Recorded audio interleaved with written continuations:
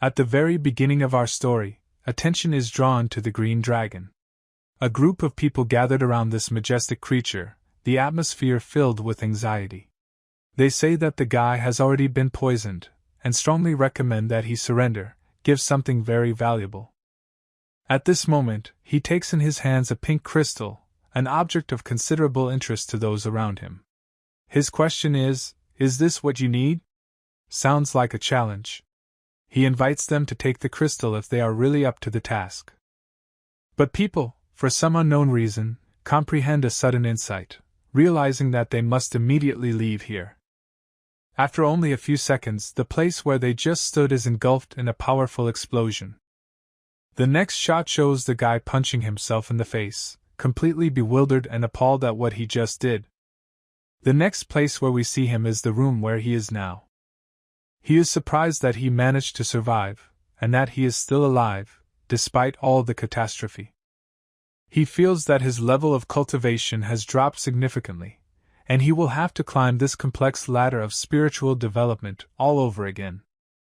With a smile on his face, he promises himself that in this new life he will bring everything to perfection and become the strongest. Our hero is called Lin Quebec. He comes from a broken family and now he has to live in this place. He hears talk that his uncle's wife from the house he now lives in is not very happy about his presence. She is willing to give him shelter, but she thinks it's not normal to promise marriage to her niece Nina since it's an old contract. Lin K stands aside, listening to them arguing about this business matter. A thought arises in his mind: didn't I live 100 years in a past life so that I can stand with dignity here in this life? He does not understand why he has to live under someone else's roof. He is standing on the balcony, thinking about what he should do in this difficult situation. A maid approaches him and asks if he is already awake. She offers to bring him water, but he refuses, stating that it is not necessary. Lu, the household servant, hears her address him as master. And he adds angrily that he just comes from a poor family, and besides, he asks to marry their mistress. This is heard by Lin K, who, with a displeased face, asks Lu what he shouted there.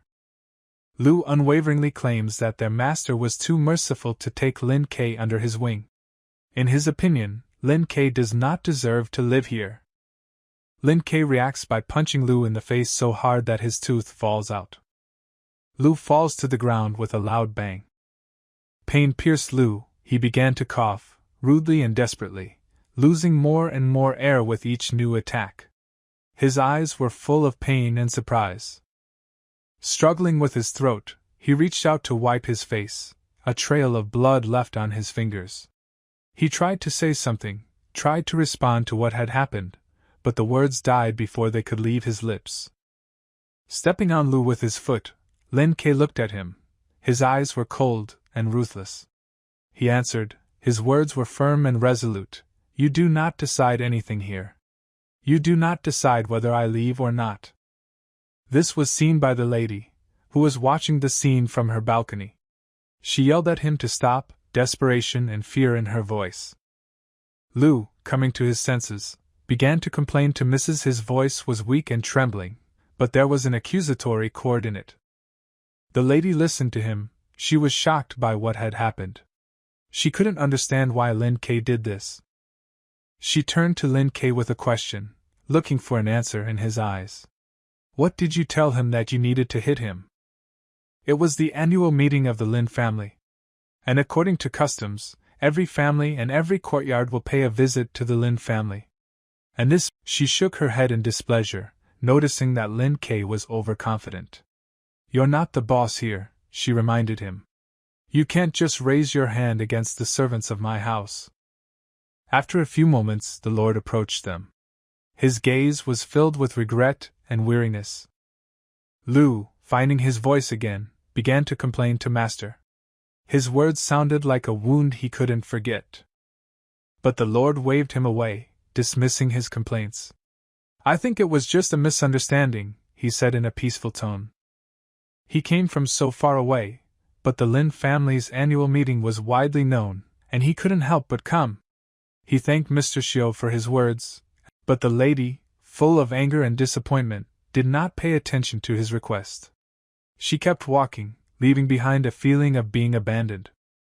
The master approached Lin. He told Lin not to take things too personally. He replied that everything is fine. Then he asked him why, at this very moment, the Lord chose to walk here. Why did he find him in such a place? Lin told Master that he was going to leave, that his path lay outside of these places. Then the Master, somewhat surprised, asked why he wanted to leave this place. He explained to the Master that he was giving them a lot of trouble, that his presence here only made things worse, and he felt bad about it. He then added that no matter the circumstances, he would still have to leave.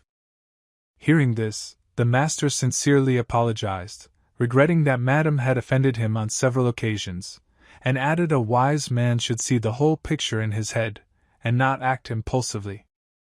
After answering him, Lin admitted that his words were of great importance to him, that they were important to him. However, his decision to leave is unrelated to this particular case. Placing a comforting hand on Lin's shoulder, Master suggested that he go for a walk with Ninger tomorrow, and then train with him. But Lin replied that he had already been at their house for a long time, that he could not stay any longer, and that he could not accept the offer. The Lord then, noticing his refusal, asked if he planned to marry Ninger. Lin, taking a deep breath, took out an envelope from his pocket, and said that he had come here for a specific purpose. He wanted the Master to break the contract that his father had made. Hearing this, the Lord was surprised. He couldn't understand why Lin would want him to break the contract. His face changed dramatically and he was filled with mixed feelings.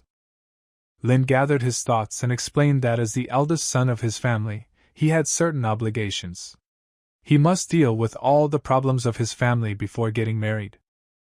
The gentleman, still incredulous, offered to leave the contract, not to terminate it. He said that they still had nowhere to hurry, that there was still time for discussion. But Lin was stubborn. He had already made up his mind, he had already decided his fate, and he asked the Master to understand him. At this tense moment, the Master's daughter intervened. She suddenly snatched the contract from Lin's hands, causing everyone to flinch in surprise. And ignoring the shocking looks around, she said that she did not want to marry him, that she rejected him as a possible spouse. The father, with a note of irritation in his voice, abruptly told his daughter not to talk nonsense, to behave herself and calm down. He demanded restraint from her. The girl started crying. She begged her father, with desperation in her voice, so that she would not be forced to marry Lena. After only a few seconds, the girl's mother intervened in the conversation. She called her to her, trying to reduce the tension of the situation and calm her daughter. The girl turned to her mother, silently asked for help. She wanted her mother to become her ally. But instead of taking her side, the mother simply ordered her daughter to come with her. Before leaving, she gave Lin a look of displeasure and annoyance. Her eyes spoke of her dissatisfaction with what was happening. And then, only the two of them remained in the room, Lin and Master. There was a pause in the conversation, creating a noticeable tension in the air. In the end, Master sighed and explained to Lin that his wife spoiled their daughter too much. He apologized to him for her behavior. Lin, despite all the circumstances, once again thanked his uncle for all the kind and supportive words he addressed. Then he looked at him and said that it was time for him to go, that it was time to leave this place. The Master, albeit with regret, replied, "All right, go." After confirming his decision, Lin slowly got up and began to leave, leaving this house behind him. While he was leaving, Lin felt his strength leaving him. He understood that, having lost all his strength, his body becomes weak and vulnerable, his life is at risk. He stood on the street, alone with his thoughts, and thought about his future. He understood that he urgently needed to find a quiet place, a hiding place where he could recover and improve his cultivation level. In search of a suitable place, Lin came to the old temple, an ancient place that had been abandoned and forgotten by many. Looking around the space around him, he felt that this place suits him. With hope in his heart, he said that the temple would be his home, his refuge, at least for a while. But suddenly, unexpectedly for Lin, a piece fell off from the ancient statue in the temple. It was unexpected and sudden, adding even more stress and tension to his day. Suddenly, as if in warning of a bad idea, a piece of stone from an ancient statue in the temple began to separate. The fall of the stone was a clear sign that he was doing something wrong. The stone fragment fell right at Lin's feet and shattered into several small pieces, becoming fragments scattered around his feet. Lin, realizing that this might be the manifestation of the wrath of the Buddha, quickly asked for forgiveness. He assured that he did not intend to provoke the wrath of the deity, and promised to gild the body of the statue as a token of gratitude, as soon as he finished his practice. Then, after concentrating, he began to conduct a concentration technique that was perfect for cultivation practice. It was an important milestone in his spiritual journey. Closing his eyes, he fully concentrated on the cultivation process, forgetting everything else, finding inner peace and harmony. Lin spent all this process in an old abandoned temple, a place that was both his home and his training ground. After 24 hours of continuous practice, Lin finally reached the early stages of cultivation. This success made him feel a wave of joy and satisfaction. However, after 2 days of strict food abstinence, Lin felt his stomach protest with hunger. He decided it was time to find something to eat. Leaving the temple, Lin noticed a tree whose branches were covered with juicy berries. It seemed like the perfect solution to his problem. With a flick of his fingers, he activated his technique to pick the berries from the tree. It was an easy and convenient way to gather food. The goal was simple: make the berries fall from the tree, pick them up and eat them to satisfy your hunger. And now it worked. Berries, as if on cue, fell on the ground, creating a bright and juicy carpet. Lin quickly began picking berries, picking up whatever fell from the tree. His hands moved quickly and confidently, picking each berry. As a result, in his palms was a whole bunch of berries. It was a sufficient harvest to satisfy his hunger. With deep satisfaction, he ate the collected berries. The taste of the fresh and juicy fruit appeased his hunger, restoring his strength to continue his cultivation. Suddenly, a group of people appeared from around a bend in the road, heading straight for Lin. They were armed and looked determined. Ahead of the group was a man who was clearly their leader. He rudely called out to Lin, "Hey kid, what are you doing here?" Lin was surprised by this question and asked the ringleader with bewilderment on his face if he was talking to him. The ringleader confirmed that he was talking to Lin, since there was no one else here. In response, Lin said that before continuing the conversation, he wanted to clarify a couple of things. With a serious look, Lin said, "First, I have a name. Second, what I do here is my business, not yours." The leader was clearly offended by such a disrespectful attitude towards himself. He said that Lin should kneel down in front of him and stop being rude. Lin boldly replied that he would only do so if the ringleader made him. He didn't let the man intimidate him. Noticing that Lin was not going to obey, the leader drew his sword, preparing for battle. But at that moment another person from the group intervened. He apologized to Lin, introduced himself as an area inspector named Lin Zhou, and asked what Lin was doing here alone. Lin replied that he was just traveling and politely asked if there were any problems with this place. Ling Zhou explained that this mountain is infested with huge insects, so they do not allow outsiders into its territory to ensure their safety. Hearing this, Lin laughed and declared that he was not afraid of any bugs. He was confident in himself and his abilities. Ling Zhou was surprised by the fearlessness and naivety of the young traveler. However, after a few seconds he also laughed, assuming that Lin was just joking. How could a young man not be afraid of the dangers that might await him on this mountain? He got embarrassed and said that the guy was crazy. But the inspector reminded Zhou that he was wrong, because their task is not only to protect the territory, but also people. Zhou told the inspector that it was easy for him to speak, but he was ordered to find a huge rare monster. The inspector reminded Lin that the monsters were strong and that many people had died from them. But Lin, not paying due attention to the warning, simply thanks for the care shown.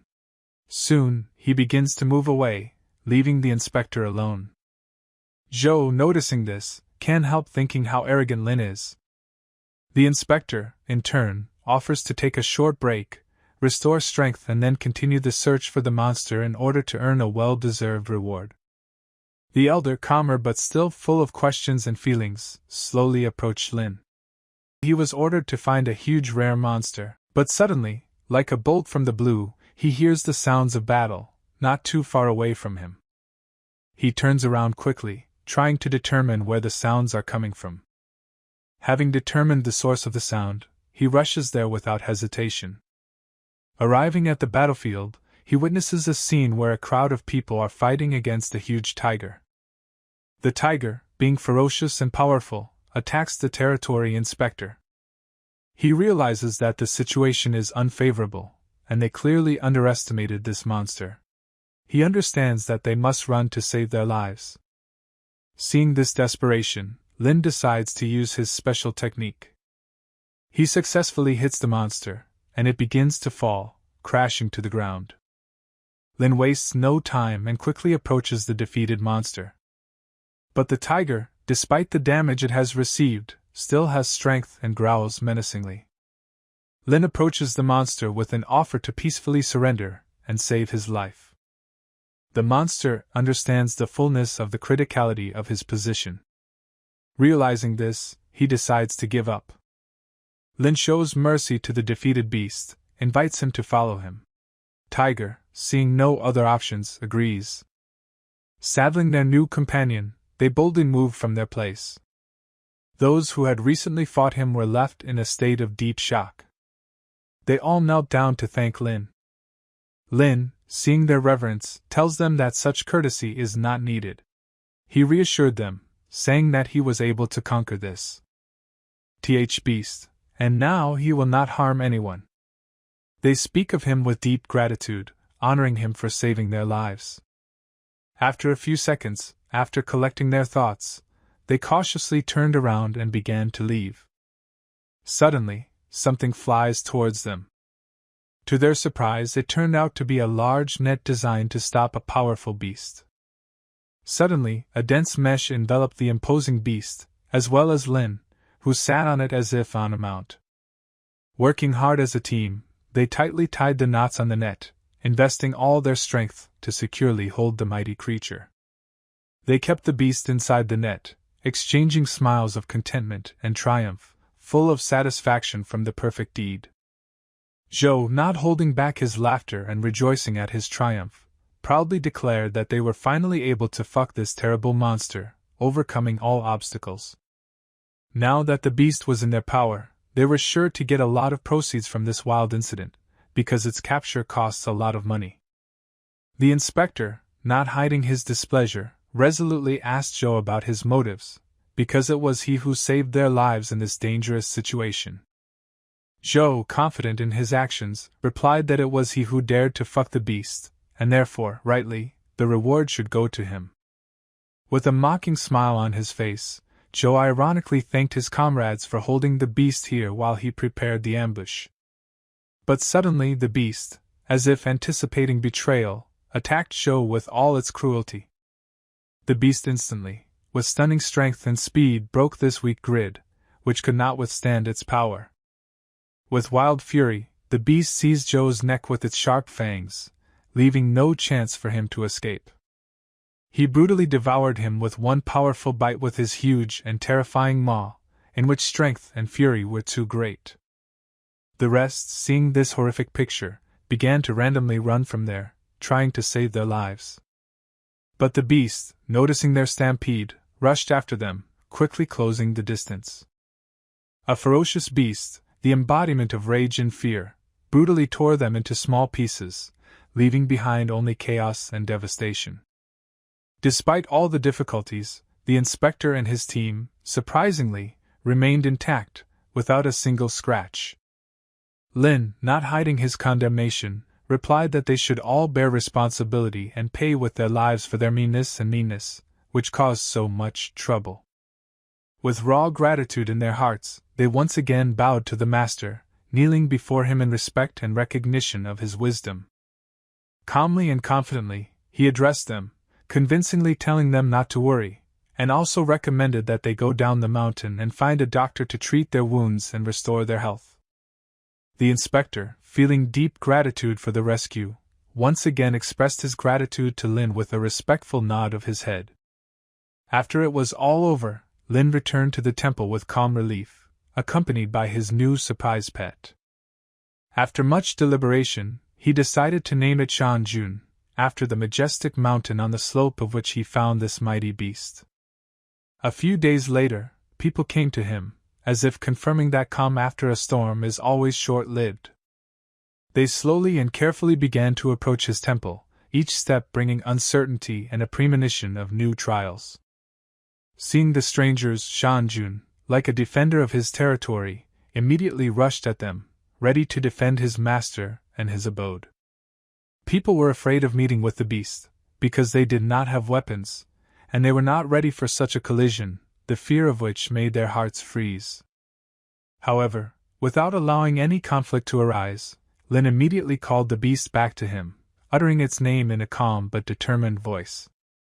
And to his surprise, the huge creature obediently obeyed the order, turned and slowly returned to its owner, head down. The wanderer breathed a sigh of relief and admitted that he had come from the distant city of Lingzhou, with rumors of the existence of an immortal master. Hearing voices at the gate of his temple, Lin, with interest and some confusion, went outside to see what was going on. He saw before him the inspector and his companions, who explained that they had come here to find him. Calmly and confidently, Lin declared that he had tamed the king of the mountain himself, and now the beast would no longer pose a threat to people. The inspector added that recently a very important and influential person came to their region and asked him for a favor. Lin, a little surprised by this news, could not help but ask what this important guest asked for. The inspector transparently explained that someone in their city was seriously ill and he urgently needed medical attention. And having learned about the legend of the immortal in the mountains, they decided to ask him for help. Lin, with a slight smile, asked if they expected him to become their doctor? The inspector, nodding, acknowledged that it was so. He then pointed to a basket full of shiny silver standing nearby. Saying modestly that he hoped Lin would accept this gift as a token of gratitude, and perhaps help them in their need. But Lin quietly explained that, despite all the respect for their treatment, he was not a doctor and did not have the necessary skills to do so. However, the inspector dropped to his knees and declared that he would be eternally grateful and appreciate his kindness, whether he could help or not. Lin replied that there was no need to beg him on his knees and promised to come back as soon as he could. Expressing his gratitude once more, the inspector nodded respectfully in acceptance of his decision. Meanwhile, Lin asked Shanjun, his faithful pet, to stay and wait for his return. The mighty beast roared back, indicating that it understood its master's order. Gathering his strength, Lin turned to the inspector and said that he was ready to go. The inspector accepted his decision and asked him to follow him, pointing the way towards the city. Meanwhile, Lin asked not to be called immortal, explaining that he was just a cultivator, a spiritual practitioner. He offered to call him Lin K, but the inspector replied that he would call him Master Lin as a sign of respect. After a long drive, they arrived at the house of Kong, the important guest mentioned by the inspector.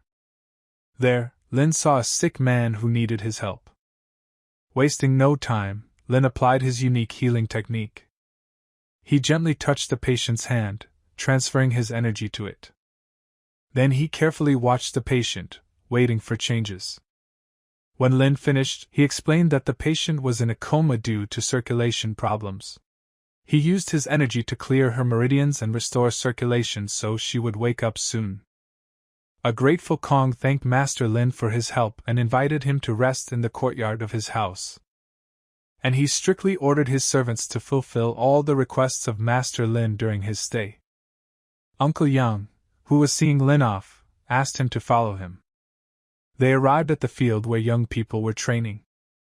The children worked hard to improve their skills by performing a variety of techniques. One of the guys, noticing the arrival of Uncle Yang, boasted of his progress in training and asked him to take a look. Uncle Yang, with a somewhat embarrassed smile, admitted that he could not appreciate his efforts, since at that moment he had to accompany the guest. The boy turned his attention to Lin, asking if he was the guest Uncle Yang was talking about. Yang confirmed that this was the case and added that the guest was Master Lin, who had been invited to treat the old woman. He asked the guy to treat him with respect. But the guy in response rudely objected that Lin did not look much older than him, and that he could be an ordinary charlatan. Uncle Yang sternly told him to behave, emphasizing that Master Lin was not like that. The guy with a smirk offered Lin to prove that he was really unusual. Yang apologized to Lin for being rude, but Lin said he didn't care what the young man said. The boy angrily stated that he was not a boy, offended by Lin's treatment. He angrily decided to attack Lin, threatening him to show that he was not just a boy. He jumped up and tried to kick Lin. Lin just smiled back. And without visible effort, with one finger he stopped the guy's attack. The boy was shocked by what had happened and did not understand what had happened. He landed on the ground, unable to continue his attack. His leg was motionless, as if frozen. The boy couldn't figure out what kind of magic Lin used to stop him. Yang once again apologized to Lin for being rude and insulting from the boy. Master Lin explained that he was simply blocking the meridians in the boy's leg, and in an hour he would be able to move again. Yang expressed his gratitude to Lin for understanding. The guy, sitting on the ground, angrily said that he had not yet said his last word. Lin told him that it would be better if he abandoned his plans for revenge.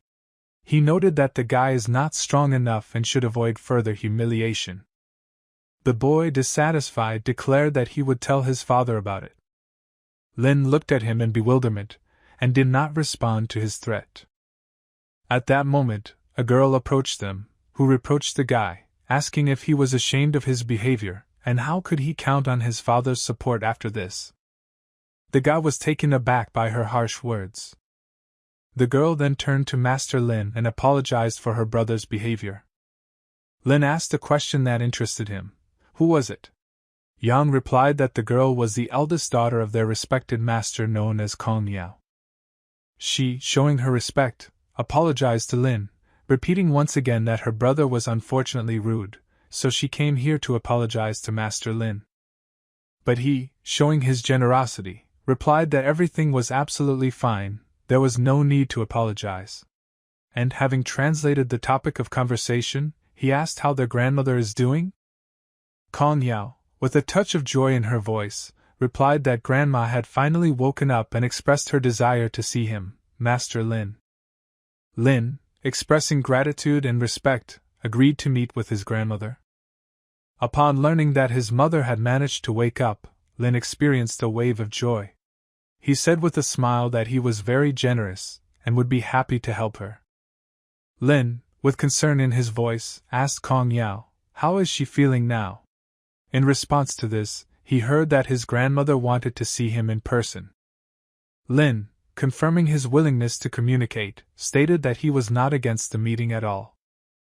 Upon entering the house, he saw that his mother had woken up. She breathed a sigh of relief and thanked him for his concern.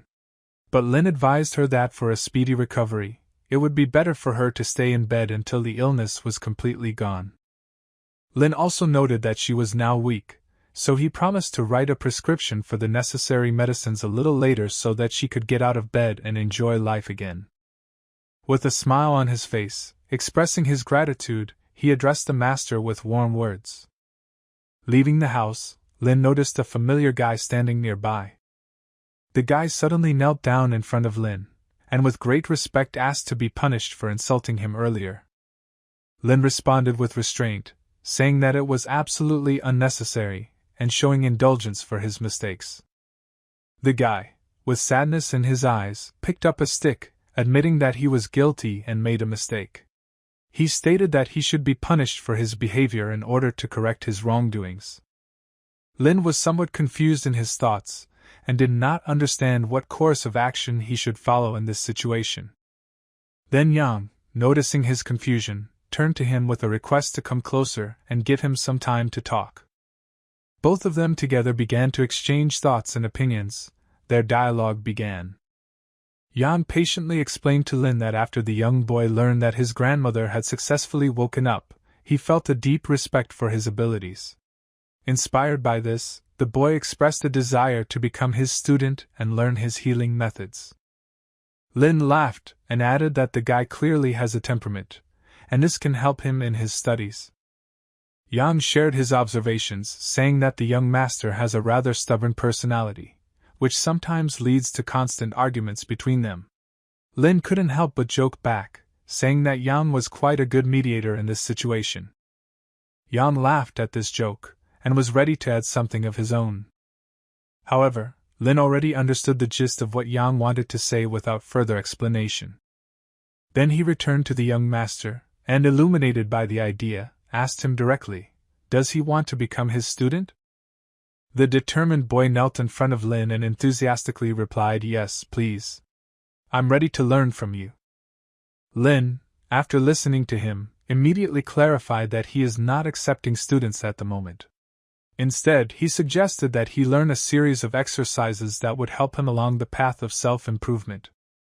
The young guy took this offer with great enthusiasm and was clearly glad of this opportunity. On a wide table lies an antique parchment, on which Lin carefully and accurately writes down his training techniques.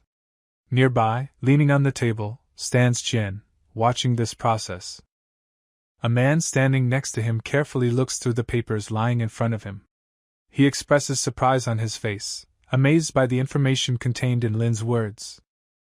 In close proximity to him, Qian is located, and between them, like a barely perceptible thread, an air barrier hovers, which forms the presence of Lin.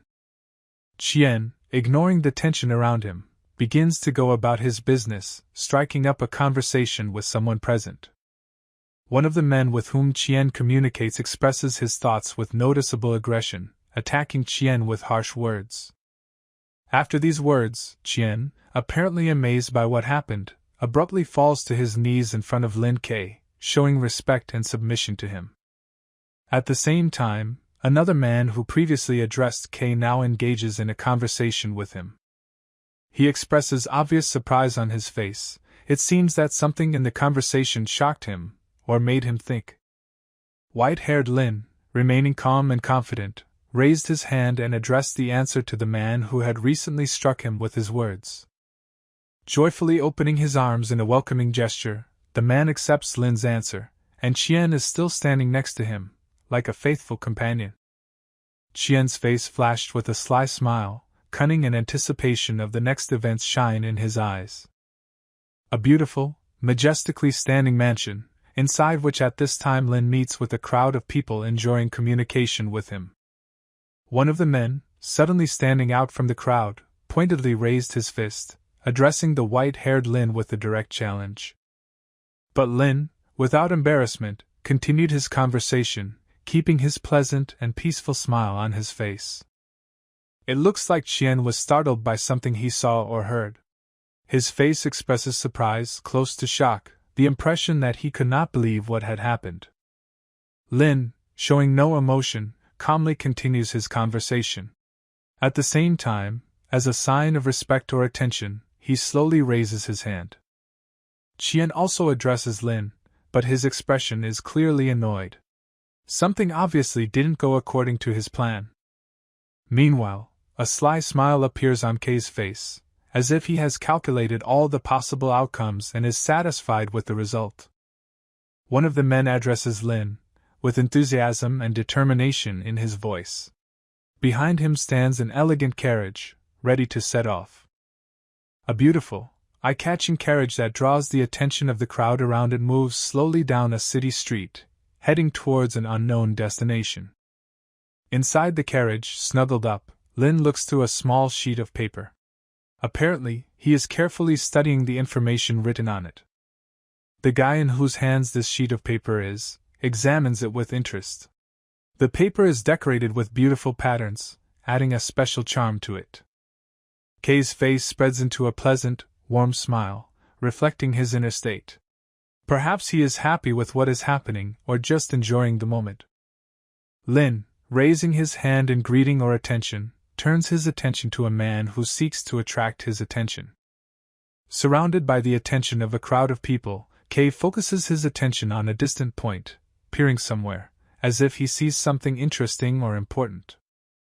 A crowd of people are looking at Lin with genuine interest, trying to read his thoughts or understand further actions. At the same time, Lin calmly and confidently looks at them without taking his eyes off. The man, whose identity we don't yet know, addresses Lin, and he does so with great determination and perseverance. Lin, fully recognizing the approaching man, listens to him with some surprise. The man says that he was given the task to find him.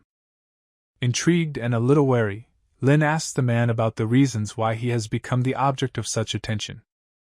The man, answering Lin's question, reveals new information. It turns out that Uncle Goy rented a house for Kay. Hearing this, Lin attentively replies to the worried man that he already has a place where he can stay. With a smile full of kindness and understanding, Lin responds to the man's words, maintaining a dialogue. Suddenly, a woman appears from behind, dressed in rich robes. She turns her attention to Su-eru, pronouncing her name with confidence and some sternness.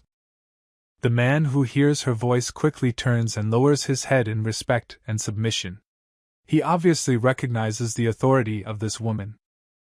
Watching this scene, Lin does not seem to be particularly pleased with the appearance of the woman, which is reflected on his face. A very intense, almost predatory gaze of this lady is fixed on Quebec. She seems unhappy with his ignorance or behavior. A woman instructing a man to hurry up, to which he immediately reacts, showing his willingness to follow her orders. Despite everything going on around her, she does not take her penetrating gaze away from Lin, as if intending to find out something important. The surrounding crowd of people, worried and puzzled by everything that is happening, looks around, trying to understand the situation. Between people, on a snow-white horse, a young and charming girl jumps, causing delight and surprise among the audience. The horse on which this girl suddenly jumps past the woman we know, as if accidentally touching her, which adds dynamism and surprise to the scene. Without hiding her indignation, the woman shouts after the rider, who has disturbed the peace, and insultingly calls her ridden. The maiden in bright red robes, hearing the remark, dismounts from her white steed, preparing to respond to the provocation. Indignation and anger are noticeable in her eyes. The insult thrown at her is clearly not to her liking. The alarmed woman aggressively addresses the maiden, pointing out that horse riding is forbidden in this place, and demonstrating her dislike for the girl's actions. In response to the words of the woman, the girl loudly hits her in the face with a whip, showing her anger and hostility. The woman is shocked by such a brazen and direct action on the part of the virgin. Her face reflects complete bewilderment. The girl, without losing her aggressiveness, turns to the woman and puts her in her place, stating that she has the right to ride a horse in the city and mentioning an insult from the woman. The woman, still furious, turns to her servant and tells him to do something, yelling loudly at him. She orders the servant to protect her, and Su-eru immediately sets to work following the order. The servant stands in front of the young maiden, preparing for a possible conflict. A perky smile appears on the girl's face, and she calls Shia courageous, as if challenging him to a duel. Su-eru, anxious and wary, turns to the red-haired girl in an attempt to mediate the conflict. But the answer is a sharp blow to the face with a whip, which confirms his fears and causes even more tension in the situation. Angry because of the word slave, the girl, perplexed, attacks the man, ruthlessly beating him with a whip, despair and anger in every blow. Behind her, a voice is heard, preparing for a possible conflict on the girl's face, and she calls Shia courageous. All of a sudden, the girl's hand, which used to strike with such ruthlessness before, stopped. The man looked at her with a surprised look, disbelieving the sudden stop of the action. The girl seemed to be shocked by something unknown. Lin, not wanting to allow the man to suffer anymore, grabbed the whip from the girl's hands. He decided to stand up for himself, despite the possible consequences. Meanwhile, behind Kay, the injured man continued to make sounds of anguish while writhing in pain. The girl was clearly surprised by Kay's decisive action. She strongly demanded that he let go of the whip, as if it were a symbol of her power. Lin, unexpectedly for everyone, called the girl a small fry. He was ready to teach her a lesson, to show her that her actions were wrong and needed to be corrected. In response to Lin's insolence, the girl howled, full of bewilderment and indignation. She was shocked by his open insolence, having never met such resistance before. Lin, without losing his composure, focused his energy. A tiny ball of light slowly rose above his finger, shining brightly. In the next moment, this small ball of energy quickly flew towards the girl, and with a deafening thud hit her right on the shoulder. Tears began to break into the eyes of the girl, her hand cracked involuntarily. She asked Lin in horror and surprise how he could do it. With confidence, Lin pointed at the beaten man, imperiously demanding that the girl apologize to him. His face expressed inflexibility and self-righteousness. The girl was again shocked. She couldn't believe that now she was being ordered to apologize to someone. Her eyes sparkled with indignation and rejection. And again, another blow of energy, directed to the other shoulder, knocked the girl down. She looked back, staggering in pain and surprise. Watching the girl, it was obvious that she was in pain. Her whole body trembled with pain, as if every movement caused a new wave of torment. Lin repeated his demand again: the girl should apologize. His voice was firm and unyielding, never changing his mind one iota. Meanwhile, a group of riders appeared behind the servant and Quebec. They were rushing somewhere at incredible speed, piercing the air with their presence. Suddenly, the riders stopped. They dismounted from their horses, as if ending their sudden pursuit, and looked around. As it turned out, these people were the servants of the red-haired girl. They addressed her with deep respect, calling her mistress. The lady was clearly angry that her servants had left her for so long. She, not concealing her anger, ordered them to kill Lin. One of the servants slowly drew his katana from its scabbard. With a serious face, he invited Lin to kneel down and die without pain, without unnecessary torment. However, Lin continued to insist on his demand for an apology for the servant. Even when the servant tried to stop him, Lin remained adamant. The girl was clearly excited. She couldn't understand why Kay was so stubborn. His steadfastness surprised and frightened her. Impatiently, she turned to her servants, ordering them to hurry. Her voice sounded dissatisfied with their slowing down. The servants, obeying the order, raised their blades over Lin's head. They were ready to carry out the order, their faces were full of determination.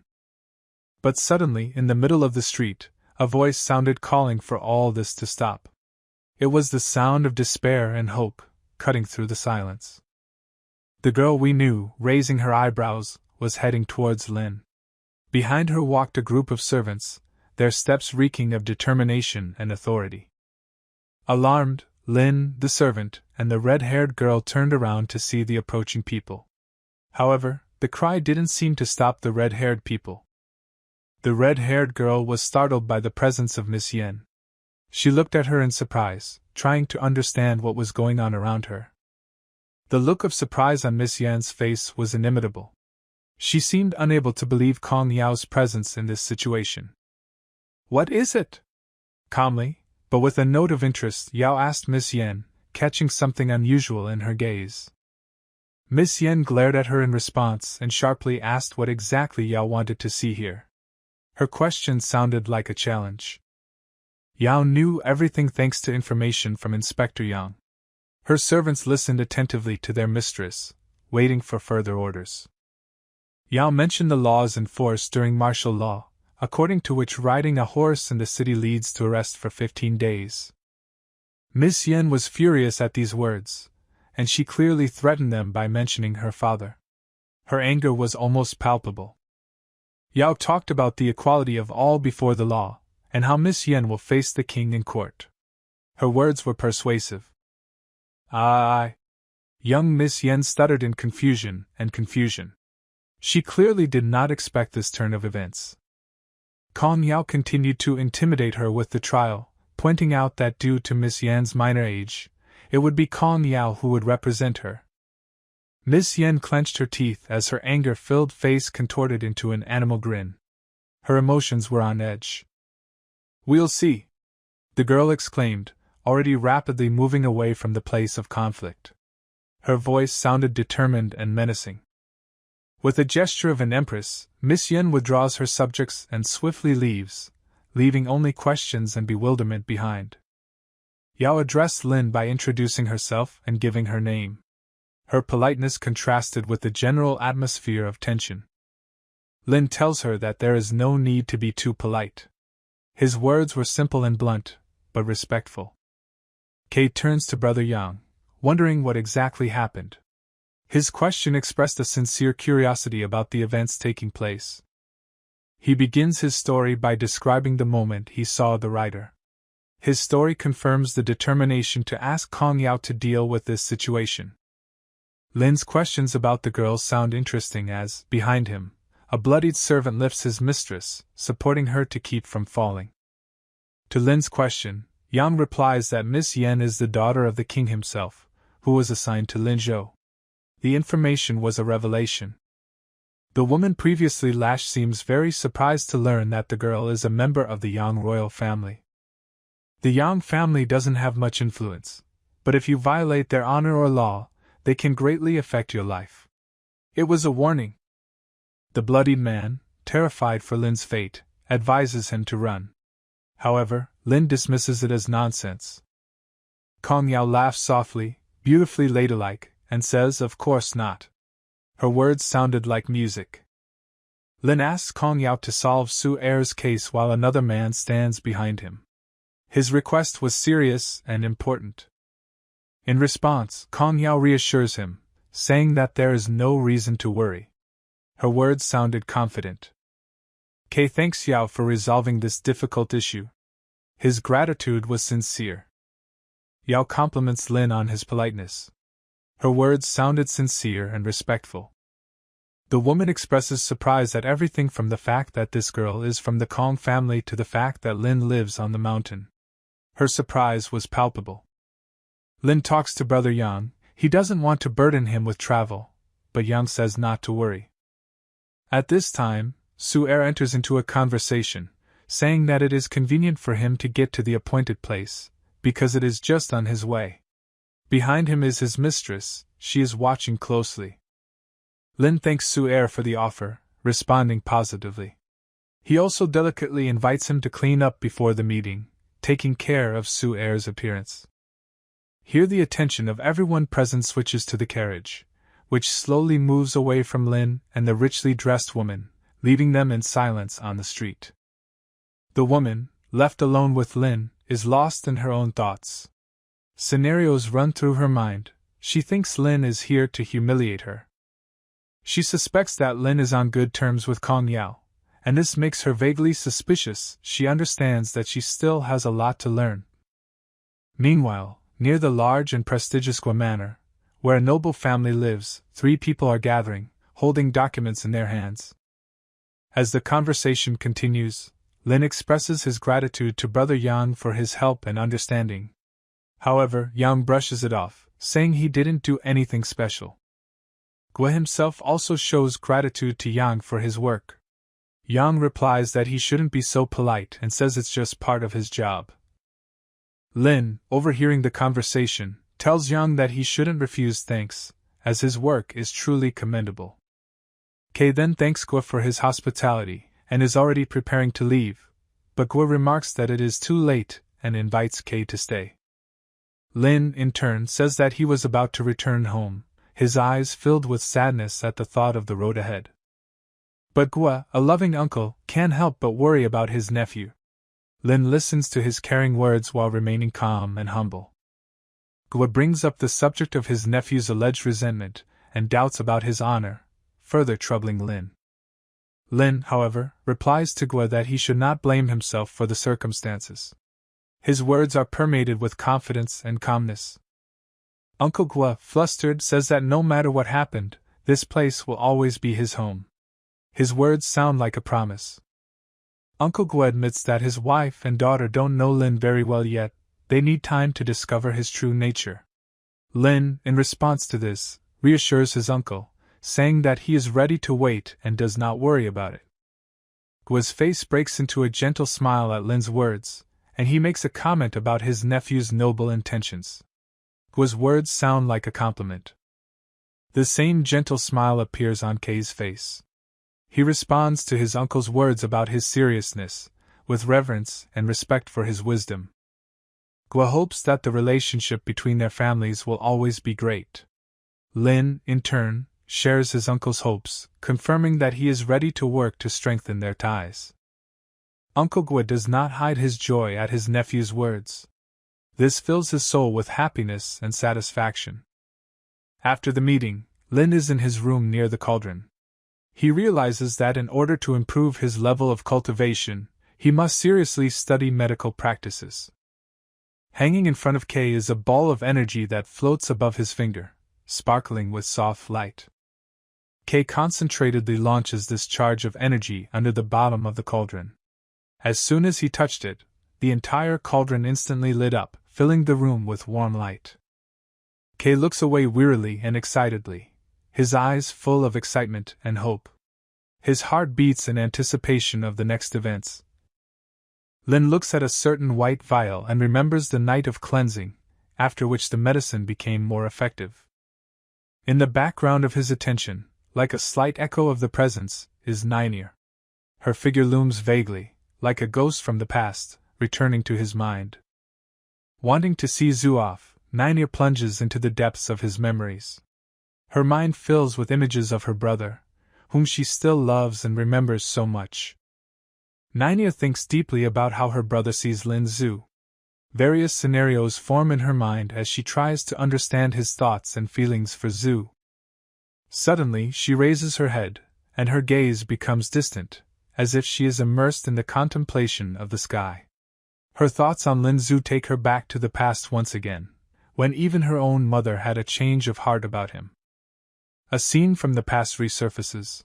Her mother is seemingly hinting that Lin Zhu is not such a bad guy after all. Ninir's eyes suddenly become wet, and a tear rolls down her cheek. She does not want to marry Lin Zhu, and this longing intensifies to great grief and despair. Two purple-haired girls who look like fantasy creatures address Ninir by name. The two girls, who are named Xinger and Yenner, turn out to be Ninir's old friends. As Ninir makes his way towards them, Zhu watches the scene from his distant post. The girls begin the conversation by expressing their disappointment that they rarely see each other. A tall girl, Yang, jokes with Ruoning about her recent husband. Her eyes sparkle with mischief and amusement as she shares these memories. Everyone around is engulfed in merry laughter at Yenna's joke, and Ninir, puzzled, asks them to stop mocking her. Xinger, the other girl, claims that all her jokes are based on the truth, but does so with a warm smile on her face. All this time, Lin Zhu continues to watch them from a distance. Zhu, in turn, recalls Yang Honlin. Kong Yao assured him that she would not seek revenge, but he still felt the need to take care of her. Suddenly, Xinger's gaze turns to Lin Zhu. Her eyes meet his, creating a continuous contact that Zhu feels to the core. She starts whispering something in Ninir's ear. There is a certain importance in her voice, as if she wants to convey some secret information to her friend. Xinger expresses her opinion that marrying Lin Zhu is a bad idea. Her words are filled with confidence, and she looks at her friend with a serious expression. Ninir answers her. She admits that she does not want a wedding, that this is her father's desire, and even her mother has changed her attitude towards Zhu. Ninir seems upset and asks her friends for help. Xinger easily responds to the request, suggesting that Nyer simply refuse and leave. At the same time, Ninir looks a little embarrassed and upset. Xinger assures Ninir that if she refuses, Lin Zhu will no longer bother her. Her confidence is reinforced by a firm and determined voice. Xinger suddenly stands in front of Lin Zhu. It looks like she wants to tell him something. Her eyes look at him, and there is a certain defiant determination in her gaze. She asks Zhu a question, clarifying his identity. Her gaze does not deviate from his, and she waits for his answer with unequivocal interest. Zhu answers her positively, confirming her guesses. His answer sounds confident and at ease. Xinger smiles and her face twists into an evil smile. She insults Zhu, claiming that he is not worthy of Ninir. Her words sound offensive and defiant. She continues her attack, claiming that a lot of guys dream about Ninir. At the same time, Ninir seems alarmed and wary. Xinger continues to insult Zhu, saying that he has no high blood, no inheritance, nothing at all. She insists that he is absolutely unworthy of Ninir. Ninir is already anxiously looking at her friend. The words of her friend sound completely incomprehensible and unacceptable to her. Her friend is surprised by Ninir's reaction to her words and looks at her with a worried look. Lin Zhu exhales heavily and wearily, as if the words he just said were extremely difficult for him. Lin says softly that there seems to have been some misunderstanding. His voice is low and soft, as if he is trying to soften the severity of possible insults. Kay claims that he is not interested in Ruaning at all, despite the fact that his father signed the marriage contract. The predatory look of the girl, as if she is ready to attack, is directed directly at Lin. Kay, with a deadpan, serious face, mentions that he was given back his marriage certificate, and emphasizes the complete absence of any romantic relationship with Ning. Ninir's friend's face is filled with anger, her eyes are shining, and she calls Lin a liar, claiming that he is stalking Nin. Her words pierce the air, and their harshness is evident in her voice. Liam instantly tells her that Uncle Gua has assigned him to accompany and protect Nin. This answer has clearly alarmed the girls, and they seem noticeably restless. The girl snorts in disbelief and disdain, saying that Lin talks too much, her eyes flashing with defiance and disdain. Lin tries to calm the girls, assuring them that they have no reason to be worried. His voice sounds convincing, although his face shows some weariness. After all of Liam's logical and reasoned answers, Xian sinks more and more into anger. Her exclamation "you" sounds sharp and filled with resentment. But then Xian is stopped by her sister Yen. She expresses a few soothing words and seems to be more calm and balanced. Yen turns to Lin with a polite apology for his sister. Lin answers her with understanding, and says that it doesn't really matter. His words sound sincere and without offense. At this time, some kind of cart stops next to our heroes. It stands out for its luxury and grandeur, which attracts the attention of all those present. A mysterious figure emerges from the carriage, wrapped in excitement and curiosity. The tall, elegant guy addresses Yen and Xian, his voice sounding confident and at ease. The girls instantly turn to the guy. Interest and curiosity are read on their faces. This guy remembers Guo Ruoning, and the mention of her name causes a reaction in the girl. Her face becomes tense, and her eyes burn with disbelief. The boy looked at Lin with contempt, then asked him a question about his personality. His gaze seemed to be laughing and mocking. Xian immediately wants to reveal the whole truth, saying that this guy is Ning's future fiancé. But Guo Ru immediately reacts and tries to stop her. Her face seems filled with fear and excitement. However, Yen was ahead of her sister by quickly revealing that Lin was Ning's distant relative, and Ro was just taking him around town. The guy's contemptuous gaze gradually fades, his face becomes calmer and softer, as if his suspicions about Lina have dissipated. This guy's name is Jun Qian, and he doesn't miss the opportunity to brag about owning half of the houses on this street. His voice sounds proud and a little smug. A sly smile appears on Qian's face. He expects that Lin, seeing his wealth, will not dare to say anything to him. Qian's gaze is full of confidence and contempt. Lin Zhu, however, simply breathes out easily, his face remaining impenetrable, and he doesn't seem overly alarmed by Qian's arrogance. After a short pause, Qian realizes that Kay is not as simple as it seems. He begins to look at Kay with new respect and caution. Jun Qian says with some disbelief that he thinks young Lin looks down on him. At Qian's words, K remains silent, maintaining his impenetrability. Here Xian enters the conversation, and says that Lin, apparently, does not understand the high status of his older brother, because he comes from a small town. Qian smiles and calmly replies that it looks like he was wrong about Lin. He also says something about fate. Xian asks his brother why he is laughing so happily. He replies that he will soon show them something interesting. All this time, Nin is watching from the sidelines. The girls are standing near the wagon. Xian tells Ning and Yen to get on the wagon. Qian, somewhat haughty and self-satisfied, turns to Lin with the notification that, unfortunately, there is no wagon left for him. However, he offers him an alternative to ride horses. Lin, in turn, remains calm and does not respond to Qian's words. He just silently looks at him, as if judging his words and actions. Their conversation is interrupted by Qian's servant, who arrives with 2 horses. Qian wastes no time and immediately mounts one of the horses. Lin continues to silently watch this without showing any emotion. While on horseback, Qian asks Lin to meet at the foot of Qingyuan Mountain. Without waiting for an answer, Qian quickly gallops off on his steed towards the mountain. His figure is moving away faster and faster until it becomes a small dot on the horizon. Qian, looking back, asks Lin with a haughty smile if he has ever ridden horses. This is a question more like mockery than genuine concern. But in the next second, Qian's face is stunned. His eyes widen in surprise and his mouth drops open in shock. It turns out that Lin rushed past Qian on his horse at breakneck speed.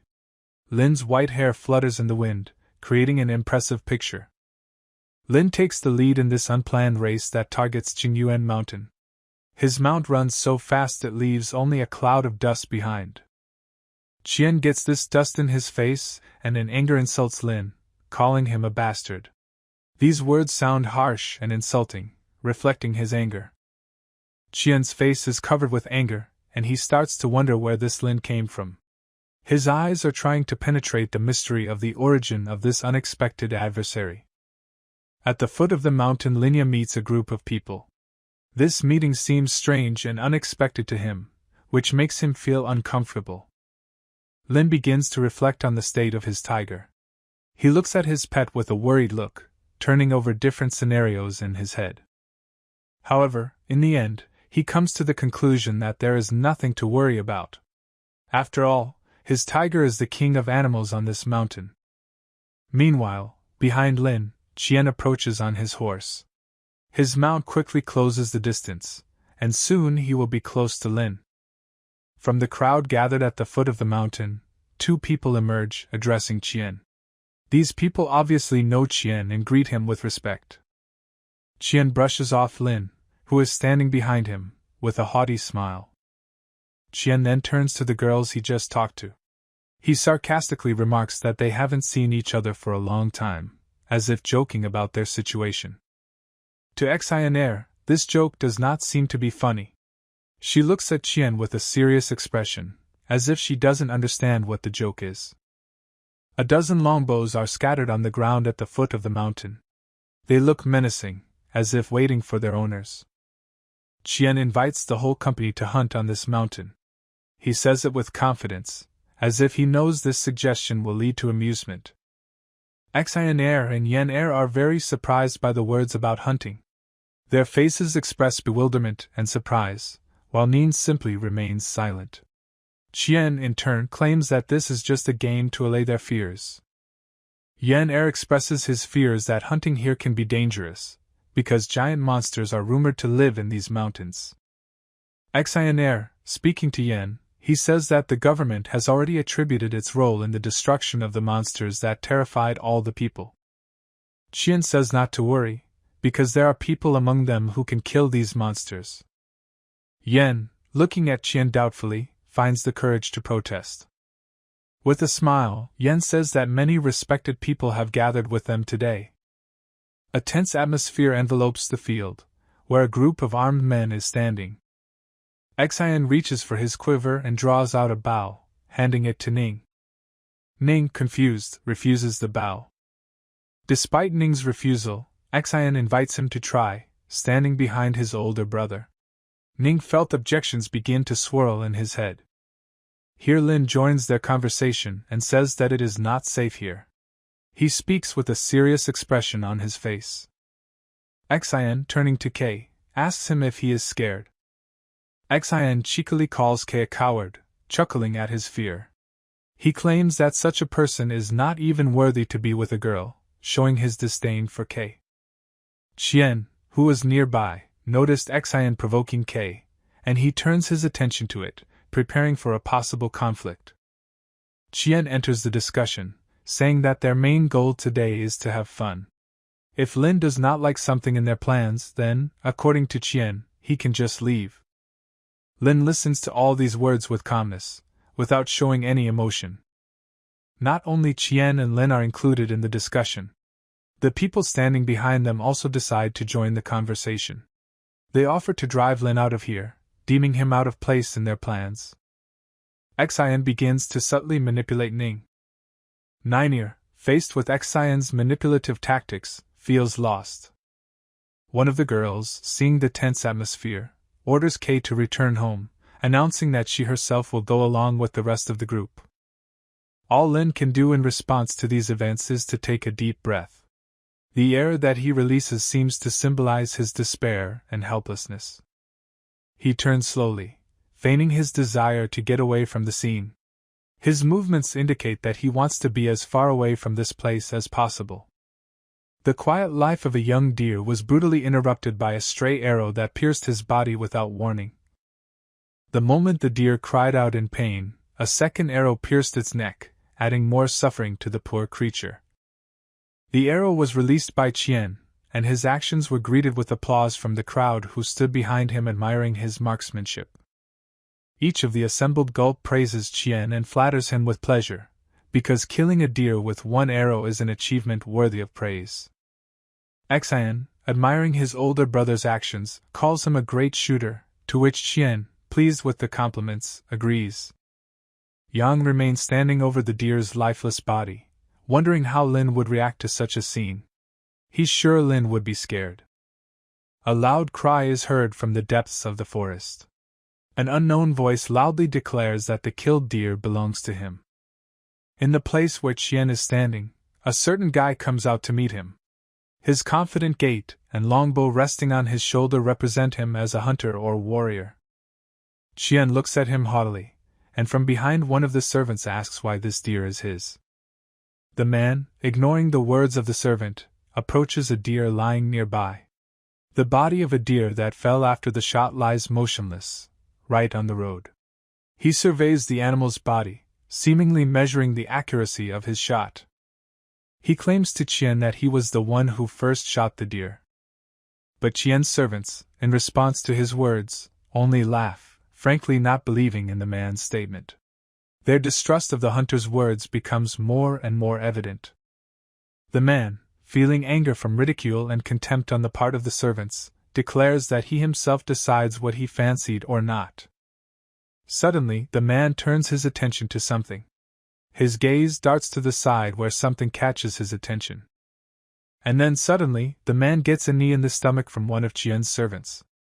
At the same time, there are rude insults directed at the man from the side of the servant. The man thinks with shock and indignation how dare the servant beat him. The question arises in his mind how he, a man of honor and dignity, can be treated in this way. But in the next second, a crowd of people nearby pounce on the man and start beating him.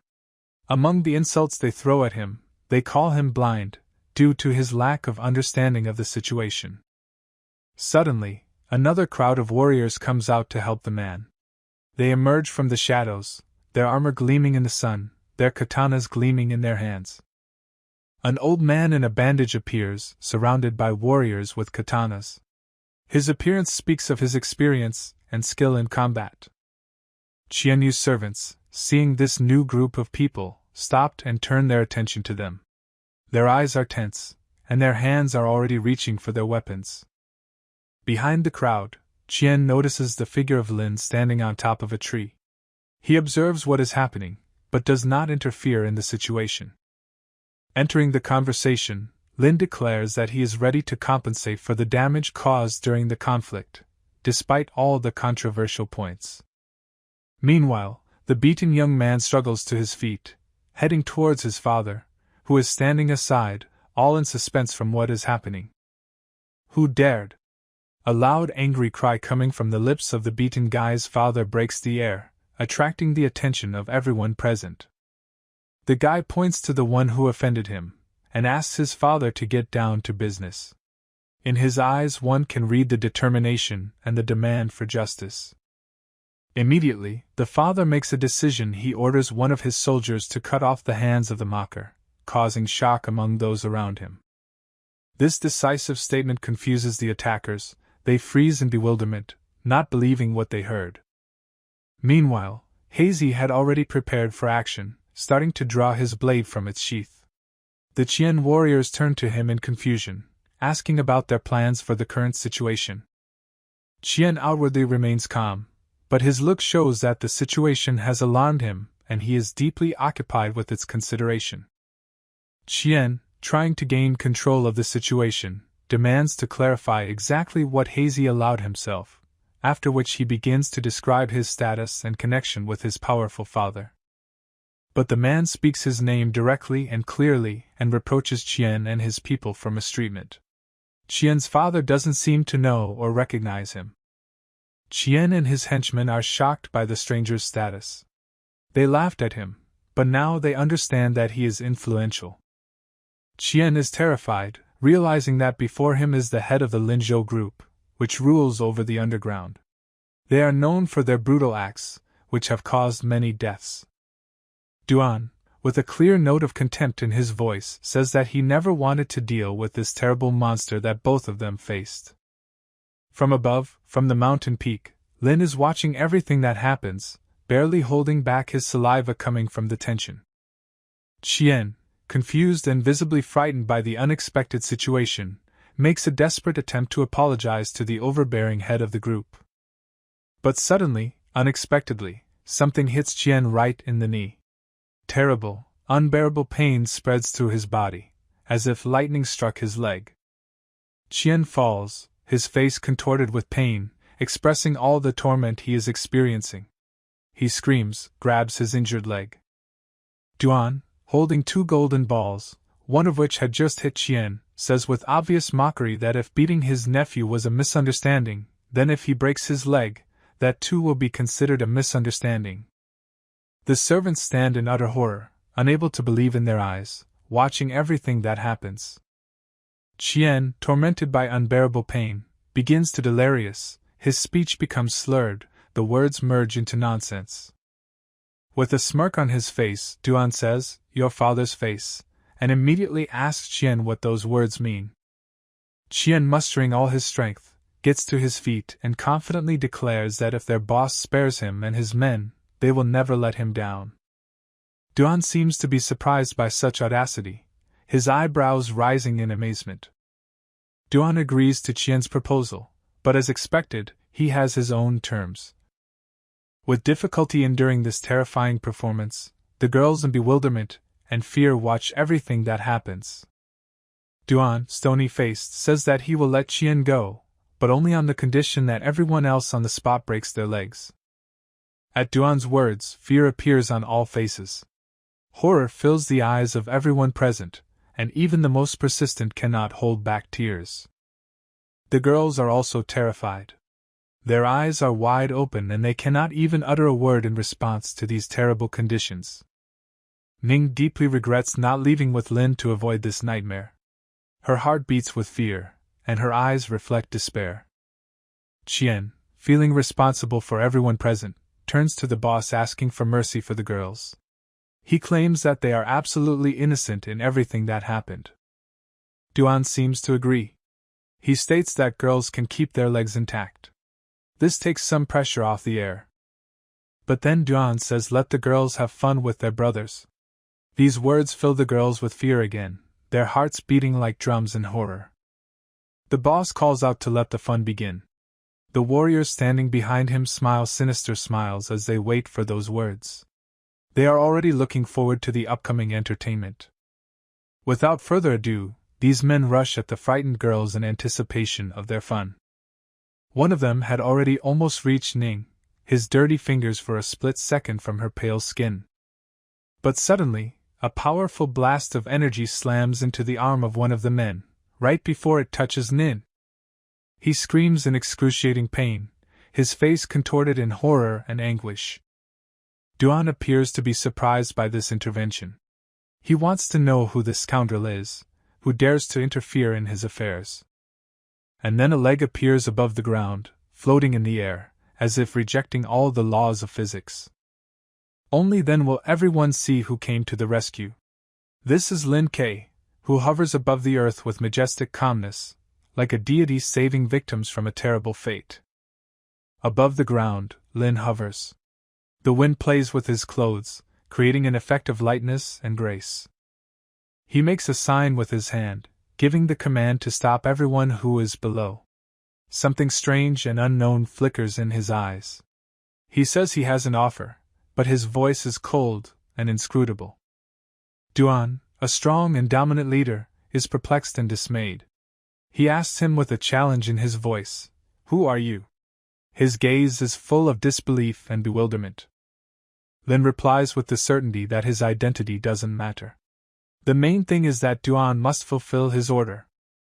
Duan is clearly outraged and has no intention of following the order. He shakes his head and looks at Lin with open disdain. Lin, without losing his composure, says that in case of non-compliance, no one will get out of Qingyuan Mountain. All the people present are shocked by Lin's words. Their faces are pale, and their eyes are full of fear and bewilderment. Ning, watching her fiancé, begins to think that he is crazy. Her gaze is piercing and she seems lost in her thoughts. Qian is horrified. He thinks they are all finished.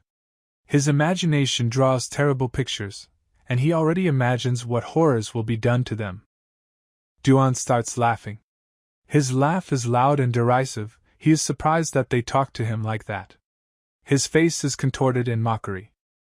Lin quietly listens to these phrases of the boss. His gaze is focused, but there is nothing in it except calmness and confidence. Duan loudly orders his men to kill Lin. His voice sounds merciless, and his face is contorted with rage.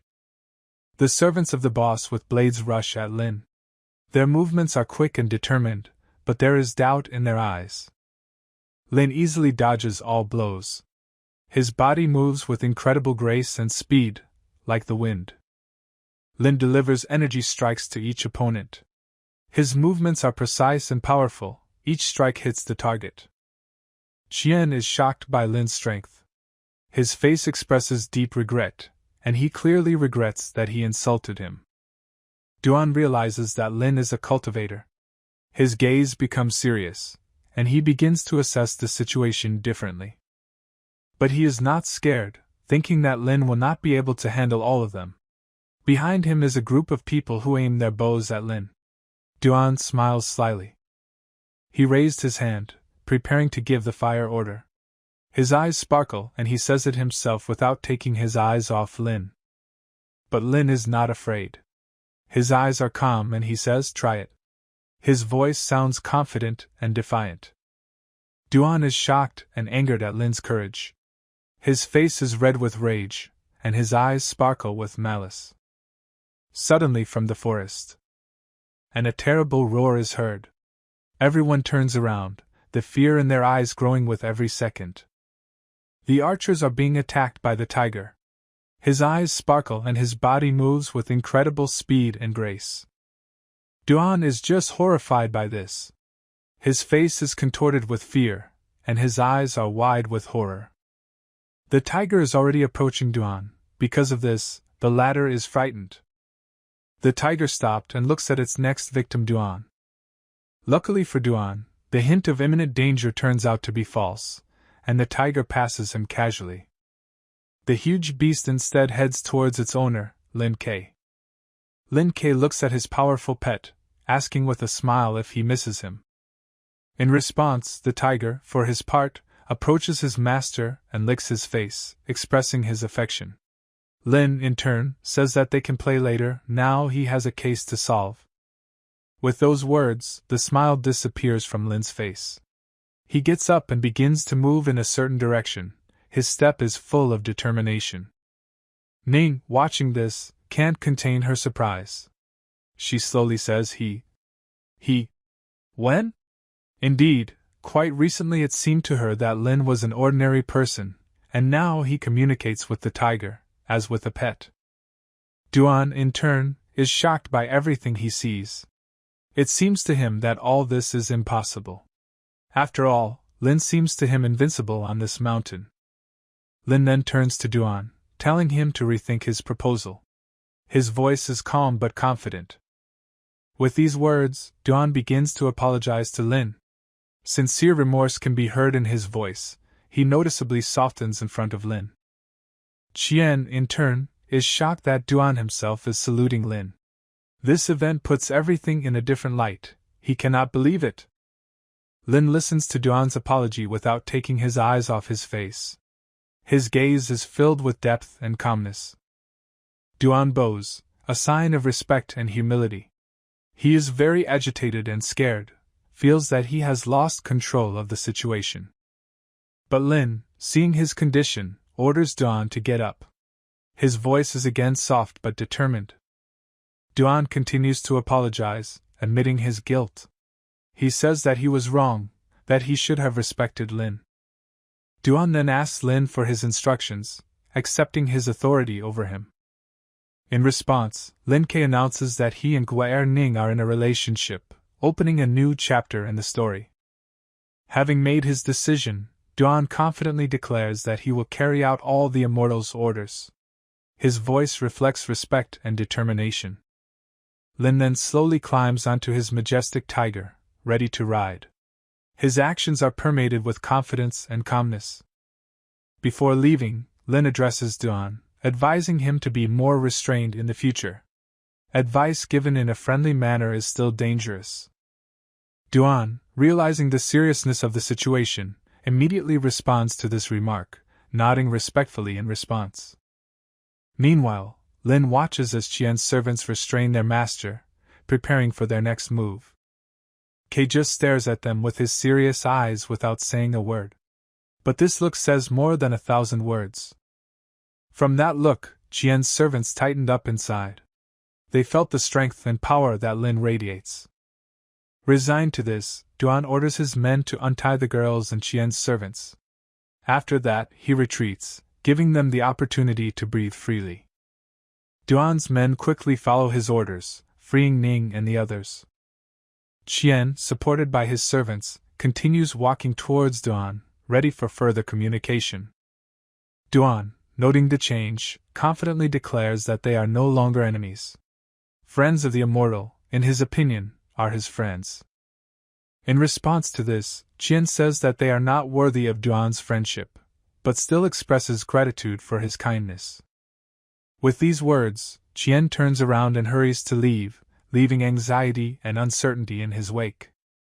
Xian, in turn, turns to Ning, asking if she really knows her fiancé. Her voice sounds serious and thoughtful. Smiling, Ning replies that Lin has never done anything like that. Her voice sounds confident and proud.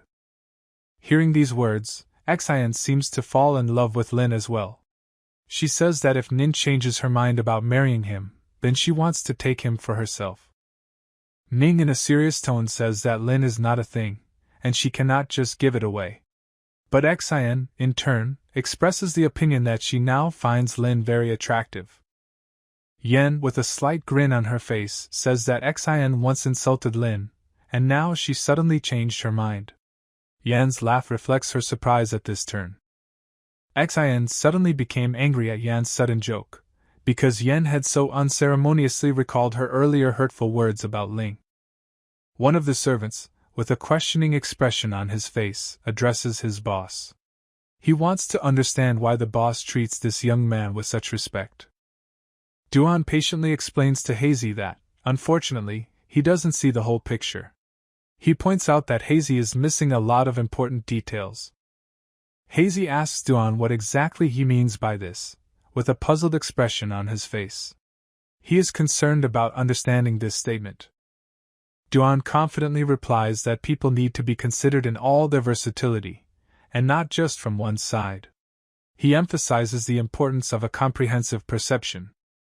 Duan recalls the story of how Lin miraculously healed an old woman from the Kong family. It was the mention of this family that surprised Hazy.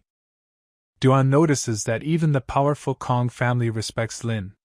This is the reason why they should avoid K's wrath. The boss seriously says that there are people in this world whose strength surpasses all our imaginations. They are much stronger than we can imagine. Lin, with full determination on his face, approaches the mysterious temple. His steps are full of confidence and firmness. The doors to the temple are slowly opened by an old man. He looks at Lin with wise eyes full of secrets. This old man apparently recognizes Lin. You can see recognition and a mixture of surprise in his eyes. Lin struggles to remember the man's name, going through his memories for the answer. The old man introduces himself. His name is Huangxuan. He is the master of this village. He is here under Master Kong's punishment to take care of Lina.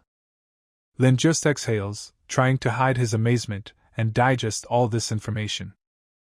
Huang explains that this house was built specifically for Lin, by order of Kong. K expresses his gratitude by noting Master Kong's generosity. Huang suggests that they go to the backyard to eat, as the old man cooked the food while Lin was walking. K asks to convey his sincere gratitude to this old man. Lin sits in a quiet corner, meditating deeply. Powerful energy pulsates around him, filling the space around him. He mentally prepares for breaking through to the initial level of Qi today by focusing on this goal. Several magic balls are carefully poured from the white vial into Lin's hand. They sparkle in the palm of your hand, filling the air with tension. Lin, without hesitation, eats these balls, understanding their meaning and the power they contain. After that, the energy around him seemed to ignite. This amazing spectacle is filled with mystery and great power. In purple robes, the majestic Master Kong stands motionless directly in front of Lin. Lin asks Kong what is bothering him, but Kong himself does not know how to thank him. Lin asks about Qian's training, to which Kong says that thanks to this training, Qian will be accepted into any martial arts academy, and also that some official is not even an opponent to him. Grimacing in disbelief, Lin again asks about the details of the academy that his friend is talking about. And then Kong, with an enlightened smile, reveals that it was on this important issue that he came to Lin. K, anxious and waiting with interest, wants to know more details about all this. Kong, with deep admiration, explains that this country was founded with the culture of martial arts in mind, which is why there are so many martial arts academies. Each year, these academies organize a series of rigorous examinations, and those who successfully pass them inevitably rise to become leaders among their compatriots. Lin, a little confused, asks what this conversation is leading to from Kong. Kong, with conviction and perseverance, recommends that Lin apply to one of these academies in order to become even stronger and improve his skills. Lin, still hesitant, asks if Kong expects him to take part in one of those intense exams. Kong nods thoughtfully, fully aware that Lin has already reached the status of an expert, and perhaps studying at the academy will not be of much interest to him. But deep down, Kong is convinced that with Lin's participation, the academy will surely become more popular, and its students will become much stronger. Breathing heavily, Lin admits with mild disappointment in his voice that this is not the goal he sets for himself at the moment. Kong, with chagrin and mute reproach in his eyes, looks at Lin K, trying to understand his true desires.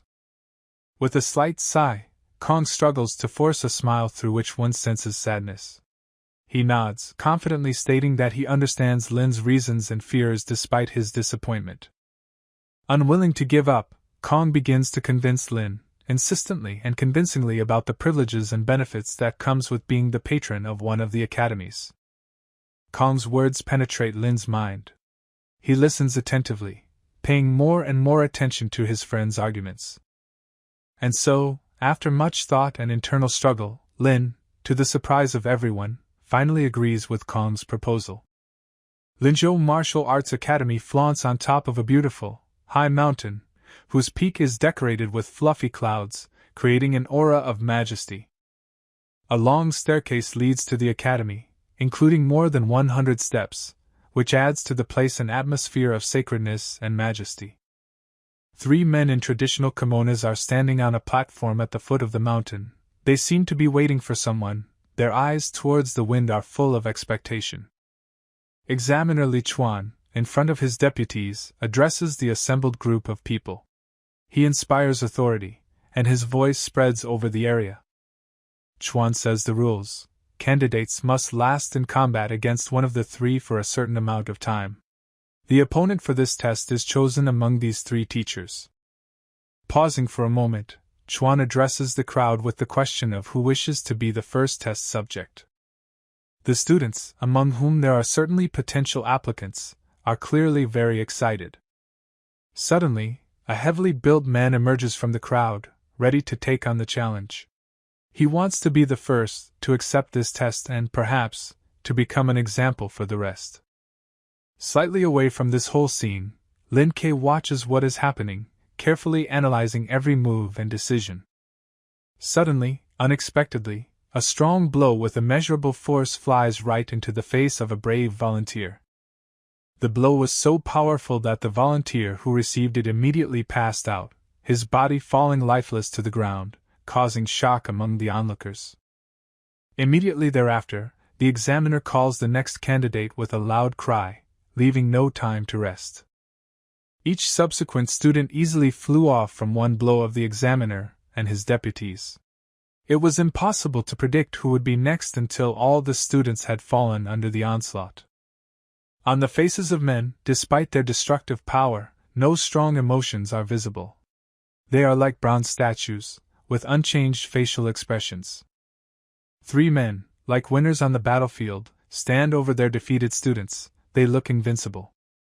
One of the teachers, with bitterness and disappointment in his voice, calls his students scum, emphasizing their inability to hold out in battle.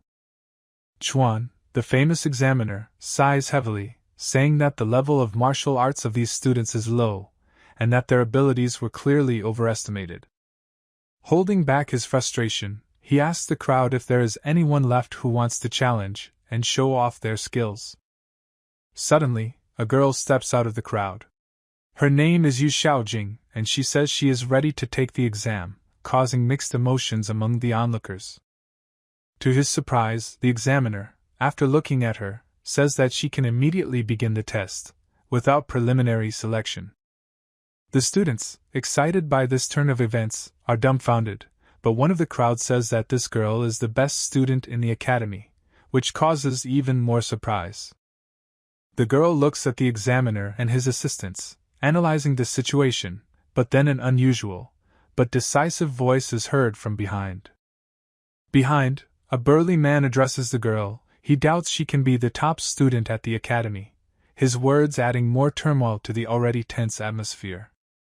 Feeling the tension in the air, Chuan takes a deep breath and says that this guy has another chance to show his resilience and skills. Chuan announces the terms of the duel. If this man can last even a little while against the amazing Yu Xiaojing, he will automatically pass the test. The man, filled with confidence, answers haughtily so that the teachers do not regret their decision later, declaring their readiness for battle. Chuan, imperturbable and firm, says that he will definitely keep his word and allow the man to fight on equal terms. Full of challenge, a man filled with determination attacks a girl. This is the beginning of the fight that everyone was looking forward to. The man quickly tries to grab Yui, but she easily jumps to the side, showing her incredible agility and grace. In the middle of her graceful leap, she slams her foot right into the man's face, and everyone around them is momentarily surprised. The man is instantly knocked out by this powerful and accurate blow, his body falling to the ground like a sack of potatoes. The remaining students, who are watching, are shocked by what they have just seen. An unprecedented display of skill strikes them on the spot. Experiencing the excitement of the battle, the examiner again turns to the crowd and asks his question, Who else wants to pass the test? The crowd is filled with anticipation. And at this critical moment, Lin K steps out of the crowd. Lin K, meeting the challenge, goes to Yu Xiaojing. Their gazes intersect, and the air seems to grow heavier with tension. The students behind Lin start whispering about his chances. One of them thinks that Lin has a chance to win, while the second doubts his abilities. The second student is absolutely certain that Lin has no chance against the girl who just defeated a strong opponent so spectacularly. The first student, disagreeing, says that Lin is already better than everyone else, because he dared to go against you, while the second guy only knows what to say. These words infuriate the second student, but then the third one appears and tells both of them to just shut up. Chuan, the examiner, asks Lin if he really wants to confront you. Everyone is waiting for an answer with genuine interest. K replies that Yu is not even a rival for him. His words cause outrage in the crowd. These words seem to hurt Yu a little. Her face changes briefly, but then she regains control of her emotions. One of the assistant examiners comments that Lin seems overconfident. His words cause controversy in the crowd. This assistant continues to insult Lin, saying that he takes on too much and is not even worthy to serve you. All this he says with contempt and mockery. The assistant advises Lin to back off so as not to embarrass himself. His words shock the crowd. Yu comforts her brother Chu by saying that she has already seen people like Lin. Her words seem to be a comfort to everyone. Lin, however, does not respond to all of their words. His face appears impenetrable and he remains confident. Yu recommends that Chu ignore people like Lin and continue with his duties. One of the assistants supports Yu, agreeing with her in all her arguments. It lifts the spirit among the disciples. Yu states that despite everything, she still wants to participate in the next stage of the exam, so she is ready to accept Lin's challenge. The examiner nods, confirming Yu's words. His gaze is impenetrable, but he agrees with her decision. Yu quickly retreats, leaving the arena. Her eyes are filled with determination, and she is ready for the next stage of the exam. Chu, Yu's brother, tells Lin to get out of here. His voice is stern and unyielding. Lin asks if he can beat Chu, can he pass the exam? There is a challenge in his voice. These words infuriate Chu. He looks at Lin warily, his eyes flashing with anger. He is preparing to do something when he is stopped. This is Examiner Chuan. Chuan says that if Lin really has the skills, then he can pass the exam. His words are fair and peremptory. He warns Lin not to blame others for his failures. This is a challenge and a warning at the same time. Lin answers him with one word: good. His voice is full of confidence. K, despite everything, says that he is ready to fight. His eyes glow with battle fire. The examiner directs Lin to choose his opponent from among the three present. This is a common procedure that everyone knows. Lin responds to them by causing all three to attack at the same time. There is a challenge and confidence in his voice. These words shock Chuan. He looks at Lin in bewilderment, trying to understand how serious his intentions are. Those words also shock the rest of the students from behind. They look at Lin with genuine surprise and mute respect. The three of them, Chuan and his two assistants, decide to attack and sharply attack Lin. The air around them comes to life, and the arena fills with the energy of battle. Lin, confidently standing in his place, suddenly makes one incredibly powerful blow. This one superb and extremely powerful movement astounded and overpowered three experienced examiners who stood in front of him at once. As a result, the crowd of schoolchildren who watched this shocking moment from the sides simply could not hide their amazement and shock. One of these students could not believe what was happening. It seemed that it was just a dream. How is that possible? Thoughts swirled in his head: defeat the three strongest examiners with just one blow. Unbelievable! After this unexpected and powerful blow, the trio of examiners felt as bad as they could. They were amazed. They lay on the ground, curled up from the piercing pain that this blow delivered to them. Above the amazed and suffering examiners, Lin towered royally, inspiring even greater fear with his appearance. He asks with bold confidence in his voice if it's time for him to go to the academy already. Chuan, obsessed with respect and fear, gives Lin the go-ahead to enter the academy, confirming his superiority. One of the disciples, frozen in amazement, watches Kay leave for the academy and in bewilderment suggests his friend to leave this place.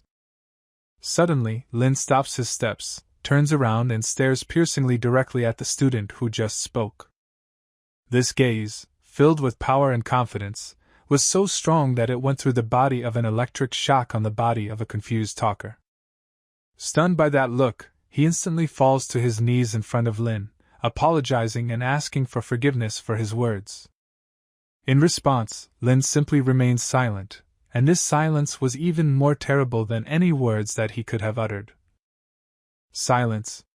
Lin K's silence, which seemed like an eternity, makes this talker even more terrified. He lowers his head in submission and respect to Lin K, not having the strength to look up. K orders this unworthy gossip to make 100 self-punishing blows to his face and get out of here immediately. He tells him that it will be science for him in the future, that one should not discuss other people behind their backs. The gossiper, obeying K's order, immediately starts punching himself in the face. At this time, Lin, maintaining his calm and silence, begins to climb the stairs leading up to the academy. And at that moment, Lin K takes off from the ground into the air with inhuman ease. He begins to rise upward at incredible speed, as if relieved by a bird. It seems that Lin K is waiting for another test. On one of the platforms, to which the steps lead, a huge number of people have gathered. K, passing through the air with ease, climbed onto the platform, where many people were already waiting for him. Lin, maintaining his dignity, passes among the assembled people forward. He turns his attention to rumors about a certain big brother who first came to the academy. In the center of the gathered crowd stands a big, strong guy with a confident smile on his face, who seems to be waiting for something special. Dafa Jia, that's the name of that fat guy, respectfully addresses Lin, and before continuing the conversation, asks for his name. In response to Dafa's polite request, Lin softly and confidently pronounces his name, as if confirming his presence in this dialogue. Dafa seems to know Lin, and he says that their meeting is fate, and if there is something, Kay can ask him questions. However, Lin, after carefully listening to Dafa's words, nods negatively, replying that he doesn't need any help or advice at the moment. Lin's answer irritates Dafa, and he says with some outburst of displeasure that Lin should not think that Jia easily accepted defeat in the last exams. These defeats, in his opinion, only made him stronger. It seems that Dafa's excitement and confidence in his words have caught Lin's attention, and now he is eager to hear more details. Jia, pointing in a certain direction expressively, suggests to Lin that he should pay attention to something that is there. Among the noisy and excited crowd, we can notice a familiar younger sister named Yu. Yui looks very serious. Her gaze is confident and firmly fixed forward, as if she knows what is ahead of her. Dafa, lowering her voice to a whisper and with apparent pleasure, tells Lin about Sister Yu, emphasizing that she is so strong that she does not even need to pass the first stage of the test. While Yu, somehow sensing attention to himself, turns his gaze to Lin K. Yu has a look of surprise on her face when she spots Lin among those present. From Dafa's interaction with Yu, it's obvious that he seems to have feelings for this girl. Just one look from her is enough to make Dafa completely bewildered. However, immediately after the moment of elation and love Dafa feels sadness and pity.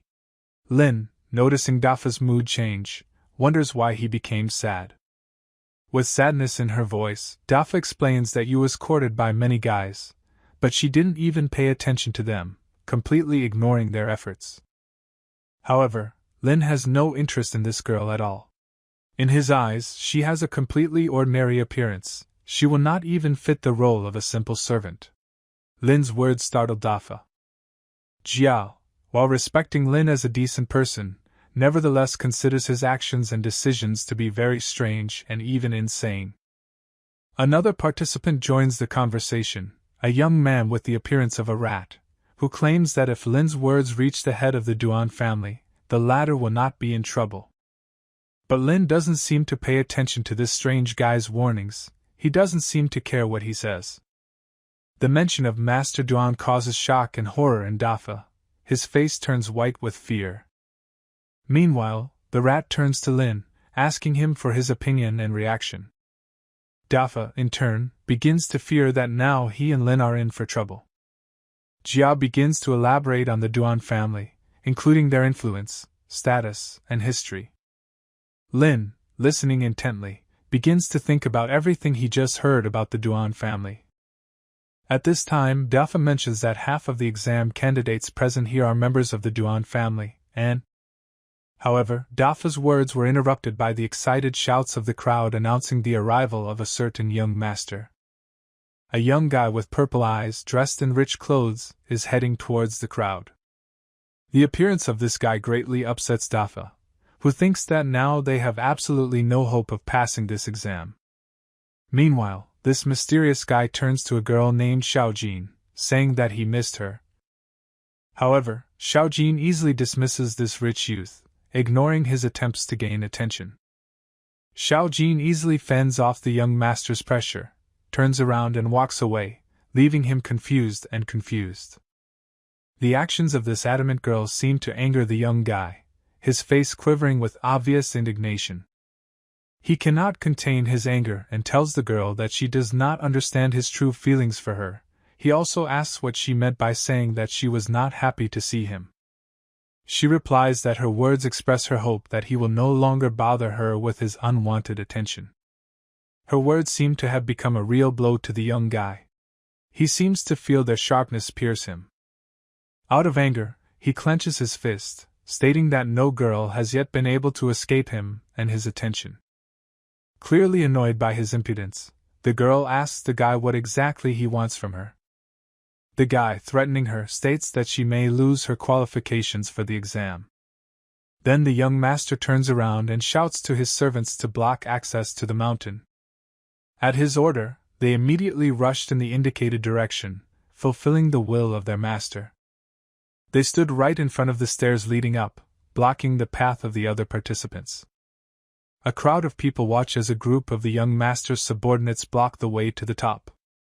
The young master loudly declares that this exam belongs only to the Duan family, and orders everyone else to get out. These words startle the rest of the students, and leave them in a state of shock and bewilderment. However, a brave man appears among the crowd, who does not care where this young master comes from. He states that no one, not even a member of the Duan family, should have such power. A sly smile slowly begins to form on the face of the young master. This is not just a manifestation of joy or satisfaction, it seems to carry a secret, a mystery that few people can solve. The next moment changes the situation dramatically. The eyes of the daredevil, just sparkling with confidence, are filled with horror and suffering. Suddenly, one of Duan's men, who was standing in the shadows, almost invisible, pierced the hero through with his blade. The cold metal tip pierced into his body. All present are seized with utter horror from what is happening. This merciless and cruel picture generates shock and disgust.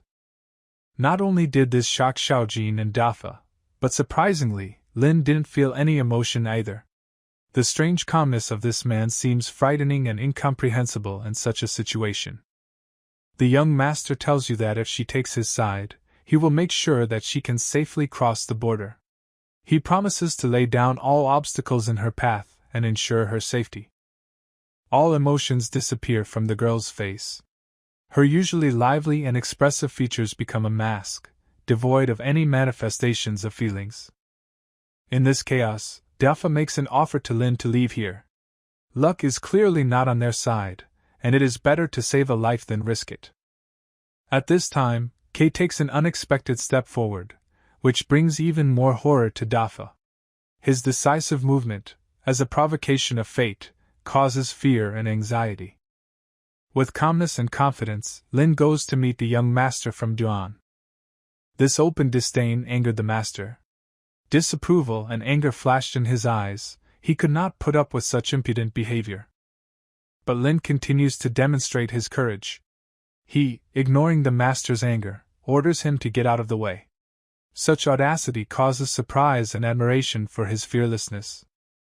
One strong blow flies in the face of the impudent master. It's not just a blow, it's like a thunderclap, full of strength and power. From a blow of such force, the guy already flies off.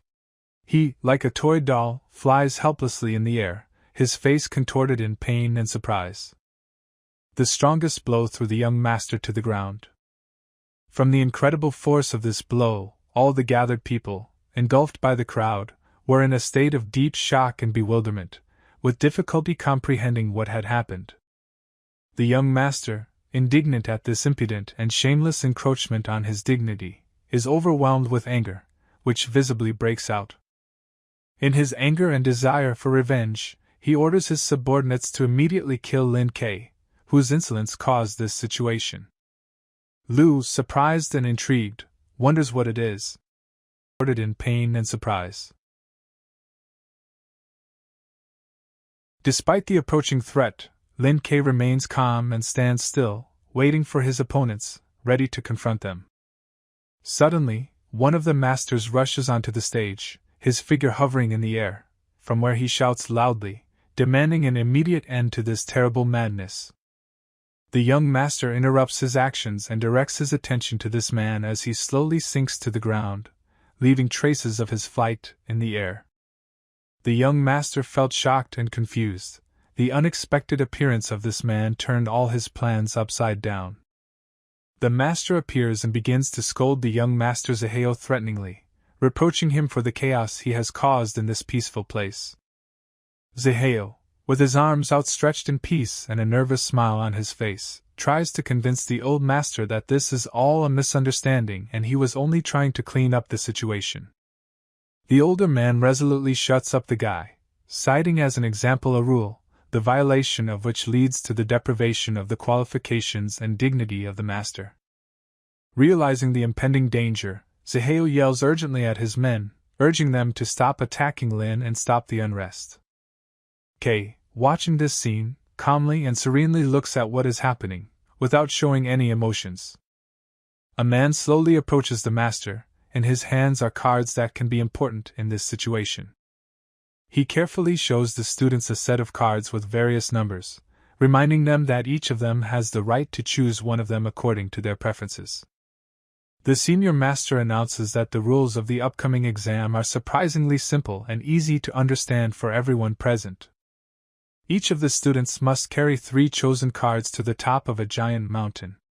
Those who fail to complete this task will be ruthlessly excluded from the number of applicants. The methods by which the cards will be obtained are entirely up to the students. All the people gathered diligently and attentively listened to the examiner, including Dafa and Luan, without stopping or interrupting him. After completing the explanation, the examiner asked the crowd if they understood what he just said, wanting to make sure that the participants understood the rules. He shouts loudly and demandingly to the crowd so that they listen to him more attentively, and not miss important points of the instructions. He is preparing for the big moment that everyone here has been waiting for, the announcement of the start of the exam. And here it is, a sharp cry about the start of the exam. All the people present are attentively listening to the words of the examiner, preparing for the coming test. Zaheo carefully attaches the selected card to his belt, as a sign of readiness for the test. He looks back at Lin Ke warily, searching his eyes for hints of his next move. He is full of anger and resentment. But despite this, he is seized by curiosity. He is interested in what will happen to him next. Zaheo turns away from Lin, turning decisively towards the steps leading to the top of the mountain. Kei, in all seriousness, tells Dafu that it's time to move forward, that it's time to go. Along with his faithful servants, Zaheo advances through the dense mountain forest that surrounds the towering mountain. He is still seething with rage at the blow he received, and sternly orders his men to find Lin and end him forever to avenge his humiliation. Lin and Dafa find themselves in the heart of a dense and intricate mountain forest, surrounded by wilderness and silence. Suddenly, a look of horror appeared on Dafa's face. He was clearly very frightened by something he had just seen or felt.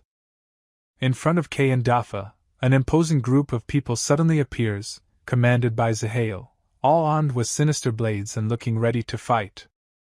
With a satisfied and sinister smile, they are watching their victims, already imagining how their further clash will take place. Dafa, filled with despair, is sure that this is their end, that now they will be mercilessly killed and they will not be able to resist.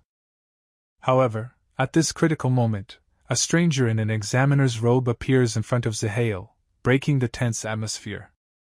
The stranger introduces himself as Gong Ping. He is the examiner, and if they want to reach the top of the mountain, they must go through him as the last test.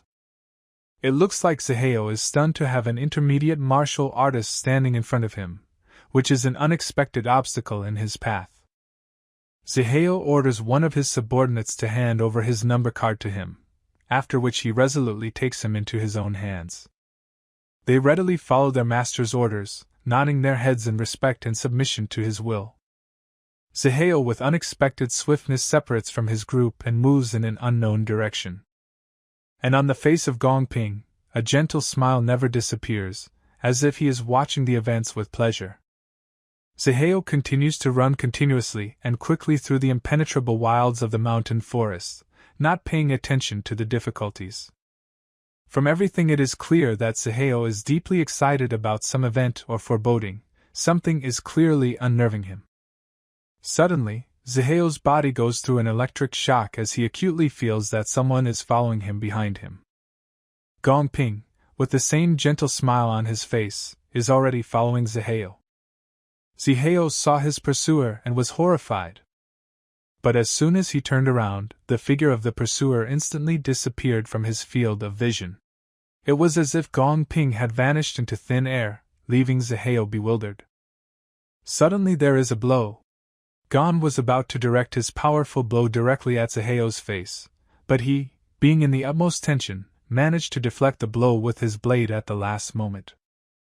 The force of the blow was so great that Zaheo rode back from it, but the stubborn fighter managed to stay on his feet without letting himself be confused. However, Zaheo's slide was abruptly stopped when his back hit a tree behind him. This prevented his further retreat. Zaheo was deeply surprised, not understanding how Ping could get to him so quickly, and realized that the situation was getting more and more serious. Preparing for the upcoming battle, Zaheo began to unsheath his blade. He is ready to fight with all his might, to use all his skill and experience to face his opponent. Zaheo strikes a fighting stance with the sword, instantly transforming into a fighter ready for a death dance. His gaze becomes more determined, and his movements sharp and precise. Ping, on the other hand, remains completely unperturbed. Most likely, the battle with Zaheo seems tempting and interesting to him. This excites him, giving even more confidence in his abilities. Now more aggressive and determined, Ping lunges at Zaheo, warning him to beware. Like a beast, he is ready to strike a decisive blow. Thus begins their sword and hand dance, a dance of death where every move could be their last. There is no room for error in this fight, and everyone knows it.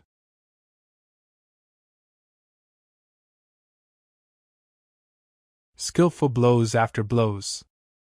The whole fight between Gong Ping and Zaheo is more than just a fight, it's like a dance. A dance on the verge of life and death, where every wrong step can be the last. Zaheo was shocked by Gong Ping's level of skill. This internationally recognized martial artist is so skilled that Zaheo feels astonished. Meanwhile, in a completely different place, something very interesting is happening. Several people who clearly belong to the Duan cult were suddenly thrown aside by the force of invisible blows. They fly through the air like rag dolls, with no power or ability to resist. Some of them hit trees, showing obvious signs of pain and suffering.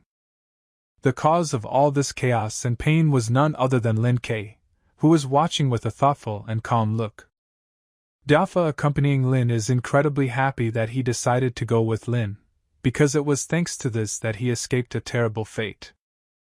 One of the slain Duan cult guys had a card with a number on him seemingly simple, but at the same time of great importance in this fight. Dafa was delighted to find these cards from the beaten guys. This discovery promised him many interesting opportunities and prospects for the future. Dafa thanks Lin, because if not for him, he would have been eliminated. Kay asks about how he passed the first exam, to which he replies that it is, in particular, about money. Suddenly, Kay noticed something strange. His gaze fixed on one point, and an expression of surprise and attentiveness appeared on his face. One of the examiners stood motionless on one of the high branches of the tree. He carefully watched what was happening, not making the slightest movement. The examiner introduced himself by saying his name, Yuan Chao, and declared his status. He said that he had been waiting here for a long time, which added to the whole scene even more tension. Let's go back to the duel between Zihao and Ping. In this dramatic and tense sword dance, Ping finally managed to penetrate Zihao's defenses and land a blow directly on his opponent's chest. A great and terrifying pain instantly pierced through Zihao's body. It was like a current of electricity engulfing his entire body from head to toe. From the pain piercing his chest, Zihao flew off to the side, to where strong trees grew and several buildings stood, reminiscent of village huts. He fell right on the stone tiles, which were neatly laid out along these buildings. It was a hard blow, exacerbating the already existing pain. Gong Ping stood over the defeated and lying on the tiles Zihao. His figure, illuminated by the reflections of the sunset, looked majestic and intimidating. He smiled as he looked directly at Zihao and said, "You've done well, I think you're capable of more." His voice was calm, but there was strength in it. Though wounded, but still in good spirits, Zihao rose on his elbow and called out to Ping, warning him not to get any closer. In response, Ping only chuckled and told him that Zihao should not worry. "You have successfully passed the exam," he said, not hiding his satisfaction. Zihao struggled to contain the pain as he got to his feet and bowed to Ping, placing his hand on his chest as a token of respect and gratitude. But suddenly, from the depths of the forest, a gray-haired examiner flew in, his reddish eyes shining with effort and fatigue. Zihao was shocked by the appearance of this man. He did not expect that all these tests and fights were just part of a big exam. Wrinkled and tired, Yuan Chao asked the invisible opponent to stop. "I give up. The unknown passed the exam," he said with desperation in his voice. Suddenly, Lin Kei appeared from the depths of the forest. His appearance seemed completely unexpected, and Zihao felt the shock of everything that had happened. Ping was simply shocked by what had happened.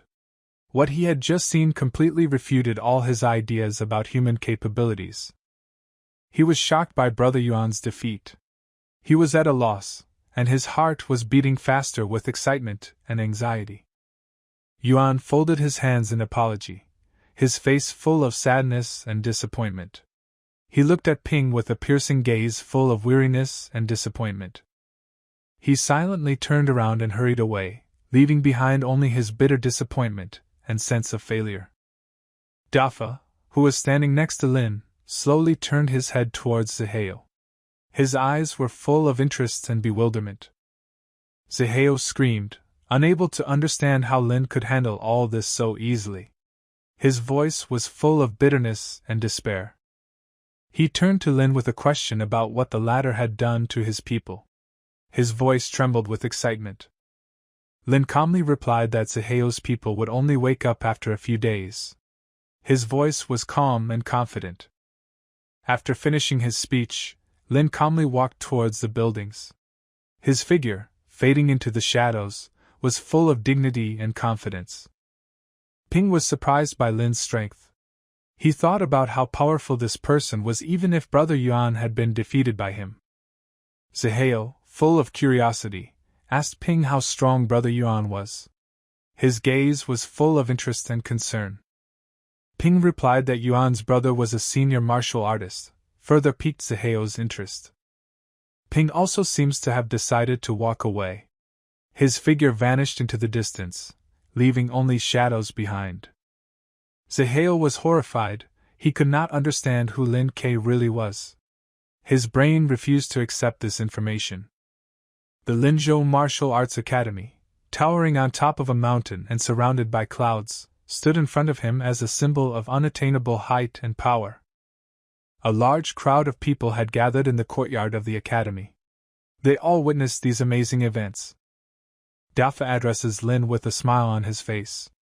He thanks him, saying that if it wasn't for Lin, he'd been expelled a long time ago. Now he is going to treat Lin like a master. Lin, with a puzzled smile, tells Dafa to stop flattering. He wants to hear the question Dafa wants to ask. Dafa, with a smile on his face, says that if it wasn't for Lin, he would have been expelled by now, and now he will treat him like a master.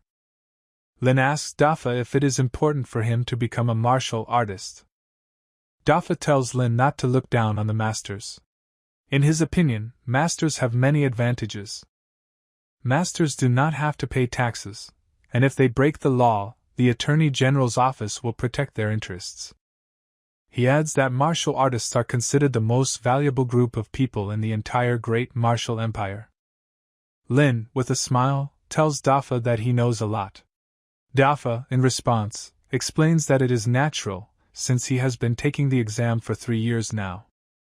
Dafa says that Lin is ready to become a martial artist.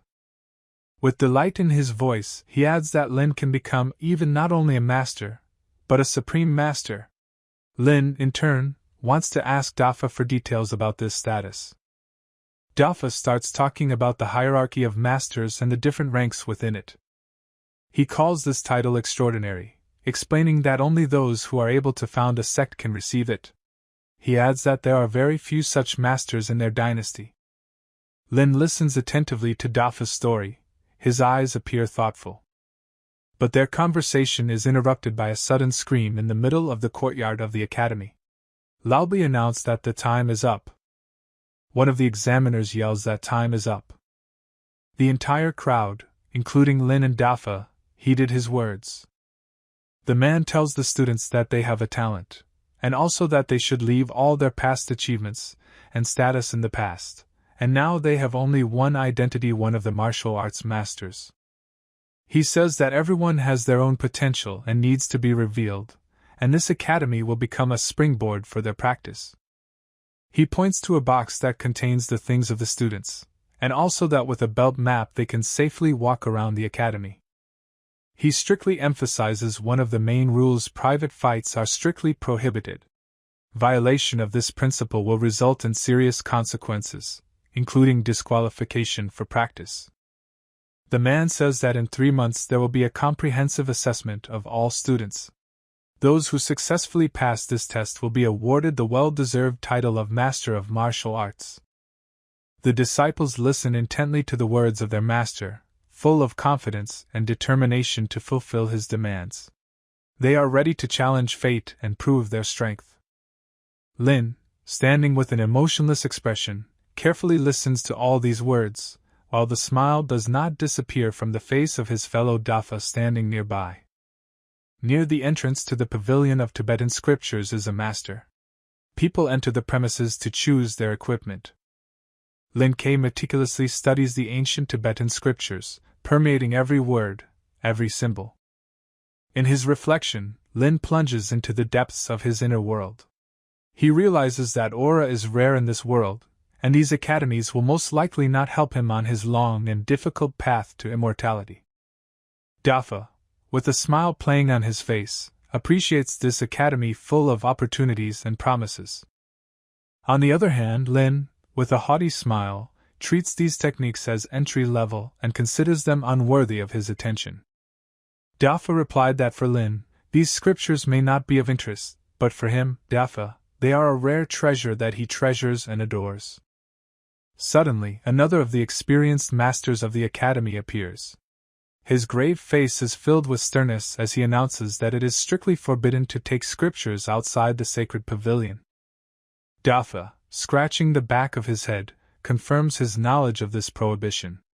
He shows his respectful submission by admitting that he understands the rules. Having already begun to learn new techniques, Dafa is fully focused on this task. His perseverance and desire to become stronger makes him tirelessly practice. But unfortunately, he does not manage to give out the correct movement. Each attempt seems unsuccessful, bringing more and more frustration to him. He reflects, delves into the essence of this problem, analyzing how to make this movement. His brain is working to the limit, trying to figure out exactly what he lacks in order to successfully complete. Desperate and hopeless, Dafa kneels down, his head resting heavily on his hands. He calls himself stupid due to his inability to remember technique and his forgetfulness. But then, at the very moment of his despair, Lin pulls him out. Seriously and sincerely, Lin asks his friend if he would like to become a master. With reverence and respect, Dafa turns to face his master, ready to answer his questions. With a slight but confident smile on his face, he answers Lin's question in the affirmative. He shows his determination and readiness for new challenges. Lin K, with warmth and confidence in his voice, says that he is ready to help Dafa in his quest to become a master. Dafa's eyes lit up with joy and hope. His gaze reflects happiness from the proposal received and new hope for his dream. While Lin, walking off to the side, thinks that the path to Dafa mastery will be quite difficult and may take longer than they expect. Lin comes down the stairs to buy medicinal materials and to purify the pills to change the tendons and bones with the furnace. Suddenly, the words are heard that Master Tsu, like the wind, descended from the mighty, cloud-shrouded mountains. The one who is interested in this matter turns out to be the young and talented Jianhao. He tensely asks in which direction exactly Lin is moving. Jianhao's servant, faithfully fulfilling his duties, replies that in order to verify Lin's movement, he will have to go down to the picturesque city of Linzhou. With confidence in his words, Jianhao announces that as soon as he receives a message about Lin's arrival in the city, he will arrive there with lightning speed. Behind Jianhao, one of his loyal retainers is worried, asking what his group should be doing at this time. The young master severely instructs his servants to stay on the mountain, continue to practice, and keep their minds at peace, so as not to bring humiliation to the great reputation of the Duan family. Meanwhile, Lin, as if stumbled into something in his thoughts, seemed to pay attention to something important. Suddenly, a group of people armed with sharp, shiny blades appears in Master K's path, blocking his path. And behind him, like the embodiment of a thunderstorm, Jianhao himself appears on a white horse. He is accompanied by another large group of warriors ready for battle. The young master is determined to take revenge on Lin for his previous insults and neglect. But K, as always, remains calm and calm. He asks Jian if he is tired of the relentless pursuit of him. Jianhao wants to make K suffer, because a simple and painless death would be too easy for him. With a loud cry that came out of his mouth, Jianhao announces the start of his assault on Lin. His warriors rushed into battle like a pack of wolves, determined to capture Lin for their master. However, just a few quick, lightning strikes from K, and a large crowd of warriors fell to the ground, devoid of consciousness and the ability to continue to fight. Suddenly, Lin's predatory gaze, sharp as a blade, turns to Jianhao. With just that piercing look, he terrifies the young master. Jianhao, in a panic, begs his servants to come help. But suddenly the battle is interrupted by a loud shot exploding in the sky, and a bright, fiery charge breaks the darkness, rushing into the sky. To meet Lin and Jianhao, a group of horse riders come into view, rushing in their direction. Among these riders, you can see a familiar figure. This is Hazy, whom we have already mentioned. Hazy addresses Jianhao like an old friend. The latter is stunned by his uncle's presence here and in a panic orders him to kill Lin. Lin, serenely, just looks at them, as if watching a theatrical performance. There is a look of surprise in Hazy's eyes. He seems to be surprised by the presence of this young man in here. Lin, in a calm voice, says that they have already met. Jiang looks around in confusion. He is surprised that the two know each other. A little embarrassed, Hazy suggests to the young master that he should not touch Lin and just leave quickly. Jianhao is shocked by his uncle's words. After all, this man just beat up his people, why can't he be touched? And suddenly, amid the tense silence, there is a loud cry for Jianhao to close his stupid mouth. And then the familiar head of the Duan family appears, which punishes Jianhao to shut up. Carefully observing what is happening, all the servants around immediately fold their hands respectfully in front of the master. Jianhao seems to be glad to have his father present. But the father does not even pay attention to his son, and passes by. This shocks Jiang. As Duan continues on his way, he approaches Lin, greeting him with respect. He bows respectfully, greeting him, as if paying him respect. From this unforeseen turn of events, Jian is in complete shock. The whole situation seems to him some kind of chaotic nightmare. He, confused and agitated, asks his father what he is doing at all. His words come out in a trembling and uncertain voice. The father, without comforting him and not giving support, insulting his son, even more confuses him, punishing him to pay for his sin before the immortal. Jian is so confused that he seems to be lost in the chaos. He absolutely does not understand what is happening, and what he should do. But then Tianqiu abruptly, with such force that Jian can barely stay on his feet, grabs him by the neck. He throws his son to the ground, telling him to hurry up. Strange, but his order sounds like a rebuke. The son is shocked by his father's actions. He is puzzled, frightened, and full of bewilderment. But then a strong kick arrives, which, like lightning, strikes right in the back of the guy's head. The pain deafens him. Tianqiu, with a deep regret on his face, asks for forgiveness from Lin, answering for his son, as if trying to correct his mistakes. He folds his hands respectfully, asking for mercy on his son. His body is tense and his voice is trembling. He is clearly very anxious, and terrified of the consequences of his own actions. Like a sculpture, Lin stands motionless, silent. He does not issue any judgment for Jianhao, instead he simply continues to silently stare at the scene in front of him. It seems that this drawn-out, tension-filled silence is even worse than any words for Tianqiu. As if every tick of the beats is getting louder and louder in his ears. Boss Duan seethes inwardly with anger, displeasure darting in his eyes. Clenching his teeth in unbearable anger, he tries to keep himself from exploding. He seems to make the final decision and orders Hazy to bring him the knife. The order sounds absolutely clear, and despite the gravity of the situation, unquestioningly. Hazy tries to object something, as if she wants to convince him, but... However, Duan is unshakable. He needs a knife. And he demands it right now, accepting no excuses. The resulting instrument of revenge, shaped like a sharp blade, cuts through the air before striking the back of Jianhao's head. Blood rushed out of his head. He begins to moan from the terrifying, all-consuming pain. This sound resembles a gloomy melody of despair. The blood-stained blade falls at Duan Tianqiu's feet, reflecting the light and shadow of this terrible moment. He again, with an almost broken soul, asks for forgiveness from Lin. He admits that he himself cut off his son's knee tendons. Now he will never again be able to embark on the path of sin. Lin slowly but with full confidence raises his hand, and tells them to go away.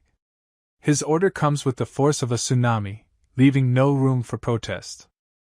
In response, Tianqiu respectfully thanks the immortal. He expresses his gratitude despite all the hardships he just endured. Relieved, he orders Fane to help Gong see the immortal out. He knows that this difficult day, at least for now, is coming to an end. A riot of colors and an abundance of sounds create a unique atmosphere on this street, along which buildings richly decorated with patterns rise in rows. In this diverse crowd we find one familiar figure. This is Lin, who gracefully squeezes among the rest of the passers-by. His steps are measured, his gaze is calm and confident. It was at this moment that a stranger addressed him from the crowd. The man reports that all the necessary medicine materials for Dafa have been successfully collected and carefully packaged. His words sound confident, as if he had been preparing for this meeting for a long time. Suddenly the camera takes us to another part of the street where we see a couple of familiar faces. This is Ning, a beautiful girl with an open face, who happily communicates with the young man who accompanies her. Another familiar person is slowly walking towards their meeting. This is Lin Q. His figure stands out from the rest of the passers-by, as if he were an integral part of this street. Ning stared at Lin in surprise, as if speechless at his sudden appearance here. Her eyes are wide open in amazement, her face expresses a mixture of surprise and joy. The young man standing next to Ning just now noticed her.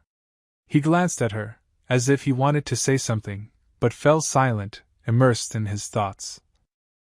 With some noticeable hesitation, the boy quietly turns to Ning, asking a question about Lena. The girl, sensing some tension in the air, quickly answers him positively, trying to ease the tension. Chun, that's the young man's name, seemed to get a little angry. Still trying to remain calm, Ning rushes to convince him that she no longer has any relationship with Lin. However, the girl's words didn't seem to have the proper effect on him. A sly smile appears on Chen's face, which instantly changes his expression and gives him some kind of cunning, a little cheeky look. Boldly and confidently, Chen addresses Lin, giving his name and clarifying the relationship between him and Ning. His voice sounds decisive enough, leaving no room for doubt. Lin K, in turn, ignores all this. He simply replies that he understands everything, and his tone suggests that he sincerely does not pay attention to the whole performance. Lin silently walks past them, and his indifferent reaction seems to evoke some emotion in Chen. His face instantly changes as if he was surprised or disappointed by Lin's reaction. Ning turns to Tsu, asking where he has been all this time because they were actually starting to worry. Tsu answers her, asking her to tell Uncle Gua that he is all right. His voice sounds calm and confident, as if he really wants to convey this message. Ning and Chin continue to stand in the middle of the noisy and bright street, their eyes fixed on Lin's receding figure. Chin thought deeply about Lin. Why is Lin so well dressed when he comes from a poor family? And how does Gua treat him with such respect? But anger flares in Chen's heart, his fist clenched so tightly that his nails dig into his palm. He can't let Lin have Ning's heart, he won't let her marry him. Meanwhile, Lin continues on his way, moving calmly and confidently towards some mysterious figure that has yet to be seen. The mysterious figures turn out to be Hazy and his assistant, who carries a box in his hands. They stand at the edge of the street, their figures clearly stand out from the rest. They both greet Lin, bowing respectfully and paying their respects to him. Their eyes are filled with awe and respect, they see in him not just a mortal, but something more. Lin, after exchanging glances with them, asks about the reason for their coming. His gaze is piercing, as if he wants to read the answer right in their eyes. Hazy and his assistant explain that they helped their master build a collection of precious medicinal materials. Their voices sound admiring and respectful. Lin then asks Hazy what Master Duan thinks. His gaze is attentive and sharp, he is trying to understand what is behind this question. Hazy hands Lin some kind of leaflet, explaining that the Duan family wants to atone for Lin and, as a token of their respect, they organized a big banquet where they really hope to see Quebec. Lin doesn't quite understand what they want to know from him, but he feels it's important to attend this banquet and find out more about it. Kay accepts an invitation to a banquet. His decision was instant, as if he knew what to do next. And now Lin finds himself in front of a majestic and richly decorated mansion. Duan greets Lin at the banquet. Kay is surprised to see that the owner of the place, Duan, shows him too much attention and respect. They enter a large rich hall, and Duan tells Lin to sit down. In the crowd of guests, a certain man approaches Duan and is interested in a new guest. His gaze is wet with curiosity and some anticipation. With a twinkle in his eye and obvious excitement, Duan immediately wants to introduce Lin to this man, as if eager to share his joy with him. This man is Lu. He came from the Tianxing Martial Arts Hall and holds the honored position of the first martial arts master in Linzhou. His reputation and status are cloaked in an aura of grandeur. It is also with great pleasure that Duan introduces Kei with Qinshirbua, the head of the escort bureau and the master of throwing darts, and with Jin Xiaoxia, the owner of the unique technique of the origin of the sword. The moment has come when Duan introduces Lin himself in front of everyone present. He speaks of him with pride and respect, exaggerating his virtues. Lu, however, immediately shows dissatisfaction with Lin. In his opinion, Lin demonstrates a disrespectful attitude and inappropriate behavior, which causes him displeasure. Lu says that inviting Lin to the banquet could jeopardize Duan's status and reputation. These words cause astonishment and bewilderment among those present. However, Lin remains unfazed by Lu's words. There is not a drop of anxiety or anger on his face, as if these words mean nothing to him. But Duan decides to tell everyone about Lin's great strength and skills. He tells stories that highlight Lin's power and skill. Lu, in turn, calls Duan's men weak, so Lin easily dealt with them. These words charge the atmosphere with tension even more. Annoyed by such ignorance, Duan tells Lu not to look down on Lin. His voice sounds determined and loud. He is not going to tolerate such an attitude. Qinshirbua, a man of great experience and skill, reassures Lu and invites him to move away. His words and actions testify to his wisdom and maturity.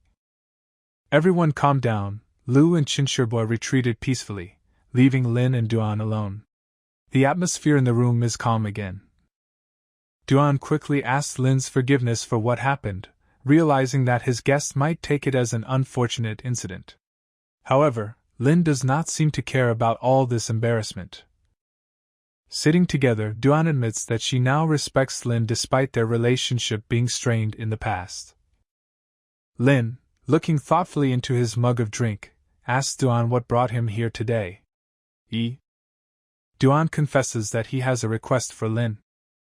Lin is interested in his request.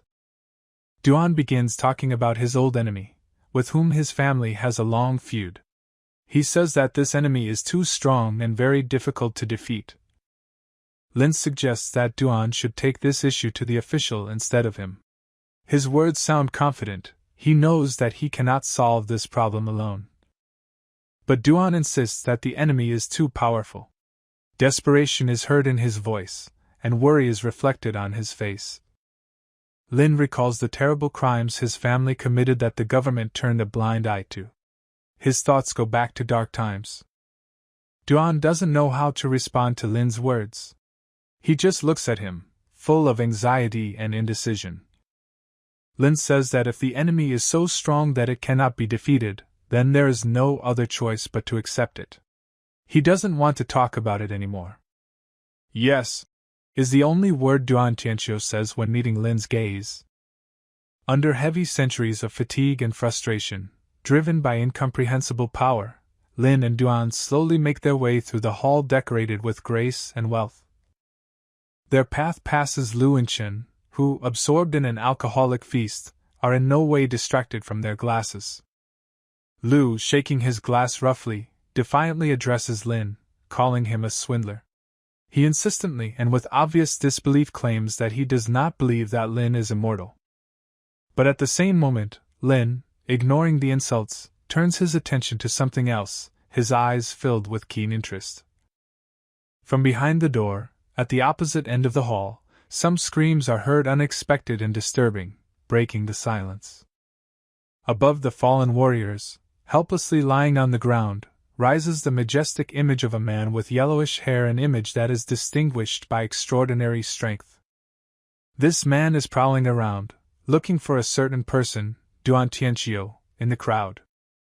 Heard words freeze in the air, they fall on Duan like an icy waterfall, terrifying even the boss himself. Here Zhao Hu enters the hall. The eyes of Duan and the warrior with the blade are fixed on him. They are attentively, like predators, watching his every movement. In this strong and tough man, Duan recognizes Zhao Hu, whose name inspires awe. Zhao, his face adorned with a sinister smile, quietly suggests to Duan that he just die quickly, as if that was the only reasonable solution. Duan, not hiding his indignation, resolutely declares that Zhao is dishonoring the masters from the great city of Linzhou, who, with disdain and disgust in his voice, calls these very masters scum who mediocrely missed their lives. These words, spoken with such cruel clarity, clearly angered Lu. He explodes with anger. Lu, internally furious at Zhou's insults, readily lashes out at Zhou, unable to contain his feelings. Lu's fist, driven by anger and determination, almost reaches the target Zhao Hu's face. But suddenly, one unexpected but crushing movement of Zhao's leg completely stops Lu's onslaught, tearing him off the intended trajectory. This blow, carrying with it crushing power, brought unbearable pain to Master Lu, flashing through him with feelings of despair and defeat. Chen, seeing the grief of his comrade, desperately tries to pick him up, provide support and help.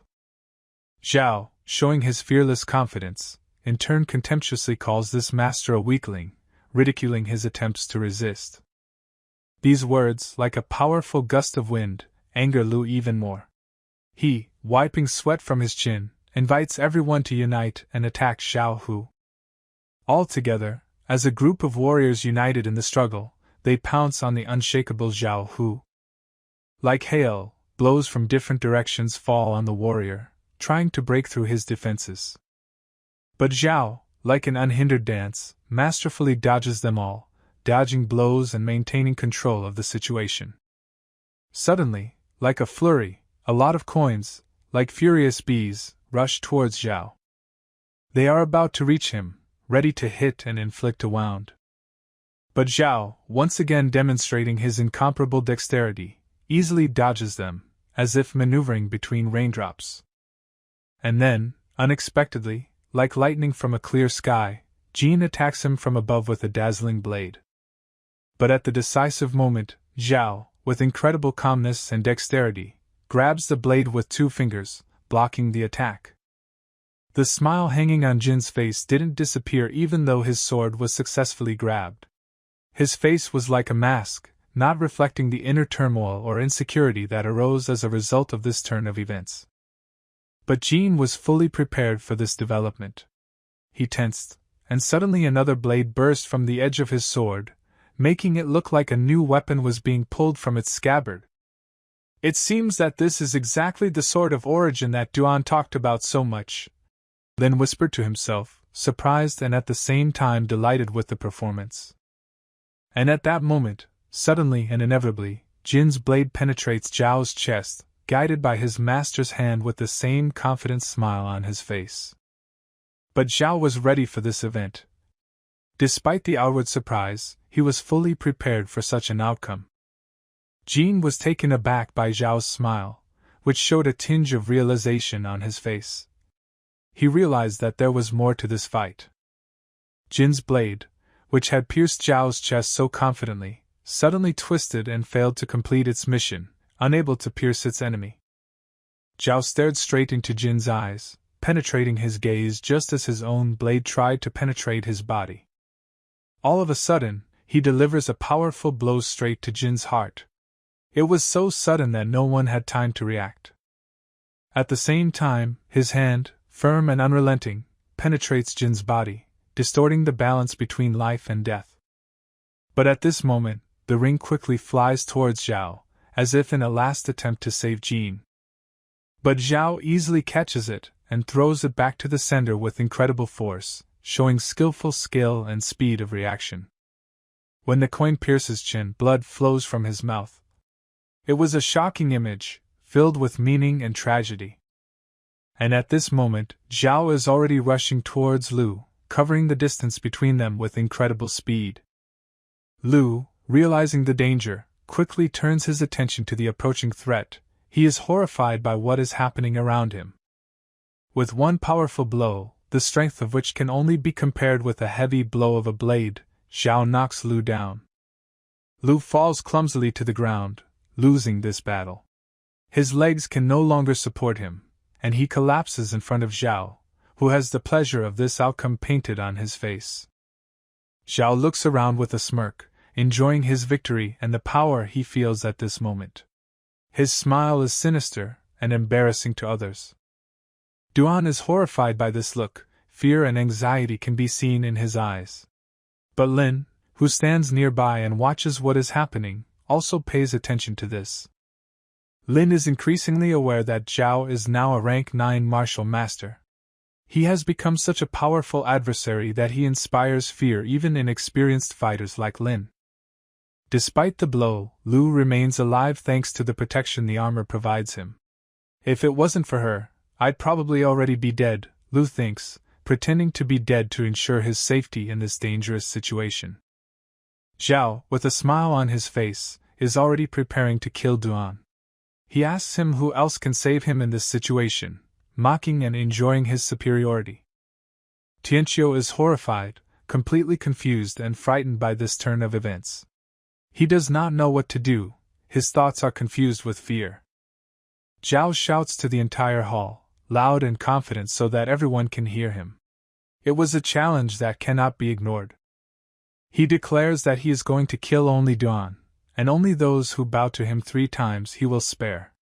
It was cruel but convincing, and Zhao's words sounded like a sentence. Everyone present is terrified at Zhao's words. They feel fear and the unknown, and this feeling makes them tremble. But then, making his way through the crowd, Lin steps forward, and Duan is shocked by what he sees. Lin states that he has changed his mind and now decides to help in the fight against a common enemy. He promises to distract Zhao until Duan can carry out Chu's plan. It becomes a spark of hope in the darkness of despair. At this moment, Duan is in a state of boundless happiness, all thanks to the immortal's words. With respect and reverence, he bows to the immortal. Profoundly and sincerely, he expresses his readiness to fulfill any request the immortal has to offer. While Lu is engulfed in bewilderment and shock. He has only one thought in his head: Duan, being afraid, is talking absolute nonsense. He cannot understand why his friend is reacting in such a strange way. Meanwhile, Lin, with a look of readiness and confidence, takes a step forward, coming face to face with Zhao who. Courage and determination in his movements charge the air with tension. Zhao, with firmness in his voice, proclaims that Lin is the seeker of death. These words echo off the walls of the hall, causing everyone present to feel a sense of awe. At the same time, a powerful blow approaches K at the speed of lightning. All present feel the power and speed of this attack, which heralds an inevitable clash. But Lin doesn't seem to be thrilled at all. There is not the slightest sign of anxiety or fear on his face. He looks as calm and collected as ever. K, with undisguised interest in his voice, notices that the momentum of the punch is not bad, but its speed leaves much to be desired. The strike is too slow to reach the target. Lin, like a feather in the wind, easily dodges a powerful blow. It looks so light and graceful, as if he has practiced this movement 1,000 times. Zhao is shocked. He literally freezes in place when he sees Lin's hand that has already appeared in front of his face. A hand that is about to deliver a powerful blow, or, as it is called here, snap. A blow of such force that Zhao flies off like a ball hit by the power of a giant. The force wave from the impact causes his body to jump and fly away. Many might have thought that it was just a light flicker, but the force with which Zhao was thrown back suggested that it was something much more. Everyone present in the hall remains in complete shock at the demonstration of Lin's power. He showed himself to be an invincible fighter, which left everyone in the hall in amazement.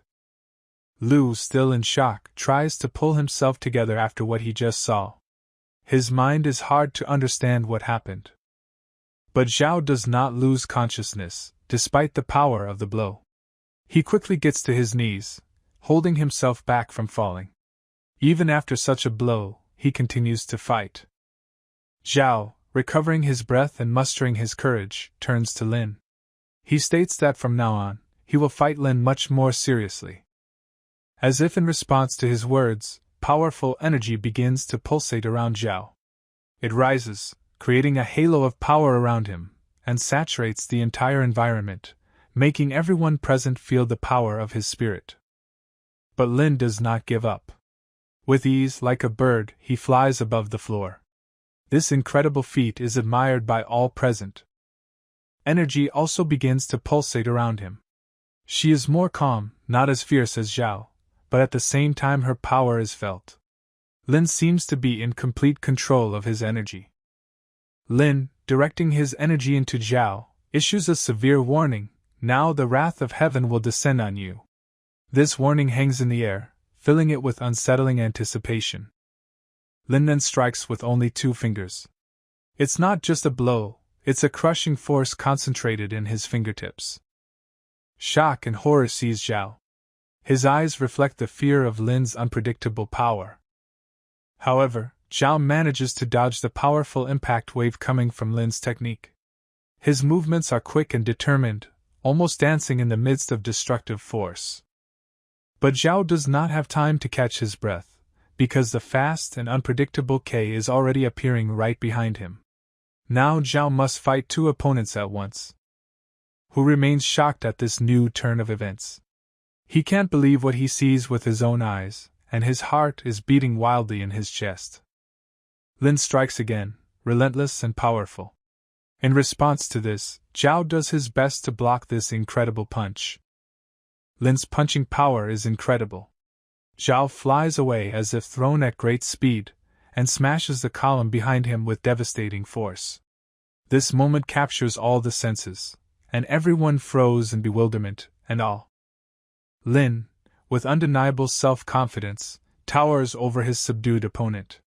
He embodies unsurpassed strength and unshakable authority. But Zhao is alive. Through pain and fatigue, he rises, confirming his unshakable will. He is ready to continue the fight, no matter what. This act of heroism deserves respect. Although he is tired and his body is covered with wounds, he does not back down.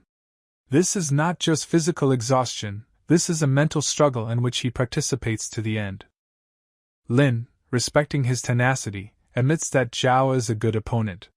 He understands that he should be more careful and serious. Then a powerful energy begins to concentrate in Lin's hand. His eyes sparkle with red fire, reflecting his infinite strength and determination. A dazzling dragon woven from pure energy appears on his palm. He is the embodiment of the power and strength wielded by Lin. With this energy dragon in hand, Lin towers over Zhao. A round cave freezes from the power of his energy, which only confirms his greatness. Zhao is utterly horrified in the face of Lin's overwhelming power. His eyes reflect fear and surprise. Realizing that he will not be able to win, Zhao tries to escape. He moves towards the exit like a hunted animal trying to escape a predator. Behind him, Lin continues to concentrate his powerful energy. The sense of danger only intensifies with each passing moment. Finally, K unleashes his energy dragon, which rushes straight towards Zhao. This majestic spectacle leaves everyone breathless. The dragon strikes the running Zhao. It's not just a blow, it's like a thunderbolt that tears apart his body. Zhao lets out a scream from the unbearable pain that Lin inflicted on him. It's not just physical pain, it's mental suffering. The flames devour Zhao, enveloping his body as he experiences unbearable pain and horror. This spectacle amazes everyone with its cruelty and ruthlessness. The charred body of Zhao, former rank 9 master, falls down, lifeless.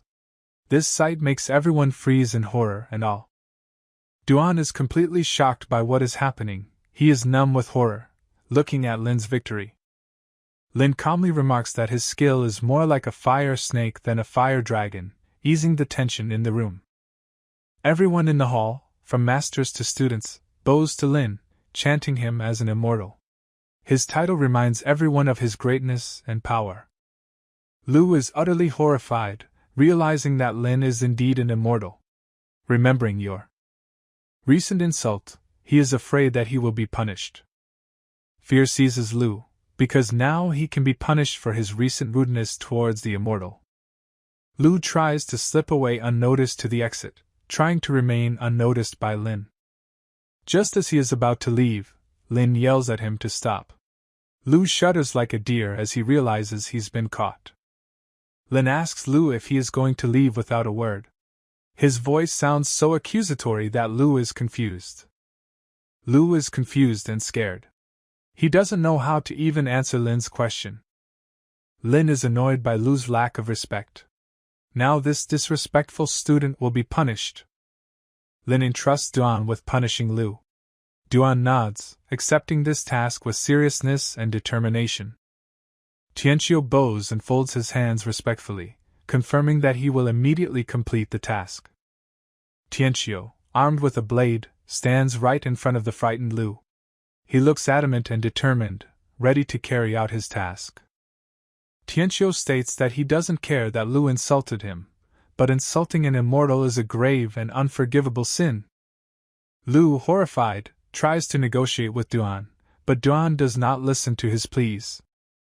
While trying to say his last words, Lu suddenly stops when Duan abruptly slits his throat. Back at the academy, Lin finds Dafu beaten up. He was shocked by this discovery. Kei, worried about her comrade, wants to know what happened to Dafa. It turns out that Dafa was not beaten by anyone other than the bastards from the Duan family. This discovery makes Lin angry. Lin is surprised that these people still don't know what happened. Dafa, in turn, wants to know what Lin means. Kei tells Dafu to go rest while he takes care of business. Lin understands that now he has to solve this problem. In the gloomy abyss of the nameless box, there is an unknown root, which, like a treasure, is shrouded in mystery. This object of unknown origin beckons with its mystery, as if it contains the power of the ancient world. Lin, with great attention and care, prepares to create a brain purification potion. The most important ingredient in his experiment is millennial ginseng, a rare and extremely valuable herbal ingredient that is said to grant incredible powers. Sitting near a cauldron in which an unknown infusion is slowly brewing, Lin focuses his thoughts on the upcoming process. An unknown mixture is brewed in a cauldron, each element of which is added with a special calculation. A fire burns under the cauldron, the light of which disperses the darkness and gives a mystical atmosphere to the process. Warmth comes from the cauldron, and the aroma of brew is in the air, charging the space with energy and hope.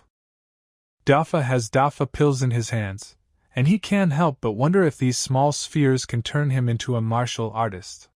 His heart is filled with excitement and hope, as when meeting with the unknown. Lin, in turn, believes that it all depends to a large extent on Dafa's luck. Fate is often capricious, and no potion or pill guarantees absolute success.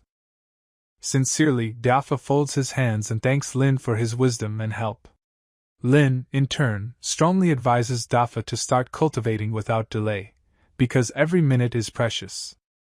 Following this, Dafa begins his descent from the mountain along a long staircase, each step of which slowly removes him from his seclusion and brings him closer to the real world. At the bottom, 3 absurd types from Duan are already waiting for him, armed with bats. They stand there like harbingers of trouble, with evil intentions. Boldly standing in front of them, Dafa turns to one of them named Yun, asking what he wants. Dafa's voice sounds calm, but at the same time full of determination. The purpose of these ill-wishers is as clear as day. They want to beat Dafa again. Yun, however, is surprised at how quickly Dafa's wounds healed. It seems they took him too easy last time. In response to their threats, Dafa reminds them of Master Lin, who is behind him. There is a note of threat and warning in his voice. Evil laughter responds to Dafa's words, because in their opinion, Lin is already under the control of their young master. Their mockery fills the air like a poisoned cloud.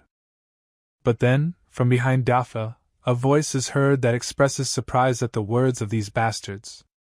This sound, unexpected and terrifying, pierces the air. This voice is so shocking that people from Duan are speechless for a moment, looking around fearfully. Down the stairs, Lin himself appears, surprising everyone present. This appearance was not expected by anyone, especially those who had just mocked his name. Yun, puzzled and frightened, says that Lin shouldn't be here. He appears to be in a panic, his voice trembling with fear. Lin, exhaling with difficulty, expresses surprise at their stupidity and ignorance. They are not even aware of what has already happened in their own Duan family. He emphatically declares that the Duan family is now under his control. He advises them to put up with it and bow to him as their new master. However, in response, they simply laugh, refusing to believe in his words. In their opinion, only Master Xiao's actions can be the reason for such meaningless statements. Dafa, clenching her fists tensely, turns to Lin, keeping her gaze on his face. Did you really say that? There is distrust and confusion in his voice. Many of those present are momentarily perplexed as they look at the scene that unfolds before them. Duan Tianqiu, a highly respected master, obeyed Lin, accepted his words as truth, and followed him. Therefore, the rest, without exception, should also follow his example and serve me as well as him. This is Lin's will, and this must be our path. At this, Yun, suddenly interrupting them, raises his voice. Shut up, Lin! He shouts, breaking the silence, exploding it like a bomb, animated by anger and distrust. The eyes of everyone present instantly switch to him. Yun's eyes are burning with indignation. He is angry, outraged by Lin's words, which excited him and caused such a storm of emotions. These words pierced him like arrows, driving the poison of doubt and bewilderment into his heart. One of Yun's closest comrades quietly remarks that it won't be easy to defeat Lin. This makes Yun even more indignant. But there are more of us, he counters, emphasizing their side's numerical advantage. That's why we will definitely win. Lin, watching this scene, listens to them with a slight smirk on his face. He seems completely unflappable, confident in his abilities despite the hostility that comes from Yun and his comrades. Here another figure appears on the horse Hazy. There is something solemn about his arrival. Everyone on the spot was frozen in anticipation. Hazy slowly descends from his majestic steed, and everyone around, with bated breath, watches his every movement. Each step exudes authority and determination. Yun and his comrades, alarmed and excited, greet the second master. They hope for his support, for his solidarity with them in this situation. But to their surprise, Hazy walks past them, ignoring them. This unexpected behavior adds even more confusion to the situation. Instead, Hazy bows with deep respect, greeting Master Lin. His act shocks everyone who did not expect it. Lin, surprised but calm, asks Hazy what he wants. His voice is confident and relentless. Yun's comrades, including Yun himself, are stunned by what they see. They froze, looking at Hazy as if struck by lightning. Hazy, ignoring their shock, slowly holds out the box for Lin. This is from Duan, he says, as if conveying a secret message. Inside this box lies a key that can unlock new possibilities, new paths. Kay, trying to collect his thoughts, turns to Hazy with a question. What does it mean? He asks, trying to understand the meaning of this key. Master Duan asked me to pass this on to Lin, Hazy replies, emphasizing the importance of his message. He found out that Lin didn't buy the house and decided to offer his help. This key opens the Xianchang mansion at Langhu Villa, Hazy continues, as if opening a veil of secrecy.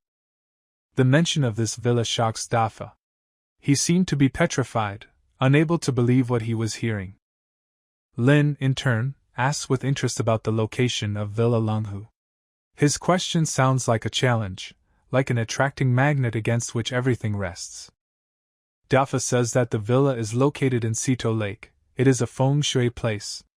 This is one of the most luxurious residences in Lingzhou's city. Lin says Master Duan did a good job. Yun and his men are stunned by everything they see and hear. Their shock is caused both by the external environment and events, and by the words they hear. They may not even be able to fully comprehend or understand everything that is going on around them. Apparently, Yun doesn't understand anything of what's going on. Shaking off his confusion, he turns to Hazy for clarification, probably hoping that Hazy can help him figure out what exactly is going on. Hazy tells them that Lin is their family's savior, and the gang will follow him from now on, and orders them to show respect to Kay. From these words, they are probably even more shocked than before. Their inner world has turned upside down, their understanding of their position and role has changed so quickly and so unexpectedly that they may not yet fully realize what is happening. They look at each other, completely lost and not understanding how to react to everything that happens. Perhaps this is one of the most intense moments of their lives, as questions of personal identity, status, and power are at stake. Shocked and frightened, they drop their bats. A symbolic act that may mean that they give up their former life or their former role. As soon as the beats fall, they immediately kneel in front of Lin. It is an act of respect, an act of submission, an act of recognition of Lin's power over them. Lin looks at them with his calm gaze. Perhaps his calmness becomes a support for them in this moment of anxiety and uncertainty. Dafa admires Lin, and because of this, a gentle smile appears on the face of the second. This is indicative of the deep emotional connection between them and the strong respect that Dafa has for Lin. Yun and his men raise their torsos and look at Quebec. This may be a manifestation of their willingness to accept new rules, new roles, and new hierarchies. Lin tells them that from now on their boss is Dafa Jia. From these words, Dafa himself was very surprised. Perhaps he never expected this turn of events to lead this group. It seems that these guys have horror from these words. Perhaps they never imagined that Dafa would be their new leader, and this causes them deep fear and confusion. They bow again, but this time to Dafa, greeting him and calling him boss. This shows that they quickly adapt to new circumstances and are ready to accept Dafa as their new leader. Jia turns to Lin in confusion, as he has never led anyone before. This speaks to his own shock and uncertainty about his ability to be a leader. Lin, in turn, answers him that if there is disobedience, then Dafa can tell him everything. This perhaps gives Dafa confidence, emphasizing that Lin will be there to support him in his new position. Kay turns to Hazy, asking about what to do if someone is disrespectful to Dafa. This highlights the importance of respect in this new order, and how seriously they take their new roles. The punishment for provocateurs is 3 strokes of the knife and 6 piercing blows. This is a rather harsh punishment, emphasizing the seriousness of the situation and the willingness to ensure order at any cost. Hearing of the cruel punishment, Yun's eyes fill with horror. He probably understands the full gravity of the situation and understands that they can no longer freely act in the way they used to. They try to say something, but clearly have difficulty formulating their thoughts, which indicates that horror overwhelms them and limits their ability to think rationally. Lin tells Hazy to proceed with the punishment. This confirms his authority and resilience in carrying out his decision despite the apparent horror of Yun and his men. Hazy draws his knife, emphasizing the seriousness of his intentions. The knife is certainly a symbol of menace and violence, and its appearance represents the danger that now looms over Yun and his men. Dagger in hand, Hazy stands in front of the kneeling Yun and his men, exposing them for all to see and emphasizing their vulnerability. Lin tells Dafa that it's time for them to leave. This may indicate that Lin prefers to avoid violence, or that he feels it necessary to remove Dafa from this punishment. Yun and his people ask for forgiveness from the second master, but he is unshakable. This once again confirms that Dafa and Lin now have power over them. Then a terrifying scream is heard, which is probably the result of the punishment that began Hazy. Jean, apparently already at the academy, stands in the middle of a large crowd of people. Perhaps he is waiting for the start of some event or ceremony. 2 young guys in white robes fix their eyes on him. Perhaps they know Jean, or perhaps they are interested in his presence for some other reason. 2 more monks from the academy appear, most likely senior or important figures in this community. This couple greets them by calling them Brother Bai and Brother Yi. This is indicative of the brotherhood and respect that usually exists between members of religious or spiritual communities. It looks like Bai and Ye's target is Lin Quebec. Perhaps they came here to meet him or discuss some important issues with him.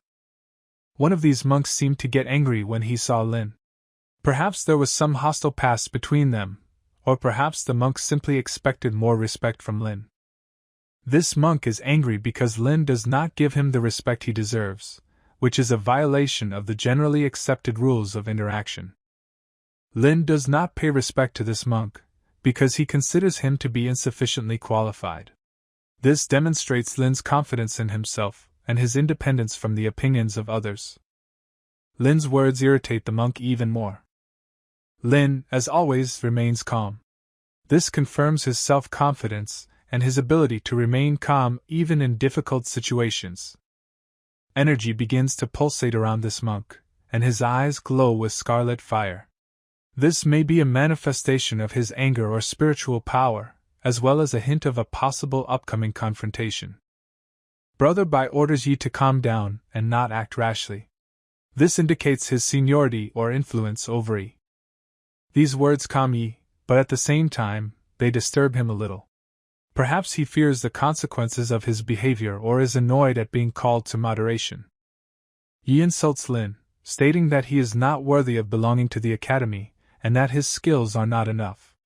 This clearly shows Ye's contempt for Lin and his desire to humiliate him. Whether the skills are sufficient or not, we can find out right now, Lin Ye replies. This indicates his determination and self-confidence, as well as his willingness to enter into conflict. Kei moves away, while Yi probably hopes that Lin will remember his words and take them into account in the future. Yi tells Bai that Kei is allowing himself too much, and Bai responds with the proverb about the frog, pointing out that all actions have consequences. Dafa asks Ling why he chose to confront Yi and Bai, perhaps doubting the wisdom of such a move. Lin asks Jia how strong Bai and Yi are, indicating his pragmatic approach and desire to be well prepared. Dafa replies that Bai and Yi are the most outstanding among the young disciples, warning Ling of the severity of the test ahead. Lin is interested in seeing the two in action, which highlights his openness to new experiences and his confidence in his own abilities. Dafa says that insulting Bai and Yi is a bad idea, but Lin replies that it's okay and that he has plans. This shows that Lin is well prepared and ready for the upcoming events. Rumors of a conflict between Lin and Yi are quickly spreading throughout the academy, and many people are discussing it. One of the students thinks Lin is insane for coming into conflict with Yi, while another warns him to keep quiet and just watch things unfold. Two Bai stand outside the house and call Ling, wondering if he has the courage to fight Yi. They play pranks on Lin and call him a coward, in an obvious attempt to provoke him into action. A crowd of people gather behind them, and the two of them discuss Lin, agreeing that it was a mistake to provoke Yi. Suddenly, the doors of the house rumble out due to a powerful impact. This may be the result of some kind of action inside the house or a surprise attack. These doors fly right into the two Bays, possibly knocking them off their feet or giving them a shock. This unexpected development could be a turning point in this conflict. Both Bai lie twisting in pain after colliding with the doors. This not only humiliates them, but also shows the sudden prospect that Lin might be much more dangerous than they realized. Lin leaves the house, unhappy that his sleep has been disturbed. This shows his calmness and dislike for disorder. The two Bai look at Lin with shock and horror, reflecting their fear and bewilderment at his unexpected power. Kei, supposedly an acquaintance of Ling, thinks that Bai was sent by Yi and asks them about it. One of the Bays holds out a scroll with an order from Brother Yi, suggesting that Lin, if he has the courage, go to the arena and fight. This highlights the spirit of competition and challenge inherent in their society. Lin decides to accept the challenge and enter the arena, showing off his courage and determination. Meanwhile, a crowd of people are excitedly discussing the upcoming fight in the arena, creating an atmosphere of anticipation and excitement. Gossip and rumors fill the air, as they always do in the run-up to a significant event. All these conversations are overheard by Yu's younger sister. This indicates that she is also an important part of this community. She is surprised by Lin's actions, believing that he is not up to Big Brother Ye's level. This emphasizes her respect for Yi and her doubts about Lin's abilities. In one of the lanes, Yu accidentally meets one of the Bays, adding a new level of interaction to the story. This Bai turns out to be the same guy who comforted Yi during their meeting with Lin. This points to his possible role as a peacemaker or mediator in this conflict. He recognizes Yui, which highlights the prior connections between the characters. Yu greets Brother Bai, confirming their familiarity and mutual respect. Bai miss you, hinting at possible romantic feelings on Bai's part for you. Yu responds to his attention with gratitude, which may indicate her respect for him, but not necessarily romantic feelings. Bai takes Yu's hand, asking if she missed him. This sudden action puzzles Yu, who may not have expected such a direct display of affection from Bai. Yu's eyes, blue as the sea, fill with surprise, reflecting her surprise and possible confusion at Bai's feelings. The young girl pulls her hand out of Bai's cold, unyielding grip with contempt and determination.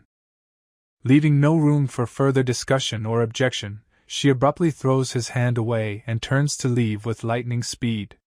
Every step she takes reflects determination and independence, and she is about to walk away, taking her pride and purpose far away from Bai. Bai stands where the girl left him, alone with his thoughts. Silence fills the air as he processes the harsh rejection he's just received. His eyes seemed like mirrors to reflect his soul, full of anger and disappointment. Confidence begins to grow inside him that the day will come when this girl who is now so desperately pushing him away will beg him for her love and touch. Meanwhile, in the distance, in an almost endless arena, the three main actors of this story stand: Lin Yukei, a woman with an impeccable level of cultivation, Brother Yi, an intricate and mysterious opponent, and Judge, the unshakable master of the battle. Lin Kei stands confidently in the arena, eyes smiling at the challenge. Her gaze shines with anticipation and confidence, she enjoys what is about to happen. On the other side of the arena, Brother Yi, no less confident and determined, smiles back as he looks at Quebec. He is not afraid of the upcoming confrontation, and his confidence overflows. While this is happening, the judge explains the rules of the fight and the reason why this massive arena was built. His words reflect the spirit of honesty and competition that is embodied in this magnificent building. He promises all participants that the fight will be fair. The winner will receive points, which are an important indicator of their cultivation level, while the loser will lose the same amount. Losing these points can mean stagnation or even regression in their practice. Yeyu, from an observational point, wonders if Lin will follow the established rules. For all his hidden confidence, he knows that nothing is guaranteed in this fight. The answer to his doubts is the statement of Lin, who says that there is no need for rules for a real fight. His words provoke many reactions among the audience. Yu, watching the events in the arena, reflects on Lin's power. Interest and bewilderment flicker in her eyes as she tries to figure out what's going to happen next. But despite all these reflections, she still doubts Kei's victory. Her thoughts are occupied by the unsettling possibility that Kei might lose. Moreover, she thinks that if Kei dies in this battle, no one will really care about his fate. This thought scares her. Suddenly, one of the students offers to bet on the outcome of the fight. This proposal seems to charge the atmosphere with a new expectation. The idea quickly captures the attention of others, and many of them rush to approach him and place their bets. This adds even more drama and excitement to an already tense setting. The student accepts the money, watching this kaleidoscope of events with satisfaction. Among all these people, Dafa, one of Lin's disciples, bets his money on his master. His confidence and belief in his master is much talked about. People think he's crazy, betting on Lin. However, his equanimity and firmness only add to the urgency of this momentary situation. And so, to the loud applause of the crowd, Brother Yi appears in the arena, joining the battle. The atmosphere of tension and expectation reaches its climax. Lin Kei boldly meets his opponent, waving his hand and inviting him to start. His actions seem almost casual, as if he is enjoying his superiority over Brother Yi. Brother Yi is perplexed, not understanding exactly what Lin means. His face is contorted with anger, and the anger that has accumulated in him is about to overflow. Perhaps it is Brother Ye's anger that causes Lin's equanimity. Kei says that he only needs one hand to fight, which only adds to Ye's bewilderment. Such an arrogant statement angers Yi even more. He looks at Lin with disbelief, not believing that his opponent can really get by with one hand. But Lin continues his provocations, claiming that just one hand is enough for him to smear Brother Yi in the arena. His words evoke thoughts about the upcoming battle, which seems to be getting closer and closer. Many of Bai's supporters are also outraged by Lin and his arrogance. They look at Kei with disgust, which only makes things worse. And then Brother Yi, without warning, rushed to the attack, rushing at Lin. His movements seem charged with anger, determined to destroy his rival. Kei deftly dodges each blow. His movements resemble a dance, as he plays with Brother Yi, dodging his attacks. But then, all of a sudden, Brother Yi makes a powerful blow that seems to be about to reach Lin. This moment freezes, as if time is slowing down. However, Kei still seems unperturbed. He easily grabs Brother Yi's hand, stopping his powerful blow as if by magic. Suddenly, energy begins to pulse around them. This shocks Yi, his eyes widening in surprise. He looks at Lin in fear. Brother Yi's eyes fill with horror. He cannot believe what is happening. With ease, Lin pushes Brother Yi away as if he is nothing more than a speck of dust. He falls back, but quickly gathers her strength. Despite the blow, Brother Yi, demonstrating his unbending will, stops his flight and gets to his feet. His eyes sparkle with determination. However, Brother Yi seems to be a little tired from the fight. His breathing becomes heavy and he tries to control himself. Lin Kei taunts him, saying that Ye's strength is not enough to defeat him. These words demonstrate his confidence in victory. But then Brother Yi starts cooking something special. He focuses, his energy pulses, he prepares for a new, strong attack. In the crowd of onlookers, Brother Bai and an old monk are watching closely. They both know what Brother Yi is cooking. Bai realizes that this is a special technique that Brother Yi is preparing. He looks at the arena, his face filled with worry and anticipation. And so, Brother Yi launches his attack. It's Star Spirit Punch. It crashes down on Lin Kei like a powerful star, ready to crush everything in its path. In a world of deep silence, an old monk whose name is shrouded in majesty sits meditating on the skill and technique Brother Yi uses. Suddenly, the whole environment is illuminated by a sparkling hail of powerful blows that fell on Lin. It is like rain, where each drop is a fatal blow that can destroy rocks and cut through steel. With respect and a solemn gleam in his eyes, Brother Yi praises Lin. He appreciates that Lin forced him to reveal the depth of his skill and use a technique that he reserves only for special occasions. However, Lin, who has a serene calmness and steely will, swings his fist with his characteristic calmness. His movement is perfect, every step is worked out to the smallest detail. With a force comparable to that of a falling meteor, Lin strikes directly at Brother Yi's chest. This is the kind of blow that can smash mountains and destroy castles, and it rains down on the opponent with violent force. A stream of blood comes out of Brother Yi's mouth.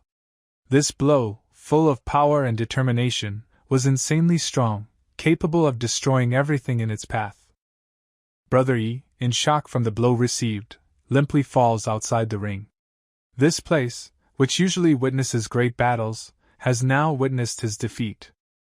From this sight, the old monk and Brother Bai are in complete shock.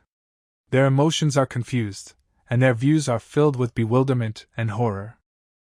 Silently, people look at this whole picture, their faces are distorted by grimaces of shock and horror. They cannot believe what they see with their own eyes. And then, along with Dafa, other people begin to rejoice, applauding loudly and praising Lin's victory. They rise like a wave, raising the air with their cries of joy and triumph. Kei seems to be a little distressed. Disappointment glimmers in the depths of his eyes. After all, even the disciples of the inner court were too weak for him. Lin slowly walks to the edge of the ring, his steps exuding confidence and calmness, as if he is already ready to leave, leaving this place and his opponents behind. But suddenly his move was stopped by a voice. A voice he didn't expect to hear at this moment, a voice coming from behind him. Brother Bai soars into the ring with ease and grace. Its movement is reminiscent of flight, just as smooth and elegant. Already lowered into the ring, he looks at Lin, his eyes filled with questions. He asks Lin where he is going to go. Lin, can't he just leave now? Perhaps he is not yet ready to leave this place without leaving a more visible trace behind him? Bai thinks that Lin, through his words and actions, insulted the disciples of the inner court. K, in turn, does not even try to refute this. His silence speaks more than words. For this insult, Brother Bai wants to teach Lin K a lesson. He is not going to just stand there and watch his students become the object of contempt and humiliation. Lin K, his face full of confidence, is ready for battle. He doesn't care when he starts. He is ready at any moment to subjugate the rhythm of the battle and get down to business. Brother Bai, whose swordsmanship is known far beyond their community, proposes to Lin. He invites him to choose a weapon, ensuring equal conditions for both fighters. However, Lin is ready to fight even with his bare hands. He does not need a weapon to prove his strength and skill. His strength is his hands, his skill is his mind. Without further ado, Bai quickly draws his blade from its sheath. He's not going to be condescending with Lin. He knows that only complete devotion and exertion of his strength will allow him to become a winner. Even Lin seems to be happy with Big Brother Bai's words. This confirms his determination and readiness for battle, which he perceives as a test.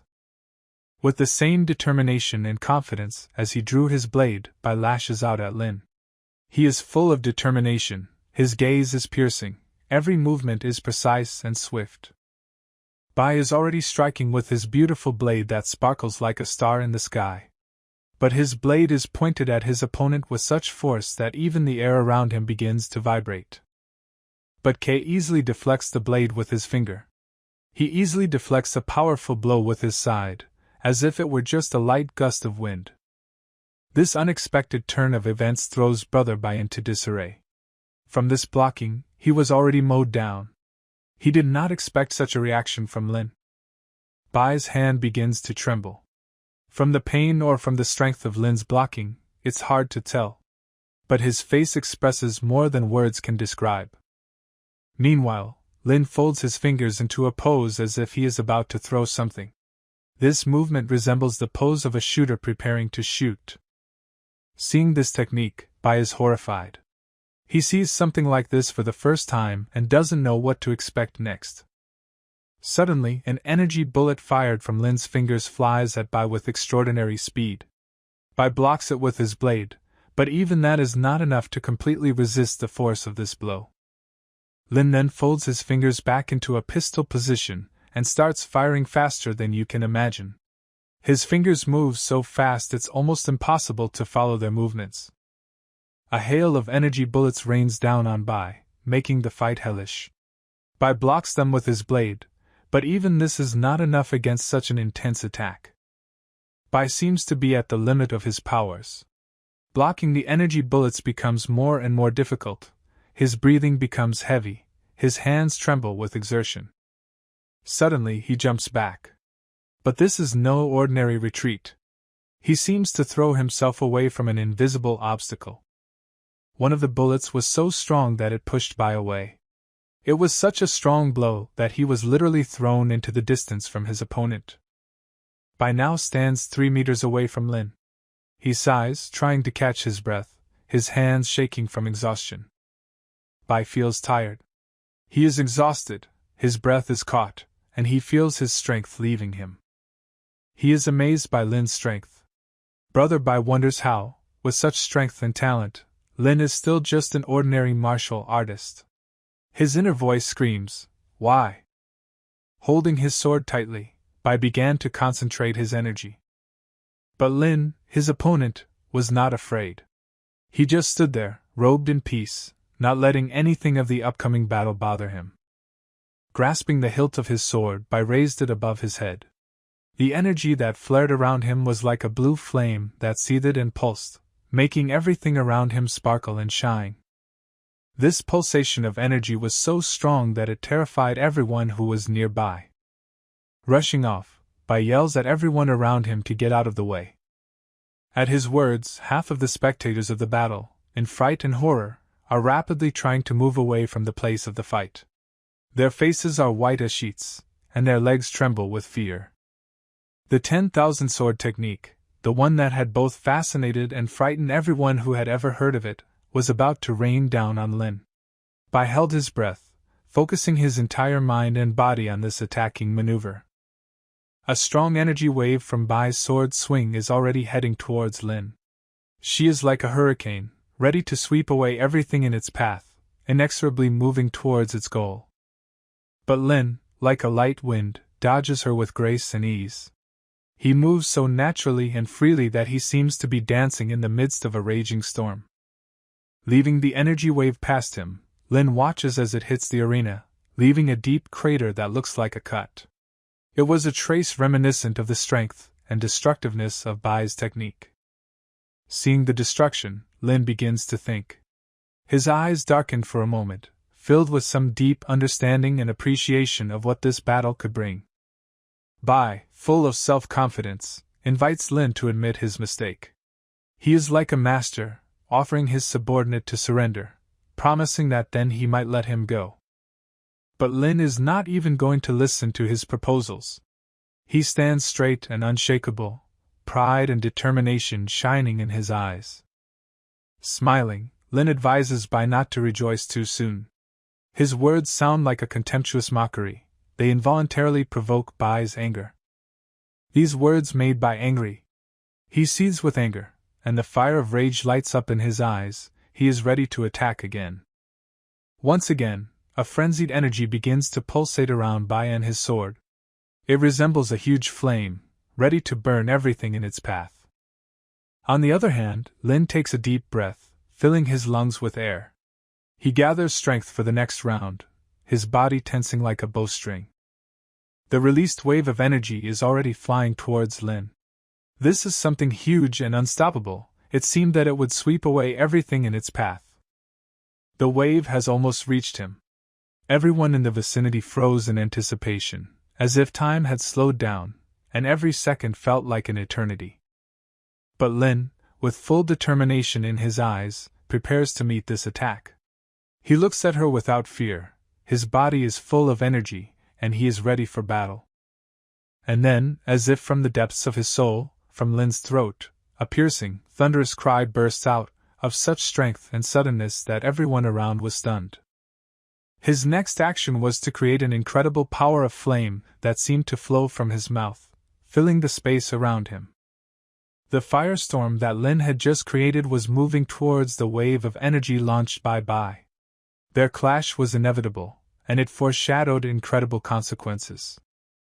At the moment of the collision, huge energy began to pulsate from both of them, creating waves of air that spread throughout the arena. A terrible sight was reflected in Bai's eyes.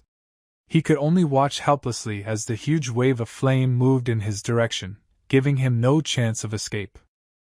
This wave of fire, like an invincible beast, gradually engulfed him. Bai could only watch as his own body was covered in bright flames. It was like a slow-motion spectacle as Bai was consumed by flames like a dragon's tongue, and he seemed smaller and smaller in front of this huge, all-consuming beast. Everyone who watched this fight was horrified by what they saw. Their faces turned pale and their eyes widened in fear and disbelief. This spectacle was so cruel and spectacular that it seemed unreal. But despite the fact that his clothes were burned to ashes and his body was exposed for all to see, Bai himself remained unharmed. The flames seemed to consume only his clothes, leaving his skin intact. However, despite his physical integrity, Bai was filled with terror and shame. His face turned red, and his eyes were filled with despair and shame. The girls watching the fight started blushing and whispering compliments to each other about Bai's body. This caused them embarrassment and confusion, and they tried to hide their faces from shame. Younger sister Yu was so embarrassed by this sight that she quickly closed her eyes as if trying to protect herself from the shame. Her cheeks were red and her eyes filled with tears. Lin watched Bai's reaction with interest. His eyes sparkled with satisfaction and he was curious about what Bai would say in response to his annihilating attack. Stunned and blushed with shame, Bai remained silent. He was so confused and worried that he couldn't even find the words to reply to Lin. Covering his private parts with his hands, he hurriedly stepped back, looking at Lin with a pleading look in his eyes. Bai muttered something unintelligible and started looking for cover, leaving Lin confused. At that time, a group of people, among whom was Daff, rejoiced with joy and triumph. They shout and jump for joy, congratulating their master Lin on his majestic victory. The entire academy campus is seething with rumors and discussions about Lin's victory. His name resounds from the outer court to the innermost corners, emphasizing his victory over his elder brothers Yi and Bai. People start calling Bai the heavenly child of the academy, while others taunt him after his defeat. This becomes an occasion for discussions and disputes. Discussions about Lin continue, with many speculating that he will be given the title of heavenly. His name becomes the subject of reverence and discussion. And then, among this crowd of people, Bai himself appears. His appearance instantly silences all voices, and the air is filled with tension and anticipation. In the middle of a dense bamboo forest, accompanied by the singing of birds and the whistle of the wind, stands a young girl Yu. She trains with the blade, executing every move with the utmost concentration. All these sword trainings are like a graceful dance, which she diligently works out under the supervision of a mentor. But Yui seems to be starting to look tired. Her gaze, usually full of determination, becomes distant and anxious. Suddenly, old woman Bai comes out into the field, with a worried look, wondering about the reason for this anxiety, which is reflected in the eyes of her younger sister. Yui starts talking, trying to explain his feelings, but doesn't have time. She is interrupted by her mentor, who thinks that the girl is still preoccupied with what happened during the last battle. However, the reason for Yu's deepest thoughts is her shame that she judged Lin by his appearance. She talks about it, her voice quivering with guilt. The teacher, trying to calm her down, notes that many elders also believe that Lin was just looking for glory. Their judgments were similar, and they too were wrong. Yu is about to say something back, her eyes filling with new emotions, but the words die on her lips. The teacher continues the conversation, saying that Lin's power has become incomprehensible to them. In the academy, which is the center of martial arts, no one can become his opponent. Suddenly, Yu asks his master, is she an opponent for Kei? This question carries not only curiosity, but also anxiety about the future. The mentor, who seemed so confident before, slows down the rhythm for a moment and admits that she, too, is too weak by Lin's standards. This confession becomes a new blow for Yui. The words of his old mentor unsettle Yui. She never thought that their power gap was so great. Master continues to speak, stating that it is rare for a person to achieve such strength at such a young age as Lin.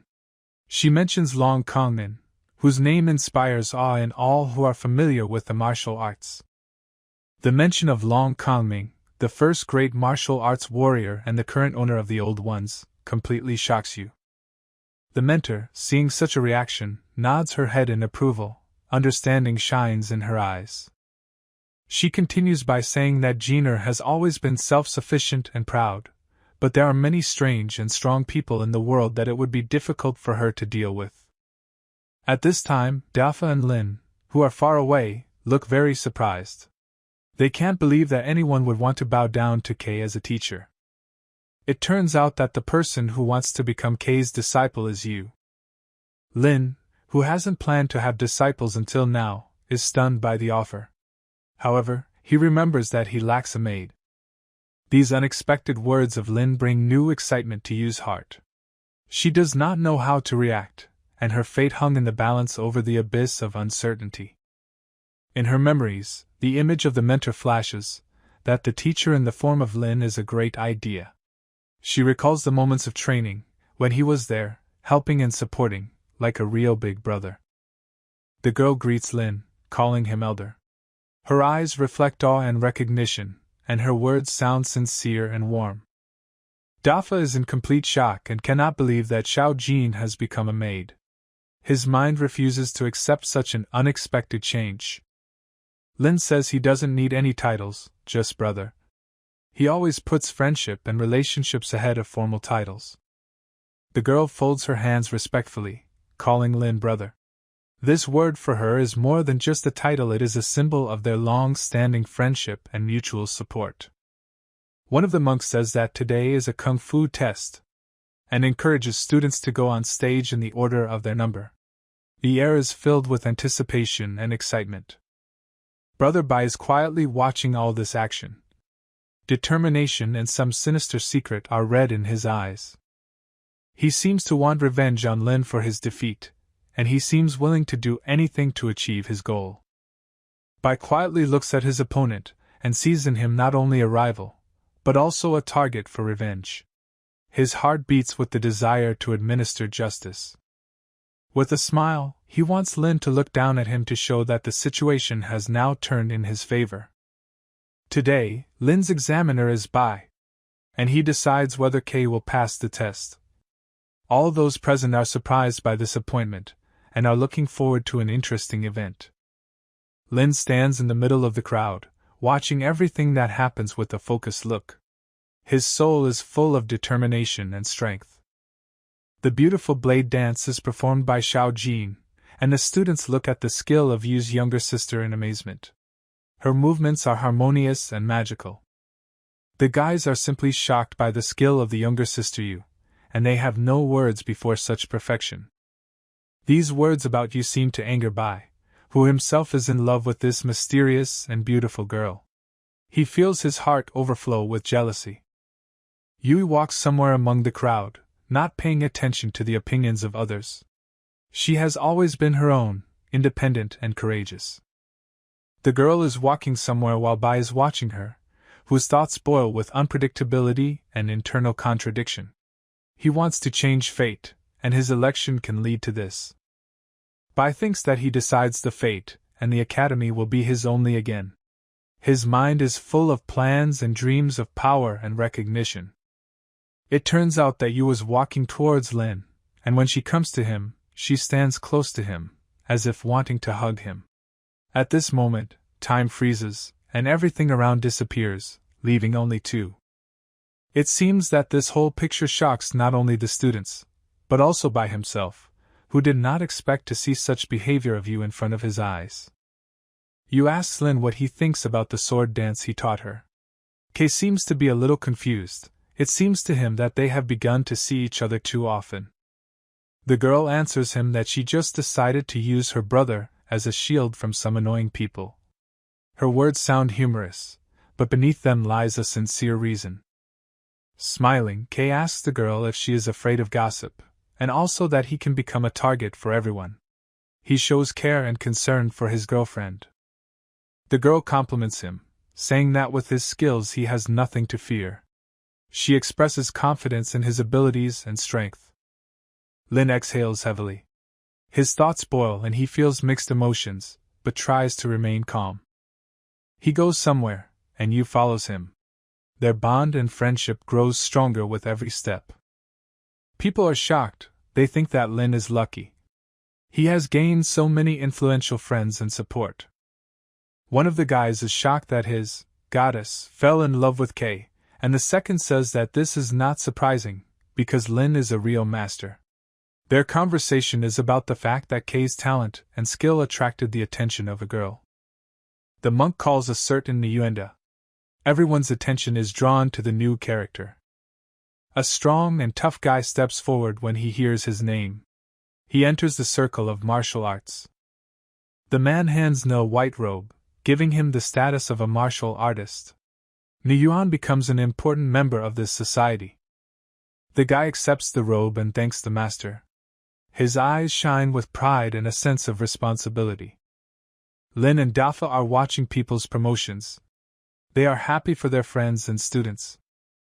Kei asks Jia if he will blame him for failing the assessment. Dafa doesn't care about this and bravely makes his way along with Lin. But Dafu doesn't care about that. The main thing for him is to be under Lin's supervision. He appreciates his teacher and wants to be around to learn and develop. Lin smiles at Jia. He is proud of his student and happy to see him grow. Sim Changkong, Dean of Lingzhou Martial Arts Academy. An important figure in the academy who influences the fate of students. Before Sim stands a group of people, led by a rich man in purple robes. Hints of intrigue and tension in the air. The dean welcomes and thanks Lord Mu Shou for his visit. Outwardly, everything looks friendly, but hidden plans and goals can be hidden under the surface. Mu salutingly says that he is honored to have the academy as the main martial arts academy in Lingzhou. He expresses his respects and wishes fruitful cooperation between the academies. As a thank you, they brought a gift. The dean recognized the importance of such gestures. They strengthened friendships and created an atmosphere of mutual respect. The dean thanks them for their kindness and devotion to the country. Mu was a recognized and respected leader, his words carried weight, and the dean expressed appreciation for his contribution. Mu came to the academy to deliver materials and meet a friend, and the dean is surprised that he has friends here. It brought a smile to the dean's face, as friendships and alliances were important in life. It turns out that he came to meet Lin Quebec. This name aroused Dean's interest, and he intended to learn more about who Lin K was and what he could contribute to the academy. Sim seemed surprised by these words. He had probably heard of Lin K before, and now his appearance was causing some surprise. Sim asks Qin if there is a certain Lin K among the disciples of the inner court, and Qin seems surprised by the name. He quickly scans his notes, and comes across a familiar name. Qin says that there is such a student, but he is in the outer court, and recently he failed the test in the inner court. Mu is shocked by these words, because K could not fail, for he wields the power of the gods. Such a failure seemed inexplicable, and it raised questions about possible causes. Qin doesn't like Master Shaw's attitude towards the academy's trials.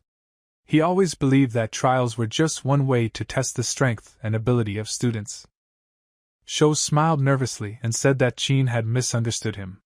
He tried to explain that his attitude to the tests was always fair and based on an objective assessment.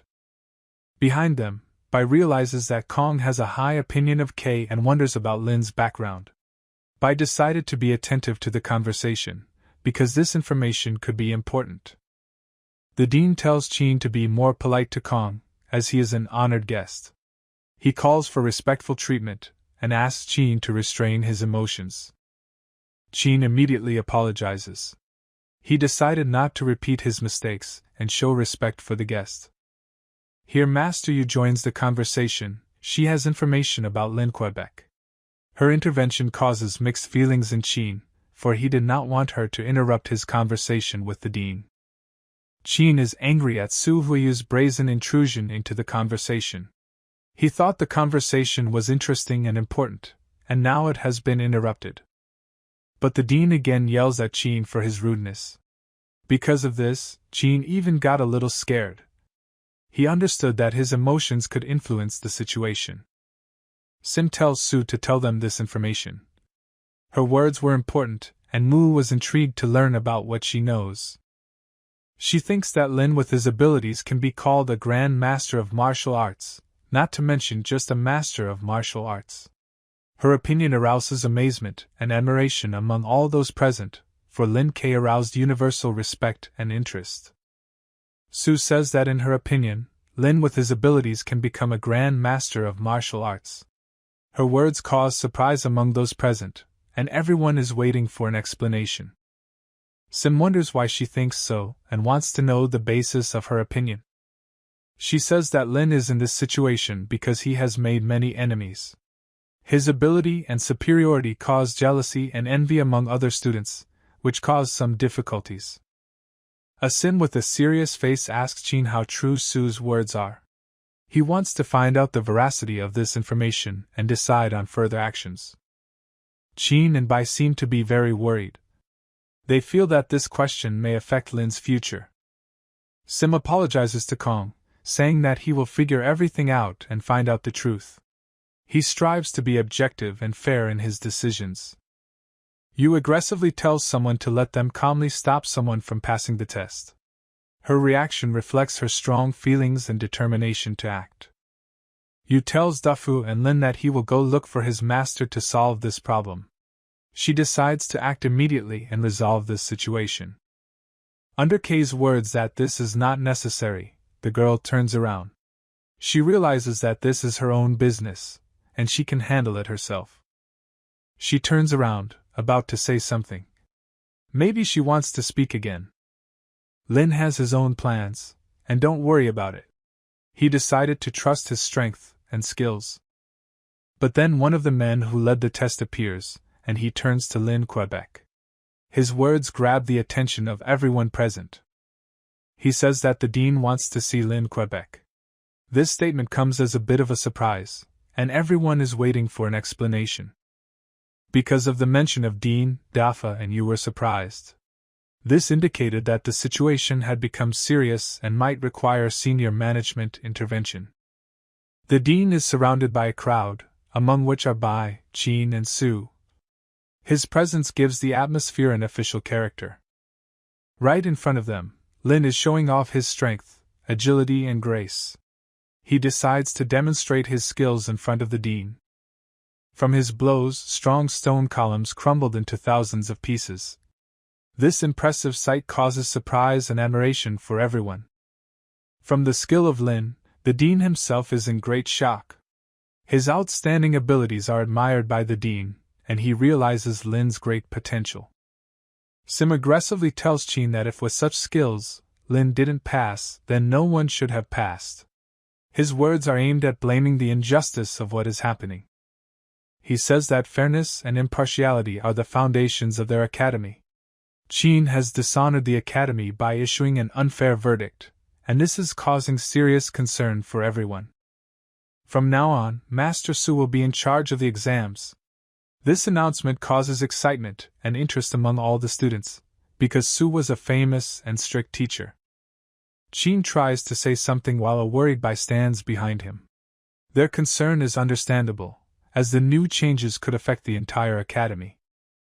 But Sim, not even listening to them, quickly seeks to get away from here. His attitude to what is happening shows that the situation requires his immediate intervention. Out of anger, Chin lashes out at Bai, blaming him for everything. Chin is unable to contain his emotions and holds Bai responsible for what happened. Bai kneels down and asks the master not to get angry. He feels guilty and wants to apologize to Chin. Chin moves away from Bai in anger. His emotions are seething and he tries to control himself. The elder brother's face is full of horror, despair and fear.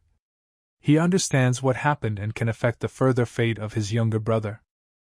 Kong congratulates Lin on his promotion, and Lin thanks him in turn. This is a moment of pride and joy for all students. Kong says that Lin shouldn't be so modest, to which K says that Kong is serious. Mutual respect and support reign in their conversation. The master also thanks Lin for curing his mother and, at her request, invites him to her birthday party. He acknowledges Lin's contribution and wants to thank him. Lin will definitely be there, and Kong thanks him for that. They continue to exchange mutual expressions of gratitude. Lin seems to be asking Dafa about a certain Chinese New Year festival. He is interested in cultural events and traditions. Dafa talks about this festival, and he seems to be very much looking forward to it. He gladly shares his knowledge. Lin teases Dafa by saying that he never forgets to eat. Their friendly interactions add lightness and joy to the setting. And Dafa also mentions that the highlight of this festival is the ladies' competition. Yu is watching and listening to this. She is interested in information about the competition. She rebukes Dafa, saying that all men do is look at beautiful girls. Her remarks aim to draw attention to equality and respect. He says Jin's words are too stereotyped, and this contest also tests the girl's talent. It protects the fairness and objectivity of the competition. The girl doesn't seem to like that Dafa calls her Jin-er, and he jokingly calls her daughter-in-law. This turns into light studying and friendly jokes. The girl pulls out her blade and runs after Daf, telling him to shut up, who tells Lin that Yu is going to kill him. Perhaps this is just a game of their strong friendship, but the emotions on the faces of the students are clearly tense. Dafa seems to like the bright streets of the festival city.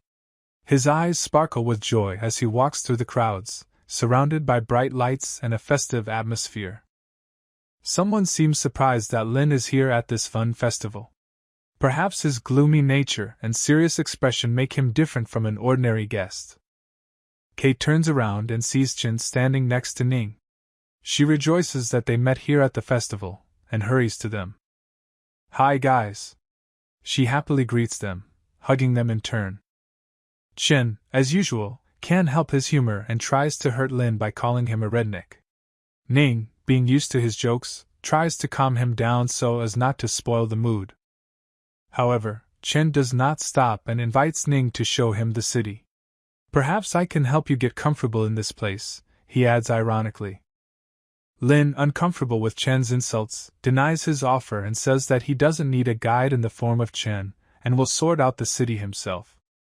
Chen, without giving up, again insults Lin, pointing out his origins from a poor family. He emphasizes that he may be really uncomfortable in this flourishing city. "You talk so confidently about money, Chen, but you forgot that I don't have rich relatives," Lin replies with a hint of sarcasm. "But thanks for your kind offer to lend me money. My family doesn't own a bank, but we have our values and integrity." Dafa, Lin's faithful friend and disciple, stands up for his master. "Don't you dare insult him. Respect others to be respected," he says with a serious expression on his face. However, Chin, not wanting to back down, calls Dafa fat.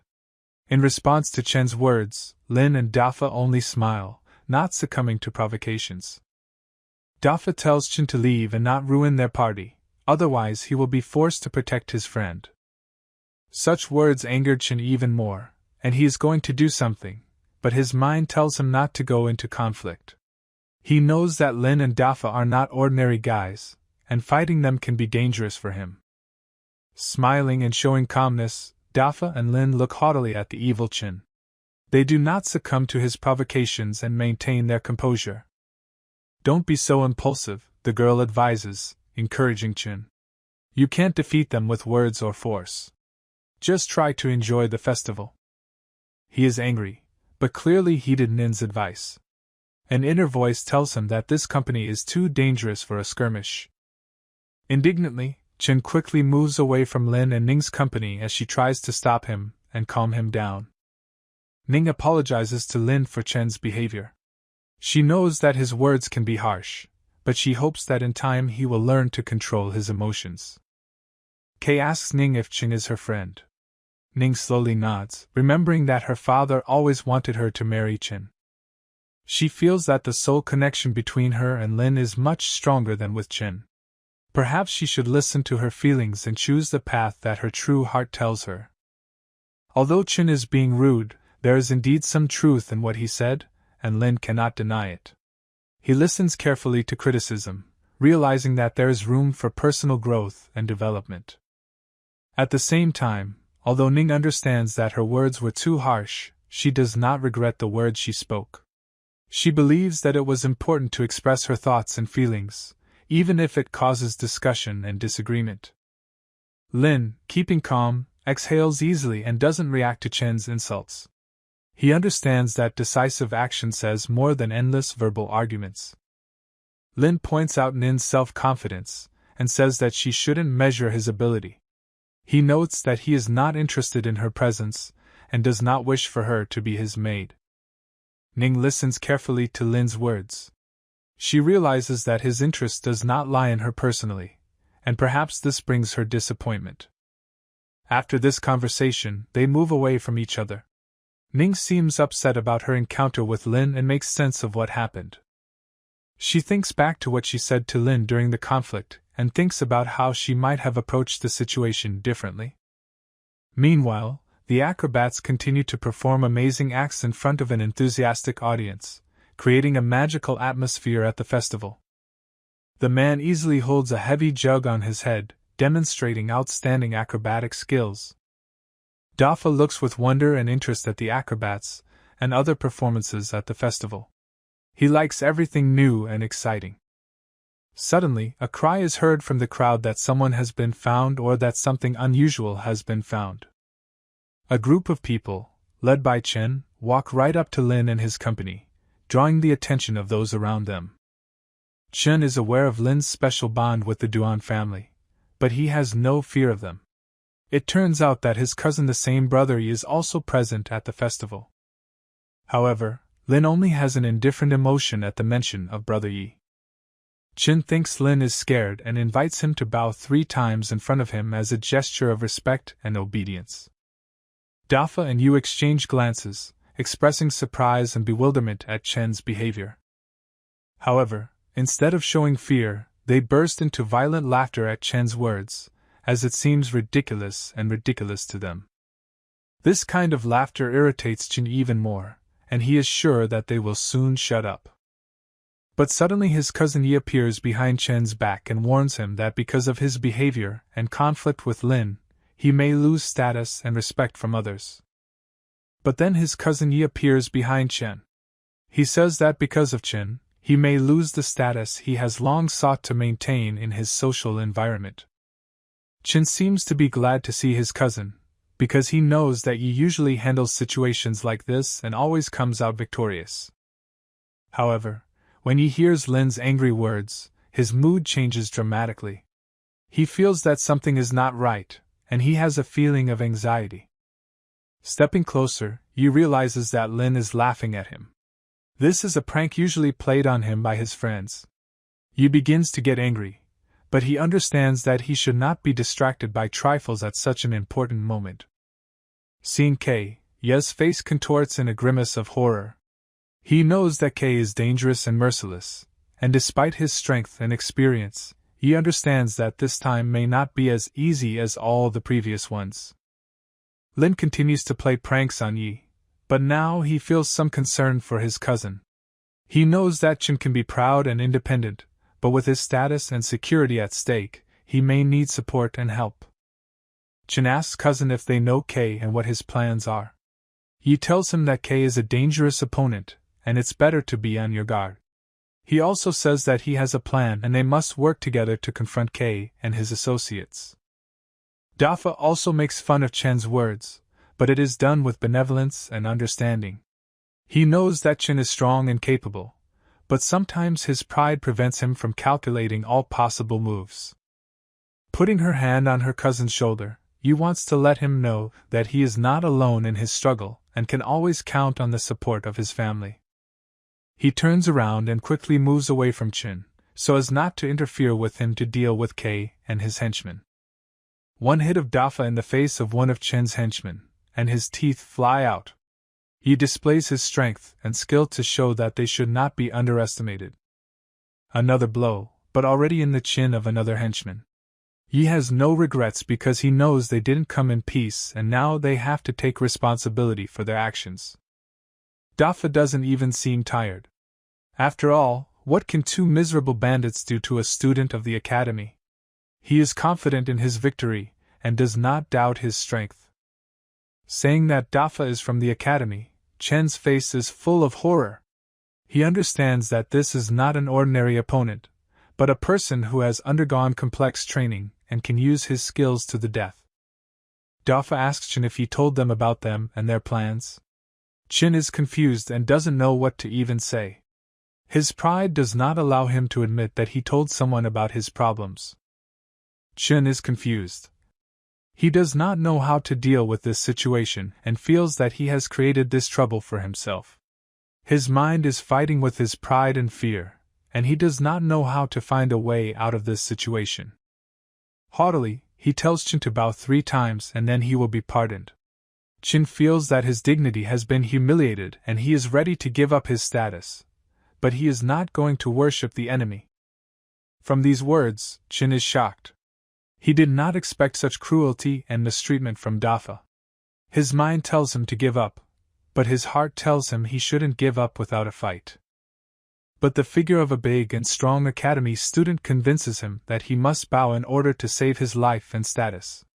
He has to make a difficult decision to submit or fight to the end. Baring his teeth in anger, he realizes that he is now trapped and has no choice but to act.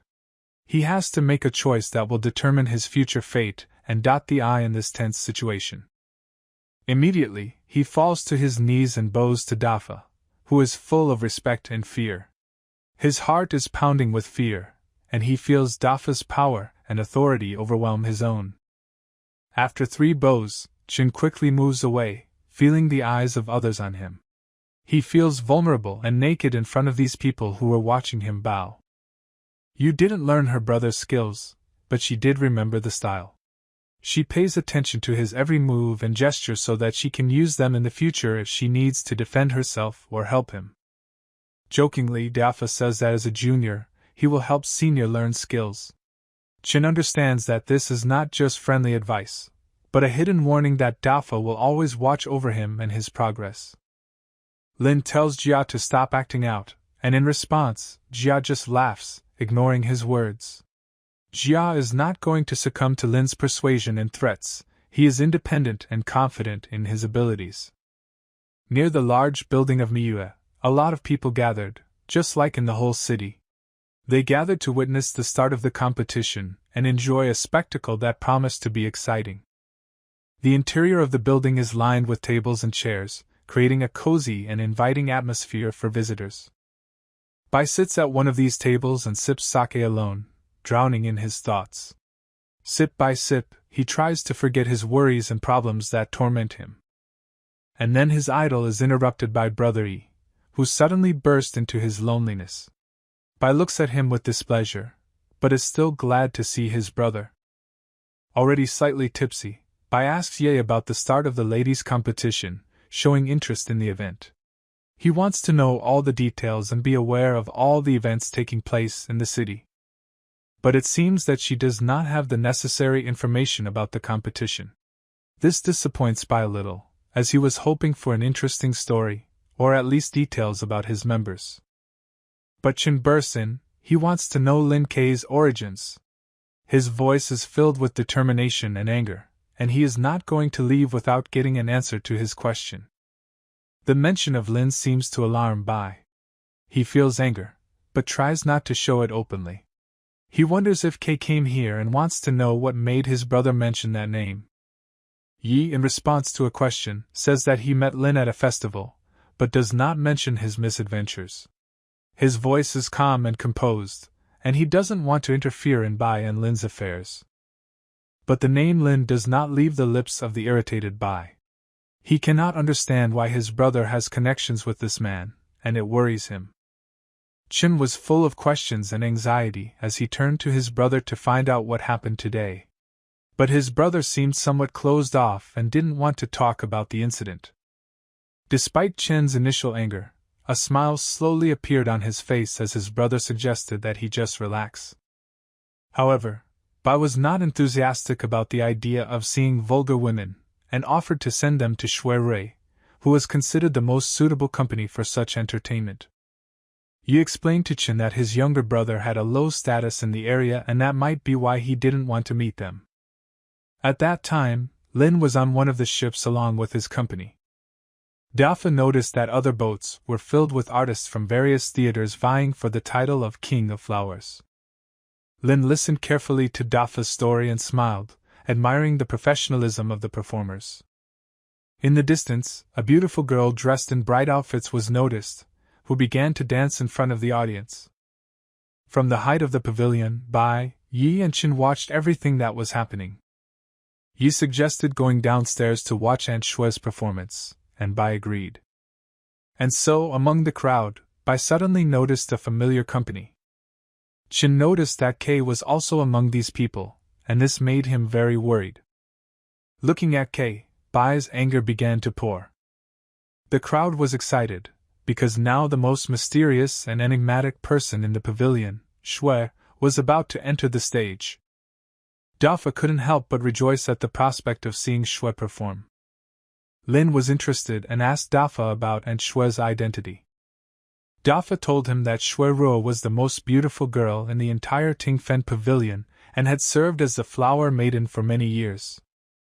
Dafa was confident that Shue's performance would be the grand finale of this amazing show.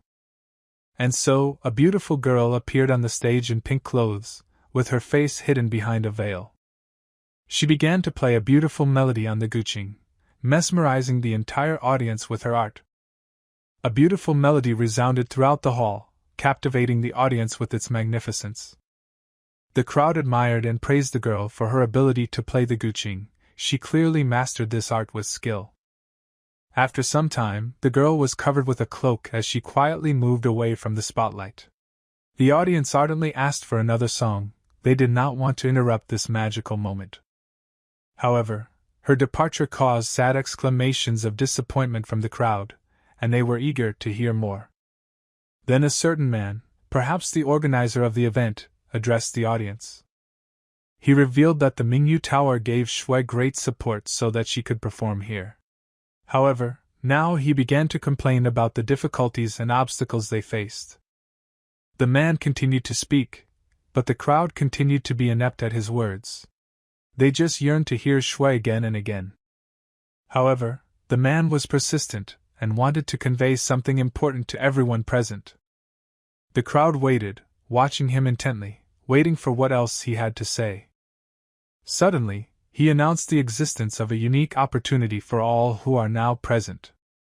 People perked up and showed interest, eager to learn about such an interesting opportunity. If someone from the crowd proves his sincerity and pleases Auntie Shui, then he will have a chance to meet her alone. It seems that this fat man does not pay attention to sincerity and seeks to buy a passage to the girl, and it seems that people do not like this attitude. At the auction, everyone present raises their hands with money, offering insane sums for the opportunity to meet the mysterious Shui. Then such an insane amount sounded that it is terrifying an auction in the amount of 100,000 melts. It turns out that the author of these words is the mysterious Chen, who knows what he wants. With a haughty smile on his face, Chen reiterates that they are willing to pay as much as 100,000 for the opportunity to meet the mysterious Shui. And then Chen turns his attention to Lin and his company, who are also present at this auction. Chen realizes that even though Lin is a martial arts master, everything in this world depends on money and power. A man acting as an auctioneer asks the crowd if everyone has something to give in return for the welcome they want. Dafa, Lin's faithful companion, invites his friend to take part in this tempting game. And the attention of the man again turns to the guys, wondering if they have worthy gifts for the auction.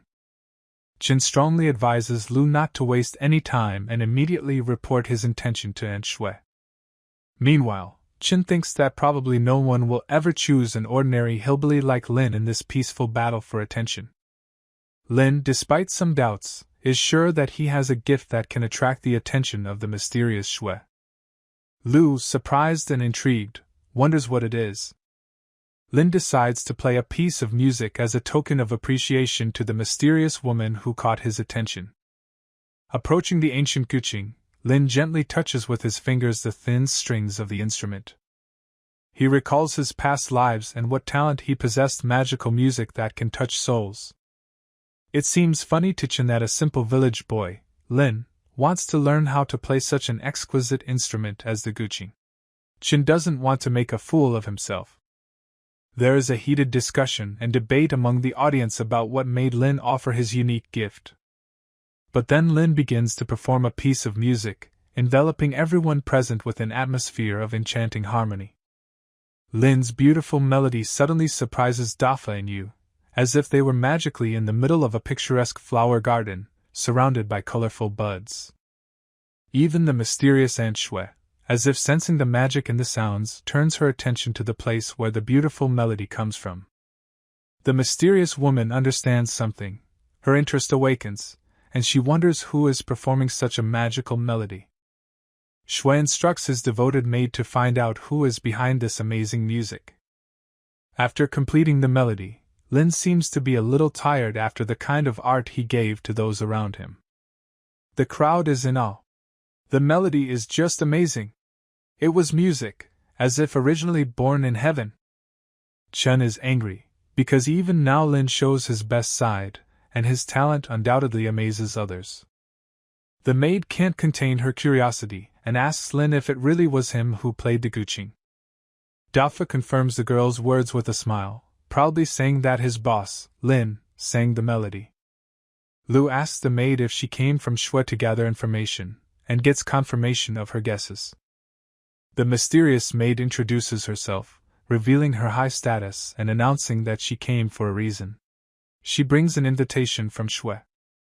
Chen is stunned by her words, as events unfold so unexpectedly and excitingly. These unexpected words also alarm Bai and Yi as the situation becomes more and more mysterious. Chen's annoyance just boils. It is unforgivably hard for him to understand how it is possible that Lin, this guy, was invited to the party by Aunt Shui.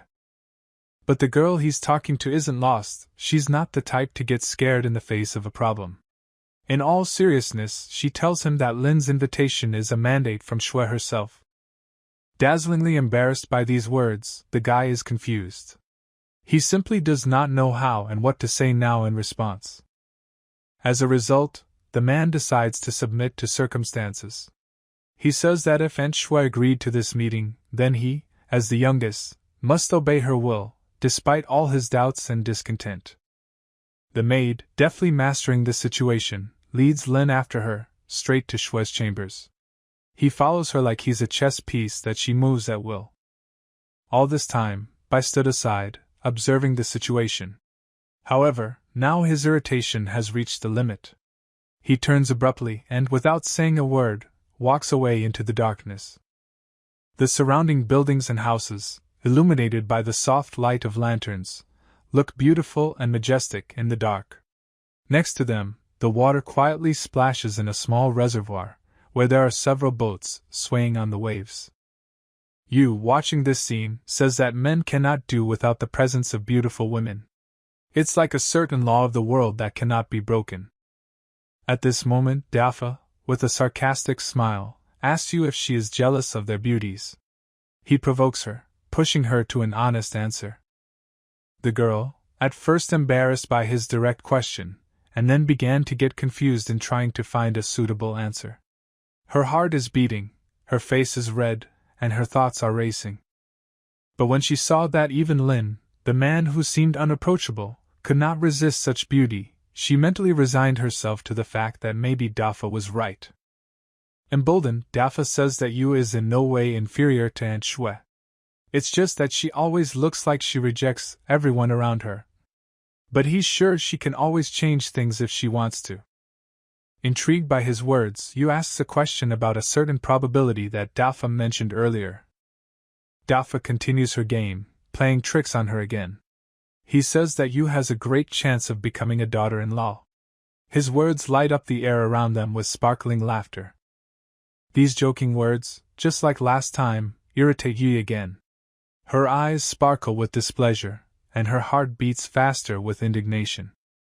And at that moment, Lin returns by boat to his people. His figure is clearly visible in the light of the lanterns, and his return brings relief to all who have been waiting for him. Dafa is especially happy about the return of his boss.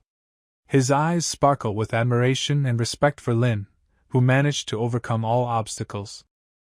The first thing Dafa asks Lin is how beautiful Shui is.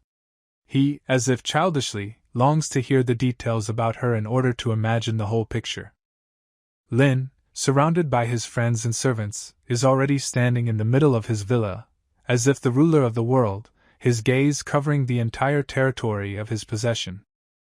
He likes this place, he feels at home here. And Dafa is absolutely delighted with this place.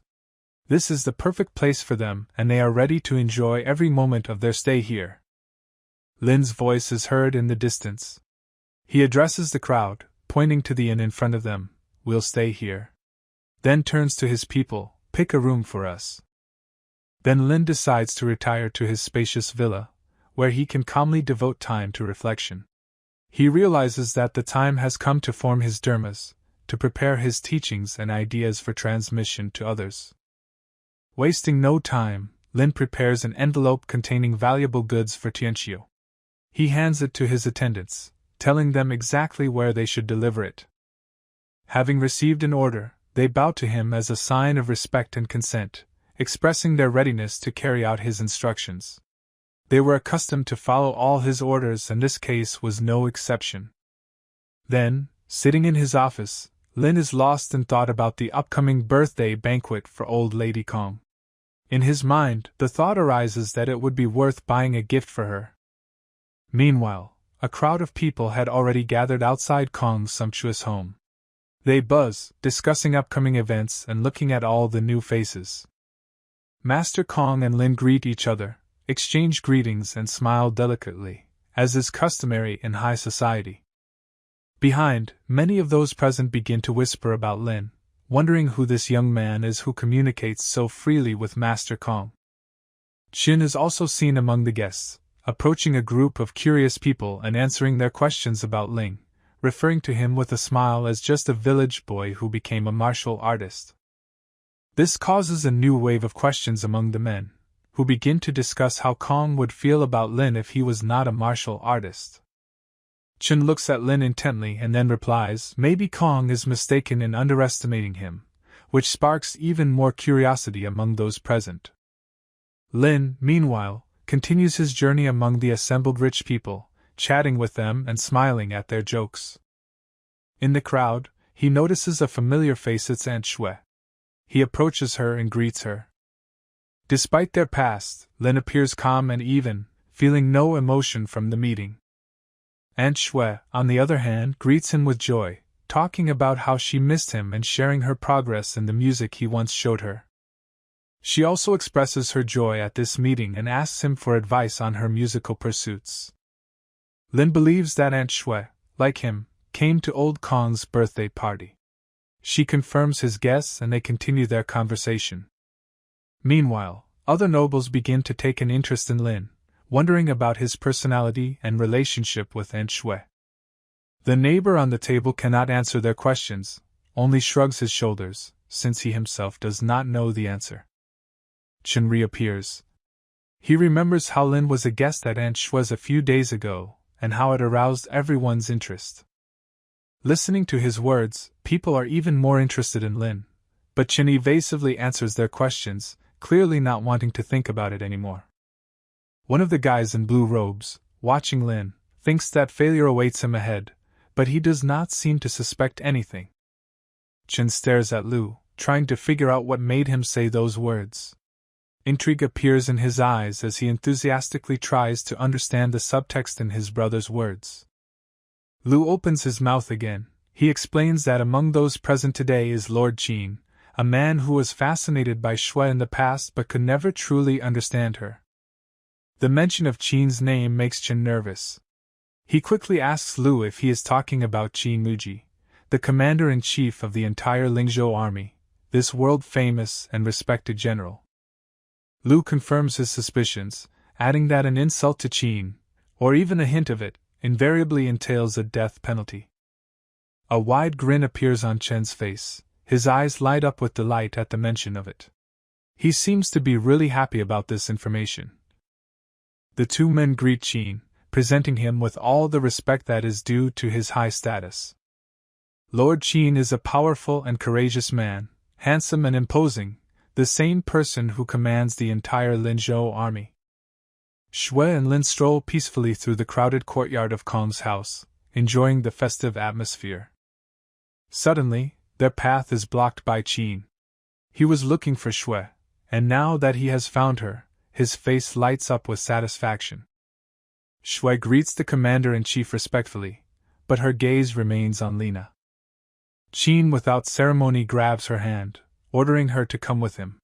His voice sounds confident, and his eyes are adamant. Shui firmly rejects his demands. She says that she will not let him humiliate her and encourages Qin to show her respect. Qin questions Shui's nobility. He believes that her behavior does not correspond to her status. Shui is amazed at Qin's rudeness and obscene words. All this time, Lin silently stands aside, watching what is happening. Shui says that if Master Qin continues to torture her, she will die. Her voice sounds determined, and her eyes are full of determination. Qin is shocked by her words. He quickly rushes to her, intending to convince her of his right. But Lin steps between Shui and Qin, shielding the girl with his body. Qin seems to be shocked by this turn of events. Obviously, Lin does not approve of Qin's rude behavior. His eyes are gleaming with rage, and his body is tense. Qin begins to question Ling about his background and wonders if he knows about his status. But Lin does not pay attention to his status. Shui rejected Qin, and that's all that matters to him. Those who witness what is happening are in a state of deep shock. They can't believe their ears and eyes that Kei really dares to confront Qin so directly and openly. Qin watches it all with satisfaction, his eyes sparkling with joy and delight. For him, all this is a real show, a spectacle that is just beginning, and he cannot wait to see what happens next. Qin, flushed with anger and indignation, is about to stab Lin. His fist has already swung, his face is contorted with anger, and he is ready to unleash all his indignation on a laughing opponent. But at that moment, a piercing scream is heard. The voice sounds stern and authoritative, urging everyone to stop, freeze in place, and stop their actions. This unexpected intervention forces everyone to shut up and turn their attention to its source. The majestic Kong appears, accompanied by his mother and maids. They come out of the shadows, where until now they have gone unnoticed, and enter into the spotlight. Seeing Kong's mother, Qin respectfully folds his hands in front of her, feeling deep reverence and respect for this old woman. Madame Kong addresses Qin, her voice stern and unyielding. She asks him why he is here to congratulate her or destroy everything with his own hands. Qin tries to argue something, but his words sound incoherent and unconvincing. He tries to pretend that everything that happened was just a joke, but his voice and facial expression betray him. Mother Kong turns to the commander and asks him about his intentions. Qin replies that Lin was rude to him, and he just wanted to reprimand him, but lost control of himself. Qin's words only increased the old woman's resentment. It seems to her that Qin, having taken such a high position, forgot about his roots, forgot about who he really is. Lin, sensing how the situation is heating up, sincerely hopes for Kong's mercy and favor. He understands that everything he has today, he received thanks to this woman and her son. Unexpectedly for everyone, the woman starts yelling at the commander. Her voice is full of anger and reproach. How dare Qin be so rude to the person who saved her life? From these words, Qin is shocked. He could not think that this guy, whom he despised and treated so rudely, turns out to be the savior of his benefactor. Kong confirms his mother's words, adding that Lin has great strength and power. It is thanks to this man that his mother can enjoy her birthday today. Qin is completely confused. He stands suddenly disarmed and does not know what to say in response. He is too upset and confused. At the same moment, he turns to Lin, kneels before him, and asks his forgiveness for his rude behavior and wrong words. Calmness is a typical emotion for Lin. He remains as unperturbed as ever, not letting the slightest expression of emotion on his face come out. Master Kong also apologizes to Lin for this situation. In the background of this scene, in the shadows, Qin was hiding. His face was sad and preoccupied, full of awareness of his situation. He understood that for his behavior, for the way he treated Lin, he should have been killed. But today luck seemed to favor him. Kei, his older brother, used his authority to save him.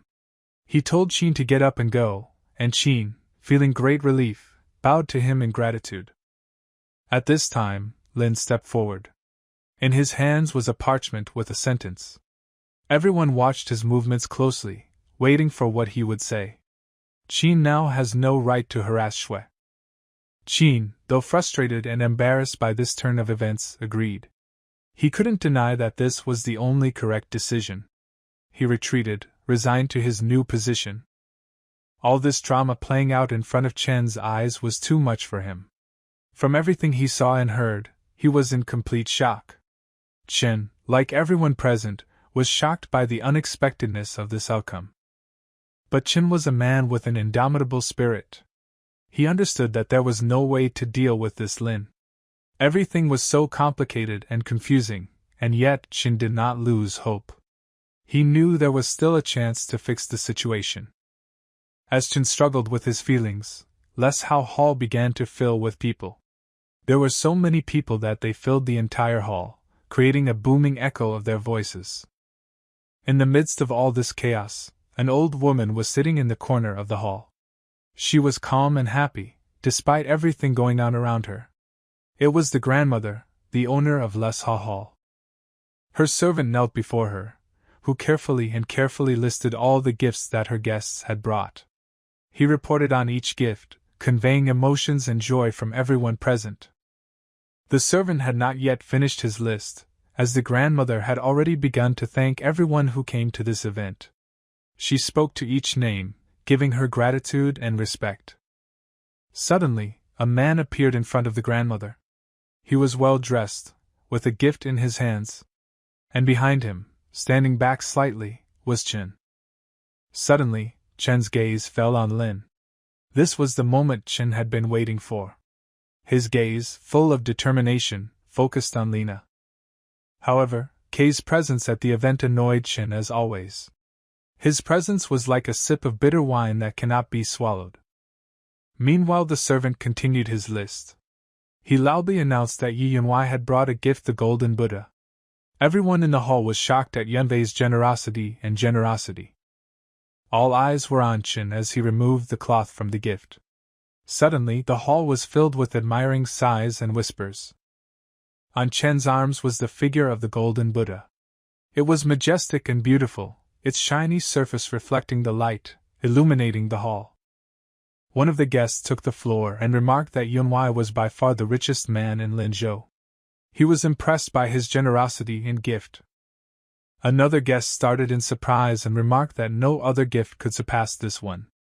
Everyone in the hall was amazed at Yunwei's generosity. Finally, Chen turned to Lin. He mockingly asked him if he had brought songs and poems as a gift, to which everyone in the hall laughed. But underneath Chen's mockery, there was something more. He was determined to show that he was capable of more. Lin is enveloped in silence. He, apparently, is not yet ready to issue answers to the challenge thrown by Chen, who is distinguished by boundless arrogance. Chen hopes that Lin's luck will run out right before his eyes. He looks forward to the moment when he will finally stop being an object of luck. But suddenly Lin gets up and walks over to the old lady. From the depths of his robe, he holds out a gift that was specially prepared for her. Finally, he takes out a gift, and it turns out to be nothing more than an ordinary peach pit. This incredible and humble gift leaves everyone present speechless. The people in the hall cannot hide their surprise. And behind Lin, a crowd begins to boil, mixed up with gossip that is trying to split the air around. Even if he could not have a worthy gift, could he not just announce everyone with a peach pit? The phrase flickers and disappears in Chen's thoughts like a spark in the night. Lin asks a servant to bring a pot of colored earth and a pot of water. The servant seemed to be a little taken aback by this unexpected demand. The servant seems a bit taken aback by this unusual request. His face expresses bewilderment and slight embarrassment. But Madame Kong, an old lady with authority, insists that the servant do what Kei ordered despite his bewilderment. Chen is already looking forward to the incomparable spectacle that Lin is about to present to him. And here are two servants, each carrying a pot on their shoulders. They head towards where Lin is standing. Lin looks inside the pot. His eyes scan the contents carefully. He then places the peach pit on the ground, watching closely as it falls to the ground. With his breath on his finger, he amplifies the energy, which is like a flame and begins to pulsate around him. This energy, like a living flame, rushes straight into the pot. And then, as if exploding, the peach tree begins to grow out of the pot at an incredible speed. All the guests in the hall are in complete shock. They look at this incredible scene in disbelief. In a matter of seconds, juicy peaches begin to appear on the branches of a young tree. Right in the middle of the hall, in a pot, a peach tree adorned with fresh fruits majestically flaunts. Lin gently plucks one incredibly beautiful and juicy peach, its skin slightly deformed under the pressure of his fingers, hinting at the richness of flavors inside. Carefully but surely, he holds out the peach towards Granny Kong, holding it up like a treasured artifact before her eyes. The woman expresses her gratitude. Her eyes fill with brilliance and surprise, because in her old age to see such a miracle, to experience this magic becomes just a wonderful gift of fate. One of the distinguished guests freezes in admiration near a young tree, and with a loud exclamation announces this as a miracle. His words reflect the general admiration of those present. Stunned by this phenomenon of magic, even Chen, always confident in his abilities, is in a state of shock. He cannot believe that such a spectacle is being played out in front of him. Lin again extends this magical fruit to the woman, offering it as a sacred gift created by nature and magic. Her faithful servant reverently says that eating this fruit, saturated with magic and living energy, will certainly lead to a long and healthy life. With reverence and delight, Grandma Kong eats this amazingly juicy peach. A wonderful, almost mystical bliss penetrates every cell of her body, and the taste of peach that opens in her mouth makes her forget about everything in the world. She declares with deep conviction that this peach is a real magic fruit. This peach, so bright and saturated, seemed to have burst right out of the pages of children's fairy tales, bringing wonder to the real world. The crowd of people begins to seethe with excitement, offers to buy peaches fly from mouth to mouth, and the insane amounts that they are willing to give sound like music.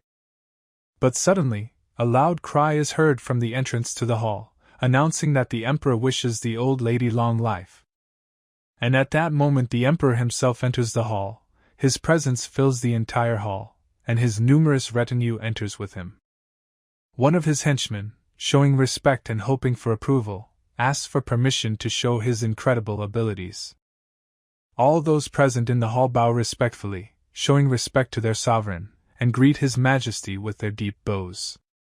The Emperor, smiling with a gentle and restrained smile, replies that it is not worth being so kind, demonstrating his modesty and favor. Kong Lao bows to the Emperor, saying that he deserves punishment for not meeting him. His Majesty, in turn, appreciates Kong's contribution to the development of the country, and the fact that he should not be so modest. Moreover, he came as a guest, so for a while you can forget about the courtesies. But the spirit of Kong is unshakable. He feels genuine bewilderment at such an informal treatment of the Emperor, and wonders if he should behave in such a way. The Emperor, taking the position of the host of this great assembly, introduces to all those present the inimitable Tao Master, whose wisdom and power are known in all corners of the empire. Kong, respectfully clasping his hands in a traditional greeting, opens by saying that he has heard a lot about the Tao Master, his stories and exploits, and is glad to have the opportunity to meet him in person. Lady Kong, personifying majesty and dignity, bows with reverence to the Emperor. She expresses her sincere joy at his visit, noting that he did not forget about her and came to visit her on her birthday. The Emperor, immersed in his thoughts, suggests that after eating such a magical fruit, a woman will not only return to life, but will begin to flourish like never before. And then, in the midst of all this crowded celebration, the Emperor's gaze falls on Lin. He asks Kong who this young man is, whose presence he finds particularly interesting. The Emperor heard a lot about Lin's merit and reputation, the same one, in turn, modestly dismisses, claiming that he is just an ordinary person who came from the mountains. But the Emperor, not surprised by his modesty, thinks that Kay should not be modest after such grandiose feats that everyone hears about. It seems that the Tao Master feels a little annoyed that the Emperor treats Kay so respectfully. Lin, while maintaining outward calm and ease, listens to all this, as if watching a game of chess. The Emperor carefully explains the reason for his behavior to Tao, trying to show him his point of view and respect for Kay. And at this tense moment, an old man intervenes in the dialogue, who loudly claims that Lin created an immortal tree. And then, as a confirmation of his words, from behind the servant Kong confirms this information.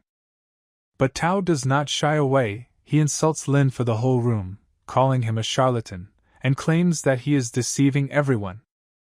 This old man, boldly and confidently, asks Tao if he can confirm his accusatory words. And then Tao pulls out a kind of parchment, decorated with ancient symbols, reflecting the wisdom and knowledge of the ancient masters. He powerfully throws it up, as if releasing a bird into the sky. Shining yellow parchment soars above the hall, momentarily turning into the center of everyone's attention. And then, at one moment, as if frozen in time, it begins to sparkle. A sudden burst of light covers the entire hall in bright yellow light, like a sunrise in the very center of it. Lin, with deep understanding, realizes what it is. The art of the talisman, which originally existed in the world as part of the rich heritage of ancient cultures.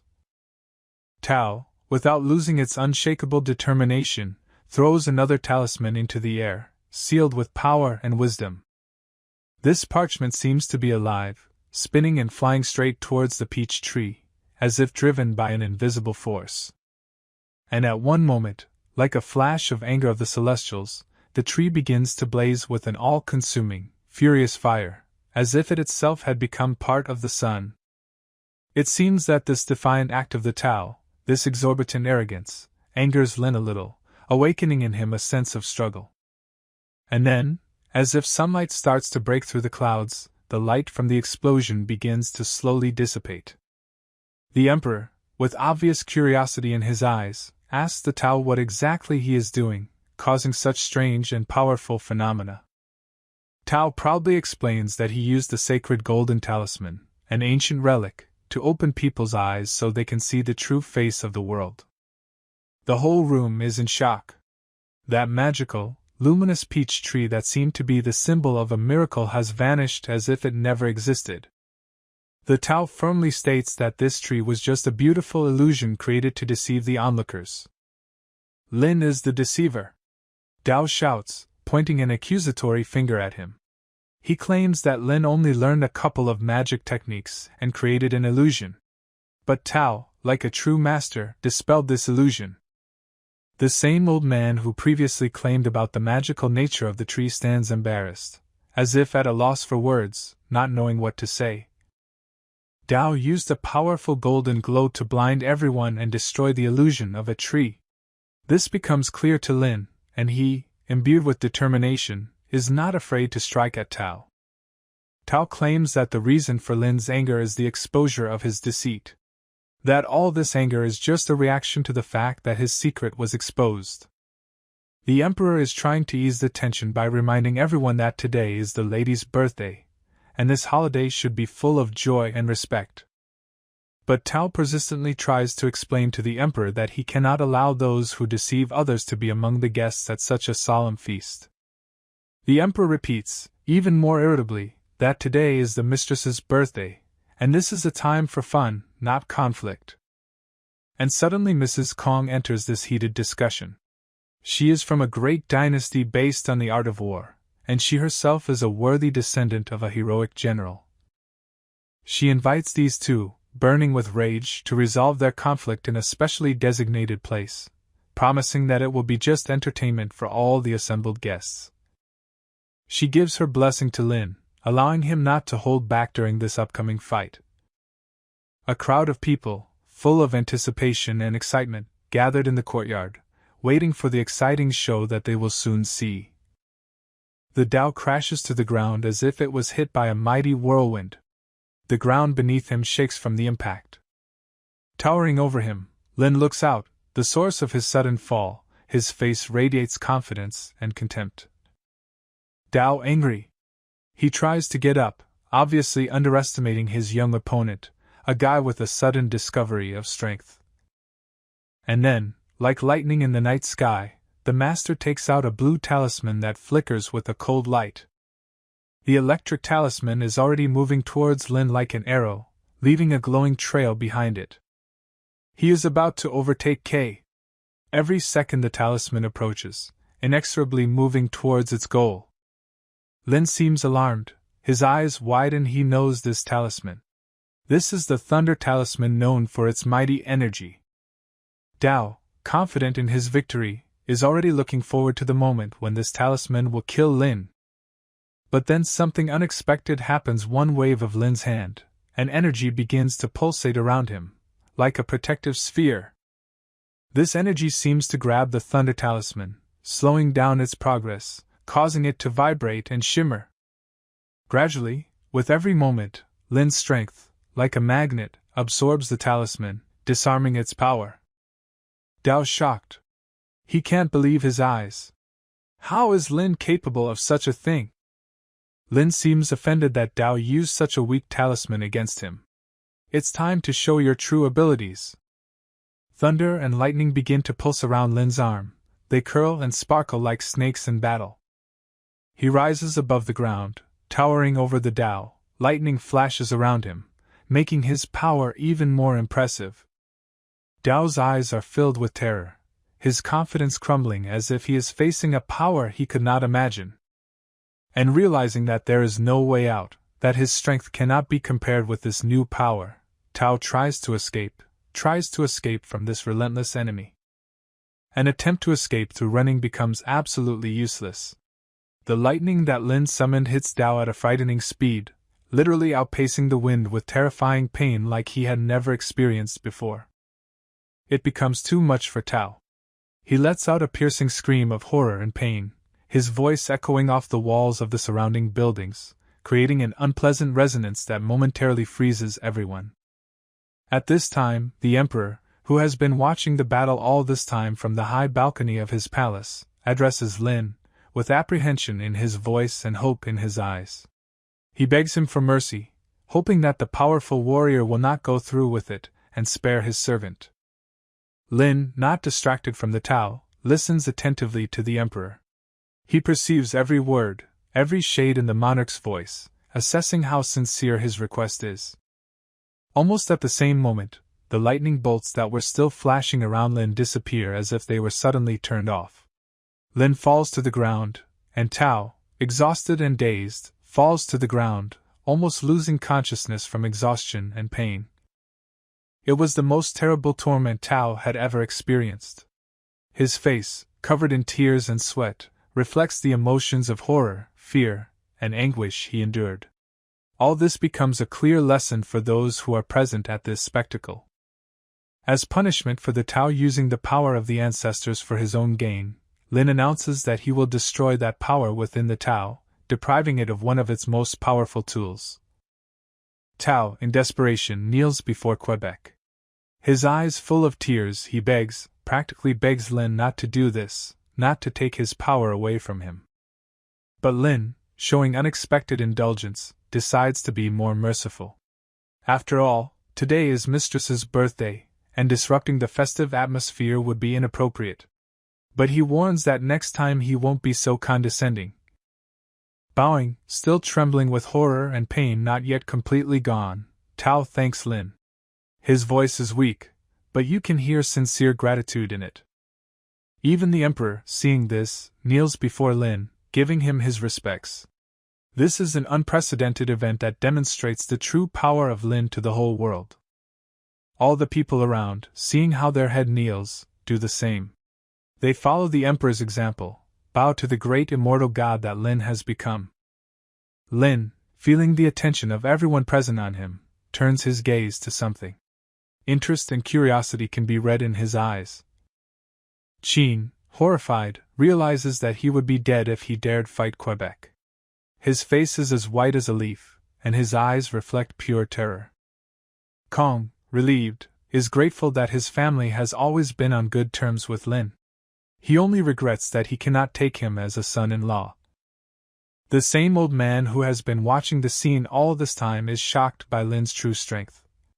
His face expresses complete amazement and fear. He understands that now Lin Zhou will never be the same.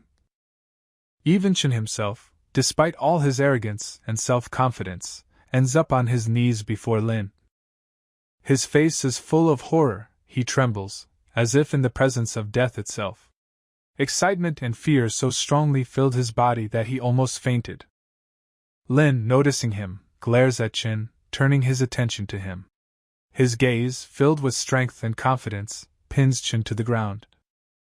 With a scared and trembling voice, Chen realizes his mistake.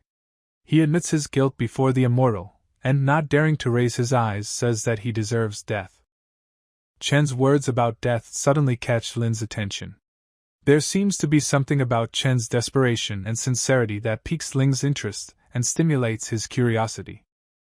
Still frightened, Chen continues to speak.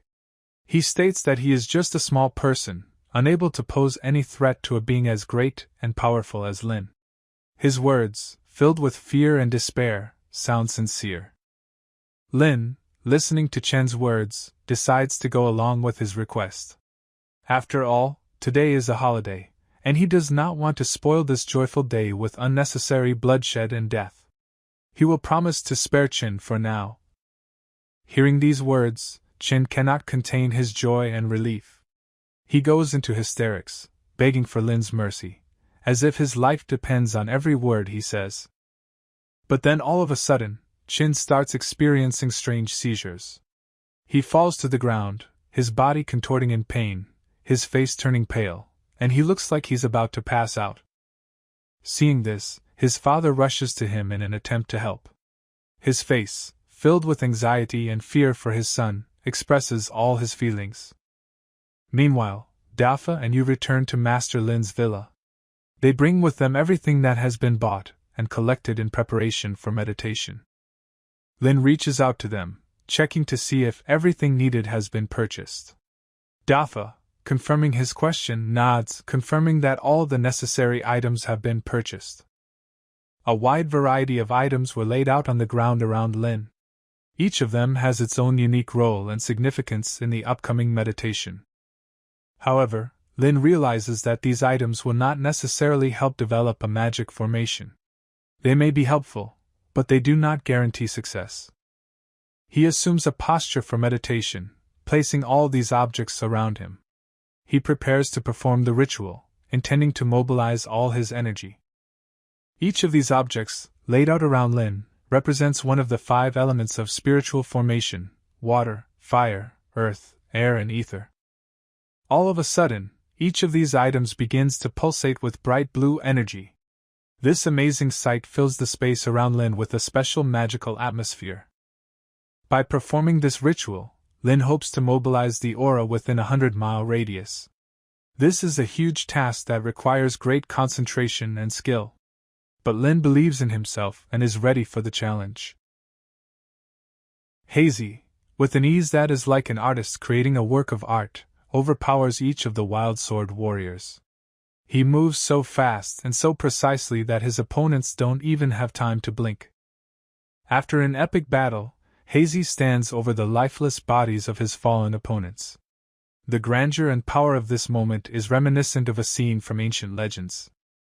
Shui, focused and motionless, carefully observes everything that happens in the arena.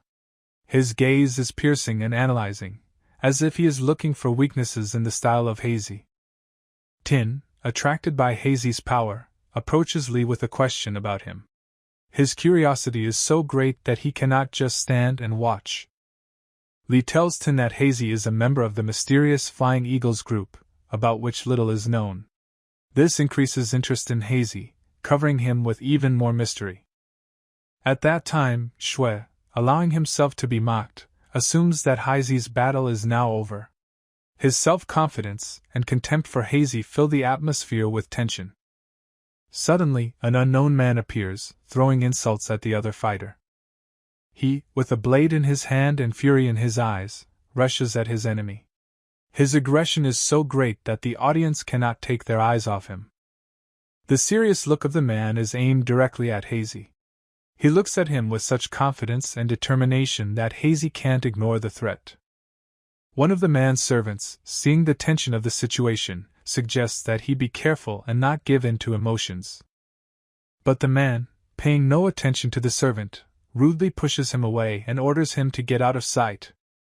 Then the man, full of determination and rage, rushes at Hazy with a sword in his hands. But Hazy, showing incredible dexterity and speed, blocks this strong blow. However, blocking this strong punch seems quite difficult for Hazy. It looks like he's putting in a lot of effort to keep up. Meanwhile, the man, tensing up to the full extent, starts screaming. His scream is filled with rage and determination. and the next moment, he's cleaving Hazy's sword with his blade. It happens so fast that everyone present flinches in surprise. At this time, Duan, worried about Hazy, shouts something after him. His anxiety is felt in every word. Hazy is seriously injured. Men in medical uniforms hurriedly approach him and carefully place him on a stretcher. Duan, motionless in shock, stands next to his wounded friend. His eyes are filled with worry and guilt. And then Lin appears. He, with a strong expression of concern on his face, asks Duan about Hazy's condition. Duan, shocked by what just happened, remains silent. His words seem to have forgotten how to get out. He doesn't even know what he should say in response to Lin. Lin, at the time, cautiously looks at the wounded Hazy. His eyes reflect a mixture of fear, guilt, and relief. His gaze is attentive, like that of a physician checking the condition of his patient. And suddenly, around Lin's finger, energy begins to pulsate, bright and alive, like a flame. This leaves everyone around even more confused, but Lin remains focused on Hazy. He, as if in a trance, carefully touches Hazy's wound with his fingers several times. Each touch is filled with care and confidence that he can help his friend. All this time, Duan, as if chained, is watching what is happening. His gaze flickers from Lin's face to Hazy's and back again, hoping for any sign of improvement. After a long silence, Lin turns to Duan, saying that Hazy will live. He asks Duan to stay with him and keep an eye on him while Kay takes care of the tournament. Duan, relieved and full of gratitude, folds his hands in gratitude to Lin. As if a heavy weight has been lifted from his shoulders, he thanks Lin for saving Hazy's life. After leaving Duan and Hazy, Lin Kay heads to the stands where the spectators are seated. Suddenly, among the crowded crowd, one person recognizes him. It's Xian. She, noticing him, exclaims with surprise and joy. Lin seemed to remember her too. His eyes glow with recognition as he looks at her. Xian, glad that Lin remembers her, asks with interest if he came to watch the tournament. Her eyes glow with joy and curiosity. Lin, smiling, confirms her words. His answer enthralls the girl, who is clearly glad he is there. Suddenly, another person joins the dialogue. A young guy with turquoise eyes, piercing gaze. Xian quickly introduces him to Lin Kay, mentioning how thanks to Lin they were able to avoid trouble that day. And then this guy shows up. His name is Ma Yuning. He is from Union County Martial Arts Academy. His direct manner and self-confidence are impressive. Lin, in turn, just sighs. His sigh seems deep and sad, as if he carries the burden of the world on his shoulders. At the same time, this sigh betrays weariness in him, as if he is on the verge of surrender. Ma, on the other hand, looks at Lin with a mocking expression on her face. He is angry that Lin is not showing the kind of upbringing he expected to see. Ma is critical of his mannerisms and actions. He has the impression that Lin does not fit his idea of a suitable interlocutor. Xian, trying to defuse the situation, invites Lin to sit down near them. Her voice is soft and obsequious. She strives to create a more comfortable environment for everyone present. Lin, however, refuses. His voice is relaxed, but there is weariness in his tone. He assures them that he has his own place to go. Ma, not wanting to miss the opportunity to start a conversation, suggests to Kay not to be so dull. He claims that they are brothers in interest and will certainly find something to talk about. Lin, turning to Ma, asks him what he wants to talk about. His voice seems sincere, but there is a note of doubt in his words. Ma realizes that Lin is not particularly impressed with him. He becomes curious about what Kay himself does, because Lin seems to be quite a unique character. Lin, with some pride in his voice, calls himself a student of the Martial Arts Academy in Linzhou County. His look is confident. He is clearly proud of his belonging to the academy. Ma, showing her interest, asks what level Lin is. In response to this, Lin, without trying to hide the truth, says that he is at the elementary level. Ma, unable to contain herself, laughs at Lin's answer, while he covers his mouth, trying not to offend him too much. When Ma heard about Lin from Xian, he thought that he was already a Grand Master. But when he learns that Lin is just a beginner, he is surprised. Xian defends Lin by saying that he is incredibly strong and mentions his cousin who took the exams many times but failed. Ma tells her that for an ordinary person it is very difficult. He adds that this is a challenge even for many of those who are already in the academy. His words have a touch of condescension, as if he understands the difficulties that beginners face. Xian, trying to change the topic of the conversation, asks Ma what level he is at. Her question sounds curious, but also a bit naive. Ma proudly announces that he is already a martial artist. Xian, surprised, wonders how strong such masters are. Ma confirms her words, saying that one master is worth 10 fighters. His voice is full of confidence, as if he leaves no room for doubt in his strength. Ma then turns to Lin, asking him what he thinks about it. His question sounds direct and frank, but some provocation is also heard in it. Lin, in turn, remains silently listening to him.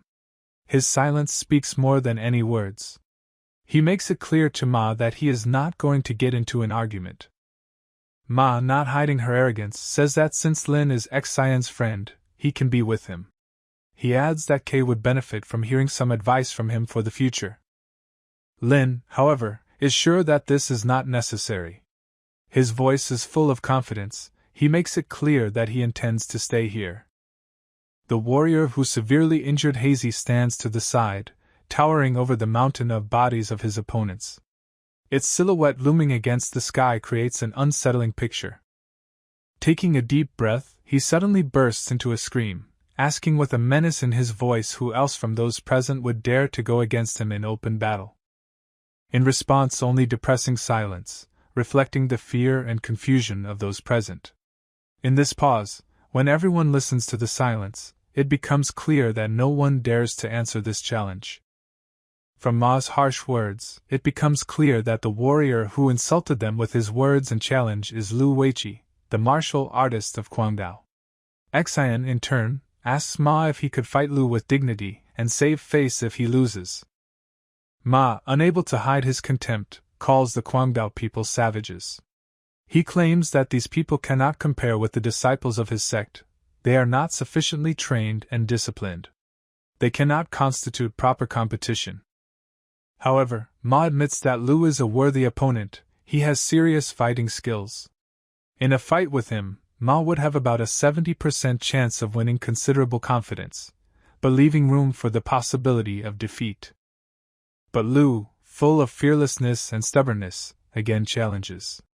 He yells out loud to the entire arena, calling for anyone to come out and fight him again. But the answer is silence again. Not a single soul in the crowd is brave enough to answer his challenge. Silence fills the arena again, drowning out his loud voice.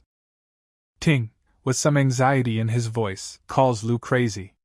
He believes that only the strong and desperate people of the Li sect are capable of ending this madness. But despite this, Ting claims that there are people in the Ting sect who are able to defeat Lu. He believes in their power, and this act of faith adds a new note of tension to an already tense setting. Shui, sighing, admits that he is surprised by the power of the Guangdao sect. Apparently, he previously neglected their power, but now, in the face of their power, he realizes his mistake. But here something unexpected happens. The ground under Lu's feet suddenly begins to tremble. It's not just shaking, it feels like the ground below them is torn apart. Everyone present is shocked. Is this an earthquake? Mass panic threatens to grip the crowd as they realize what is happening. And then, quite unexpectedly, the strongest explosion rolled. The sound of thunder reverberates off the walls of the arena, deafening everyone present, and leaving them in a state of shock. Everyone notices a group of people who are pushing through the crowd, carrying something on the platform. They move quickly and decisively, as if they know what to do next. On the platform, as a monument of strength and intimidation, stands a man dressed in battle armor. His beard inspires respect, and his eyes burn with determination. And suddenly, As if gaining incredible strength, the warrior standing on the platform makes a jump. His actions leave the audience breathless. After all, few people are able to rise so high. His body, picking up speed, rushes straight at Lu. It is pointed exactly like an arrow shot from a bow, and all present are anxiously watching its flight. Landing, the warrior does not just touch the ground, he breaks it with his fist, like a beating hammer. An explosive sound that echoes throughout the arena accompanies his actions. From this powerful wave generated by his power, Lu flies away as if he was blown away by the wind. He suddenly finds himself literally thrown aside. Shards of earth thrown into the air by this sudden explosion fly straight into his face, obstructing visibility and causing additional inconvenience. Ma is completely shocked by the strength of this new opponent. The impression of his actions is such that Ma, even for a moment, loses his voice. This monster was unpredictable. But after all this, the warrior stands in front of Lu's armed blade, not showing the slightest fear or doubt. His resilience at this critical moment is truly mesmerizing. Lu, in turn, is serious. Despite being literally knocked back, he gathers all his strength and stubbornly prepares for the next round of combat. Gritting his teeth, clenching his fists, he prepares to attack. There is rage and unwavering determination in his eyes, and everyone understands that he is ready for a fierce fight. And then he, like lightning, uses his most powerful technique. This action is performed so quickly that the eye of a simple person does not have time to follow it. This technique, like a hurricane, instantly surrounds the warrior, creating a whirlwind of energy and strength around him. This extraordinary spectacle leaves the enthusiastic audience in amazement. Lu Weiqi's assassin's movements are so precise and brutal that even the self-confident Xiuqi might not be able to handle him. This is a show of strength that alarmed everyone in the arena. Tin's face, consumed by fear and horror, expresses complete shock. Not a single person in the arena, even the most experienced, was left indifferent by these actions. And at this critical moment, when Lu is about to reach the throat of this monster with his blade, the air around freezes. Everyone is waiting for the outcome, the fateful blow. But the warrior, as if playing lightly, stops this attack by taking the blade straight into his hand. His action was so incredibly fast and confident that everyone present is left in shock. Lu's face becomes full of horror. His eyes wide open in shock and disbelief that his opponent managed to stop his attack so easily. And then, without any warning, one blow arrives so powerful that it is like a bolt from the blue. He directly hits Lu in the chest. This blow shatters his ribs to smithereens, as if they were made of brittle glass. The enemy's fist, like a bullet, pierces Lu's body through and through, causing horror and surprise in all spectators. With such a powerful blow, Lu flies back like a ball when thrown with force. Blood literally flows from his mouth in a stream, painting the arena in a bright red color. All spectators of the battle, regardless of their personal attitude to what is happening, remain in deep shock. It was one of the most amazing and incredible fights they have ever seen. Shui and Tina, who are watching the arena intently, are deeply horrified. Their faces reflect extreme anxiety and stunnedness at the unfolding spectacle. The name of the winner in this terribly intense and furious battle is Gong Sun Tai, messenger of the sacred fire. In this place, on this earth, he appeared to meet the greatest heroes of the southeast, creating an epic atmosphere. From his powerful, impressive body, a wave of energy erupts, so strong that it pierces the air around him, leaving a ringing silence in his wake. This wave does not bypass even Ma and Xian, practically knocks them off their feet, forcing both of them to make an effort to stand on their feet under the pressure of this powerful energy. Goon, despite all the chaos and violence that is happening around him, stands in the middle of the battlefield, as unshakable as if he were a rock in the stormy ocean. Ma, looking at him, experiences a feeling of horror such that his face contorts into an expression of deep fear. His eyes widen, staring at Goon, trying to absorb the reality of what is happening. Lin, trying to concentrate on the situation, begins to think. Thoughts race through his mind, trying to connect the dots. Is this Gong Song Tai, Zhao Biao's brother, who is also known for his strength? And suddenly, almost unexpectedly, Shue's servant appears behind Gong. His appearance adds a new element of intrigue to an already tense setting. Wang Shu does not seem to be afraid of this powerful warrior. He turns to Gun, asking him to spar, upping the ante for this already extreme event. Shu makes an unexpected proposal. He invites the Black Dragons to unite. Gun, after all, would be too tedious to kill them one by one. This unexpected proposal opens up new possibilities for this conflict. Shu is shocked by Gong Song Tai's arrogance. His words and actions make Shu reconsider his attitude towards him and the situation in general. In response to this, Shu begins to use his most powerful technique against Gong. He gathers all his strength to answer the challenge, and his determination leaves everyone around him indecisive. But Gong, as if playing a game, dodges Xiao's every blow with ease. He moves with such grace and agility that it looks almost unreal. Xiao, after unsuccessfully attacking and missing, lands on the ground with a great crash. The spectacle of his fall leaves viewers breathless. Where he landed, a giant crater formed. The power of his blow is so great that it leaves the ground around broken and exhausted. Gong, despite everything that is happening, stands quietly, watching it. He watches with such calmness, as if he is looking at a peaceful river, and not on a battlefield. Lu Xiuqi, who is also watching the events, is shocked by Xiao's strength. In his eyes, Xiao seems even stronger than Lu Weiqi. This gives him a new perspective on the power and abilities of the Black Dragons. Tin, immersed in his thoughts, realizes that the power of the Black Dragons is indeed unpredictable. He begins to realize that perhaps they underestimated their abilities.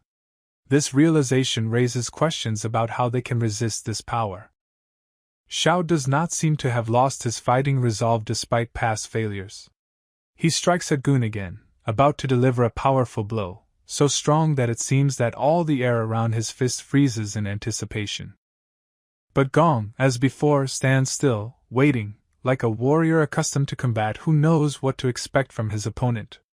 His calmness, in contrast to Xiao's fury, creates a rich atmosphere of anticipation.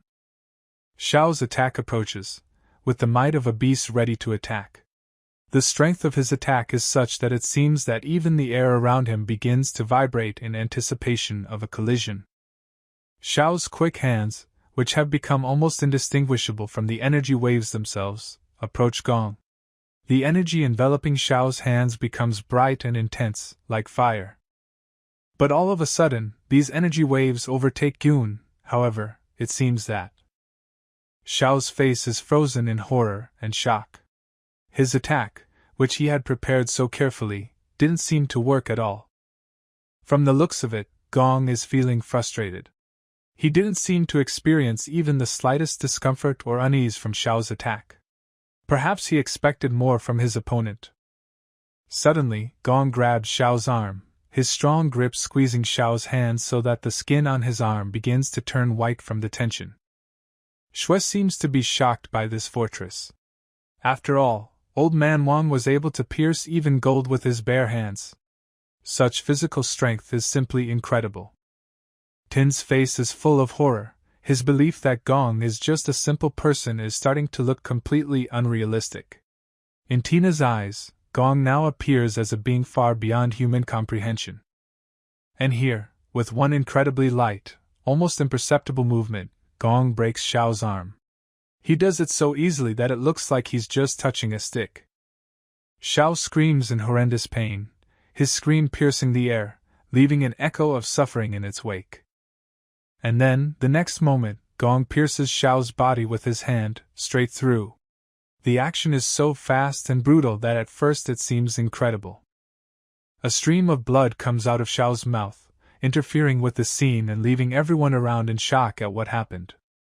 Shui, seeing this, becomes overwhelmed with fear for his friend, who seems to be on the verge of death. Horror fills Ma's face. Grandmaster. This is exactly what he least expected to see the world of grandmasters. Once again, A loud challenge from Goon echoes across the battlefield. Is there really no one in the southeast who can defeat him? This causes awe and distrust among the audience. Those who follow all this are left in complete shock. Among them, Shui and Ting, who look at all this, as if paralyzed with horror and unable to look away. But Gong, ignoring the shocking reactions of those around him, is about to bleed everything here. He decided to greet the holy fire and declare himself to the whole world. He orders his subordinates to kill everyone present. This decision not only tests the faith and resilience of all those who are here, but also confirms his uncompromising desire for power and victory. Strong and fearsome warriors, whose faces resemble legendary monsters from ancient myths and legends, are preparing for battle. Their rough features reflect strength and brutality. Their musculature speaks of many years spent in battle. They don't just go into battle, they run, about to wreak unimaginable carnage, a genocide unparalleled in history. This will be a battle that will be remembered for centuries. They don't know friend and foe, they attack everyone they see. Terrible cries of pain and desperate pleas for mercy are heard all around, creating an atmosphere of pure horror and despair. Shui is angered. He can no longer endure this senseless, bloody slaughter. His heart is full of rage and resentment. He calls on the masters to unite, to combine their strengths and skills to protect everyone who faces this unthinkable threat. He understands that only together they can face this danger. The masters listen carefully to Shui's words, sensing how serious the situation is. They understand that their unity may be the only hope for those who are under threat. Lu Suqi seems to fully support this idea. He nods his head, confirming his readiness for battle. His determination is read in every movement. Yu and Xie Ting also agree with this and are determined to fight to the end. Their gazes speak of their unyielding resolve. Together they resolutely enter the battle against Gong's son Tai, joining their forces in the hope of victory. Goon stands below them, waiting for the fight to begin. He looks down on them, as if measuring their strength. But even in the face of such powerful opponents, Gong does not show fear. He is also bold and determined, ready to meet their resistance. Shui, in turn, uses his powerful fire dragon technique. This is one of his strongest attacks, which he decides to use right now. He launches an attack by aiming his power at Goon. Everyone around seems to freeze in anticipation. But Gong dodges the dragon with incredible ease, while behind him, Lu is already preparing his spear for a new blow. He uses his powerful technique, directing all of his rage and fighting energy towards Goon. It looks like a hurricane of power that is ready to fall on the enemy. Goon stands right in the middle of this hurricane, standing right in front of its unstoppable might. The blades of the hurricane are getting closer and closer to Goon. It seems that they are about to reach it. But Gong, remaining unperturbed, raises his hand forward in preparation for a retaliatory attack. He seems to be inviting a hurricane of power to hit him. And now, his hand is already in front of Lu's neck, ready to strike. A crushing blow strikes Lu's neck, causing him to cough up blood. This is a powerful and decisive blow that sends Lu into a difficult state. Shui, ignoring his comrade's fall, once again uses his fire technique, turning all his strength against Gong. The fire dragon moves towards Goon again, remaining his main target despite everything that has happened before. But Goon, still looking at it all with imperturbable calmness, offers his hand, ready to take the blow, determined to survive this deadly test. The fire dragon clashes with his hand, causing a deafening explosion that crashes into the battlefield with furious power. This spectacle amazes everyone present with its power and beauty. Lin, with no small amount of admiration and dismay, realizes that Shui also has a power that should not be underestimated. He realizes that Shui is a dangerous opponent, capable of offering substantial resistance. And then, out of nowhere, Gong is attacked by Yu and Ting from the upper level. They fight together, taking the enemy in tweezers to give them less chance to dodge. Yu, with the agility and precision of a snake, throws a series of thin needles towards the enemy. This attack is nimble and deadly, and every needle he throws carries a deadly threat. Each of these needles, moving at the speed of a bullet, mercilessly overtakes him, piercing his defenses and hitting his body. Here, still alive but badly injured, Lu gathers all his strength to shout to the others that the time has come for decisive action. His voice, although weakened, sounds confident and determined. In response to this call, they all together, as one, pounce on Gong Sun Tai, creating a single wave of attack. However, Gong, showing no signs of fatigue or weakness, continues to move at an astounding speed, avoiding their attacks and counterattacking. Yu, trying to hold his position, receives a powerful blow from Gong. A blow with such force that he cannot suppress a cry of pain. Shui, who is trying to dodge the enemy, also gets hit. A punch so powerful that he almost loses his balance. Ting, trying to stay on his feet and keep fighting, is also wounded by Gun. Each of his blows brings only pain and suffering. Once again, Lu, already weakened and exhausted, gets hit. His body, already covered in wounds, trembles in pain. Gong, like a beast, wounds each of the masters. From the strongest blows of Gong, each of them flies away, unable to resist his strength. Blood spatters pour out of Shui's mouth, an impressive and terrifying sight that shows the extent of his injuries. Blood, dark and terrible, spreads over Tin's body, staining his clothes and skin, leaving traces of his suffering. Once again, blood begins to flow from Lu's mouth. These are streams of blood that paint a picture of his torment and horrifying condition. From Yu's mouth, a whole river of blood flows out like a fountain that brightly paints the ground around him. Gong Sun Tai, looking at their suffering, seems disappointed by their weakness. His face expresses contempt and displeasure, his look speaks of his dislike for them. But then, suddenly, Shui notices something. His face reflects horror and anxiety, and he seems to be unable to believe what he is seeing. Gong, noticing his reaction, also turns his gaze in the same direction. His eyes skim over the landscape, trying to figure out what could have caused such a reaction. He claims that they, and only they, could be the reason why his brother Zhao Biao has not been in contact for a long time. His words sound accusing and full of reproach. If something happened to Gong's brother, Zhao Biao, then all the masters involved in this would only face inevitable death. A death that will come quickly and ruthlessly, as Gong will not forgive anyone who would harm his own brother. If Gong is so powerful and relentless in his desire for revenge, then his brother must be no worse. Shui thinks about this and comes to the gloomy conclusion that none of the masters, even with all their strength, will be able to harm brother Gong. Fear and anxiety seize him. All the masters, bloody, exhausted and deprived of their last strength, are on their knees. They are almost unable to stand on their feet, their bodies succumb to fatigue and pain from their injuries. And at this critical moment, when the hope of salvation disappears, Lin begins to act. His actions seem unexpected and strange, but he seems confident in his actions. Lin's action, full of determination and aim, shocks Xian and Ma, who are standing behind and watching. They look at him in amazement, not understanding his plans. The young girl, watching Lin, cannot understand what he is going to do. Her face reflects bewilderment and fear for him. Lin has serious intentions. He is determined to stop Gong despite all the risks and dangers. This is not a simple desire, it is a deep desire to save your friends. Ma tries to stop him by telling him about the risks and dangers, but it seems that Lin's convictions are unshakable. He stands straight, his eyes shining with determination.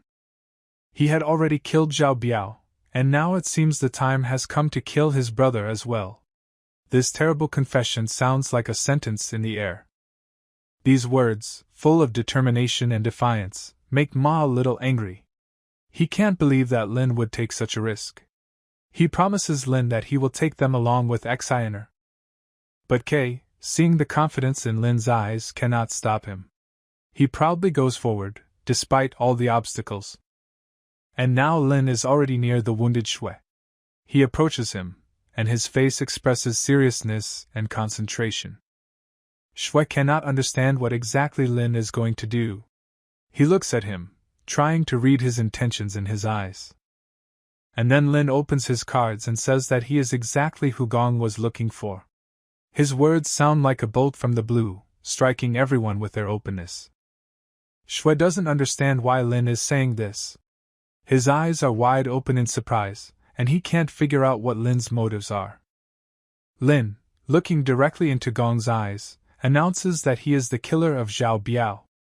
If Gong wants revenge, then let him act. His words sound like a challenge, and his gaze does not reflect any fear. Gong, hearing his words, asks Lin about his personality. He wants to know more about this man who so openly challenges him. K, without stopping, says his name. His voice sounds firm and confident. He is not afraid of the consequences of his words. Shui continues to try to convince Lin to get out of here. He knows what dangers may await him if he stays. It seems that Gong is already about to kill Lin. He tenses in preparation for the attack, his eyes glowing with malice and vengeance. When Lin killed Zhao, he did not need much strength then, but despite this, he was no weaker than Gong. This gives Lin hope that he can stand up to Gong. Ma is in a state of shock at Lin's words. You can see confusion and despair in his eyes. Is Lin really so arrogant and confident in his abilities that he is ready to challenge Gong himself, risking his life? Apparently, Gong's son Tai is no less determined and is already going to finish off Lin. In his eyes you can see the thirst for revenge and the determination not to back down. With every second, Gong draws closer to Lin, his muscular body tensing, and his fist, swinging, has already almost reached the goal. Gong's fist is literally inches from Lin's head, but Lin doesn't move or try to dodge. He stands still, as if nailed to the ground. Shui can't bear to watch Lin, his sister's loved one, die right in front of his eyes. He turns away and closes his eyes, not wanting to see the horrifying sight. Ting also believes that right now, right at this moment, Lin will die. His heart clenched in pain and despair. Meanwhile, the arena, the site of a fierce battle, is illuminated by the gentle, golden rays of the sun. They penetrate the fog that shrouds the battlefield and illuminate the faces of the fighters. Shui suddenly notices something that completely shocked him. He looks at it with surprise, not believing his eyes.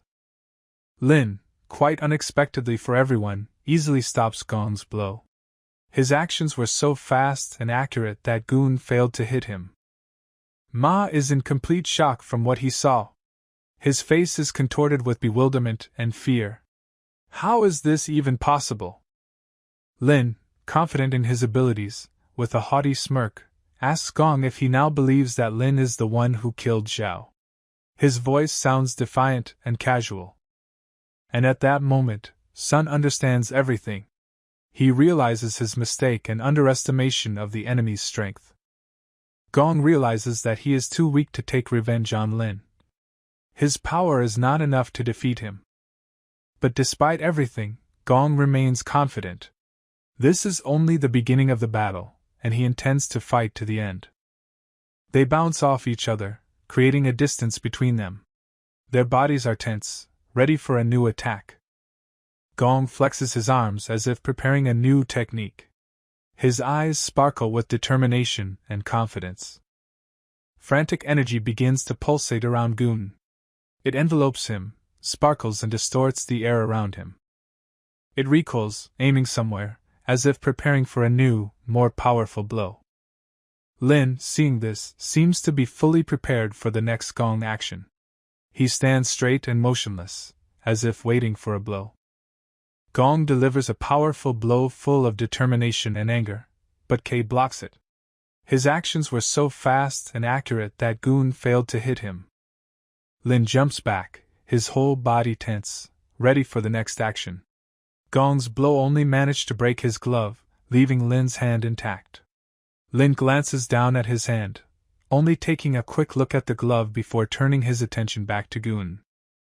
And then, as if the heavens had collapsed to the ground, Gong was already preparing to attack Lin from above. He is like a hawk, rushing at his prey with stunning speed and determination. Gong unleashes a powerful energy wave of force directed directly at Lin.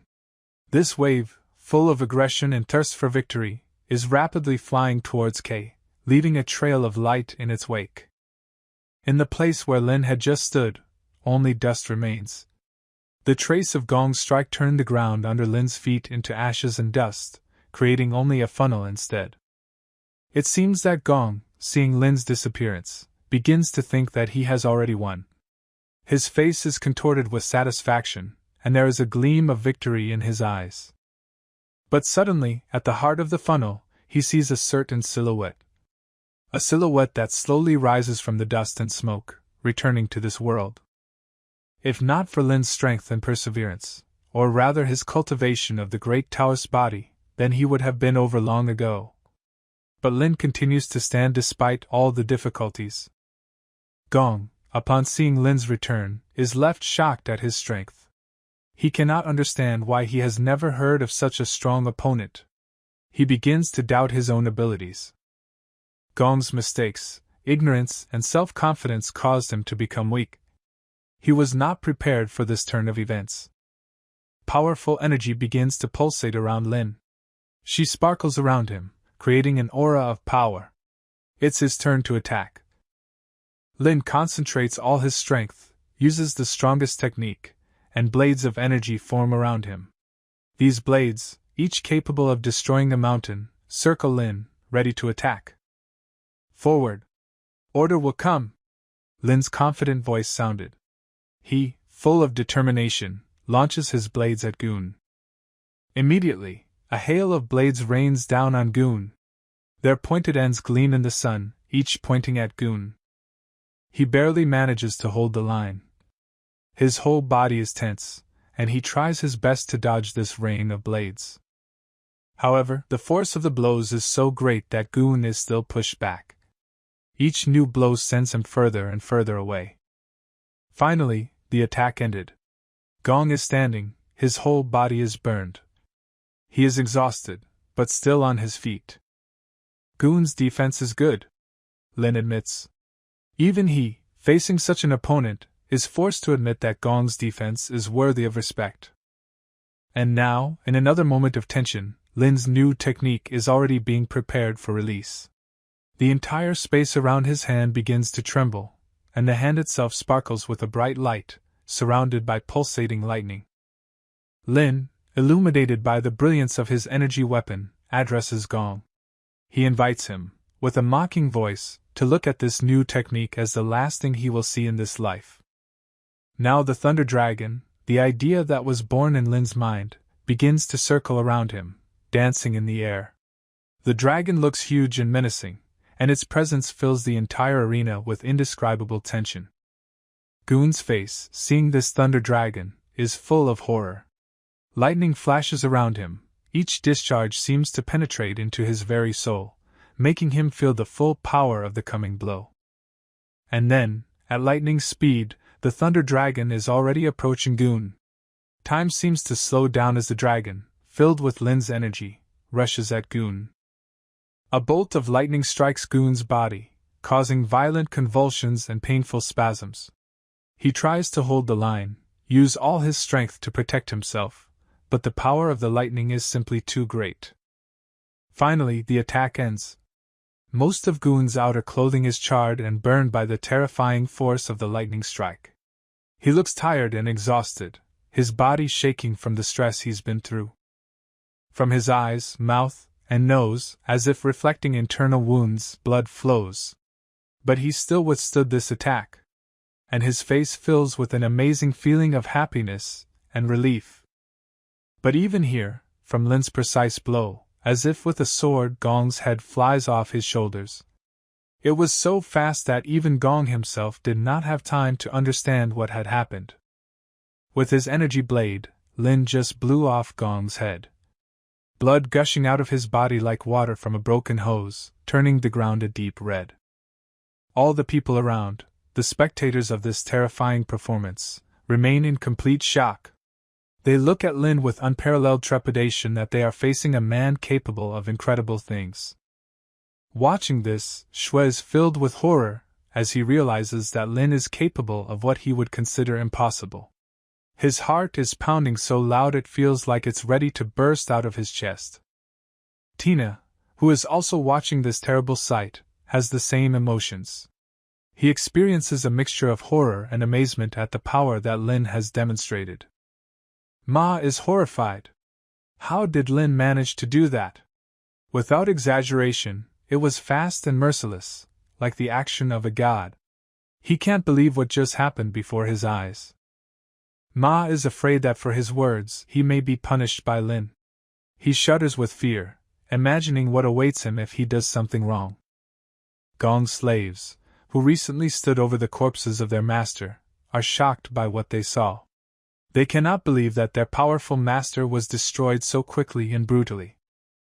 Kay, seeing their shock and fear, orders them to give up. Their master is dead, and now they must admit defeat and accept Lin's mercy. They immediately fall to their knees and bow. Their submission was almost instantaneous, and they acknowledge Lin as their new master without hesitation. Tina is still in shock from what he just saw.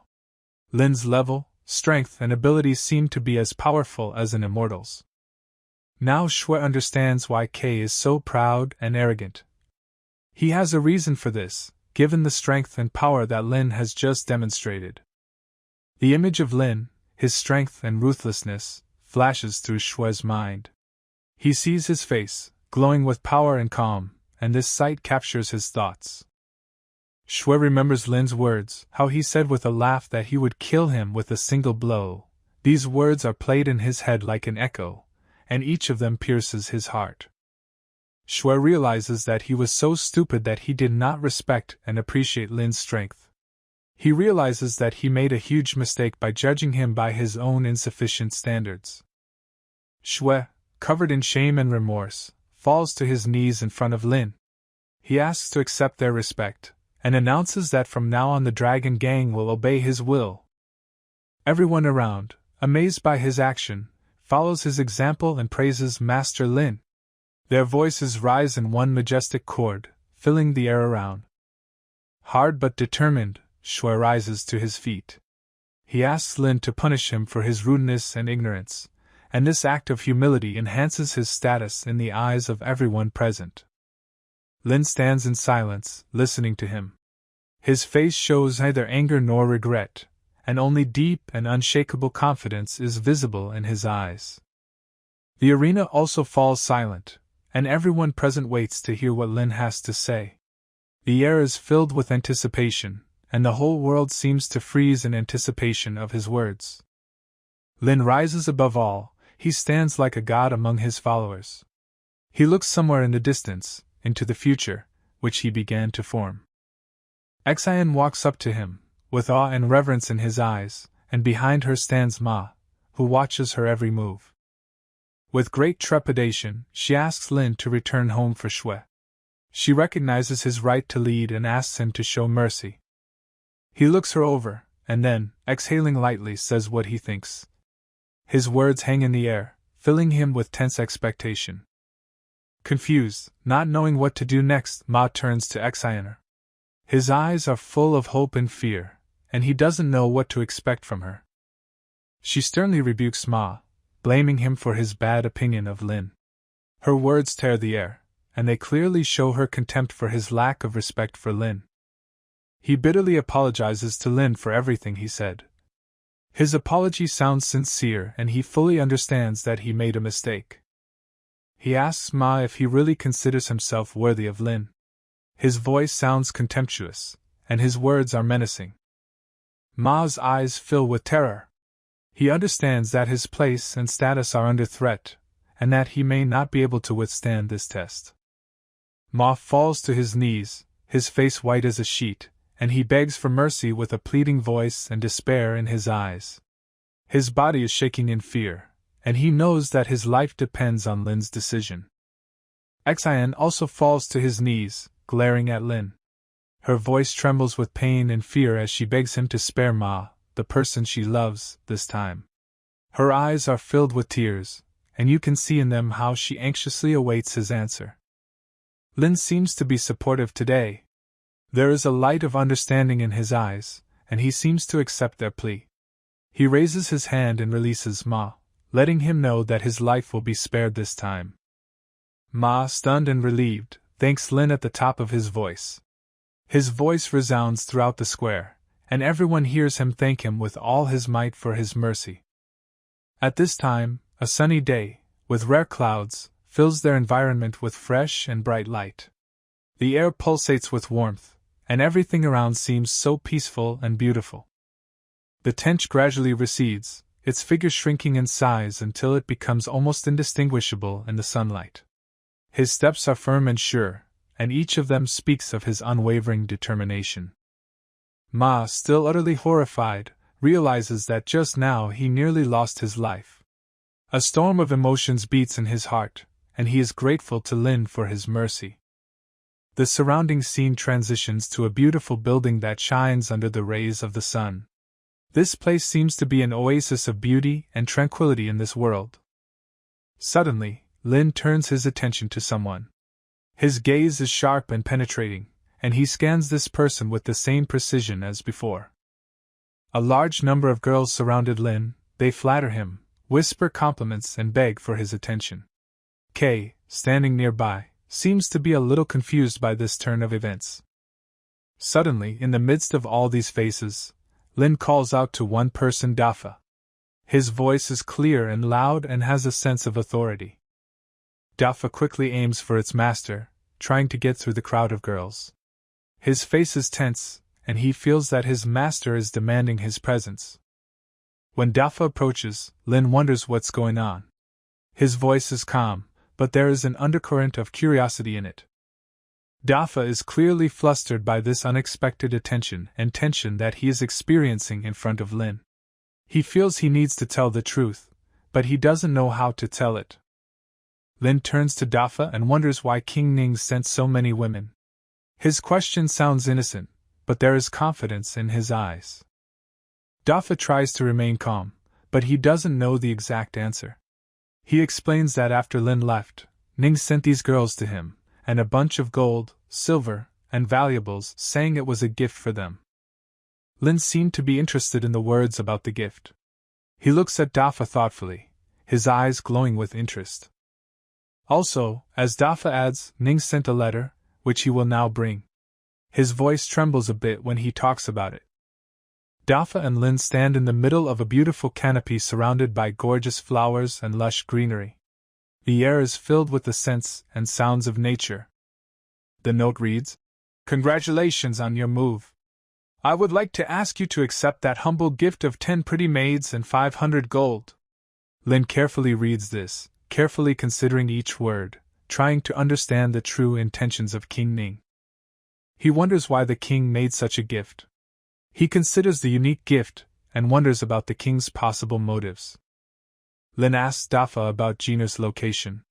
They discuss the location of this mysterious place, which seems to be of particular importance to Dafa. Dafa frantically tries to answer. His face is embarrassed, as if he wants to say something important, but can't find the right words. Yu wanders in the middle of a beautiful garden. Her eyes are shining, she enjoys the beauty of nature around. But her thoughts drift off somewhere, as if she is weighing something important. Behind her, a voice is heard. She sees her master, Lin Quebec. Her eyes fill with joy at the sight of her faithful teacher. She is strongly attached to Lin, and is always ready to follow him. She is very happy to see him. The smile never leaves her face. Perhaps she even forgets about the maids, so happy to see Lin. But the joy quickly disappears from her face. After all, with this number of new maids, Lin no longer needs her.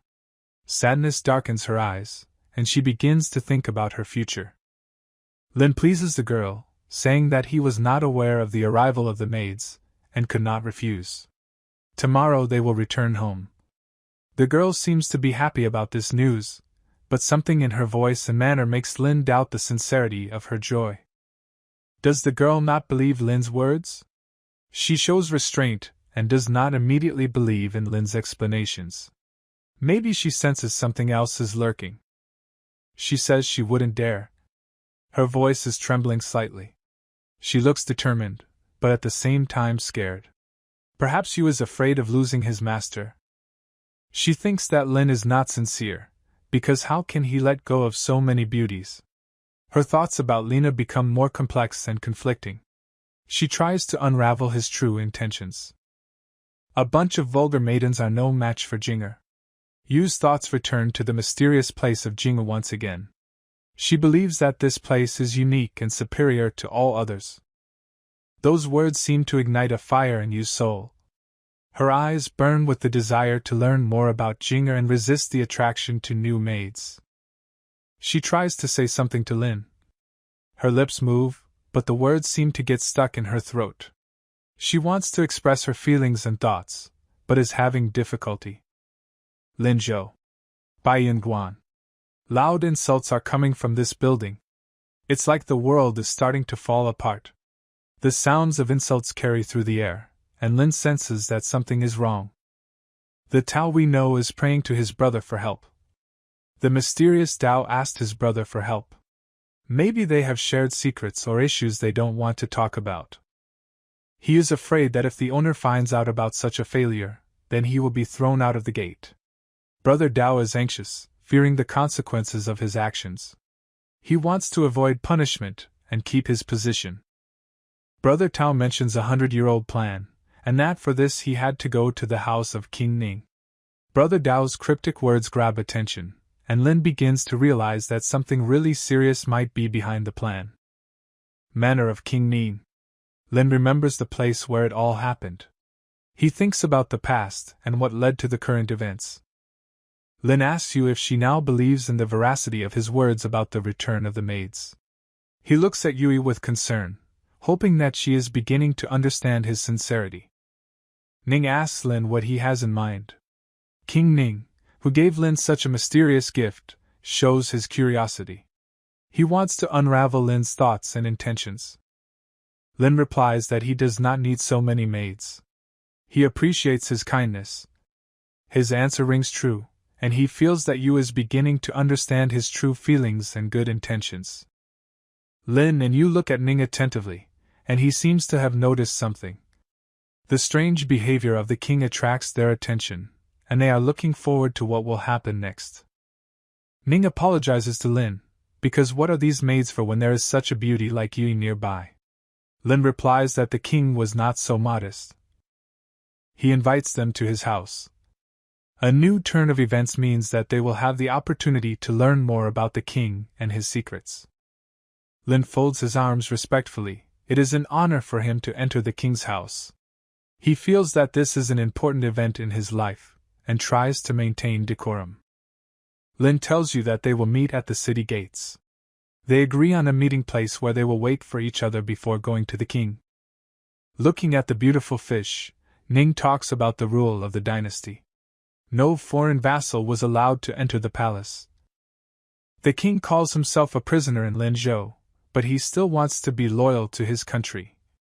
Lin tells him that he is just a cultivator, he is not a politician. But Ning interrupts Lin, apologizing for this, but Lin is exactly who he needs. These words make Lin wonder and start to think about what the king might mean. Lin listens attentively to the king, trying to catch every detail of his words. He wonders what else the king will say and how it will affect his further actions.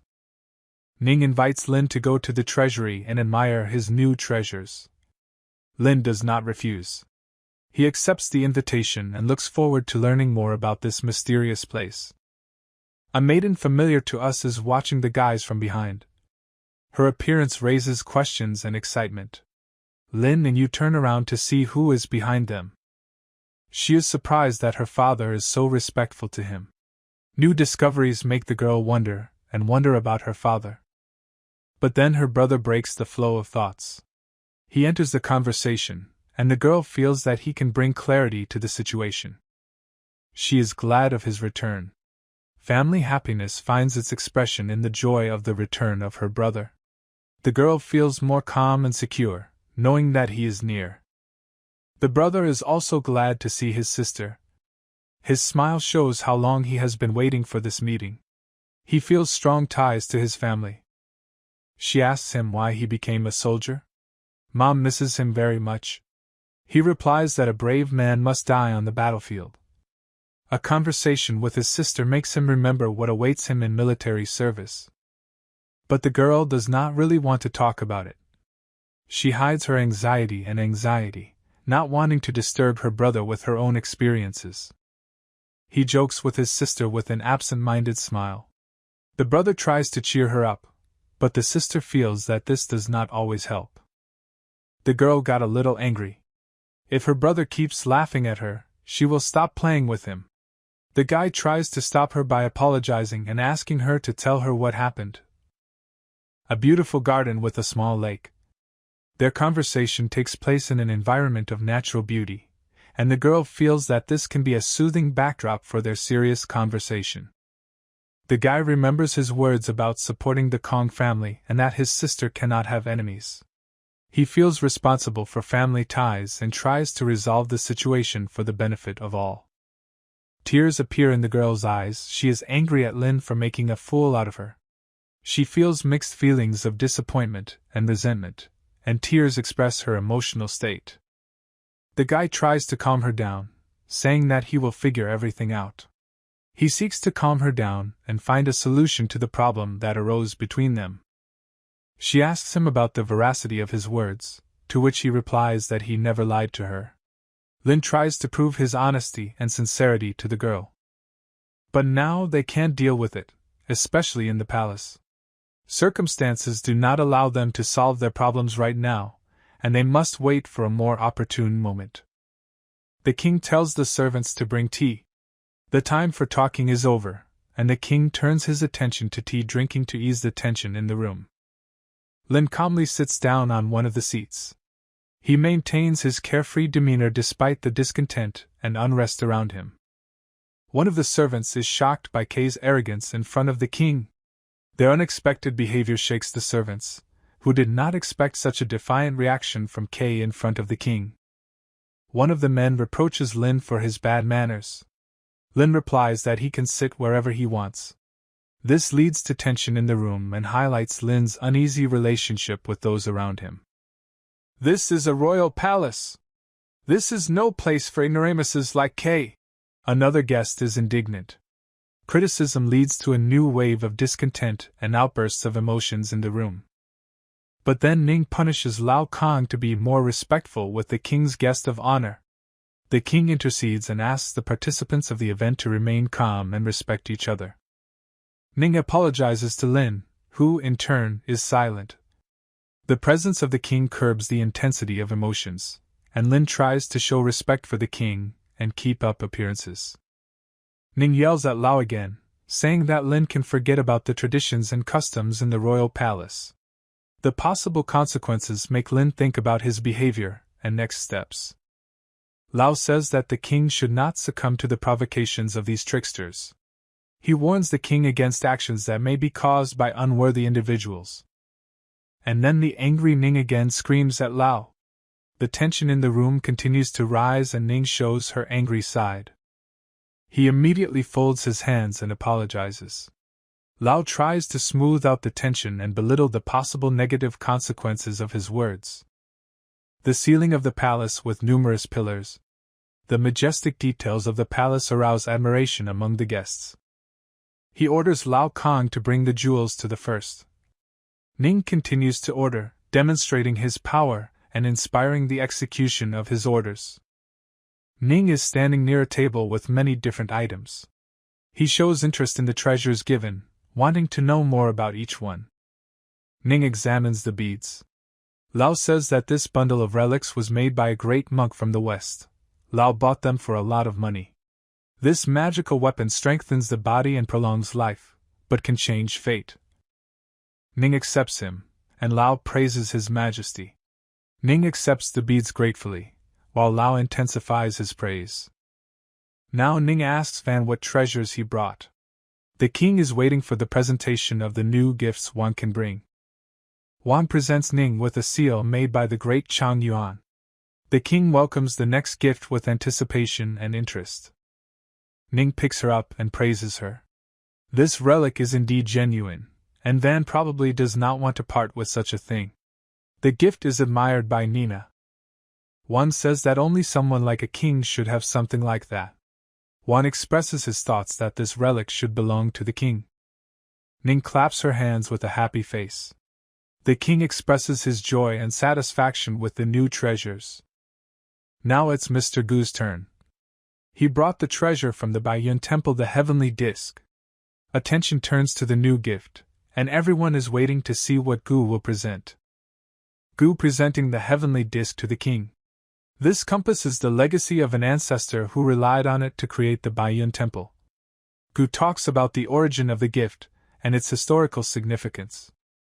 From now on, Ning will turn to Gu for advice. Gu becomes one of the king's important advisors, and Ning plans to take his advice into account. Ning is very happy about all the gifts, and he has already ordered a banquet in the kitchen. The king's delight has been reflected in his order, and now everyone is preparing for the feast. All guests are grateful to the king. The guests express their gratitude to the king for his generosity and hospitality. It looks like Lin is going to leave here. Lin is ready to leave the event, feeling that his presence is becoming redundant. But Ning is against it. He hasn't had time to take Kay properly yet. The king wants Lin to stay in order to deepen his relationship with Kay and continue communication. Lin thanks for the tea, but a confused Ning does not know what to say. Ning is confused, not knowing how to continue communication with Lin after what happened. From behind, Lao says, "Let Lin go. You shouldn't hold him like that." Lao expresses the opinion that Lin should leave the palace in order to settle the conflict. And then Nin again breaks down on Lao. The conflict flares up again, and Nin shows anger at Lao. Lin easily rebukes Lao. Lin has no remorse in pointing out Lao's mistakes by making reproaches.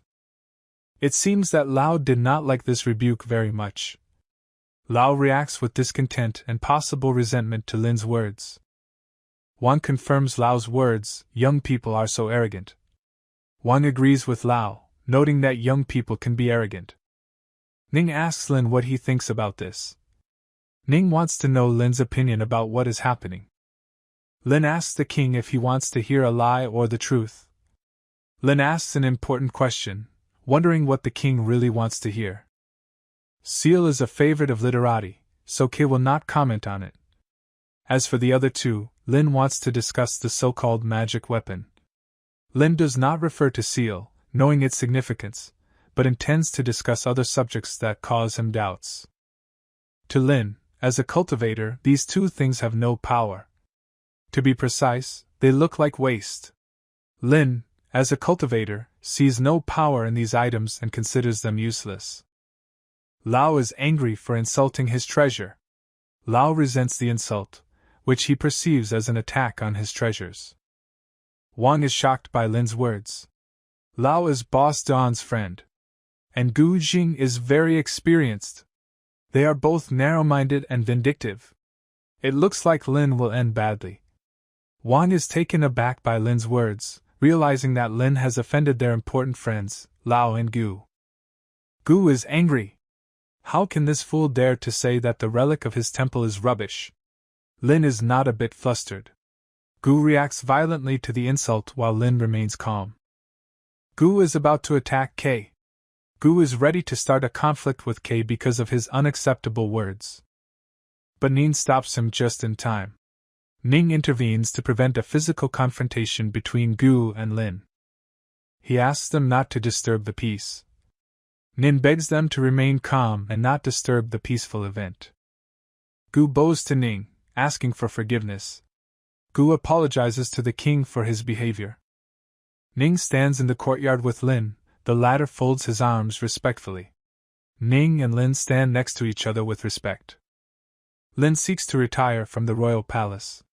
Lin realizes that his stay is no longer appropriate and is ready to leave. Lao is still angry. He does not understand if they will let him go so easily. Lao continues to experience anger and bewilderment, not believing that Lin can leave without consequences. Of course not. They will meet him on the road. He can neither live nor die. These eerie words come from Gu's mouth. Gu threatens Lin, hinting at possible consequences in the future. Lin, completely calm and imperturbable, peacefully walks along the street. Nothing portends trouble. The stone-paved street resonantly reflects the steps of his hard boots. But this threateningly calm course of events is disturbed by the sudden appearance of a group of warriors who are led by the beautiful and proud daughter of the emperor himself and her brother, a brave and self-confident young man. Lin stops, giving them an appraising look. He assesses their strength, determines their intentions, but outwardly remains just as unperturbed. In the middle of the silence, the question of the brother addressed to the sister is heard, "Is this him?" The sister confirms this, with a hint of embarrassment and fear in her voice. Their eyes become even more tense, and the atmosphere is saturated with expectation. The brother directly asks Lin if he is the one who offended his sister. The question sounds defiant, and there is a threat in the voice. But Lin, remaining completely calm, simply confirms his words. Interestingly, the brother felt some joy at Lin's confirmation. After all, Lin is the first in many years who dared to disturb the peace of their Yan family, to introduce dissonance into their ideal world. There is a story about how, at one time, a girl, the daughter of an emperor, violated the ban on riding a horse inside the city walls and, full of pride and self-confidence, beat an innocent person. Lin had just taught her a little lesson, a little science that there were consequences for breaking the law. But the brother absolutely does not care about all these arguments. In his opinion, his sister cannot be compared to a simple servant. The words sound with contempt and rejection. He believes that he and his family are above all. Apparently, this brother is one of those people who believes that the strong have the right to mock the weak. His opinion, his convictions are such that he has every right to do so. But if this is so, then by the same logic, Lin has every right to punish his sister, because he is clearly stronger. This simple truth sounds in his words, causing shock and distrust in his brother. The brother seems to be caught on the live bait, and his face is contorted with anger. His eyes sparkled with bewildered anger. He feels bitter that his beliefs have turned against him. But a brother does not care about all these words, all these arguments. He is here as his sister's protector and supporter, and he will seek justice for her no matter what. The brother orders his soldiers to just wait. They must encircle Lin, forming an impenetrable wall, and prevent him from escaping. The brother officially introduces himself. Yan Jingyao, he is the leader of the cavalry unit of Linzhou soldiers, and he is here to avenge the wrong done to his sister. Lin seems surprised and asks Yan Jingyao if he is going to fight him alone. There is irony and defiance in his voice. But Yan Jingyao, not listening to Lin, rushes at him without any warning. But Lin, with his characteristic grace and speed, easily dodges the attack. The next moment, Lin trips Yan Jingyao, and he falls to the ground with a clumsy and humiliating fall. A moment later, and the emperor's brother lies at Lin's feet. Yan Jingyao, trying to get up, praises Lin for his bluff. He cannot believe what has happened, and in his heart he resists admitting defeat. And now the next blow is moving towards Lin. The brother is again trying to attack, but his intentions are so obvious that Lin is already ready for the next step. Suddenly, Lin, decisively and quickly, grabs Yan Jingyao by the collar. The fight continues, but the outcome already seems a foregone conclusion. Suddenly, unexpectedly for everyone, he slaps him in the face. Let this be a good lesson for someone whom his father apparently failed to raise properly.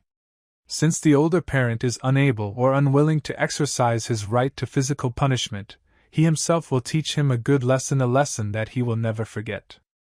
Slaps hit Yan's face like hail, knocking against his skin, causing redness on it, making his eyes fill with tears from pain and humiliation. His sister, immobilized by horror, cannot take her eyes off this picture. This whole situation is completely incomprehensible to her, so her shock and bewilderment only intensify. Despite her condition, she decides to take a desperate step. Having overcome her fear, she goes to Lin, calling him, ordering him to let Yang go. Her heart is beating so hard that it seems ready to burst out of her chest. Lin turns around at her voice and says menacingly, Let the girl look carefully. If she takes one more step forward, Kay will forget her manners. This warning makes her heart skip a few beats.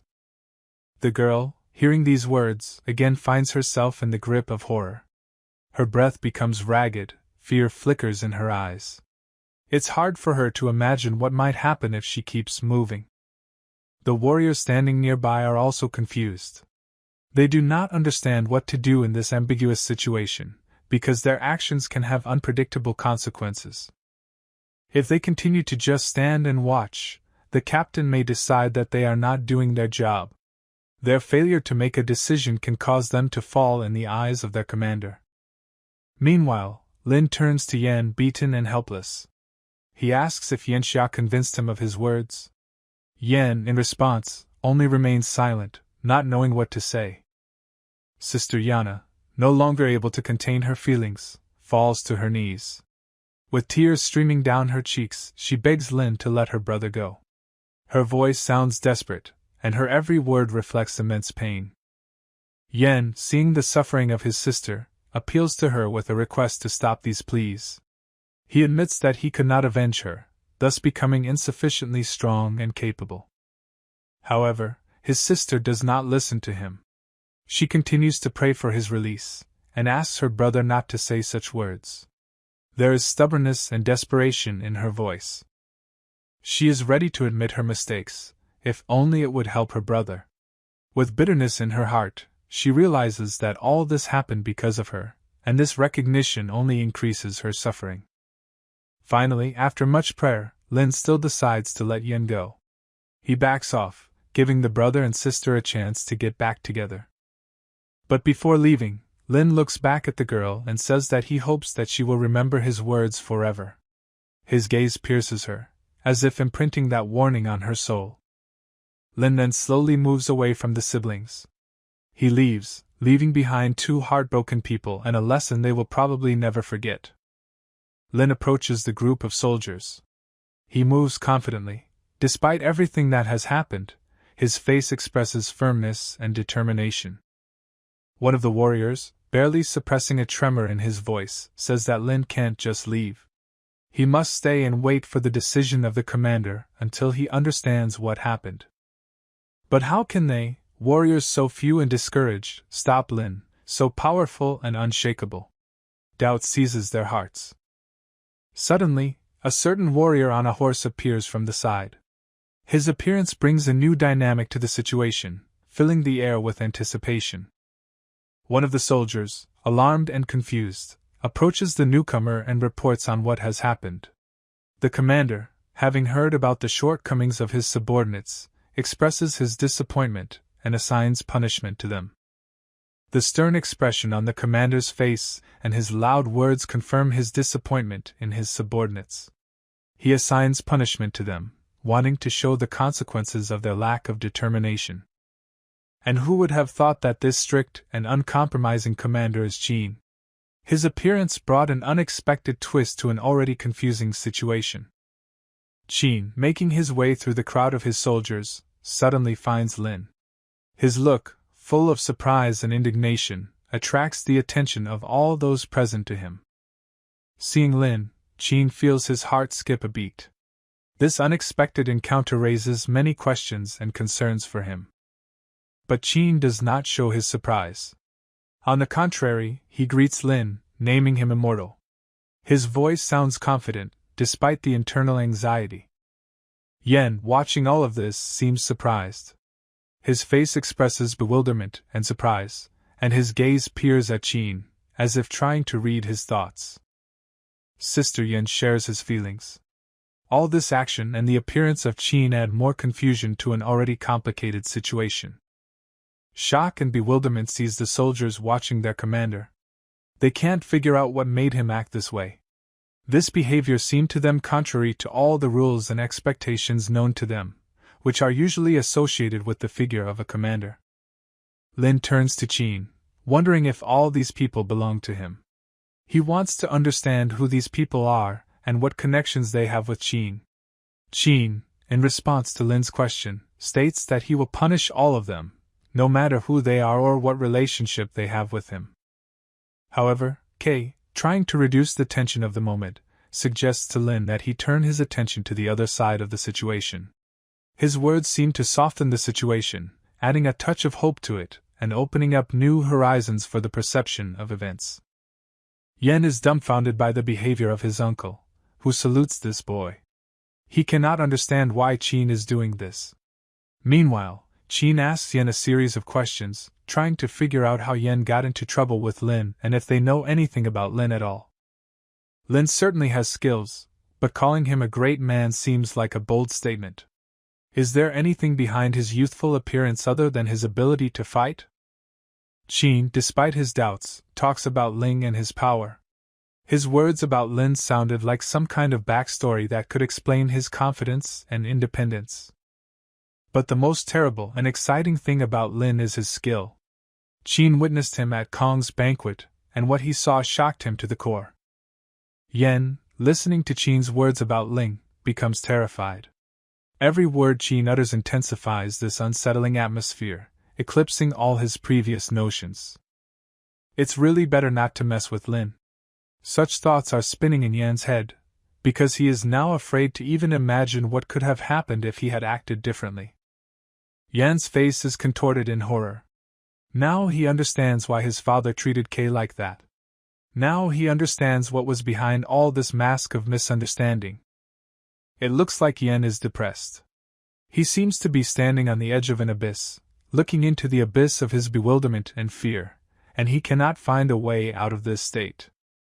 Sister and brother, Yen and his sister, kneel before Lin, begging him to forgive them. They behave like the defeated, ready to accept any mercy from the conqueror. Qin, watching this scene, tries to say something. He starts to speak, but his words sound uncertain and hazy. But Lin seems to be supportive today. He tells them to stand up, as if tossing away their pleas for forgiveness. This seemed to give him a certain majesty and generosity. Both of them, with beaming faces, thank the immortal. This nickname sounds like a recognition of his strength and power, and they pronounce it with admiration and reverence. Lin, having finished with these people, hurries to leave here. He walks quickly and decisively, as if he wants to forget about this incident as soon as possible. Brother Yen decides to return to the army. He understands that it is better for his father not to know about what happened. It was too much for his father, and he doesn't want to get him into any more trouble. A beautiful and large gate is visible in front. They stand majestically and proudly, as if symbolizing a certain border between the past and the future. Lin, having retired from the gate, returns to Yu. He greets her with relief, glad that he can finally rest and collect his thoughts. Yu seems ready to tell Lin about the captain of the city guard. But Lin, with a wave of his hand, says that it does not matter anymore, the issue has already been resolved. After all, the past has already passed, and he is ready to move forward. Suddenly, forming from nothing, a silhouette appears in front of Lin. His gaze shifts smoothly from the endless road in front of him to the figure that stands boldly before him. Then, like a sudden surge of waves on a still surface of water, Gu and Lao suddenly appear in his path. Two faces he knows, each with their own set of stories and life lessons they carry. Lin stops for a moment, contemplating the scene. He knows that today can be a great day.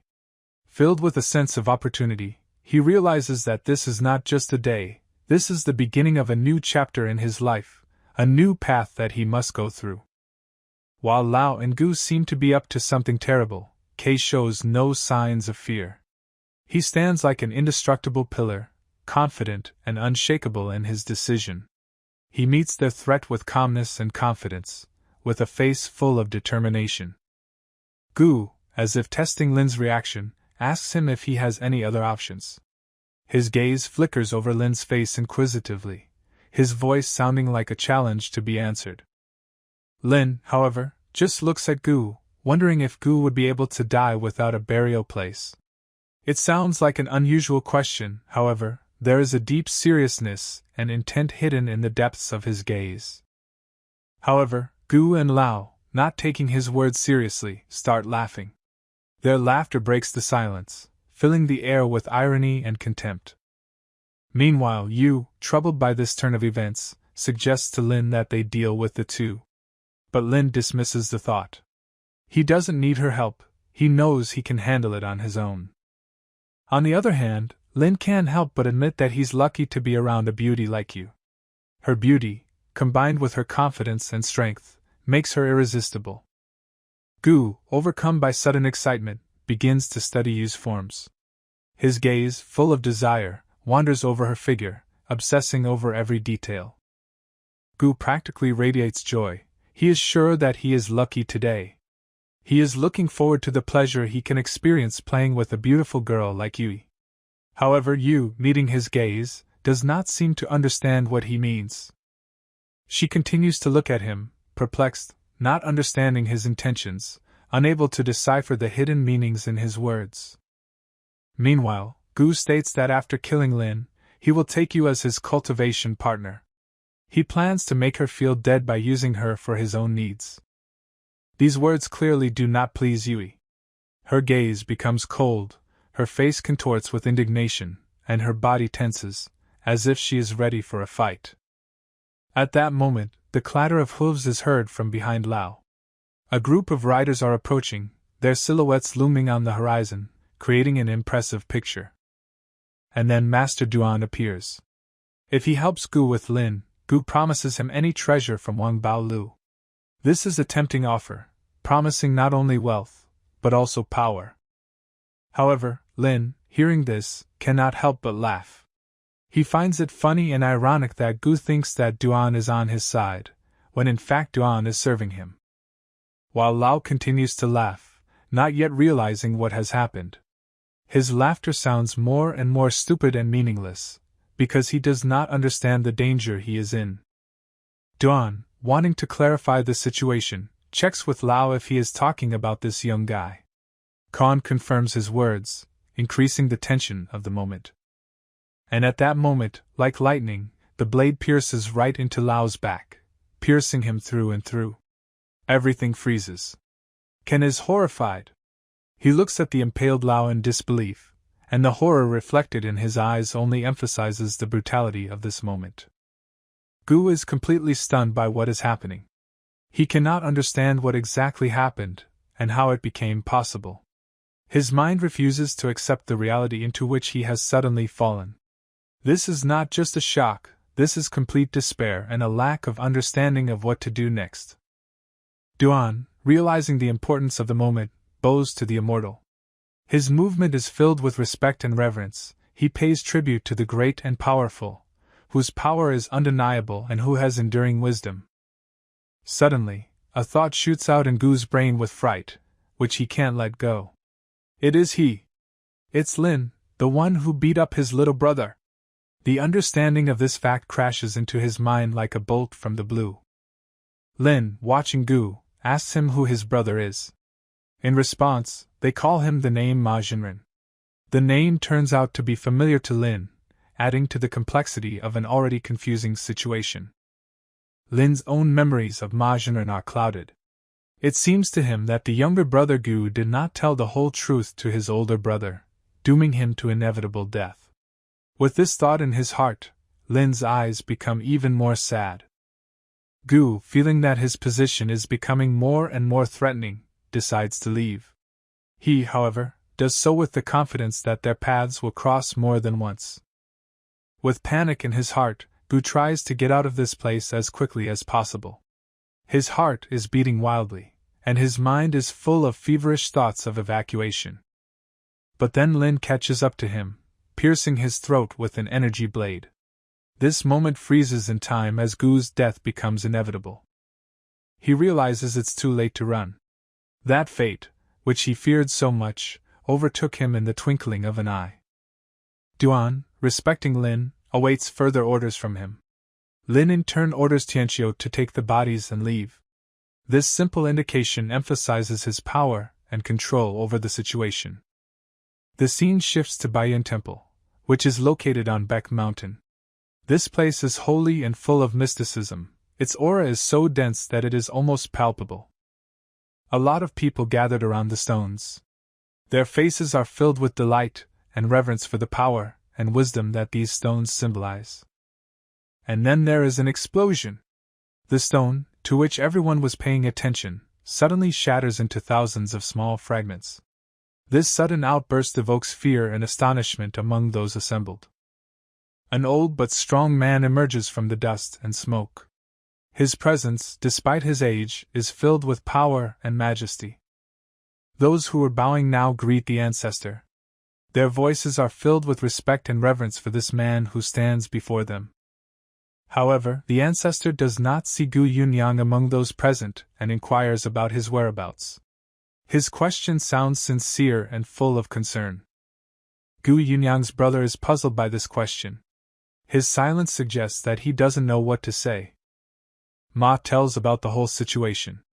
But to his surprise, the elder does not blame him for what happened. Ma asks if they are going to give up, but the elder looks very serious and determined. The elder orders the altar to be opened and a spell to be cast. He wants the meeting with the enemy to be worthy, and for this he is ready to use all his strength. The ancestor assumes the lotus position, placing 2 fingers on his lips. Standing next to him are 2 golems that, despite their enormity, appear to be completely under his control. Soft moonlight pours over Villa K, filling it with magical light radiance. The entire complex of buildings is illuminated by a bright silvery flash, turning everything around into a magical sight. It emanates from the blue moon, filling every nook and cranny, giving a special atmosphere to this area. In this very light, Dafa appears. He comes around the corner, perhaps in response to the call of nature, over which he was helpless. 2 golems stand towering over the sleepy Dafa. Their massive figures reach for the sky, creating an impressive and slightly frightening picture. Their bulky form and impassive faces make them ideal guardians. However, Dafa does not yet realize what awaits him. His calm face hides the excitement that will soon overtake him when he learns the truth about the coming events. Suddenly, a scream about ghosts is heard in the middle of the villa. A voice filled with fear and horror pierces the stillness of the night, resonating in the air. Dafa, alarmed by this sudden cry, starts to run, trying to break away from these unpleasant chains of ghosts. His movements are quick and determined, indicating his desire to go as far as possible.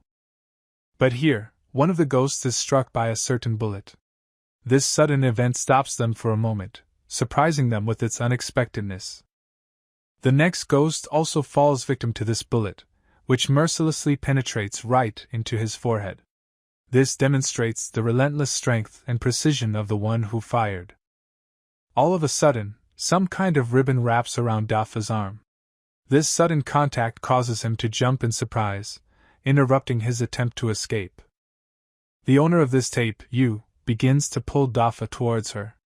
She does it with determination, showing strength and determination in her actions. Here, these 2 unusual creatures stand right in front of Lin. Their presence becomes more imposing when they come face to face with him. Yu notices that they don't look human at all. She looks at them with some surprise and apprehension. Lin calms her down, assuring her that he will handle the situation.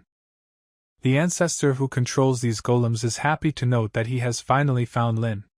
He is relieved and satisfied knowing that his long search has finally come to fruition. One of the golems, with an unyielding, confident voice, claims that Lin is about to die. This prediction sounds ominous and peremptory. However, Lin does not look scared. On the contrary, he refers to these golems with disdain, boldly insulting what he considers to be only a piece of garbage. The golems, caused by his neglect, rush at Lin. Their attack is fast and powerful, full of a thirst for revenge for an insult to their dignity. Their chains swirl around them, creating a whirlwind of metal and power around them. This majestic spectacle is a powerful attack that will be difficult to resist. The chains and those huge, menacing golems suddenly surround Lin. Their massive forms create a wall of steel and stone that poses a threat to anyone caught in their midst. They seem to be circling around him, moving so fast and in unison that they give the illusion of a spinning wall. Their goal is to confuse Lin, confuse him, make him lose his bearings. However, Lin does not succumb to this chaos. With full confidence and concentration, he begins to act, using all his skills and experience to deal with this situation. He delivers a bold and accurate blow to each of these golems.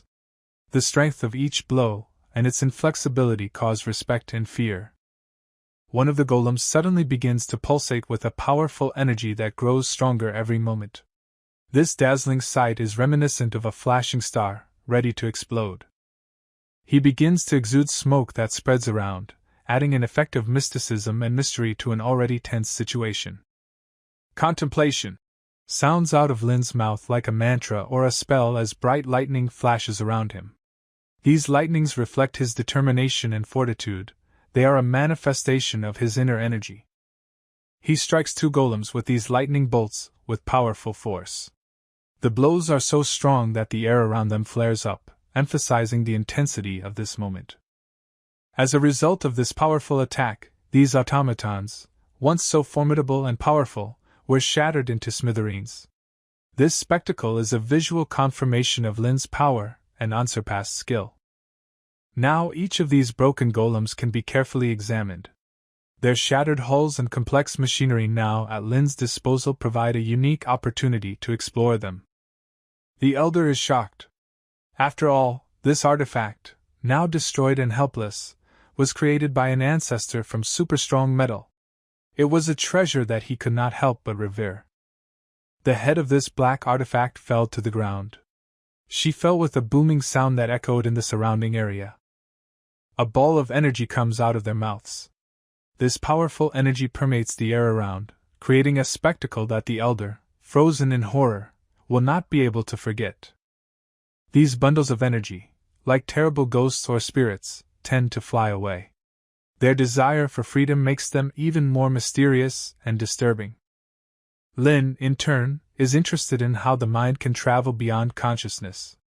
This is a philosophical exercise that asks new questions about the nature of consciousness and its possibilities.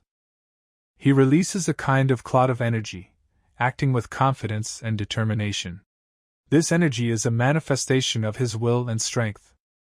This energy rushes behind the streams of consciousness, like an arrow shot at a target. She seeks to penetrate into the very depths of this universe in order to explore its secrets. And then the Elder starts screaming terribly. This sudden and piercing scream wreaks havoc on this situation, causing everyone around them to tense up. His people, alarmed and confused, cannot understand what is the matter. They look at the Elder with bewilderment and fear, not knowing how to help. Trembling with fear and horror, the Elder says that 2 of his souls have been destroyed. And the black and white artifact, one of his most valuable treasures, was also destroyed. These words, which hit like a bolt from the blue, make his people freeze in shock. Their jaws drop, their eyes widen in improbability and horror, because every word uttered by an Elder means for them the collapse of their world. The Elder urgently needs to retreat in order to restore his damaged soul. He must retire, find a quiet place where he can concentrate on healing. He knows the enemy is coming soon and his time is limited. From these words, also heavy and gloomy, Tao is shocked. He cannot believe what he hears. His heart is beating wildly in his chest with horror and despair. He asks his faithful servants to take him away from here. They must leave this place quickly. You can't stay here long, it's too dangerous, too much risk. Helping his Elder, Tao leads people somewhere. He acts as a guide, leading them through uncertainty and fear, towards safety and tranquility. But suddenly a voice is heard from above. This voice, familiar and at the same time unfamiliar, fills the space around with an echo and a harbinger of change. Lin is already here. He appears unexpectedly, like a ghost, and his presence changes everything around. The Elder and all his people are looking at him. Their eyes are filled with horror and admiration, and they silently watch him rise above them. Lin K towers over them. His figure, powerful and majestic, is outlined in the sky, and he seems to them almost divine. Dao is horrified. He looks at Lin with an almost suppressed horror, unable to contain his excitement. He feels panic and fear, and he already wants to run away from here. His heart is beating wildly in his chest, and his legs are ready to run. But then the energy bullet pierces right through him. This happens with such speed and surprise that he does not even have time to move. And here comes the order from Lin's mouth. Everyone must stop. If they keep moving, they will be swept away like leaves in the wind. All the people watching and listening to Kay's words are terrified. They understand the seriousness of the situation, and how much is at stake for them. He goes straight to the elder. His movements are smooth and confident, and the old man seems to be frightened by his approach. The ancestor and all his people kneel before Lin. The elder asks for forgiveness, realizing that his actions were wrong and deserve punishment. The ancestor is aware of his sins, and death will not atone for them. He realizes that his crimes are too great for simple forgiveness, but he still begs for mercy. Lin seems surprised. He cannot believe that the elder, unable to defend himself, dared to stand up for others. The elder pleads for Lin to be merciful to everyone else. They, according to him, did not know about the sins of Tao and Gu, and did not deserve punishment. He is even ready to give up the whole temple, if only it will help save his people. But Lin claims that he doesn't want anything from Ancestor. He can get whatever he wants with the snap of his fingers. Therefore, the Ancestor has no right to ask for mercy. With deafening power, accompanied by a piercing sound, lightning bolts burst from Lin's hands and strike the elder. Discharges that sparkle and sparkle, focusing all the power and wrath of Kay, fall on the old husband. The elder lets out a desperate scream as the electrical energy rips through his body. The pained cry reflects the unbearable pain that he has to endure. It is a cry of desperation and suffering, reflecting all the suffering that he endured from these discharges. Of course, the elder understands that everything that is happening to him now, he deserved. In the end, he, by acting incorrectly, provoked immortal Kay's wrath. For insulting Lin, the incarnation of the immortal, the elder must be punished. Kay is determined to destroy his soul. Not just to kill, but to destroy the very foundation of his existence, so that no traces of his atrocities remain. The elder, kneeling down in respect and submission, acknowledges Lin's judgment. He realizes that in this situation, he can't even object to Kay's fair trial. Kay asks a question, knowing the answer in advance. If he destroys the elder's apprentice and destroys the cultivation base, will the ancestor go along with it? It is like a test to see if an old man is ready to accept the most severe punishment for his sins. And again, against all odds, agreement comes out of the old man's mouth. He knows he has no choice. All that was left for him to do was accept the punishment and wait for his fate. Lin, confident in his power, slowly turns around, leaving the elder behind. While he decides to spare him, leaving the elder's soul alone. But the old man knows that at any moment Lin can change his mind and take his soul. The elder and his men, filled with gratitude, thank Lin for his mercy. This is their last chance for redemption, and they are ready to take full advantage of it. All around them, the buildings glow, bathed in the morning sun. Golden highlights reflect off their majestic structures, enhancing their beauty even more. Lin expresses surprise to find that the Centennial Sect, which is the center of cultivation, does not have a single elixir. This is unusual for such a powerful organization. But Lin understands that elixirs are rare in this world. Their scarcity in every corner of the world puts them in the category of almost mythical substances. Suddenly, one of the elders says that he knows a place where many useful herbs grow. This information catches Lin's attention and he starts asking questions about the place. The old man begins to talk about his youth when he and his brothers found a nook full of rare and exotic herbs. Memories flash through his mind like pictures, filling his face with melancholy. However, his memories are interrupted, and the old man's face becomes filled with despair. He recalls the tragic events that took place after their discovery. The image of a giant snake that guarded this place flickers in his memory. It was the monster that filled his worst nightmares. The tragic death of his older brother, which was due to this snake, left him with deep wounds. Only he managed to escape from this hell, despite the best efforts of his brother. After this terrible incident, the old man went into seclusion in an attempt to improve his cultivation and wash away the shame of his family. He has prepared an artifact that will help him capture this giant python. The old man suggests that if rare creatures like this snake live in this place, then rare herbs probably also grow there. He tells Kay that with his skills, he can easily handle the snake. Kay takes an interest in the location of this mysterious place. The old man remembers how to get to this place, and he is ready to help Quebec. His desire to help the immortal is so great that he is ready to do anything. Several carriages, beautifully painted and decorated, move slowly along the winding path. They sway in time with the steps of the horses, and the noise of the wheels and the slapping of hooves create a monotonous rhythm in which a certain calmness is felt. The old man sitting across from Lin struggles to his feet, supporting himself on a cane.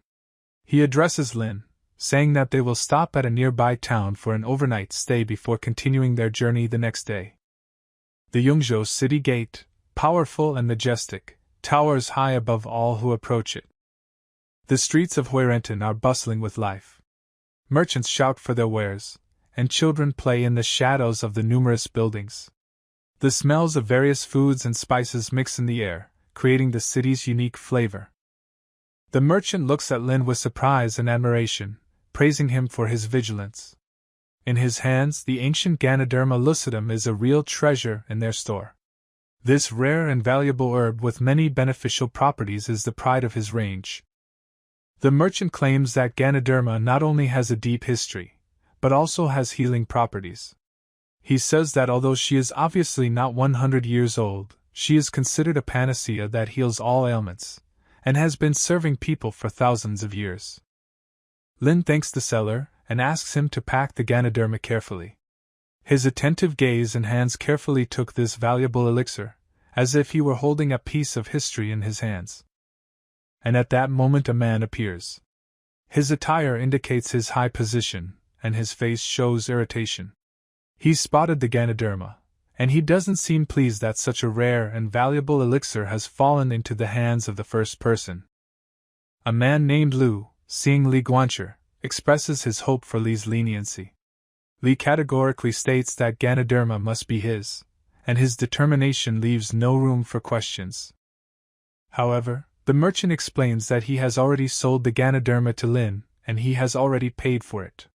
The deal has been made and the merchant has no right to break it. But Li does not let up and is even ready to double the price for this elixir. His desire for Ganoderma is so great that he is willing to pay any price. But the merchant stands his ground. He explains that it's not about the money. Ganoderma has already been sold and belongs to Lin, and nothing can change that fact. Confused, Li turns to Lin, looking at him questioningly, but Lin refuses to sell the Ganoderma. Li seemed completely unprepared for this turn of events. Li begins to think that Lin must not have heard of his powerful family. He cannot understand how Lin can refuse such an offer. Li makes one last attempt and offers triple the payout for this elixir. His voice becomes more and more tense, and signs of desperation sparkle in his eyes. But Lin is not going to give up. He has no intention of selling Ganoderma, regardless of Li's offer. He declares that no threats or promises can sway him, and Ganoderma will remain with him. This statement infuriates Li. He can't believe that Lin is refusing his offer. Li knows that if his family wants something, they always get it. Lin listens to him carefully, his face remaining calm. Li warns Lin to give him the Ganoderma or else. And at that moment, the unexpected happens. One powerful blow flies right into Li's face. It was so unexpected that Li did not have time to do anything. This blow was delivered by Lin. His movement was swift and determined. His hand moved at lightning speed and hit Li. It seemed that Lin didn't really care about the Li family. His actions clearly showed that he is not afraid of Li or his family. Li, lying underneath, seems completely stunned. His eyes are filled with horror, and his face reflects the complete bewilderment and shock of what happened. Furrowing his brows slightly and clenching his fists in annoyance, he said with a displeased expression that reflected determination and dislike that this was not the end, and they would definitely meet again. He asked why he was doing this since he could find other herbs, and there was no need to provoke the Lee family. Lin was surprised. What kind of Lee family is this? He began to talk about the past of this family, which was filled with restlessness and adventure. This family used to be known as pirates who terrorized the seas, but over time they changed their ways and became the richest and most powerful family in the region. Thoughts began to flash through Lin's mind about how he could continue selling medicinal herbs in this city with such a powerful family. He expressed his bewilderment by mentioning that the old patriarch of the Lee family was rumored to be suffering from a serious illness and was looking for herbs to heal himself. Lin dampened his enthusiasm by stating that the use of such herbs was useless for those already on the verge of death. The salesperson was taken aback by this insensitive statement and felt ashamed of his behavior. Lin, without further ado, turned away and walked in the opposite direction, leaving the salesman confused and bewildered. On the way, Lin noticed a large crowd of people gathered nearby. Their interested looks and noisy conversations caught his attention. As he got closer, his gaze met the gaze of one of the crowd members. Their eyes met for a moment, and in that moment they both knew something was wrong. They immediately recognized Lin. Recognition appeared in their eyes and their gazes became more intense. They realized that this was exactly the person they were looking for. One of the men, obviously young and insecure, turned to Lin. His voice sounded alarmed. "Are you the one who beat our man?" Lin, without trying to avoid responsibility or make excuses, confessed that he was the one who hit their man. His confession was direct and confident. The young man, hearing Lin's confession, was outraged by his fearlessness and audacity. "How dare you touch a member of the Lee family?" he exclaimed, his voice trembling with anger. Lin, looking at him in bewilderment, answered the question with a question. "Why should I listen to you?" His voice was calm, but there was determination in it. Suddenly, the young man, full of anger and determination, charged at Lin, swinging his fists and preparing to strike. But before he even got close to Lin, he suddenly stopped when he heard a loud scream coming from behind him. A sharp voice came from a nearby carriage, ordering everyone to stop. It was a cry that immediately attracted the attention of everyone present. The young girl sitting in the carriage, with a worried and irritated expression, asked her brother if he had forgotten the purpose of their journey. She chided him for causing trouble again. He, being slightly confused, tried to explain to his sister that this man had beaten Wang Guancher for no reason. But the girl did not listen to his excuses, told him to shut up and listen to what their father ordered. The young man paused for a moment in dismay, his eyes wide with surprise, and he was clearly taken aback by what had happened. The sister's brother stood motionless, surrounded by his servants, his face expressing bewilderment and displeasure, because everything did not go according to his plan. The girl, with a note of iron determination in her voice, ordered him to get out. His face took on a defiant expression, and without thinking twice, he glared at Lin angrily, as if blaming him for his current failure. With no haste, and with all grace, he began his journey back to the carriage, still keeping his eyes on Lin. Step by step, his figure slowly disappeared from view until it disappeared completely inside the magnificent carriage. Lin, without wasting time on unnecessary thoughts, turned and moved towards the city. He plunged into the hustle and bustle of city life, allowing him to temporarily forget about threats and promises. Upon returning to the city, Lin stumbled upon his uncle, who, seeing him, called him to him. His eyes were serious, and there was a hint in his voice that he had important news. He explained that the road they were going to pass was a serious test. It was difficult to pass, sometimes dangerous. To make the journey easier, he bought 2 mules. Lin, amazed by this, could not understand why his uncle decided to buy exactly 2 mules. In response to Lin's question, Uncle said that he was planning to go with him. On this journey, he will be the guide, and the mules will facilitate their path. This answer made Lin smile. Seeing no other choice, Lin nodded in agreement, and they set about preparing for the journey. They saddled the mules, and when everything was ready, they began their journey. As my uncle had warned, the road was not easy. Steep cliffs and dense thickets of forest made the route difficult to pass. But both of them were stubborn and continued on their way, despite all the difficulties. Suddenly, they came across a crowd of people who, in the middle of the rocks, gathered around something that attracted their attention. Lin, trying to examine the people, saw their faces, amazed and filled with delight, and he realized that something was wrong here. When people noticed Lin and his uncle approaching, they turned to face them. Their eyes scanned the approachers carefully, as if judging them. Uncle, noticing the glances of people, was surprised by so many people in this secluded place, and could not understand what attracted them so much. The leader of the crowd, a large man with a rough face, announced that the road was blocked due to the collapse, and they would have to choose another path. Hearing this, Uncle introduced himself to the leader of the crowd as the head of Bayunguan, and tried to convince him to let them pass since they didn't want to linger at this place. But the ringleader, with despair and distrust in his eyes, cut off that he did not care who he was. Everyone must leave and find another way.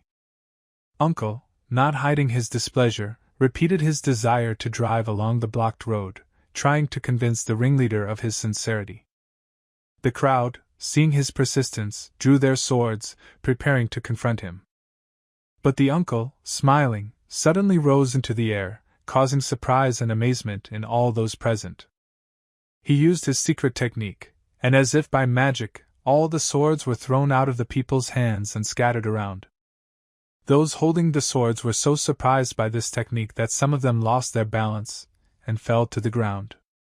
The swords thrown from the hands of people stuck into the ground, creating a spectacular performance against the backdrop of rocks and forest. With a note of confidence and triumph in his voice, the uncle turned to the leader of the crowd and asked, "Can we pass now?" Everyone present was deeply shocked by what had happened. They were disarmed, left bare-handed in the face of danger, their gazes filled with fear and bewilderment. The commander, digesting the events, ordered one of his subordinates to report everything to the lady. His voice sounded resolute, but it was clear from his eyes that he was as shocked as the others by what was happening. The servant, despite the fear beating in his chest, listened to the order of his master. He quickly gathered his thoughts, and, as if catapulted, began to run towards the mistress's residence. Bursting into the chamber of the lady, he exhaled, made a bow and began to talk about the terrible events that had just happened on the territory of their possession. The servant's words were confused, his voice trembled, and his gaze jumped from object to object. He was clearly confused and stunned by what had happened. With difficulty finding words, he said that the old man and the young man were trying to break into their territory. The guards, of course, tried to stop them, but they used magic, and in an instant they were disarmed. The mistress, looking at the servant in surprise, declared that she did not believe his story. After all, despite the many years of her travels around the world, she had never encountered magic. But then, suddenly, a voice was heard from the depths of the tent. It was the old advisor who drily suggested that the mistress herself go out and see traces of magical interference. The mistress, despite her initial skepticism about the words of the servant, decided to listen to the advisor. She stood up and began to follow him to the scene of the incident. When she arrived, she was surprised by what she saw.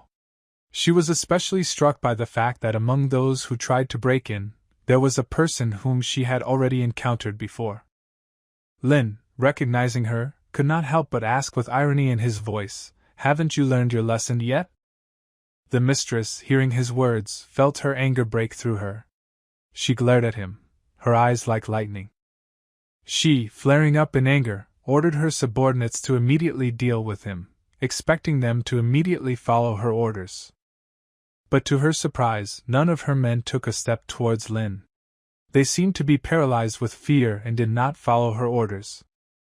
This disregard for her orders only angered the mistress more. Her eyes literally sparkled with rage, and her face contorted with indignation. However, the guards, as if awakening from a stupor, began to attack Lin. They stormed it with their bare hands, trying to fulfill the order of the mistress. Then the space around them filled with the sounds of battle and pain. The screams of the attackers, the groans of the wounded, the noise of the struggle, all this created a picture of chaos and despair. When the dust settled, everyone who attacked Lin was left lying on the ground, stunned and helpless. And Lin, surprisingly, remained unharmed. He stood among the vanquished, as if untouched by the storm of battle. The young man who had been so sure of victory before was now shocked by what had just happened. Sweat ran down his face, reflecting the fear and bewilderment he felt. Casting a last glance at the winners, the young man realized that he had nowhere to go. The only thing left for him was to try to escape. He rallied his strength and headed for the exit, feeling the horror gripping him more and more with every step.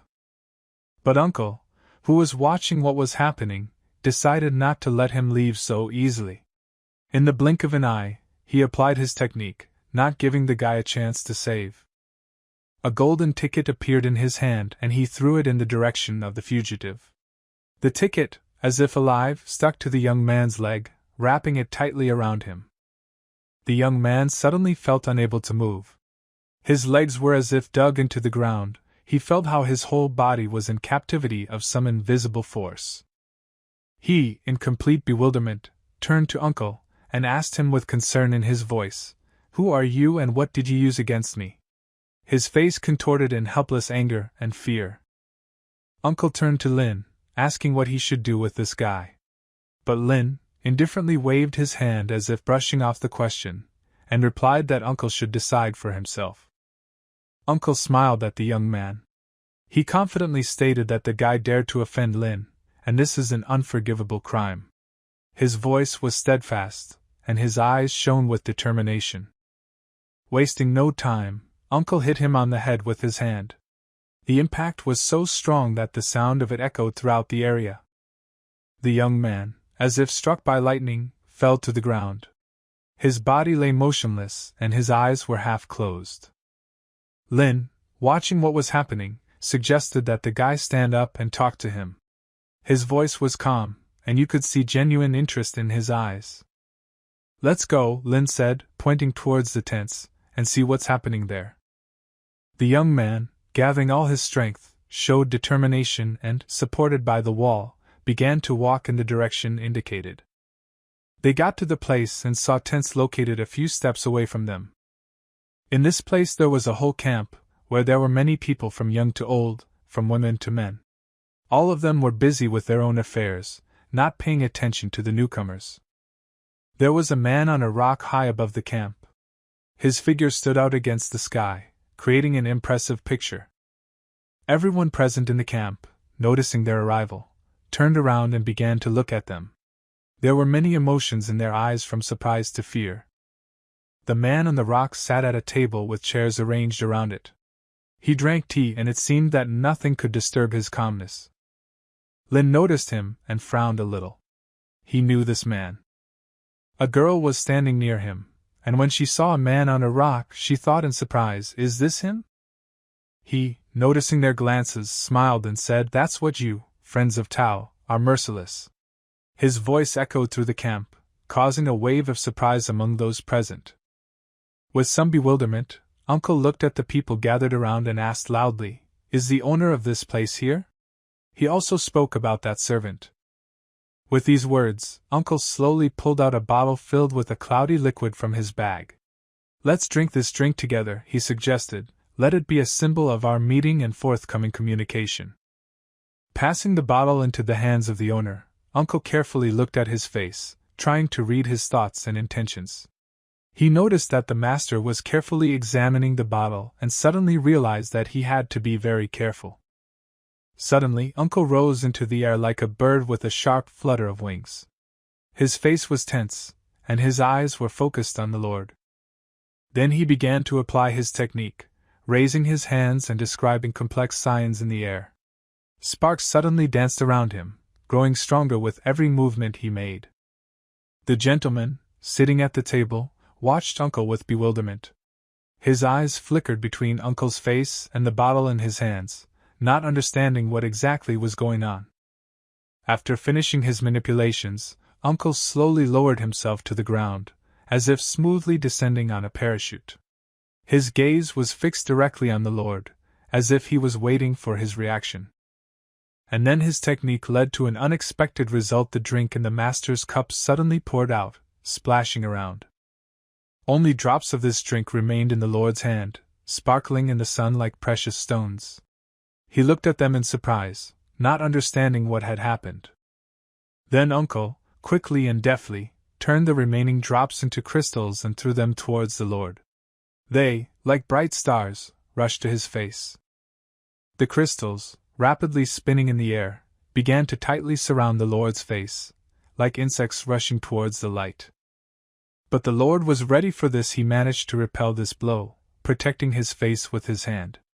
The crystals bounced off, disappearing into thin air. In one quick moment, he gathered the bouncing crystals into his cup.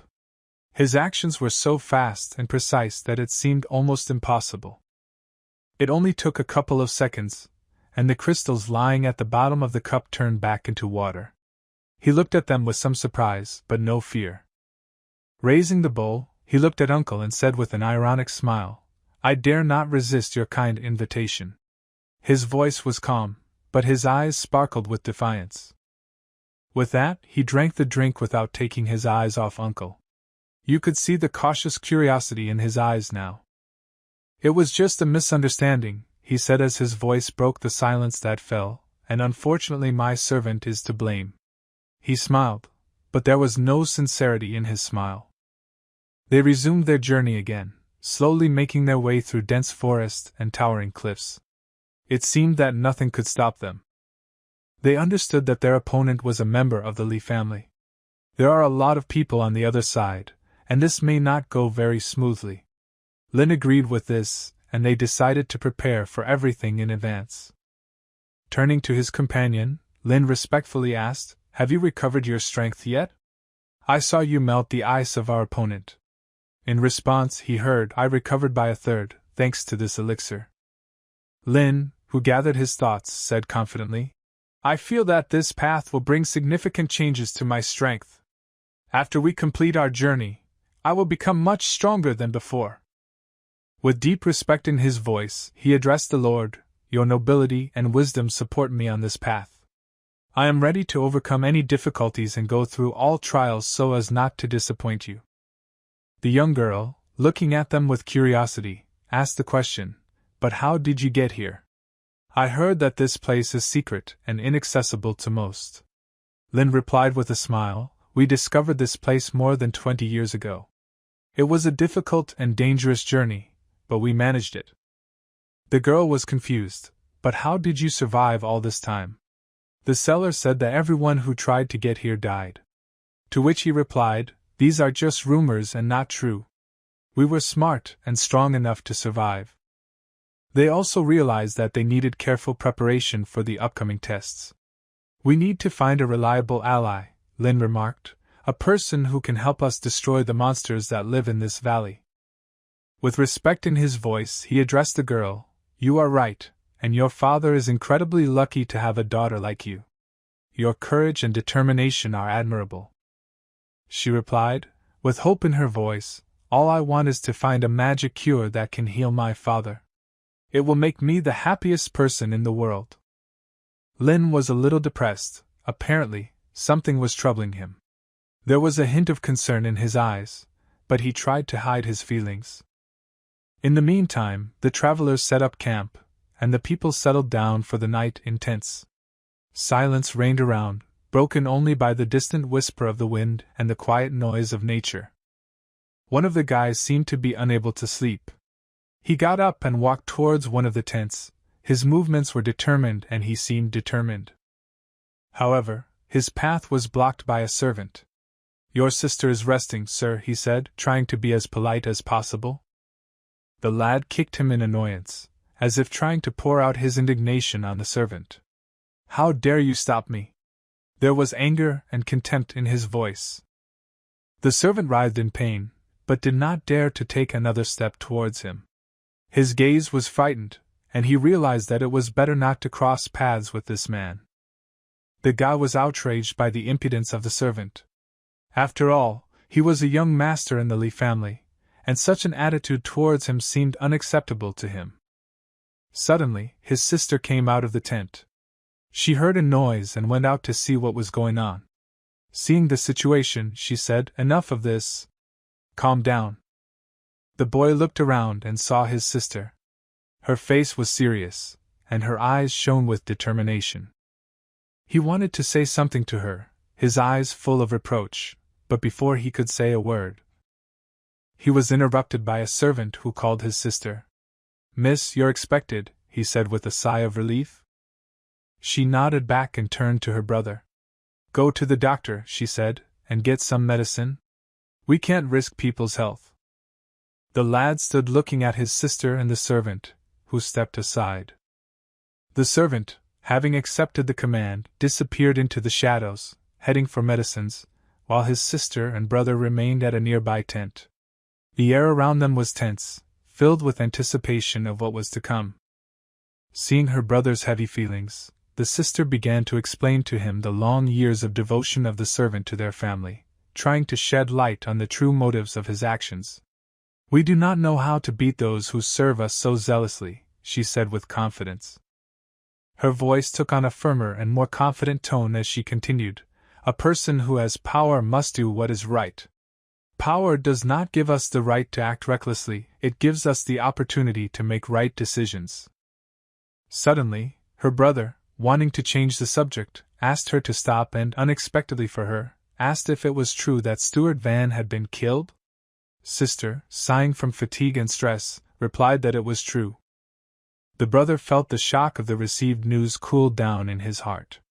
From the side it was possible to notice how his eyes darkened from bitterness and confusion of feelings.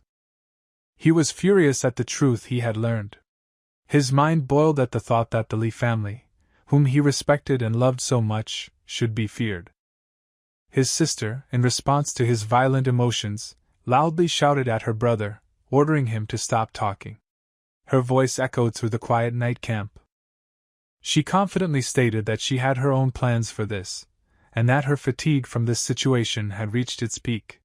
She demanded that her brother rest, leaving her alone with her thoughts. Her decision to leave him was a shock to him. His anger intensified when he saw her leave. She quietly returned to her tent, exhausted from this intense conversation, leaving her brother completely at a loss. Soon, he also decided to leave. He chose one of the tents and, opening its door, went inside. Anger seized him inside, and out of control he broke a nearby vase. In the midst of his anger, he began to shout into the void that the old man in their family was too old to rule the family, and that he should be the head of the family. The servant, who heard his cries, calmly replied that before leaving, the master entrusted all the affairs to his elder sister. The brother, still full of bitterness, said that he thought the old man had done wrong and that a woman should not be in charge of such a large and important business as their family business. The servant, smiling, gently reminded him that he was the rightful heir, because he was the only son in their family. He advised him not to rush, remembering those many years when his sister helped the family, achieving significant success. "Now it's time for the young master to make his presence known," the servant said, his eyes full of confidence. The brother, embarrassed by these words, did not understand what he was leading to. In response to his bewilderment, the servant said that he could take advantage of Stuart Wang's assassination, as it was a rare opportunity. The guy, excited, asked what he meant. The servant confidently stated that since Stuart Wang had been killed and the sister hadn't even moved, there were probably two reasons for this. 1, she doesn't want to create a problem, and 2, she's afraid of the power of the other side. He told him to keep talking. The servant with deep seriousness explained that the killer was Lu Tong, who was known as a great temple master and possessed the strength of a high cultivator. Due to the elder sister's order, none of the servants dared to confront him, refraining from retaliating. After he heard the servant's words, he couldn't just pass by. His thoughts hit him like a hurricane, forcing him to pause and consider everything he had heard. He liked this idea. She opened up new horizons for him and presented an opportunity to act. However, he realized that the enemy is very powerful, and it will not be so easy to destroy him. Of this he was absolutely certain. As if trying to look even deeper into the ideas of the servant, he asked to continue. The servant, catching his thoughts, suggested not to fight Lu Tong directly, but instead concentrate on his surroundings. After all, the servant knew that Lu Tong had another ally, a young man who was always nearby. So the strategy was simple: lure Lu Tong out, kill the young man, and then leave the scene under cover of night. In this scenario, two results will be achieved. First of all, Lu Tong will seek revenge, which will likely lead him into a fight with Old Man Gu that he cannot win. Suddenly, the brother wondered if this action would be too cruel. However, the servant reassured him, assuring him that it was all just part of the strategy. The second possible outcome is that after seeing how large and powerful the Li family is, Lu Tong will decide that he is not strong enough to fight it. For some time, the brother was in thought, weighing all the pros and cons before making a decision. In the end, with a serious expression on his face, he declared that he was ready to fulfill his plan. He was determined and ready for action. Meanwhile, Lin and Uncle were enthusiastically roasting food on a fire set in the depths of the forest. Then, a servant approached them at the camp, saying that their mistress, Ms. Li, would like to speak with them. The uncle was surprised at this turn of events, and somewhat puzzled, asked what the lady would like to talk about. The servant, with some hesitation, replied that he did not know the details, but he had heard something about herbs from the valley. Lin decided that it would be best to send Uncle to the mistress. Agreeing with the proposal, Uncle left with the servant. Now that Lin was alone in the camp, several people hidden in the bushes began to move. Lin heard rustling from the bushes and, suspecting that they might be intruders, asked them to come out into the open. In response to his call, a large group of people appeared from the bushes. In the crowd one could also notice the young master, whose gaze was filled with determination. After a group of people emerged from the bushes, they slowly but surely began to move in the direction of Lin. Each of them had a weapon in their hands were ready at any moment to bring it down on the young man's head. Realizing that their intentions were most likely far from peaceful, Lin was ready for the development of events. His thoughts scrolled quickly, trying to predict the enemy's future moves and how best to respond to them. One of the people seemed to be particularly pleased with this meeting. He called out to Lin as if laughing at the fate that they met again. His voice sounded confident and determined. In response to his words, Lin expressed surprise at why some people are so drawn to danger and always end up on the verge of death. He didn't understand why they put themselves in danger without a second thought. The opponent chuckled, stating that they couldn't even match his master. With every word, his voice grew more and more menacing. He was certain that Lin would be destroyed. Lin was surprised to hear about this man claiming to be his master's disciple. Through the surprise in his eyes, you could see a note of interest. But Lin immediately corrected him, explaining that he had misunderstood. Lu Tong, who was so highly regarded by this man, is not Lin's student, he is only an investigator of his teachings. These words suddenly puzzled his opponent. He did not expect such a turn and was clearly surprised by Lin's remarks. However, he quickly put aside his doubts, deciding that Lin was just lying to get out of the current situation. He threatened Lin again, stating that he would destroy him right away. One of his servants, hearing this, cautiously suggested that maybe Lin was telling the truth. After all, leaving, Lu Tong showed a dignified and respectful behavior. However, this remark only angered his master, who accused him of being cowardly and avoiding battle. In anger, he ordered his servants to kill Lin. The crowd instantly rushed at Lin, a wave overtaking him with their swords, ready to cut him to pieces. But at that very moment, Lin suddenly rose into the air, dodging the attack like a circle thrown upwards by the force of the wind. This behavior shocked his enemy. He couldn't understand how Lin was able to fly so high into the air, as if he had supernatural strength. While in the air, Lin began to use his unique fighting technique, which he had perfected over the years. And he delivered a decisive blow, aimed directly at the group of servants who had just attacked him. With one single move, he was able to impress them all using all of his skills and knowledge he had accumulated over years of training. The blow that he dealt was so strong that each of the opponents felt it on his own skin. They all fell to the ground, surprised and shocked by what had just happened. Only the same person who started this battle remained around. All the servants, without exception, were killed by Lin's single but powerful blow, demonstrating his exceptional fighting ability. Fear-stricken, he looked around at his servants, who were left with only lifeless bodies. The scene he saw was terrifying and caused great terror in his heart. With all his strength, trying to suppress his panic, he resolutely turned and began to run. Only one thought flashed through his head: to run away from here as soon as possible. But Lin noticed his attempt to escape and, wasting no time, struck at him as well. He darted towards him, determined not to let him get away. The blow was accurate and instantly overtook him in the leg. A scream of pain cut through the air, deafening everyone around him with its fury. Lin slowly descended to the ground, overwhelmingly silent compared to the roar of pain that still echoed through the air. He walked towards the defeated enemy, slowly, as if time itself had stopped in his presence.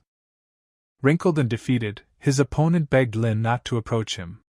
He looked at him from under his flattened eyelids, threateningly emitting hoarse sounds. But Lin ignored it. Instead, he lifted his leg and kicked him in the face. The blow was so strong that for a moment everyone was silent. It was at this moment, with everyone standing in shock, that the head of the clan appeared. He asked Lin not to touch him, making signs of peace and interference. He fell to his knees, begging Lin for mercy. Despair was red in his eyes, and everyone understood that his life was at stake. Meanwhile, the boy saw that his sister was also there. She stood a little apart, looking at what was happening with deep concern. She said that she saw his outburst of anger today, and realized that he would not listen to her advice. Her voice was quiet and worried. He asked her if she had been following him all this time. His voice sounded full of disbelief, but also with a hint of relief. She sighed longingly, saying that before leaving, their father asked her to take care of her brother. Her words were full of sadness and guilt. The girl apologized to Lin for her brother's behavior. She said that he was still young and ignorant, and did not understand the gravity of the situation. Lin continued to keep his foot above his opponent, glaring menacingly at everyone around him. Lin asked with a grin, "Young and ignorant?" His voice sounded sarcastic and defiant. He pressed his face to the ground again, landing another blow. A pained moan hung in the air, sending goosebumps to everyone present. The girl quickly apologized if she said something wrong. But she persistently asked Lin not to take the life of her younger brother. Lin said that since his brother wanted to kill him, he should pay a fair price for it. He offered to trade his life for something else, surprising the girl. She, shocked by his offer, asked what he wants in return for her brother's life. There was a spark of hope in her eyes. Lin answered simply and bluntly, "I want absolutely everything." His words sounded like a sentence, and silence hung in the air. The girl, shocked by his words, asked him again, not believing her ears. Her voice trembled with fear and uncertainty. He clarified that he wants everything, not only her, but the entire family standing behind her. All this must be under his control. He exclaimed that Lin seemed to have lost his mind. It was really ridiculous. The Lee family, to which the girl belonged, was one of the most powerful and influential in the area. He warned her not to agree, because it was too much. Even their master would never agree to such a thing. However, the girl was clearly confused. She was worried about her brother. He offered Lin something else as a pledge, something that didn't involve the entire Lee family. He added that if Lin decides to harm him or his family, they will not hesitate to kill him. Lin turned to him, his eyes sparkling like stars. He asked, "Are you telling the truth?" He replied that his master, Lu Tong, was quite familiar with Lin. However, if they were to fight, it is not known which of them will come out victorious. He stated with certainty that Lin might try to kill him, but in return he would pay for it with his own life. Lin was silent for a moment, still holding the junior master in his arms. He looked at his opponent as if trying to read his mind. He went on to say that out of respect for Master Lu Tong, he would not touch Lin if he let the young master go. His voice sounded calm, but there was determination in his eyes. At that moment, the girl's uncle returned. He apologized to Lin for being late. His voice sounded sincere and he held his head low as a sign of respect for Lin, who was known as the Immortal. He turned to Master Lu, asking if he was doing well since Lin was his student. His voice sounded worried, as if he was worried about the well-being of his teacher. Master Lu explained that Lin had become much stronger than him, and rightfully deserved to be treated as a master. His voice sounded tremulous, and he looked at Lin with respect. Master Gu, another senior master, stated that he no longer wanted to listen to all this. Master Lu realized that Master Gu was hungry for a fight. Master Gu turned to Lu Tong, ordering him to take a step back. His voice sounded as firm as his gaze. He turned to Lin and asked if he understood correctly that he had heard the rejection of the offer that had been made earlier. Suddenly, the girl screamed, demanding everyone to stop. All this became too difficult for her. She was clearly in a panic and couldn't guarantee Lin what he wanted. Lin dryly replied that he only needed her word. He is confident that he will find a way to achieve what he needs, no matter the circumstances. The girl was confused. Her eyes were full of fear and uncertainty. She seemed lost in the chaos that had befallen them. Lin turned to her, demanding an answer, yes or no? His voice sounded menacing. The girl, in desperation, shouted yes. Her voice was filled with desperation, but also with determination. Suddenly, the young master was thrown aside as if he was being hit by an invisible wall. Lin released him by kicking his leg. This whole scene was so sudden that everyone who was present froze in surprise. Suddenly, the air shuddered with a thunderous impact crashing into the ruthless hardness of the earth. The sound was so loud that it seemed as if it blew up the silence, crashing into the surrounding world with all its might. Suddenly, he fell right next to his sister, his body hitting the ground like a heavy bag. As he fell, he created a cloud of dust that slowly descended around him like smoke after an explosion. The sister screamed in horror, calling for help. "Doctor! We need a doctor!" She screamed piercingly, her voice sounding anxious and tense. At that moment, Lin turned to the girl, reminding her of what she promised earlier. "Do you remember the word you gave today?" he asked, with hope in his voice. She stood all night on the street, under the open sky.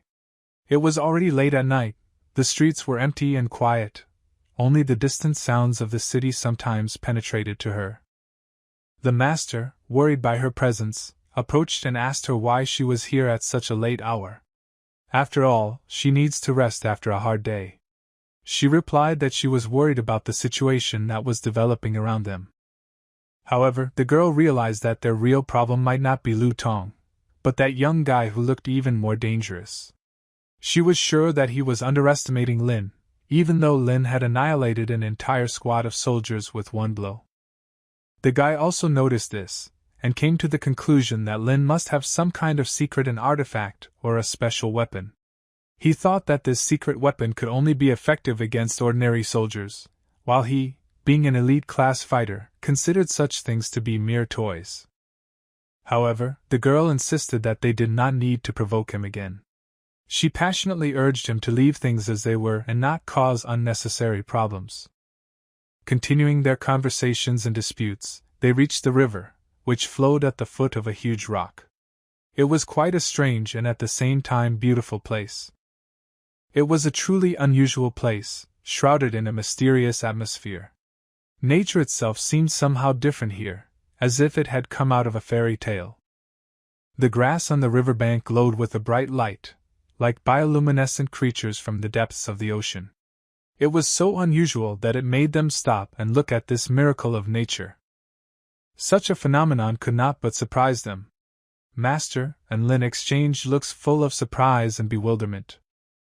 In one of the ancient books, it was said that ice bluegrass is a grass with blue flowers and arrow-shaped leaves. She was cold by nature, hence the name. And it was known that it is an excellent remedy for the treatment of many diseases. As soon as they stopped, there was a loud scream. A man stood on a rock and shouted inquiringly at them, "What are you doing here? Who are you?" They were armed and dressed like Vikings. Their soldiers were majestic and formidable. Each of them was ready for battle. The master, without showing fear, answered them with a question, "And who are you, and what are you doing here?" The Viking-like soldiers realized that the aliens had come to collect herbs. They said that they were the first to come here, and now all these herbs belonged to them. The master disagreed with their statement, denying that they had come first. This irritated the Vikings, and they began to threaten them, demanding that they leave immediately. The Vikings warned them that if they did not leave, they would become victims of their water god. The master, tired of their rudeness, said that he wanted to teach these boors a lesson. But Lit intervened and said that it no longer mattered, because new guests had already arrived at the place. To their surprise, they saw the Lee family arrive at the scene. The Lee family was well known in the region. Seeing the master and Lin next to him, they moved closer to understand what was going on here. Master and Lin found themselves in the spotlight when the Lee family, a group of familiar faces, approached them. They were not in a hurry, there was confidence in their steps, their eyes were direct and focused. Apparently they had a girl with them. At first glance, it was clear that she did not just come to chat. Need burned in her eyes, and she looked at them pleadingly. She tenderly asked to pass, explaining that she and her family needed herbal medicines for her sick father. For a while, the answer was only silence. Master and Lin looked at the girl as if trying to read the truth in her eyes. While everyone around was frozen in anticipation, 2 guards broke away from the group and ran towards Lao Gu. They greeted him, their faces showed their respect and devotion. He thanked them for a job well done and gave the order. Lao Gu smiled and looked at Master and Lin, asking if he needed anything else. He explained that he was interested in the object at the bottom of the pond and that he needed help to get it. The master was a little shocked by this request. He did not expect that the Lee family would decide to seek help from the Shuangsha praying mantises.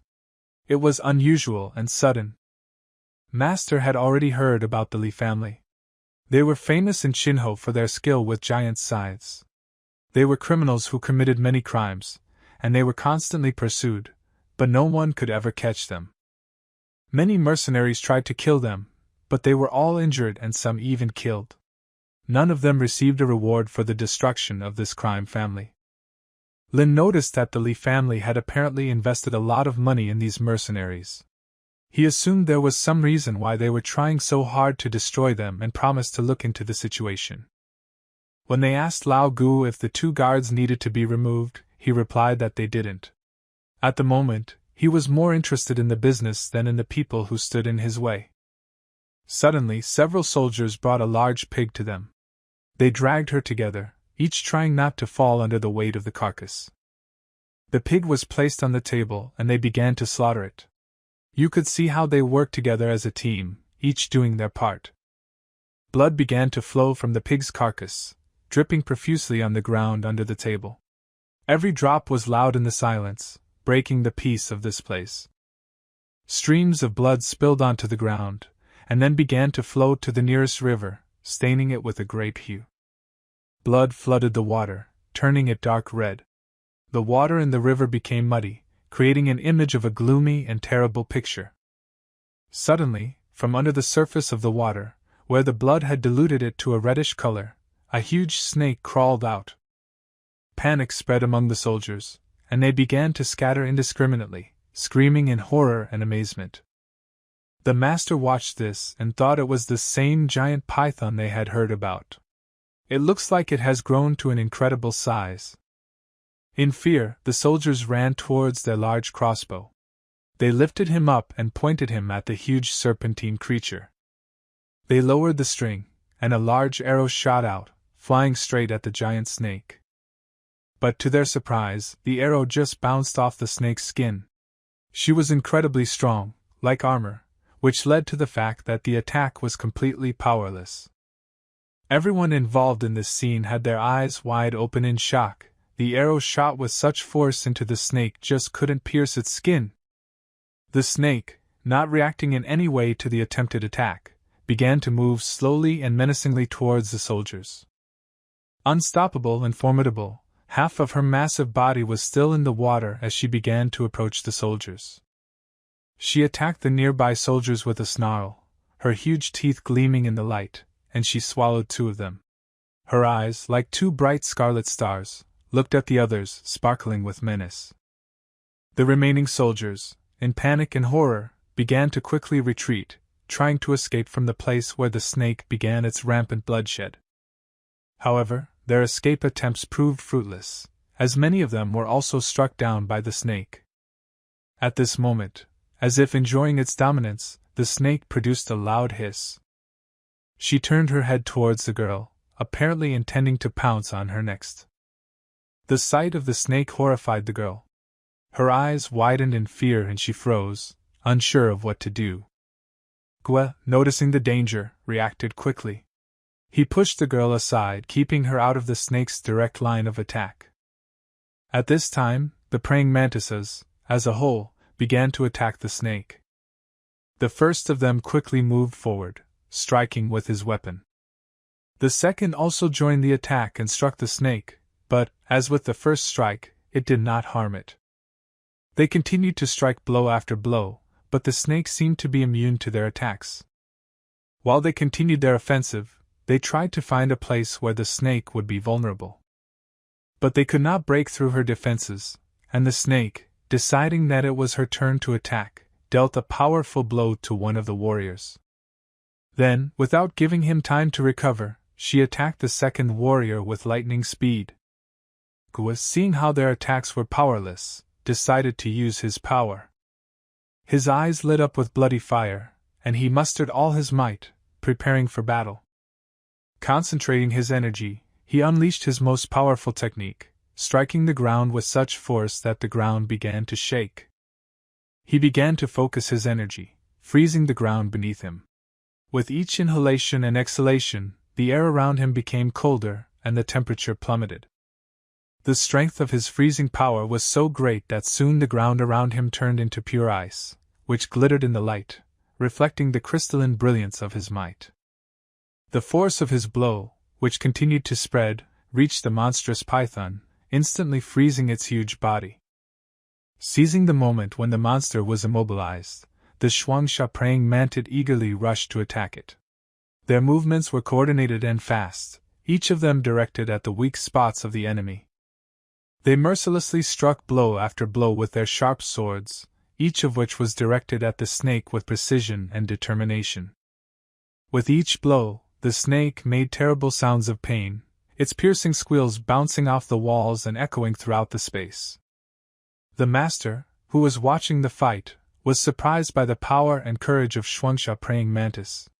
He was amazed at how they were able to break through the giant python's defenses, posing a deadly threat to him. As the battle continued, their gazes clashed with Laogua, who was following the events from a certain distance.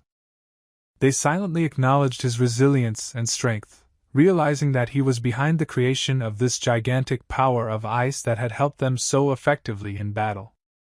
However, suddenly, the python began to awaken, shaking the ice around him in an attempt to free himself. Laogua, noticing this, felt a surge of anger. He couldn't let the snake free itself and threaten his comrades. With each movement of the python, chunks of ice began to flake and crumble around him, revealing his powerful body. When his whole body was freed from the ice chain, the python, full of anger, struck a blow aimed at Laogua. The blow was so powerful that blood gushed out of Laogua's mouth, and his body was thrown back. The praying mantises that were still in the area of attack were also knocked back by the python's powerful blow. The python, pleased with his actions, stuck out his tongue and hissed over them, his ominous thorns sounding like a warning. It was clear from Laogua's face that he was afraid of this monster. The gleam in his eyes spoke of fear, and his body trembled slightly. At this moment, Lin turned to the master, confidently declaring that now it was time for them to join the battle. Laogua, sitting on the ground, watched Lin head towards the monster. He looked at his calm and confident steps, and felt excitement in his heart. He asked Lin what he was going to do. Lin, without taking his eyes off the python, replied that his goal was to destroy this monster, freeing them all from its threat forever. He was surprised that he was walking alone. After all, he saw how many monsters defeated enemies. And he can't do it alone. He offered to wait for him to recover so that Lin would help him, and in return he would share the herbs. "Shut up," Lin said suddenly and sharply, stopping his words. His tone was cold and impeccably clear, not a bit unquestioned. Bridging the distance between himself and the monster, Lin approached him, and his voice sounded loud and clear. "Go to hell." It was a statement filled with determination and power. The python fixed its eyes on Lin in response, looking at him like a predator at its prey, saturating its eyes with the image of the one it considered its next victim. With the onset of a silent moment, the python, confident in its victory, suddenly rushed forward. It opened its huge mouth as wide as possible, ready to attack Lin. Laogua, standing at a distance, had already begun to prepare for the worst. In his mind, the terrible picture of Lin's death became more and more real. The snake darted forward at breakneck speed, its gigantic body moving with terrifying grace. Lin, however, reacted faster than expected. He jumped into the air and stabbed with his sword, pointing directly at the monster. His punch was so powerful that the giant monster began to fall into the water, its huge body awakening huge waves. Despite this, the master continued to deliver his cold-blooded blows, each of which increased his dominance over the monster. Seconds later, he hacked his way into the monster's head, ready to deliver the final blow. The snake's huge red tongue was visible from its wide-open mouth, creating a monstrous and sinister image. Lin swung with all his strength, focusing his energy for the next blow. And with merciless precision, he hit that monster's head, causing it to shake from the impact. The monster became motionless for a few seconds, as if stunned by the force of the blow.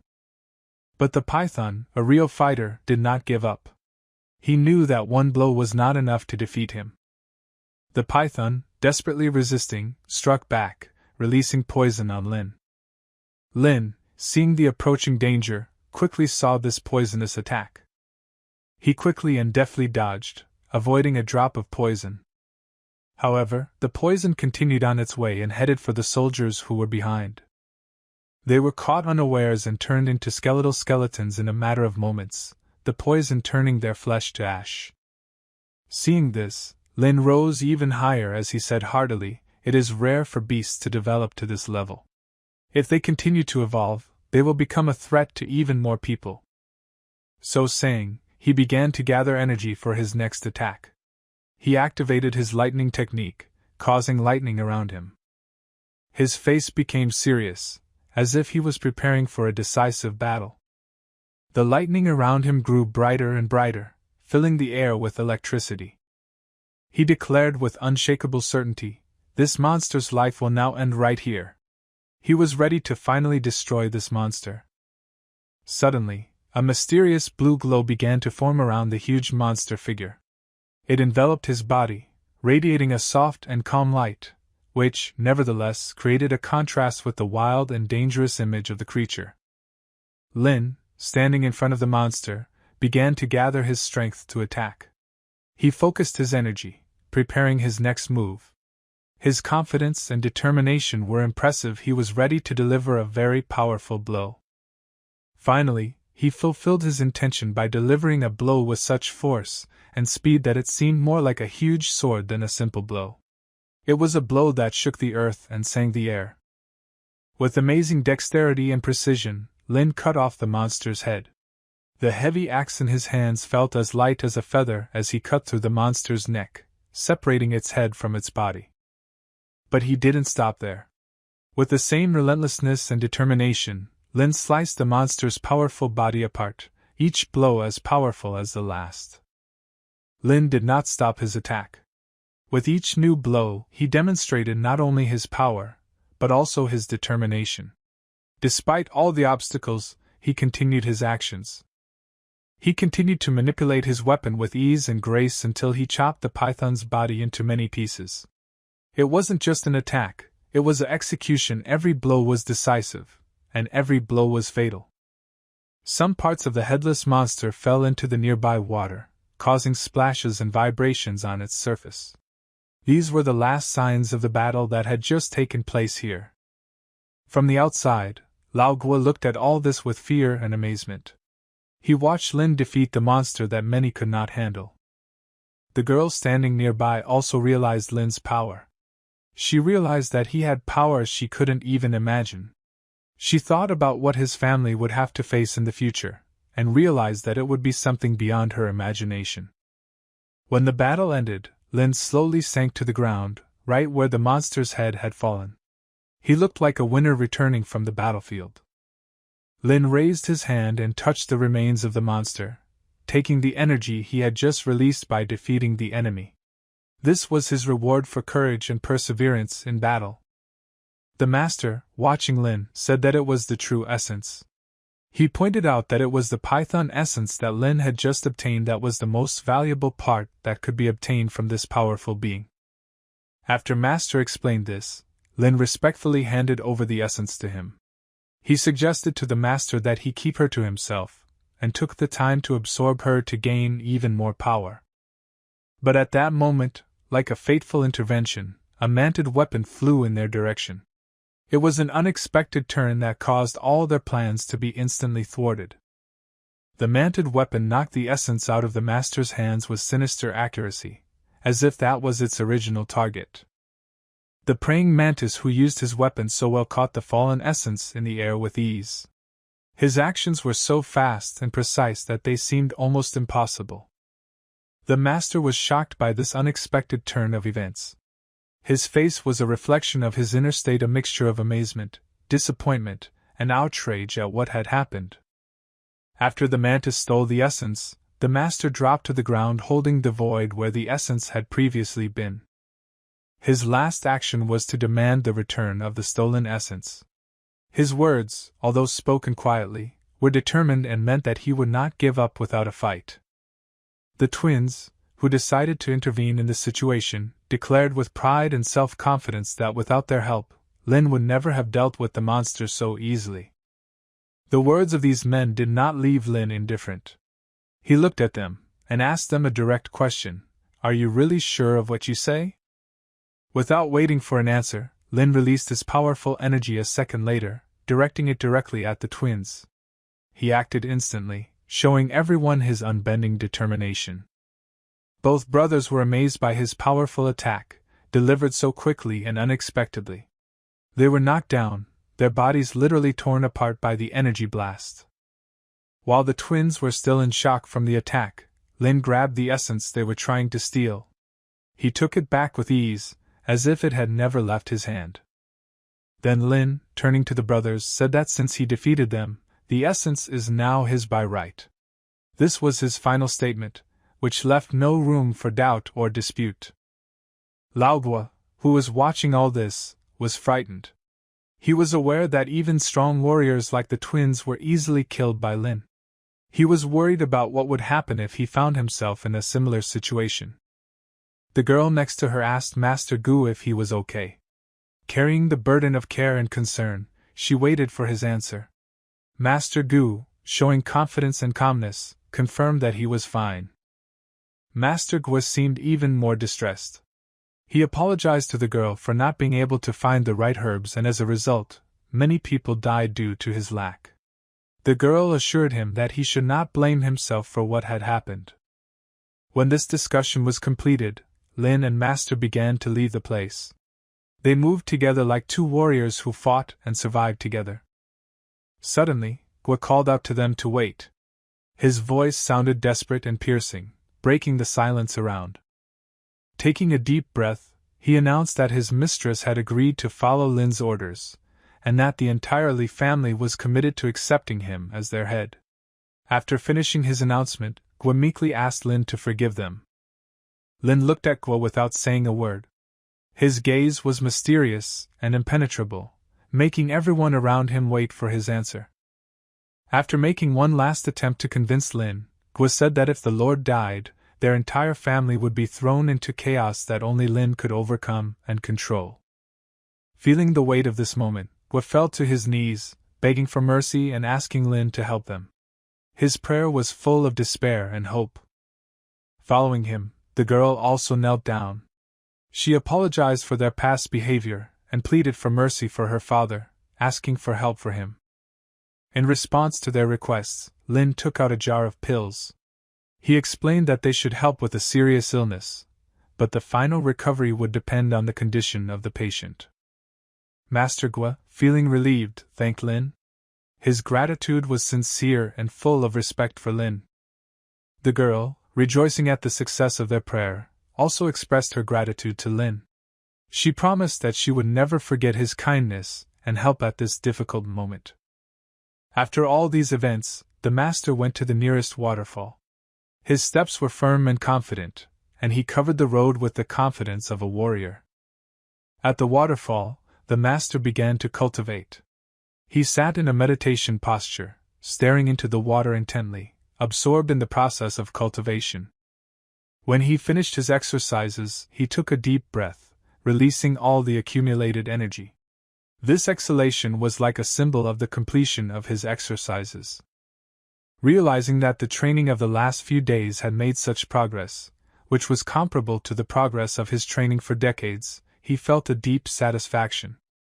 At the top of a stone cliff, where the water broke off, forming a picturesque waterfall, stood the master. He stood immersed in his thoughts. The last time Lin ate something was half a month ago, and this inspired anxiety. While the master was standing on the rock, Silhouette reached him, bringing news that could not leave him indifferent. The message was simple and clear. There was a group of people nearby who seemed to be gathering in the direction of Master and Lin. Silhouette, in his enigmatic voice, continued to report the details. "There are 23 people coming here and they're armed. They're not friendly," he said confidently. The one who introduced himself as Silhouette was actually Lin. He informed the master that he had succeeded in awakening the divine eyes within himself. For the master, it was almost unbelievable. Lin possessed an ability that the master had only heard of in ancient lore. But he had to accept it, and he decided to test Lin's words from his own experience. Having reached the indicated place, the master saw a group of armed men. They were indeed there, just like in Lin's prophecy. Carefully examining, he found even archers in their ranks, standing in the background and ready for battle. The master met them eye to eye, directly and openly.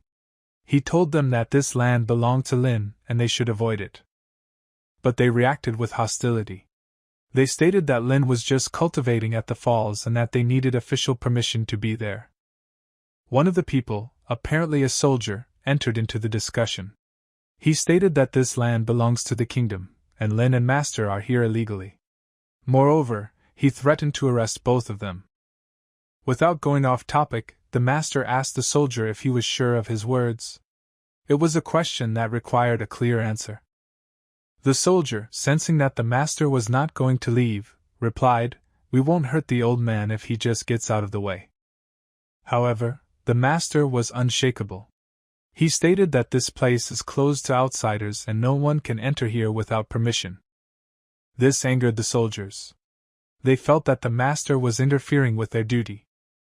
One of the soldiers seemed to be offended more than the others by the words of the Master. He decided to punish the old man, thinking that he was weak and defenseless. But the Master did not move. He stood quietly waiting for the advance of the soldier. The soldier, confident in his victory, rushed at the Master with a sword, determined to punish him. He quickly approached the Master, but he still did not move. However, at the last moment, when the soldier was already within striking distance, the Master, with incredible speed and agility, managed to stop the attacking soldier's hand with his hand. From surprise and defeat, the soldier lost his balance and fell to the ground. The Master remained standing in his place while the other soldiers watched the scene with astonishment and horror. The old master looked at the remaining soldiers, still stunned by what had just happened, and with a firmness in his voice, asked who else among them wanted to try their luck and attack him. The leader of the soldiers, with obvious surprise on his face, admitted that he had underestimated the old master. He began to draw his sword before turning to the master, asking him to tell him where the praying mantis fighters were. The master met his gaze and told him that the mantis fighters were already dead. His voice was as firm as his confidence in his words. The lead soldier obviously thought it was a lie. Looking incredulously at the master, he gave the order to his warriors to prepare for the attack. They began loading their cannon, a weapon that seemed too big and crude for such a small group. The master was surprised that the soldiers had artillery with them. The cannon looked terrifying, like a dark promise of death and destruction. The leader of the soldiers chuckled, stating that the cannon was brought specifically for the mantis twins, but now it will be used against the master. With desperation in his voice, he shouted, "Fire!" As if breaking through the silence, his cry reverberated off the nearby rocks. The gun fired with fiery smoke. The explosion woke the silence, filling the air with smoke and a sound that would echo in the mountains for a long time to come. The core began to fly towards the master, drawing an arc in the air. Time seemed to slow down, and the core seemed huge in the air. The master remained standing in his place, looking at the approaching core. His face was calm, but his eyes followed the core. The core was getting closer and closer. The whole scene was like a slow-motion scene from a movie where every detail is crisp and clear. Suddenly, Lin appeared in front of the master. His face was calm and focused. He stood between the master and the flying ball, looking straight at him. Lin, with amazing agility and speed, parried the ball with the strength he had just acquired. Using his power, he directed the ball back towards the soldiers, who were watching in horror at what was happening. The cannonball deflected by Lin flew back towards the soldiers, flying over the ground and destroying everything in its path. Lin did not hesitate to destroy those who stood in the way of the core. Smoke and dust rose from the explosion, eclipsing the entire horizon. Master, completely safe and unharmed, thanked Lin for saving him. His eyes shone with gratitude and respect. Some of the soldiers who stood far from the path of the cannonball were left untouched. They stood there, shocked and frightened, not knowing what to do next. They fled, frightened, leaving destruction and death behind. But Lin, quick and determined, hit one of them in the leg. The fleeing soldier fell, trying to stay on his feet. Lin approached the fallen soldier, and asked him who they were and why did they come here, interrupting his cultivation. His question was directed not only at the soldier, but at everything that had happened. The soldier lying on the ground was motionless. Lin held his leg, restricting his movements. The soldier, whose face showed fear, begged Lin to forgive them. He quickly explained that they were here by order of the city council, and assured that it was all a misunderstanding. But Lin was adamant. He stated that he heard what the soldiers were saying and that he knew the truth about their actions. The soldier admitted that they were pressured by the city council. He begged Lin to understand them and asked him to have pity on them. But Lin was unshakable. He stated that it was already too late for apologies and prayers. His decision was final. With these words, he began to finish off the remaining soldiers, becoming the last image of justice in this confrontation. Lin's silhouette, drawn against the background of the sky, stood over the body of the defeated soldier. He looked at the fallen enemy with grim determination, and his heart was filled with bitterness at the need to wage such a cruel struggle. At some distance from them, hiding in the shade of a tree, stood another soldier, the only survivor of his detachment. Lin declared that he would not kill him, but the fallen soldier deserved death for his indiscriminate killings, which were unforgivable. Instead of taking his life, Lin asked him to deliver a message to the city council that the mantis twins were dead. The soldier, who still had shock and fear in his eyes, agreed to hand over everything as Lin asked. He thanked him for his mercy, noticing in his eyes a faint hope of survival. With that, Lin and Master left the soldiers' remains and returned to the waterfall where they started their cultivation. They walked silently, immersed in their thoughts, leaving footprints on the soft earth. Arriving at the waterfall, Lin started cultivating again, focusing on the essence of the python he had killed. He felt his body begin to fill with new strength, as if the energy of the snake nourished his spirit. The essence of the python, as if animated, cut through the air, forming waves of energy around Lin. He felt how his body and spirit responded to this force, and it was as if nature itself around him reacted to it. Lin continued his cultivation, raising the essence higher and higher, his hands pointing upward as if he was asking the sky to give him more powerful energy. The air around him began to vibrate, and the essence began to transform right before his eyes. Her color grew brighter, and the air around him thickened with energy. Looking at Lin, the master was amazed. He felt that his disciple's spiritual strength was growing every second. It was really amazing and extraordinary for him. After a few moments of tense waiting, there was a bright green flash of light around Lin that seemed to illuminate everything around him, and for a moment it became so bright that it even blotted out the sun. Lin's body began to emit blue light that sparkled around him, giving the impression that he was surrounded by stars. This light seemed so unapproachable and powerful that it seemed as if Lin himself had become an essence of energy. Suddenly, from a green flash that rose into the air, a dragon appeared. Green and powerful, it soared into the air as if nourished from the very essence of the python. Master, watching this, was absolutely amazed. He had never seen anything like it.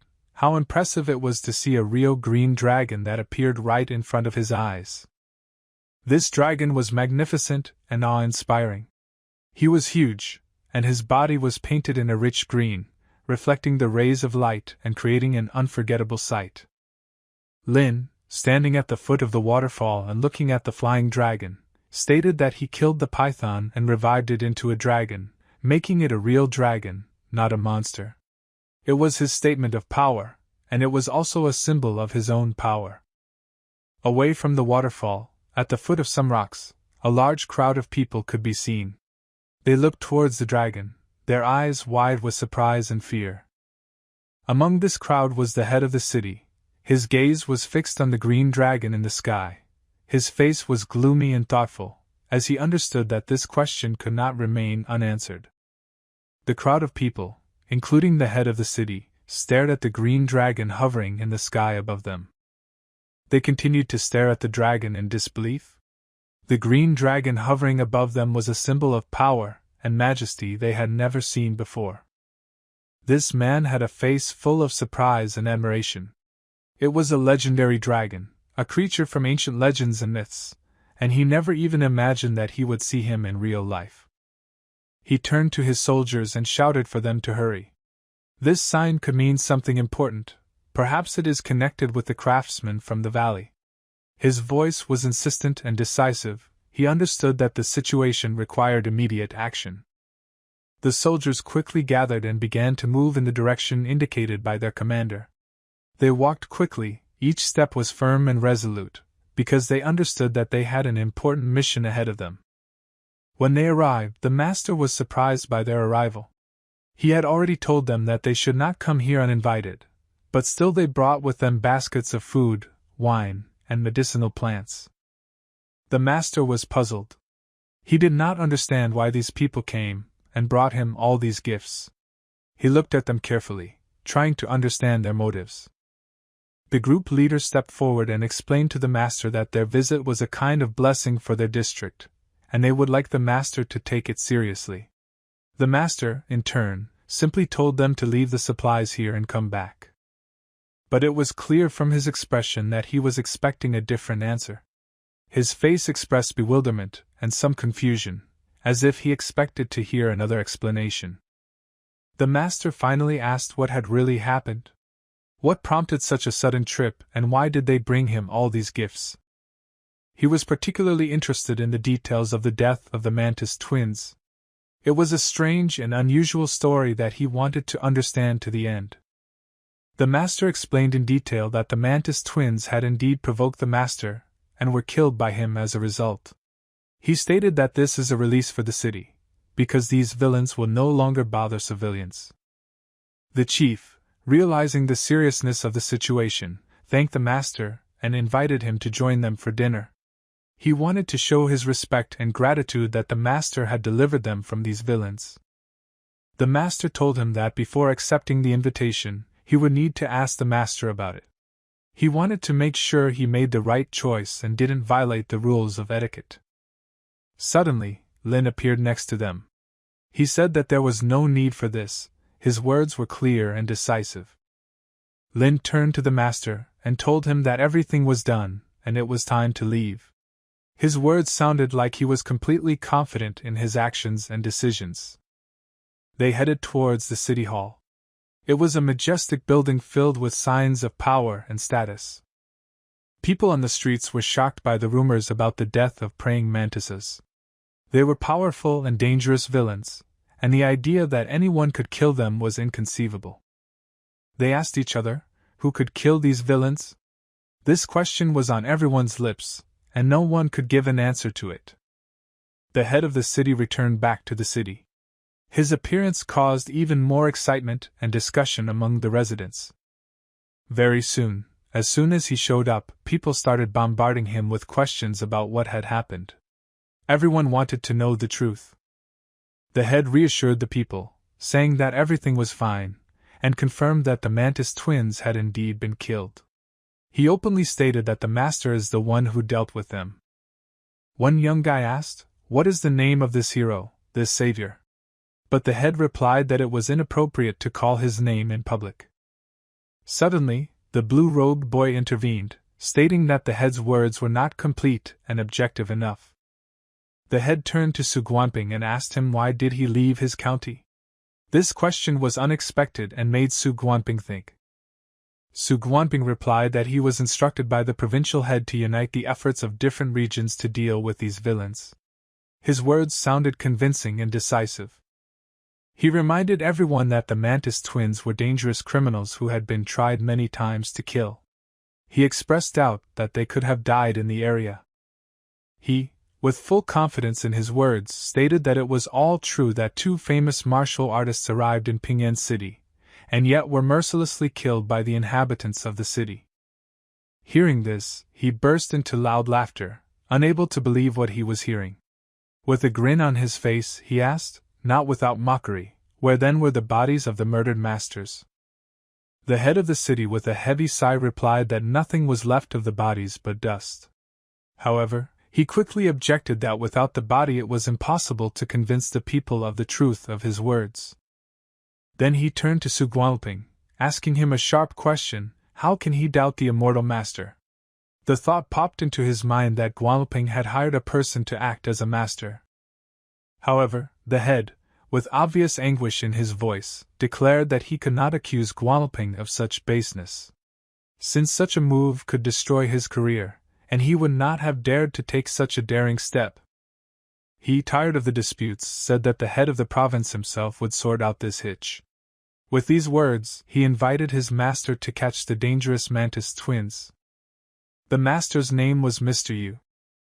As a practitioner of the Jianyan Mountain martial art for the 32nd generation, Mr. Yu was known for his prowess and had a wide variety of martial arts. The head of the city, with a stern look, told him not to waste his time, since the Mantis twins were already dead, and the message to the head of the province had already been sent. Out of the blue, Lin and his master arrived. The head of the city raised his eyebrows in surprise and asked Lin what brought him here. Lin, in turn, replied that they had already completed their business, and were now ready to move on. Then he said that the head of the province would soon arrive here, and Lin could receive his well-deserved reward. He advised him to stay a couple of days, but Lin asked the head of the city to wait with the reward, as he would return for it later. The head of the city, albeit with some hesitation, agreed with his request.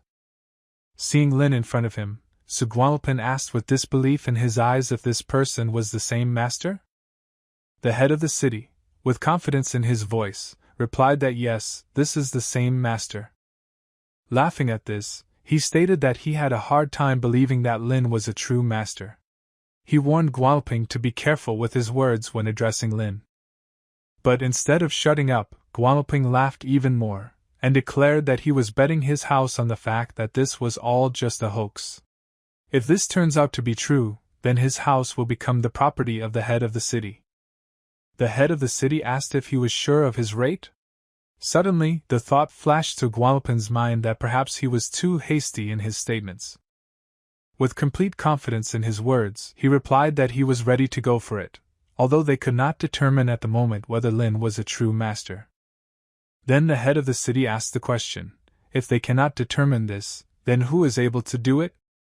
He, with confidence in his voice, replied that only a professional, a person who has fully dedicated himself to the art of fighting, can determine whether Lin is a true master.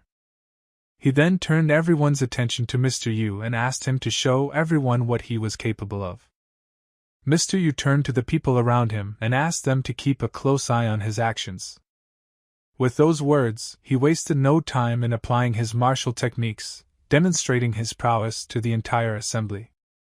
With amazing agility and coordination, he launched a bright red fireball in one direction, so powerful that its glow blotted out the sun.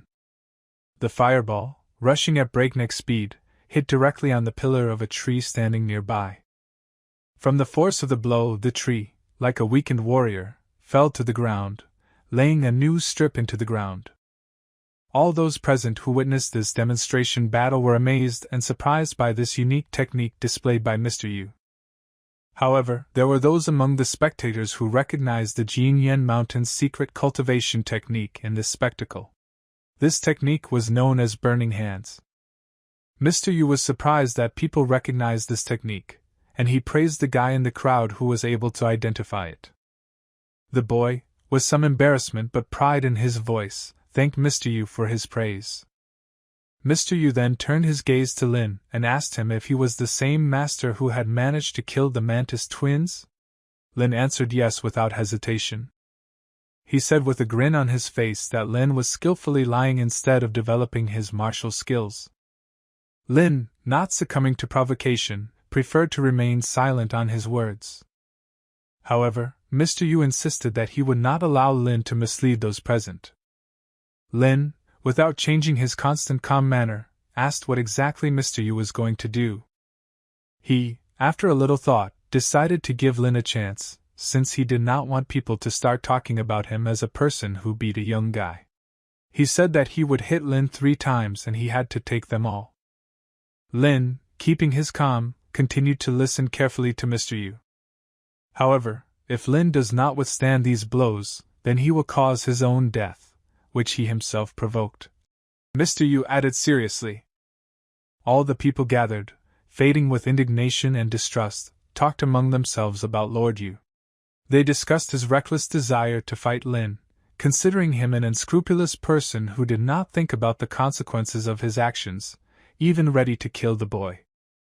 Lin, ignoring the convulsive conversations of those around him, looked at Mr. Yu with confidence, and said that he had the right to do whatever he wanted. Without a shadow of hesitation, Lord Yu began to use his technique, famous in this world for its uniqueness and strength. With incredible ease and confidence in every movement, he flew into the air then, like a luminous arrow, rushed at Lin. But Lin, with great concentration and control of his abilities, managed to stop him in time. Mr. Yu, suddenly losing strength and control over his movements, fell to the ground. A hole was now proudly etched on his forehead, the mark of his collision with Lin. Lin, allowing himself some humor in such a tense moment, said with a smile on his face, 3 strikes are too many. Those present, not believing their eyes, could not understand how he managed to defeat such a powerful opponent. One of the spectators, throwing up his hands in despair, declared that this was definitely witchcraft. But the head of the city, Su Gualping, interrupted him, demanding that he stop lying. He recalled that Lin initially told the whole truth about his actions. In response to this, an indignant spectator said that Lin boldly killed a man in public, and the head of the city did not even arrest him. The viewer added that he would complain about him to the head of the province. At that moment, as luck would have it, the provincial chief appeared behind him.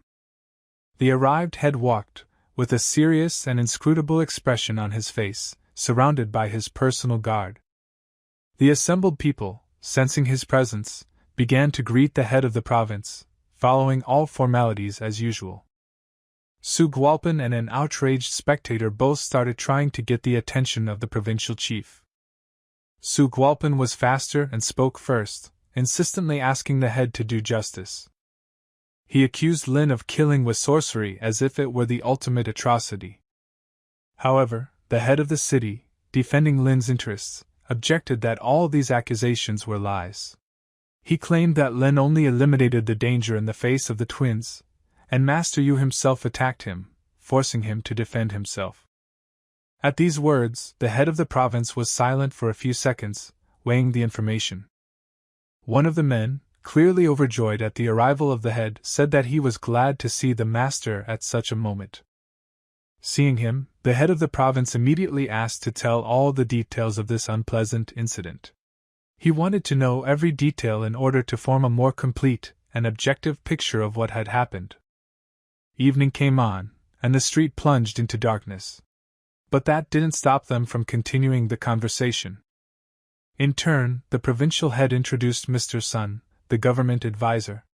It was he who was sent here when the news of the execution of the Mantis twins reached the capital. Su Gualping felt the bitter taste of fear in his mouth. He was frightened, realizing the importance and gravity of the moment. Turning to him, the head increased the pressure, asking if he had anything to add. This question was like a sword, ready to fall on him at any moment. Then the head, addressing everyone, said that Su Gualping, representing the interests of the empire, accused his colleagues of falsification. He asked the question, how, in his opinion, should such a person be punished? Su Gualping, realizing that he could no longer avoid responsibility, fell to his knees, admitting his guilt. He begged that his punishment was not so severe. The head, showing no mercy, ordered his men to seize Su Gualping and give him 50 blows. He was then to be tied up and taken to a government office, where further investigation awaited him. The servants obeyed the order without question, and Su Gualping, still terrified, begged for their mercy. The provincial head then turned to Lin, expressing his admiration for his actions. He admitted that he began to respect him when he first heard about him from Mr. Kong, and considered it a great honor to meet him today. This turn of events left the assembled people in confusion. They didn't understand why the provincial chief was giving such an honor to this young man. He reminded everyone that it was Lin who helped get rid of the 2 evil Mantis twins, which was a real blessing for their prefecture. After his words, the people began to celebrate the liberation from the oppression of the twins. The head invited Lin to join him for the celebration. However, Lin politely declined the invitation. He explained that he did not like large gatherings and noisy events, and killed the twins not out of a desire to become a hero, but by coincidence. In addition, he added that the journey took him a lot of time and energy, and it was time for him to go. He wanted to rest a bit and collect his thoughts. The head of the province, respecting his decision, asked Lord Immortal to be careful in his path. He wished him well, hoping that they would meet again at a more peaceful time. They returned to Lin City after a long and difficult journey, hoping to find peace and refuge there. The master greeted Lin with respect and informed him that he had already sent spiritual herbs obtained during the dangerous and mysterious journey. He asked excitedly, "What else can I do for you?" Lin replied that the master had done well and that he could take the herbs and return home without delay. The master proudly declared that he had achieved a lot thanks to Lin's teachings. He, in turn, reminded him that the Bayan sect was losing its power and influence, and that it was time to restore its reputation. Meanwhile, life was going on in the streets of Lin City. People fussed, and the wind carried the smells of market stalls and flowers. In a recent brawl, the guys severely beat the unfortunate man, and those around him stood aside and were afraid to interfere. It was Mr. Gua, famous in the city, but in trouble. One of the attackers, with a cruel expression, said that if Gua did not repay the debt in 3 days, his entire family would suffer. The threat in his voice left no doubt. His face was badly beaten, blood ran down his neck, and his eyes were filled with fear and pain. The attackers left him, leaving him lying on the ground, uttering words of contempt and threats. He remained lying on the ground, pain and fear fettered his body. After a while, he was able to get up by leaning against the wall and looking around the surrounding streets to see how far he was from home. At that moment, Lin appeared on the street among the crowd of passers-by. He saw Gwe and called to him, realizing that something was wrong.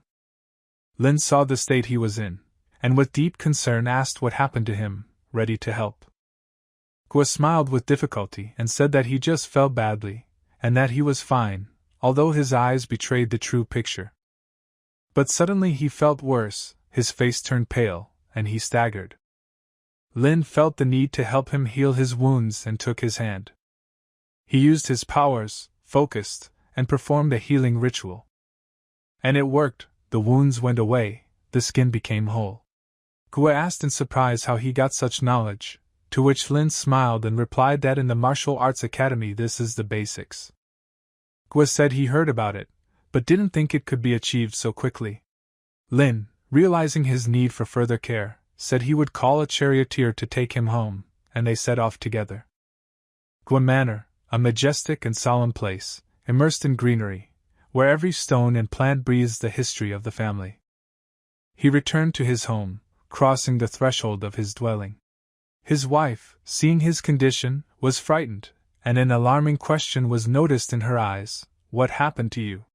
He hastily reassured her, saying it was nothing serious. She, still confused, asked for hot water to be brought to wash and inspect his wounds. Lin stood outside, contemplating his last months. His cultivation progressed rapidly, and he realized that he was ready to live on his own, that he had the power to do so.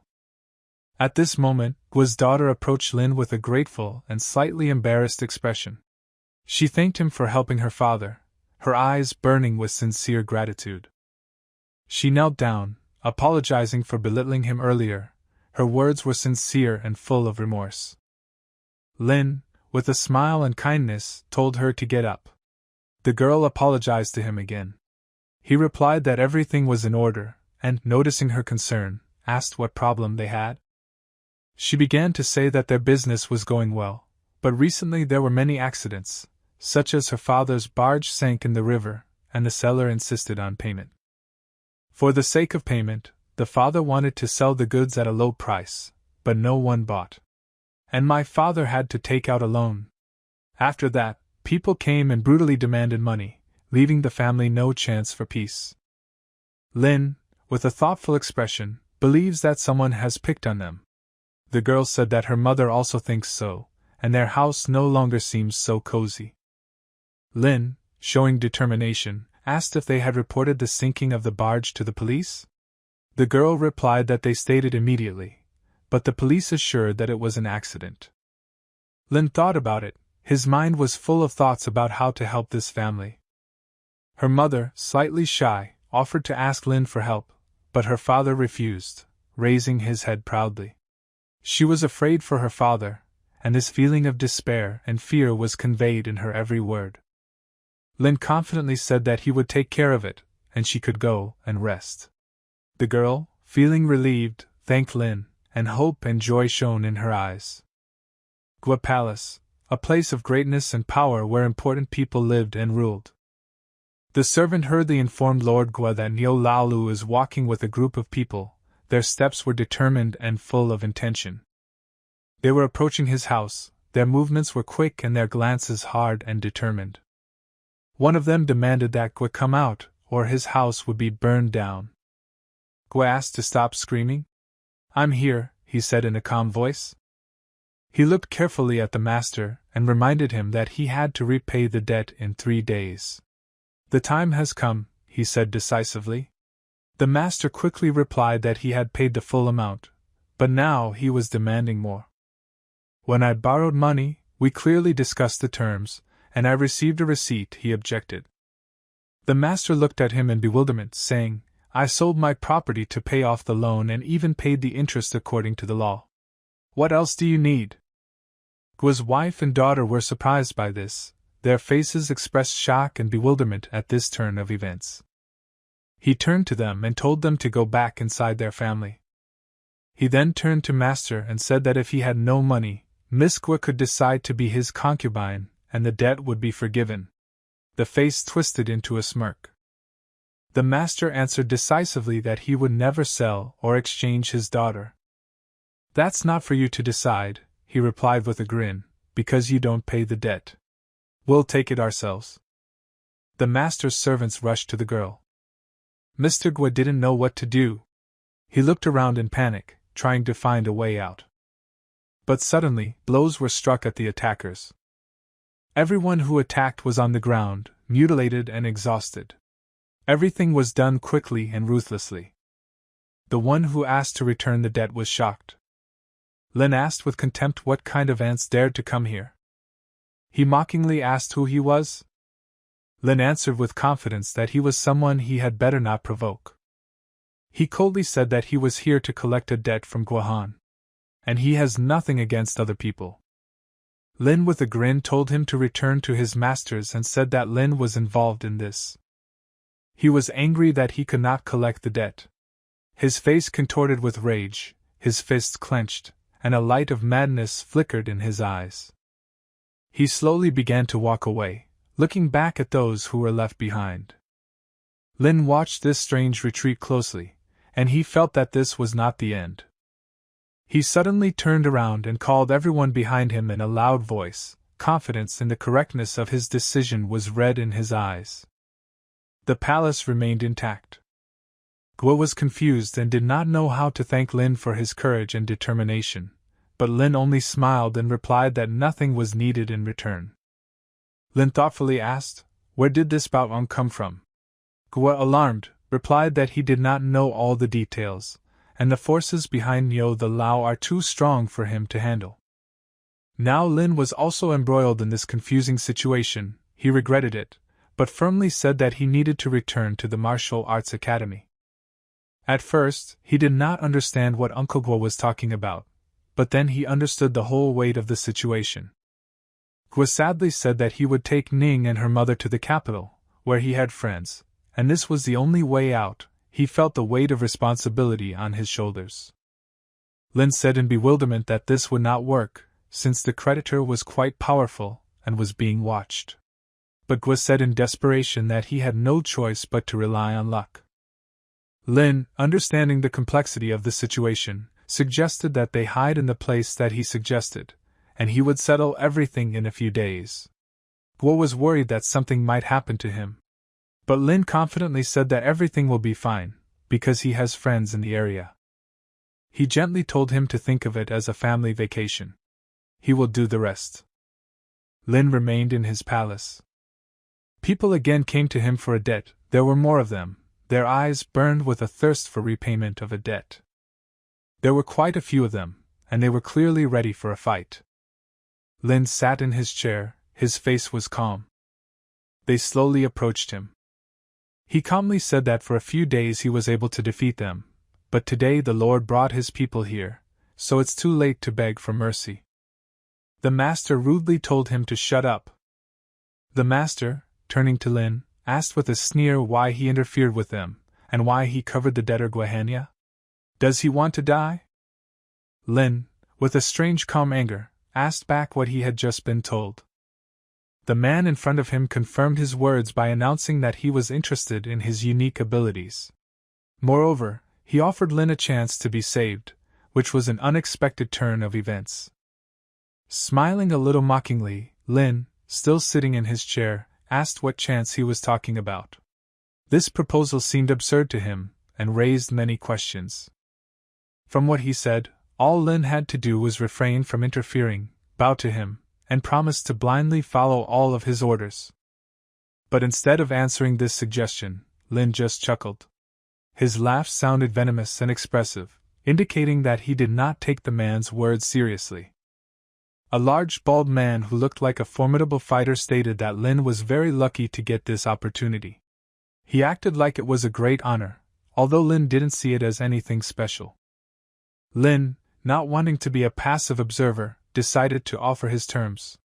The man, to his surprise, agreed to hear them. Without hesitation, Lin stated that he wanted the entire property of Baodong Bank. It was quite an ambitious claim, even for him. This statement shocked the man. He was shocked by Lin's audition and persistence. With a rough grin on his face, the beefy man said that Lin seemed to have lost his mind. However, despite his apparent opposition to Lin's proposal, he admitted that there was an order to kill him. In response to his words, all the warriors recklessly rushed at Lin. They rushed at him like a pack of wolves at a deer. But it was enough for Lin to make only one wave of his hand. In the next moment, all the warriors were thrown a huge distance, as if a huge invisible hand had thrown them to the side.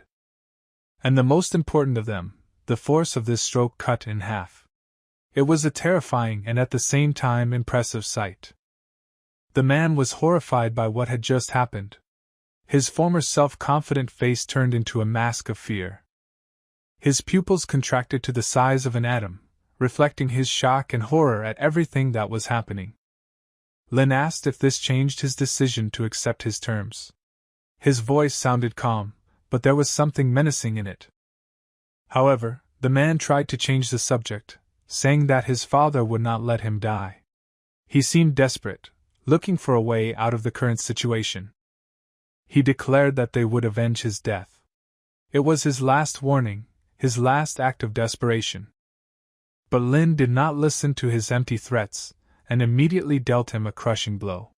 He didn't wait for the man to finish his speech, interrupting him with his own actions. Figures began to emerge from the darkness behind Lin. They were difficult to see at first, but soon became more distinct. They were people, and their number continued to grow. One of them came closer. It was one of Lin's trusted men who confidently said that all of his men would do anything to take over the bank. His eyes shone with determination, and there was a note of firmness in his voice. However, Lin quickly rejected the idea. He ordered his men to leave the place and, instead of acting violently, to convey to the head of the bank an offer to voluntarily give up all his assets. In the distance was the building of the Baodong Bank.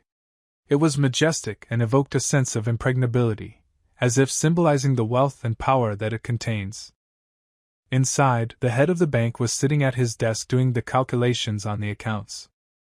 Suddenly, one of the servants burst into the room, clearly agitated. He breathed heavily, talking about the fact that the young master was captured. Startled by what he heard, he asked what had happened, unable to believe it. His face expressed horror mixed with bewilderment. The servant, realizing the gravity of the situation, led the head outside. He led him in silence, leaving explanations for later. The corpses of his warriors lay on the street, covered with dust and blood. It was a terrifying sight that added further chaos to an already confusing situation. Seeing this, the head of the bank could not hide his anger. He was outraged that someone dared to threaten his bank, his property. He turned to his servant, ordering him to urgently call all the masters for an immediate meeting.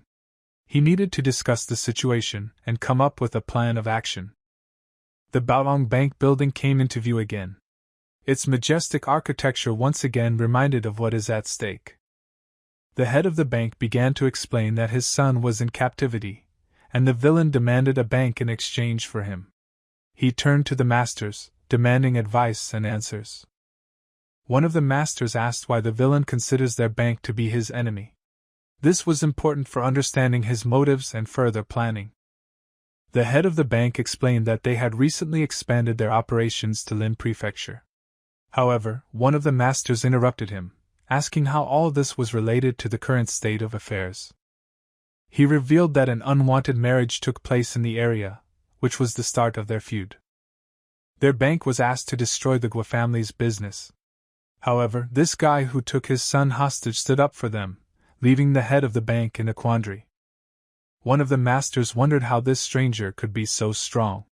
It was an important question, because his answer depended on whether they could develop an effective plan. However, the head of the bank himself was also at a loss. He planned to discuss the matter with a certain Mr. Yi after his son was released. One of the assembled masters, taking the floor, suggested that the only correct solution in the current situation would be to agree to the villain's demands.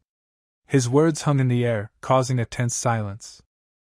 However, as it turned out, this idea was not expressed as a final decision. In fact, this move was only proposed as a temporary measure to delay time until a friend of one of the masters dealt with the situation and found the most effective solution. Finally, after numerous discussions and negotiations, the meeting at the bank came to an end. Now everyone knew that the next step would be action, and there was no more room for thought. As they left the building, some masters continued to discuss the power of this mysterious villain. Their faces were tense, their eyes filled with concern and fear of the unknown. One of them, after a pause, expressed his opinion. If you carefully analyze the words of this person, it becomes obvious that this guy cannot possibly be an ordinary person. Hearing these words, one of the masters agreed, recognizing that the one who spoke was right. He turned to him for help, realizing that it would be extremely difficult to deal with such an opponent alone. The one who was asked for help agreed, but made one condition: despite the circumstances, they would have to pay him for his services. While the others continued their discussions, the master had already begun devising an ambush plan. He knew that every step had to be considered so that the enemy could not escape. Not far from there, in the middle of the forest, there was a beautiful gazebo. It was a place to relax, a quiet retreat where you could get away from the hustle and bustle and be filled with tranquility. The young master, the target of all this thought and negotiation, was sitting there drinking herbal tea. Behind him stood his prisoner and his man. They carefully watched the surroundings. The head of the bank was moving towards this place with his servants. In his movements one could feel firmness and determination, readiness for any difficulties. Lin drew attention to the approach of the head of the bank. He could clearly make out the silhouettes of people walking in his direction, and felt the tension. When the young man saw his father, he tried to say something. But the words stuck in his throat, and he could only convey all his anxiety with a glance. The head of the bank, noticing his son, called out to him. His voice sounded confident, but there was also a hint of concern. He was about to approach his son, but the sword blocked his path. At that moment, time seemed to slow down.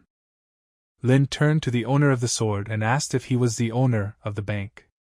His voice sounded calm, but his eyes were full of determination. The man standing in front of him confirmed his words, agreeing that he was indeed the owner of the bank. His words were clear and direct, leaving no room for doubt. Then the villain asked the next question: did the head of the bank bring everything that he was asked to bring? There was confidence in his voice and a certain arrogance. At that moment, the head of the bank remembered the plan he had developed earlier. According to the plan, he had to convince the villain of his loyalty and calmness in order to buy time. However, at the thought that he would have to carry out revenge with his own hands, the man involuntarily clenched his teeth. It was not easy to defy fate and start fighting your fears. Looking at the guy, the head of the bank already in his mind painted a picture where he destroys him, indulging in dreams of retribution. Every minute detail of the fight, every blow and every move was in his mind. Trying to find a way out of this situation, the head of the bank offered to pay off the Gua family's debt as an alternative to this young master's requests. However, the young master, visibly tired from the discussion, closed his eyes and sighed, desperately trying to remain calm.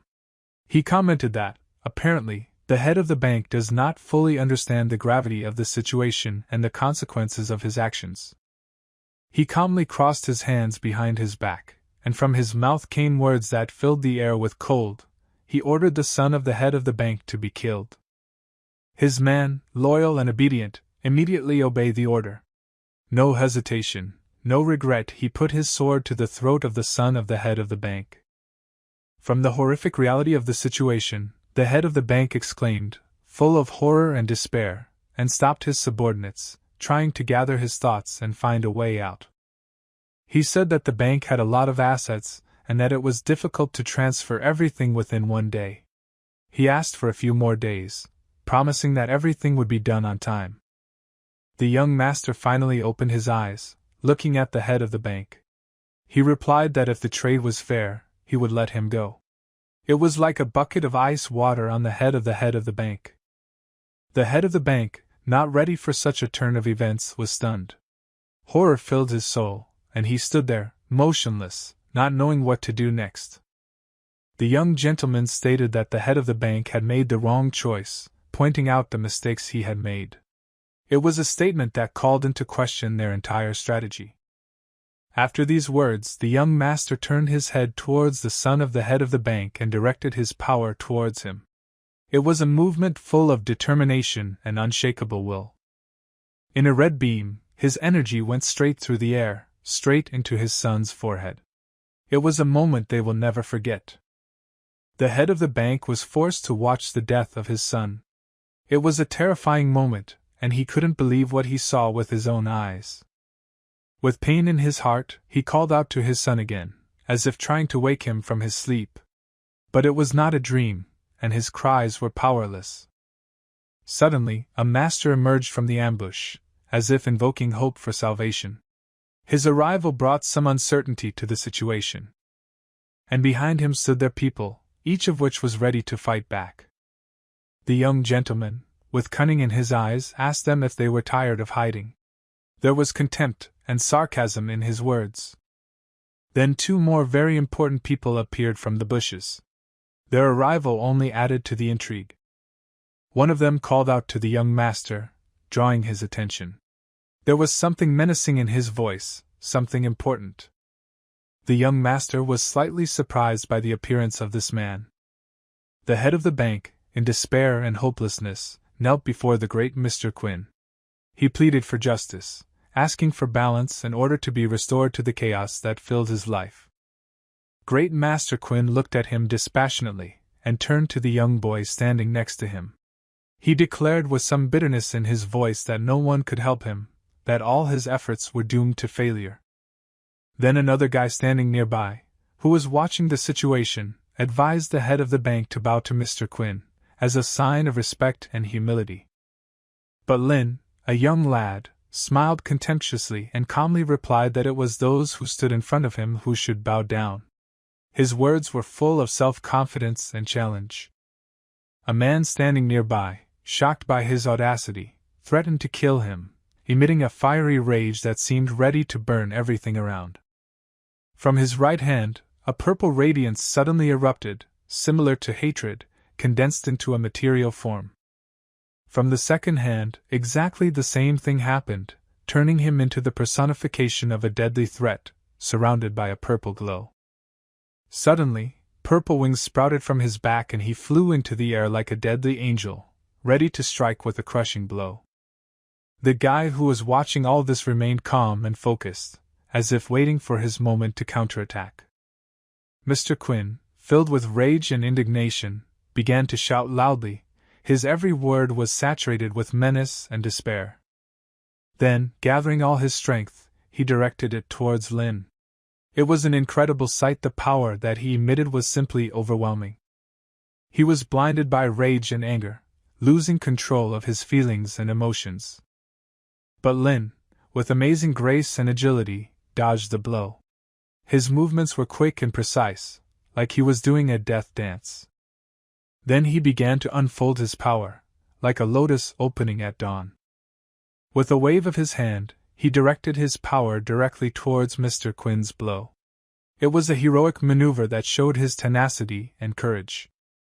His power rushed towards the enemy with great speed, like a meteor rushing towards its target. The guy successfully defended himself from all attacks, turning his fear into the will to win. The head of the bank, watching this duel, began to doubt the outcome of the battle, but the master standing nearby was determined not to lose. The master warned that it would be very difficult to catch the guy alive. It was a stern statement, reflecting the seriousness and danger of the situation. Mr. Quinn, full of determination, continued to direct all his power at the guy, trying to overcome his defenses and end this battle. But suddenly, to his own surprise, Lin was unable to intercept one of the attacks. It was a moment he hadn't foreseen, a moment that promised danger and potential threat to his life. Violet light, bubbling and bright, began to engulf him. It enveloped his body, cutting into his flesh and soul, making him feel like he was being torn apart. He turned to the young guy who was standing next to him, and, with difficulty overcoming the pain, said that the time had come. Suddenly, Yuang, another important player in this game of life and death, flew into the air, defying the laws of gravity. He drew his sword, shining in the moonlight, and declared that Master Quinn would now pay for all his evil deeds. His voice sounded implacable and determined. Then, using all his strength, he channeled the energy emanating from his sword directly into the purple mist that collided with his power. His powerful energy rushed towards the cocoon, thus posing a threat to its existence. But suddenly, a green beam of light burst out of the cocoon, sparkling with such intensity that it was almost impossible to look at it directly. It was Lin, who was now floating in the air above the dragon, as if confirming his superior power. Both Yuan and Mr. Quinn were shocked by what they saw. They couldn't believe their eyes, stunned by the unexpected turn of events. Yuan, who was in the process of attacking, was blinded by the bright green light coming from Ling, so much so that he could barely see what was happening in front of him. Mr. Quinn, on the contrary, looked at all this with horror. He saw his plans fall apart, and the universe seemed to collapse on his head. The green dragon continued to radiate its beams of light, each one carrying immense power. One of those beams, powerful and relentless, completely engulfed Yuan, leaving him unable to fight or resist. And then Mr. Quinn was also absorbed by this powerful energy, leaving him no chance of escape or resistance. The same thing happened to the servants. They were captured and absorbed by the powerful energy emanating from the green dragon. And then, as if nothing had happened, everything disappeared. It's like it's just a memory that has faded into the past. Lin began to descend to earth like an angel descending from heaven who had just completed his mission. The master and head who looked at him were afraid. You could see it in their eyes, which looked at him with amazement and alarm. The young master looked at them with a very serious look, in which determination and confidence were read. He knew he had passed the test, and now he was looked up to as a winner. Realizing that he had lost, the head, without a share of doubt, decided to flee. His legs barely supported his body as he knew he needed to get out of here as quickly as possible to save his life. However, a red beam, lightning fast and merciless, also penetrated his head, startling him with the suddenness and inevitability of its attack. After the red beam had done its work, Lin approached the master. His movements were calm and confident, and he seemed unruffled in the face of what had just happened.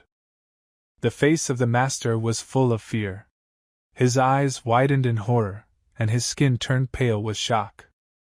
Knowing that he had nowhere to run, he fell to his knees and began to beg for mercy. His voice shook with fear, and his words were full of desperation.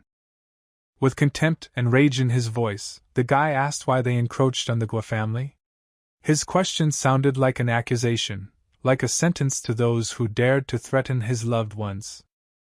To which the master, trying to avoid responsibility, stated that everything was the plan of the head of the bank and the Yi family. It was a desperate attempt to shift the blame to others in order to save himself. With disbelief in his voice, the guy asked if the master was just trying to throw the blame on others.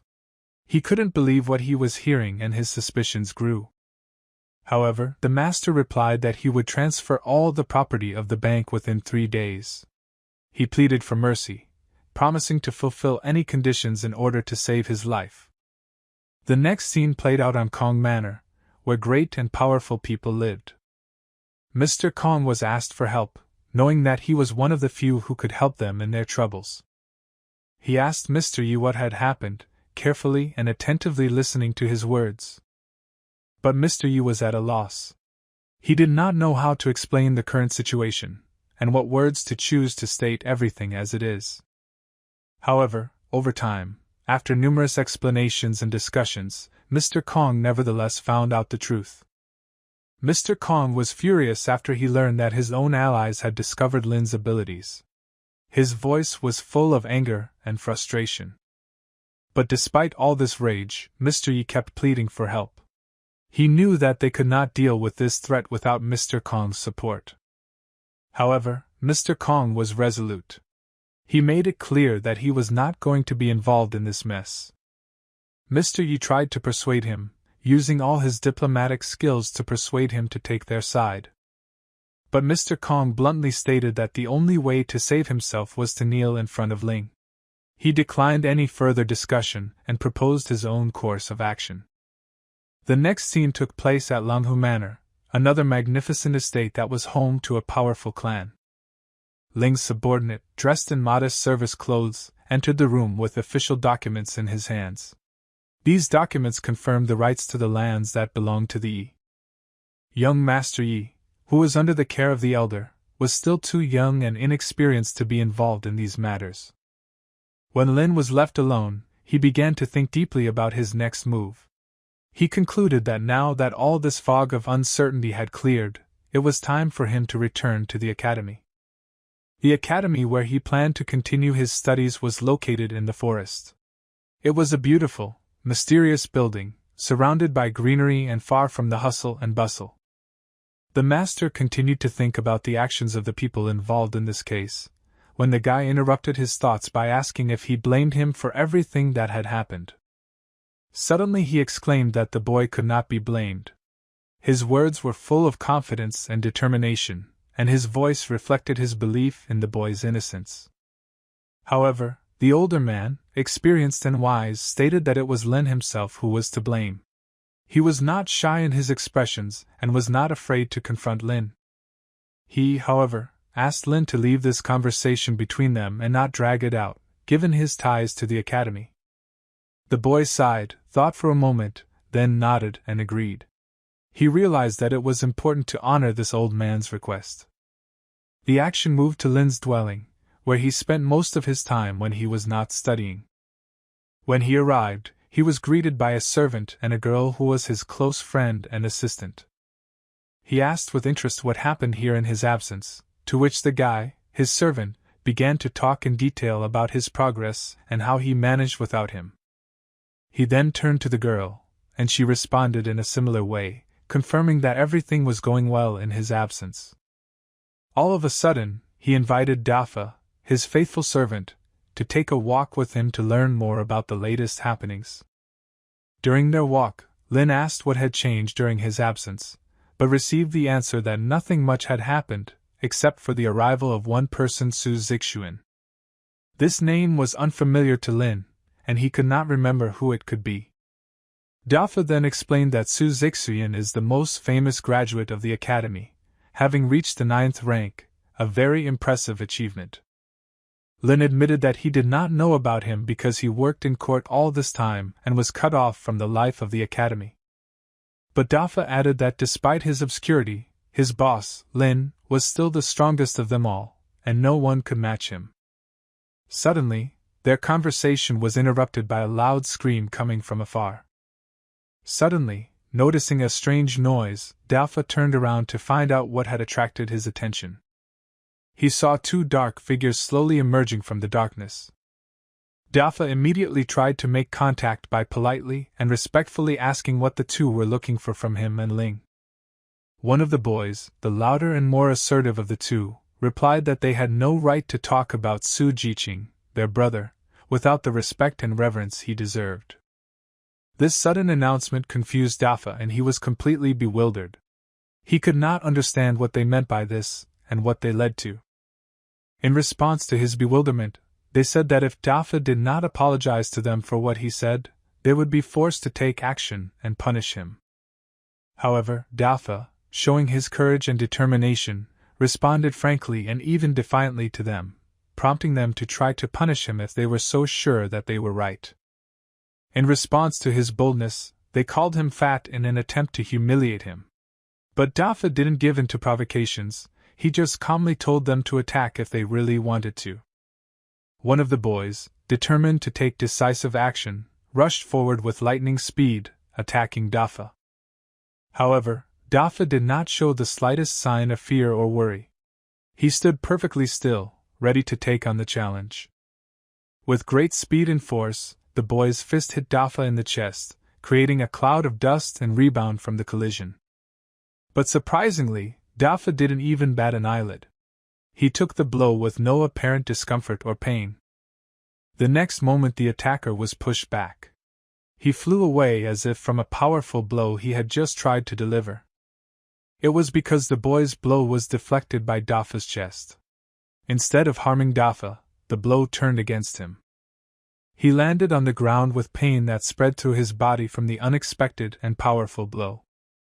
Realizing his mistake, he admitted that he had underestimated Dafa and its ability.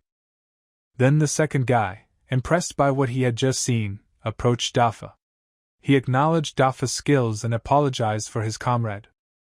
Confused, Dafa turned to Ling and asked why the second guy was apologizing. The second man introduced himself as Su Jichin, the famous brother mentioned earlier. He explained that he had heard about Lin's achievements, in particular how he defeated the head of the bank and Mr. Yi. Lin, surprised but calm, admitted that it was true. He confirmed the rumors of his victories and praised Su Jichin for his respect for the facts.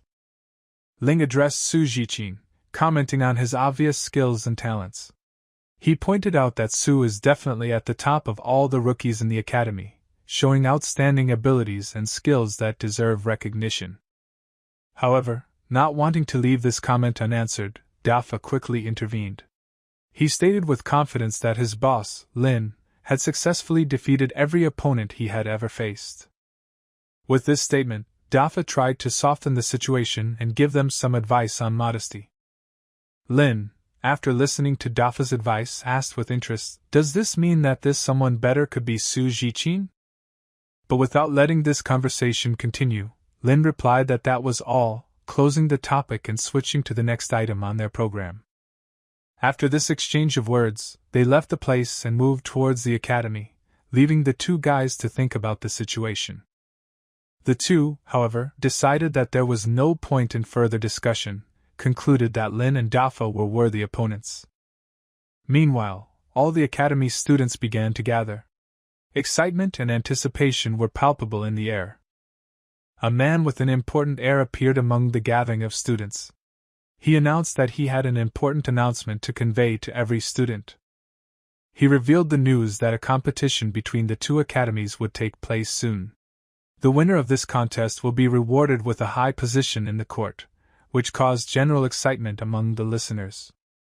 The disciples, alarmed and excited by this news, began to discuss and analyze a possible competition with Yongyan Academy. One of the students remarked that it was probably for this competition that Su Jichin had returned, emphasizing the importance of the upcoming event. All these conversations, animated and filled with anticipation, could not pass by Ling and Dafa, who had also heard about it. Their location was the Linzhou Martial Arts Academy, famous for its outstanding students and training. The most important person in this place approached the students. His authority and power were undeniable. Behind him, Lin and his two companions, Dafa and a third person, followed, ready for the upcoming trials. The man turned to Mr. Sima, asking if he was ready to lose, demonstrating his confident and defiant demeanor. He added that many of his men came here for the scale, to create a more impressive spectacle and emphasize the importance of the upcoming competition.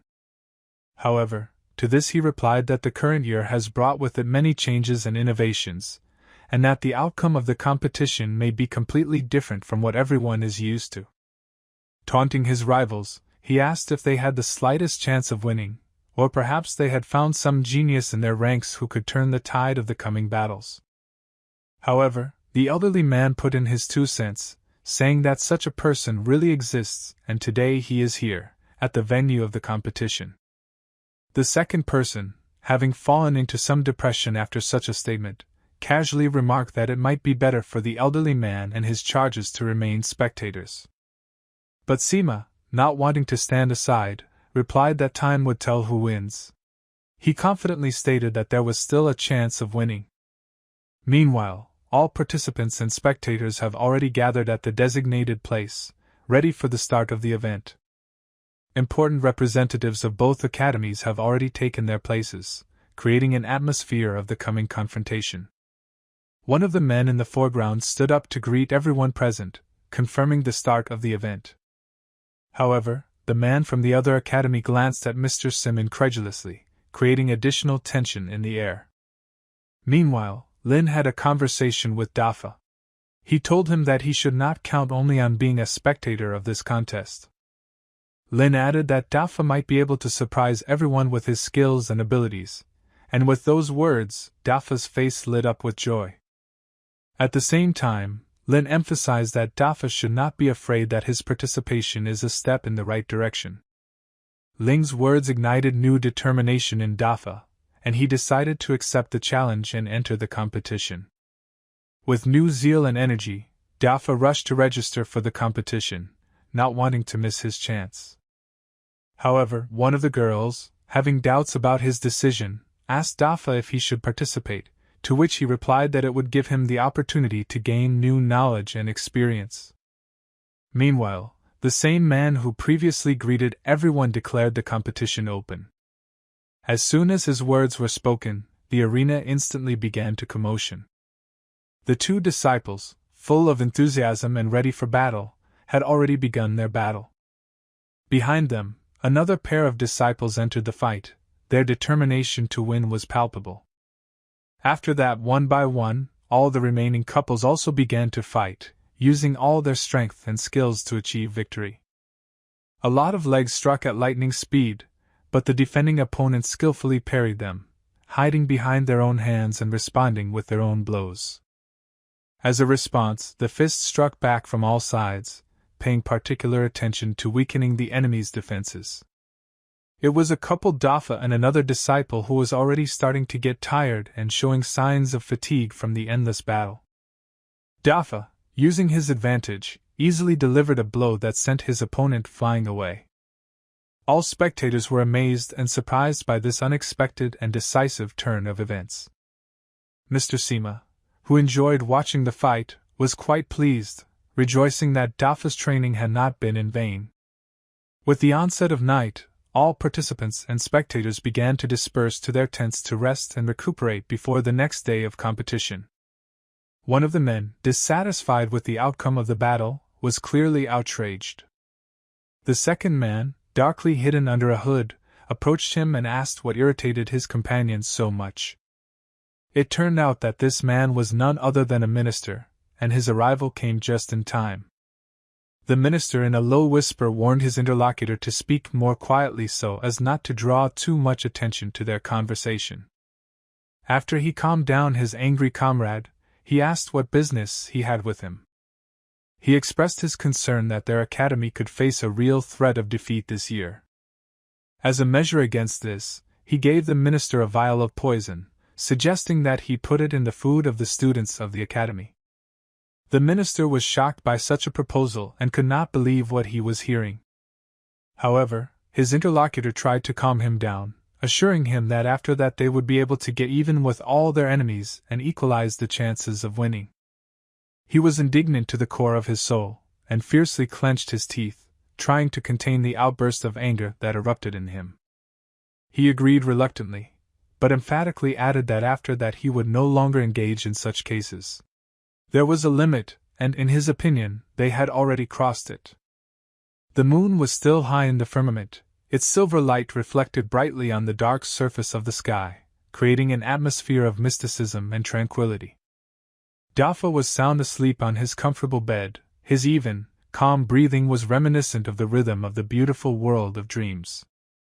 And Lin sat nearby, intently and continuously watching his sleeping comrade. His gaze was filled with tenderness and care. Suddenly, for no apparent reason, the guy seemed to explode out of his peaceful sleep, as if he was haunted by a terrible nightmare. His stomach was rumbling, and the sound of this rumbling was surprisingly loud, like the rumble of distant thunder.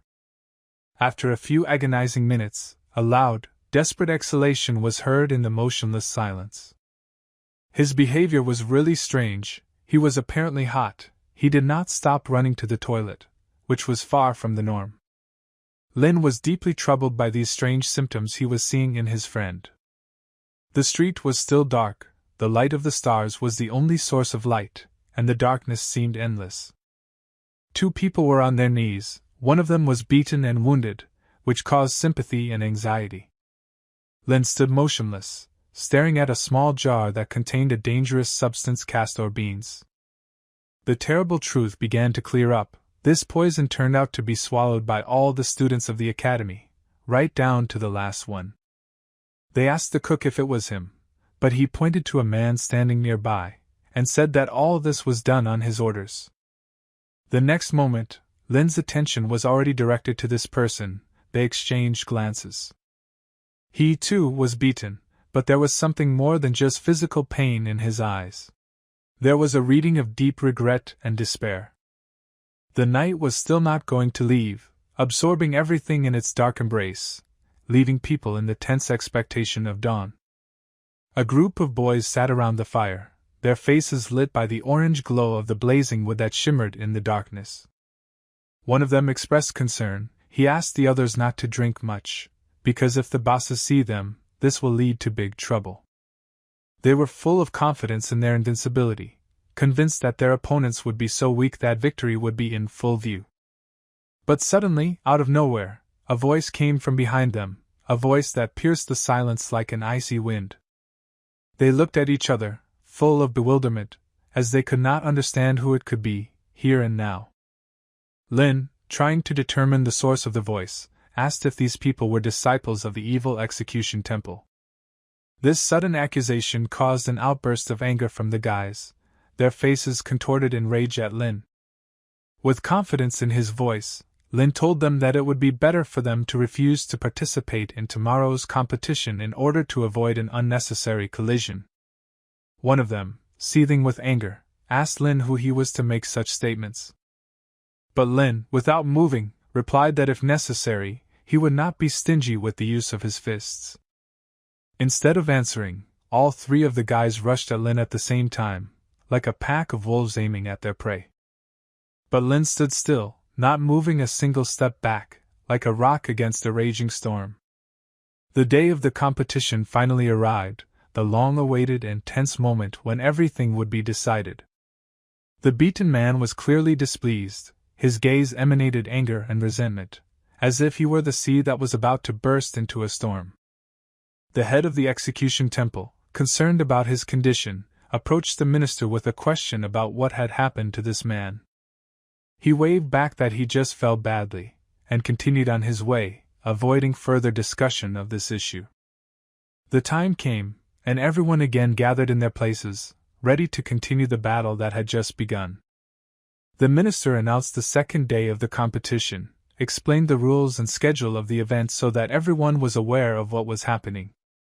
He called the members from the academy into the arena, their names echoing off the walls of the amphitheater. The students of the academy walked cautiously, their gait unsteady due to the poison coursing through their veins. The head of the academy was in complete disarray, not understanding what was happening to his students. But the head of the execution temple, with a sly smile on his face, understood that this was the effect of his poison, and watched with satisfaction. The minister asked the participants Young to leave. Everyone was looking forward to the start. However, to everyone's surprise and disappointment, the expected Yunyan members never showed up. The young people from the academy who were in the auditorium looked lost and tense, completely unsure of what to expect next. The people in the crowd began to whisper louder and louder, discussing the reasons for the possible absence of opponents. While conjectures and rumors were circulating among the people, Mr. Shima turned to the head of the Jin Academy with his hypothesis. The chief referee at the competition, listening to the words of Sima, turned to the minister with a question. He wanted to know if the minister had any objection to declaring the academy the winner. The minister smiled with restraint and noted that, of course, he did not mind this, if the general really thought so. He made it clear that he supported any decision that would be considered correct in this situation. Thus, the minister, daring to take an unexpected action, declared Lin Zhou Academy the winner of this round. With this statement in the arena came a loud ovation. Meanwhile, one of the men who was standing nearby was seething with displeasure and anger. His anger seeped through, and anyone could see that something had gone wrong. Full of discontent and bewilderment, he resolutely went to the tents that stood nearby, in search of answers to his questions. After several minutes of searching, the man finally found the older students, who had not been heard or seen for so long. He, full of surprise and indignation, asked them where they had been all this time and why they had missed the start of the competition.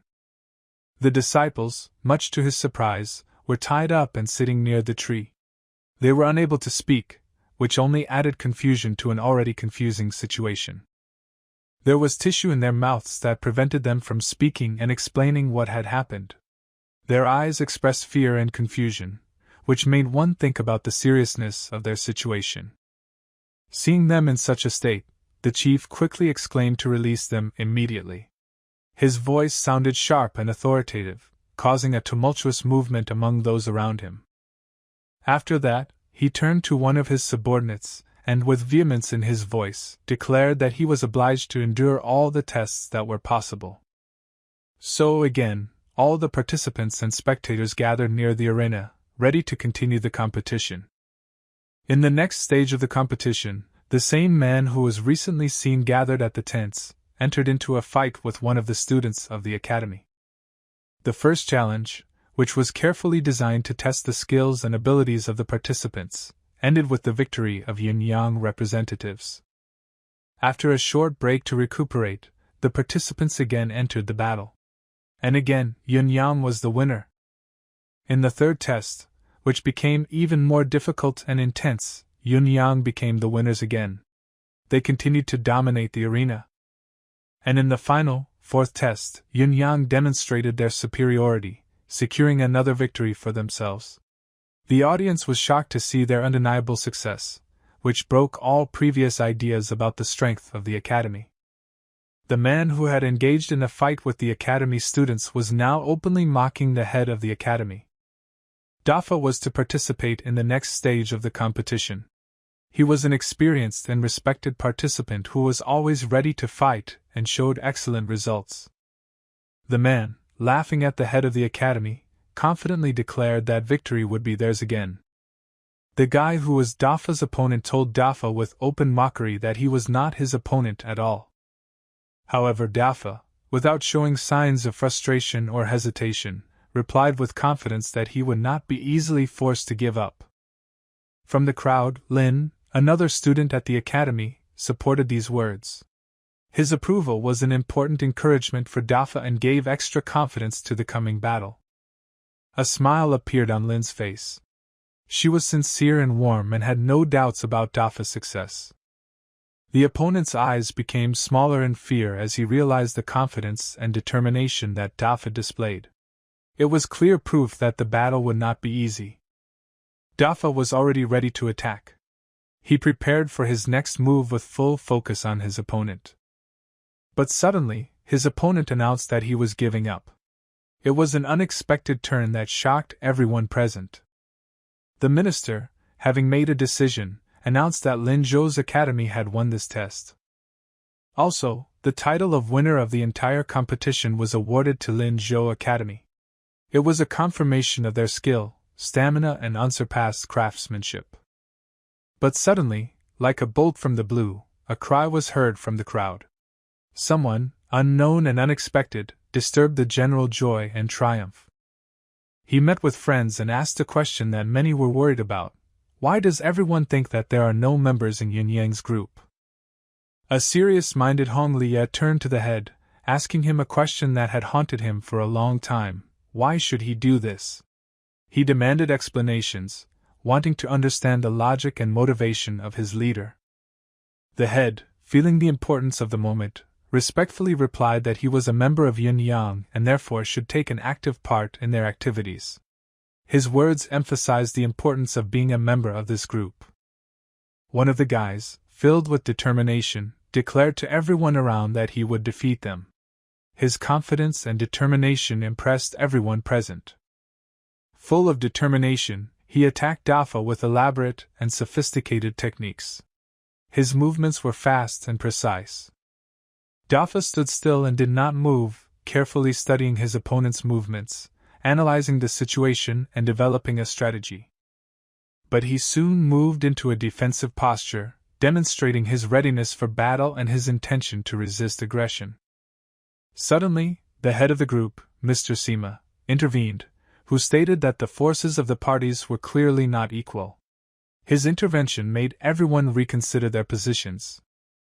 Linzhou Academy, realizing the inequality of forces, accepted its defeat in this round, demonstrating wisdom and respect for the opponent. The man who was watching the battle was overjoyed to hear this. His face shone with happiness, and he could not hide his joy.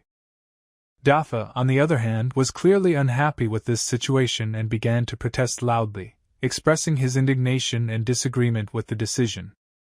The head used a wise old proverb to explain his position and convinced Dafa of the right decision. His rival, unwilling to concede, said that he would let him go if he kneeled and hit his forehead on the ground, while ridiculing Lin Zhou's academy and humiliating its dignity.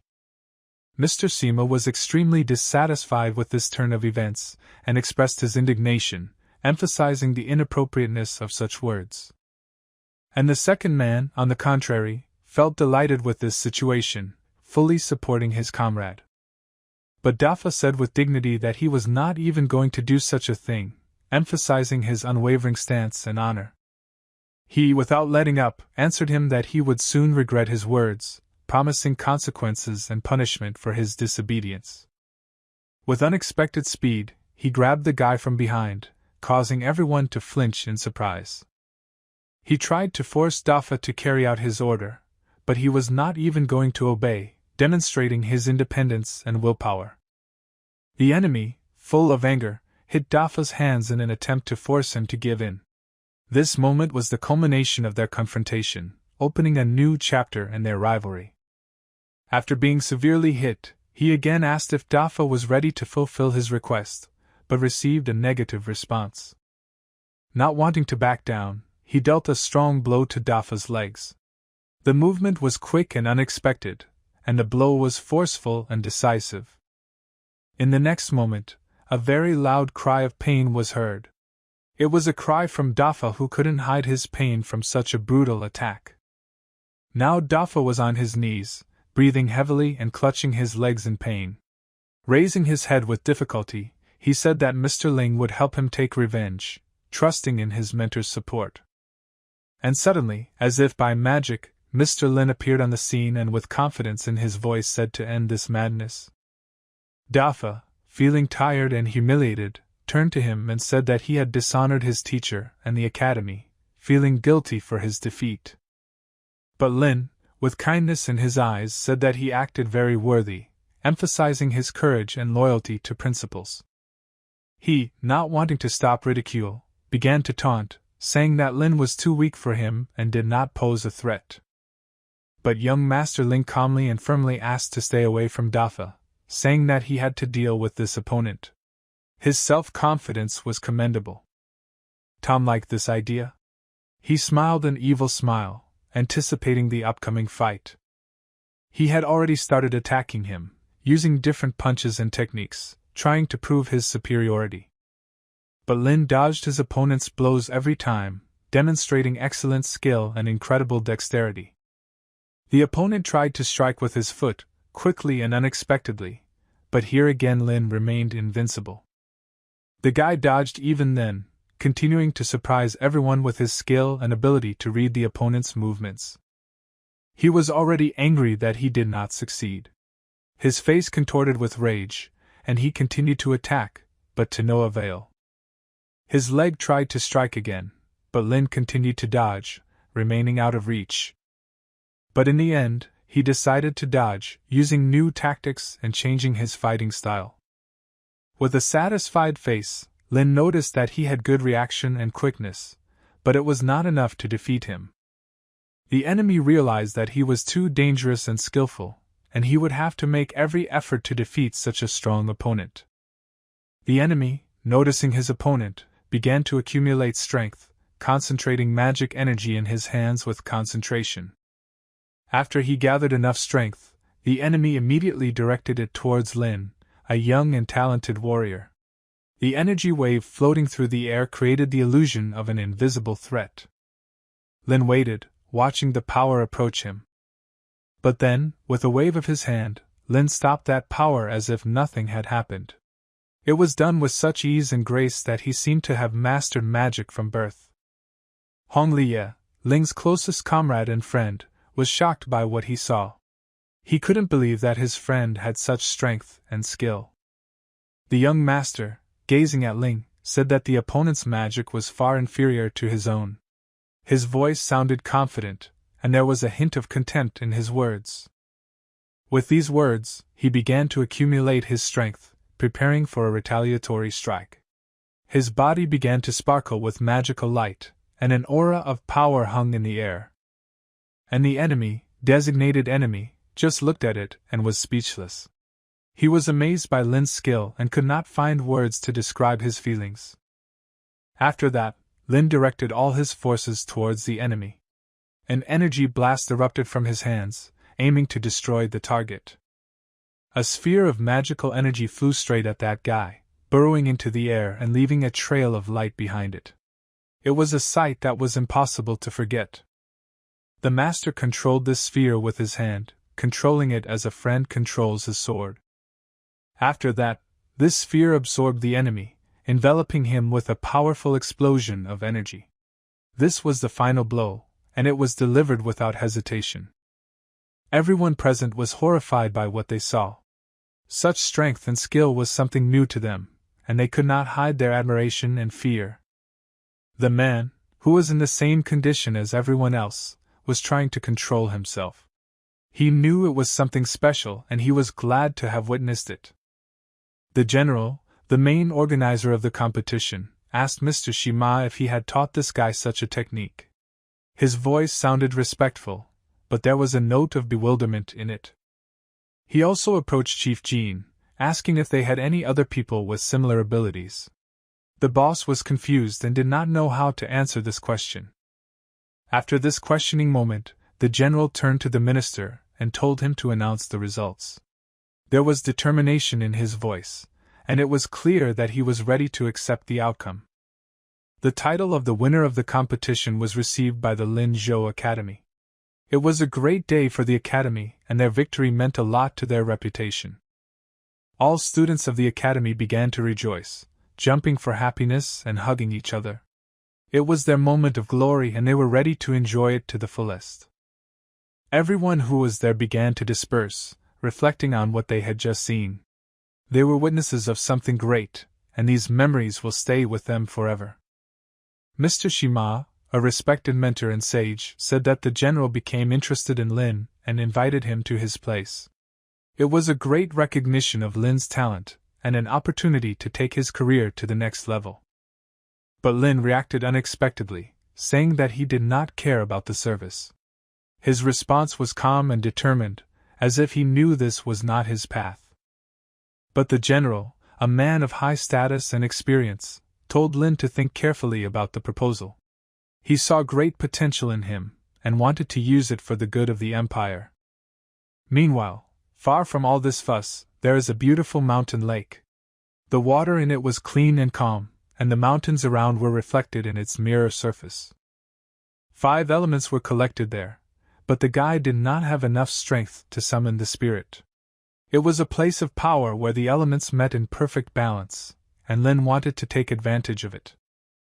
But he again decided to try to summon the spirit of the middle class. With a focused gaze and slow breathing, he raised his hands to the sky. A green dragon appeared in the sky, majestic and powerful. He was a symbol of nature, and his presence filled the air with the energy of life.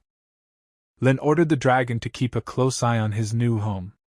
It was his will, and he expected the dragon to obey.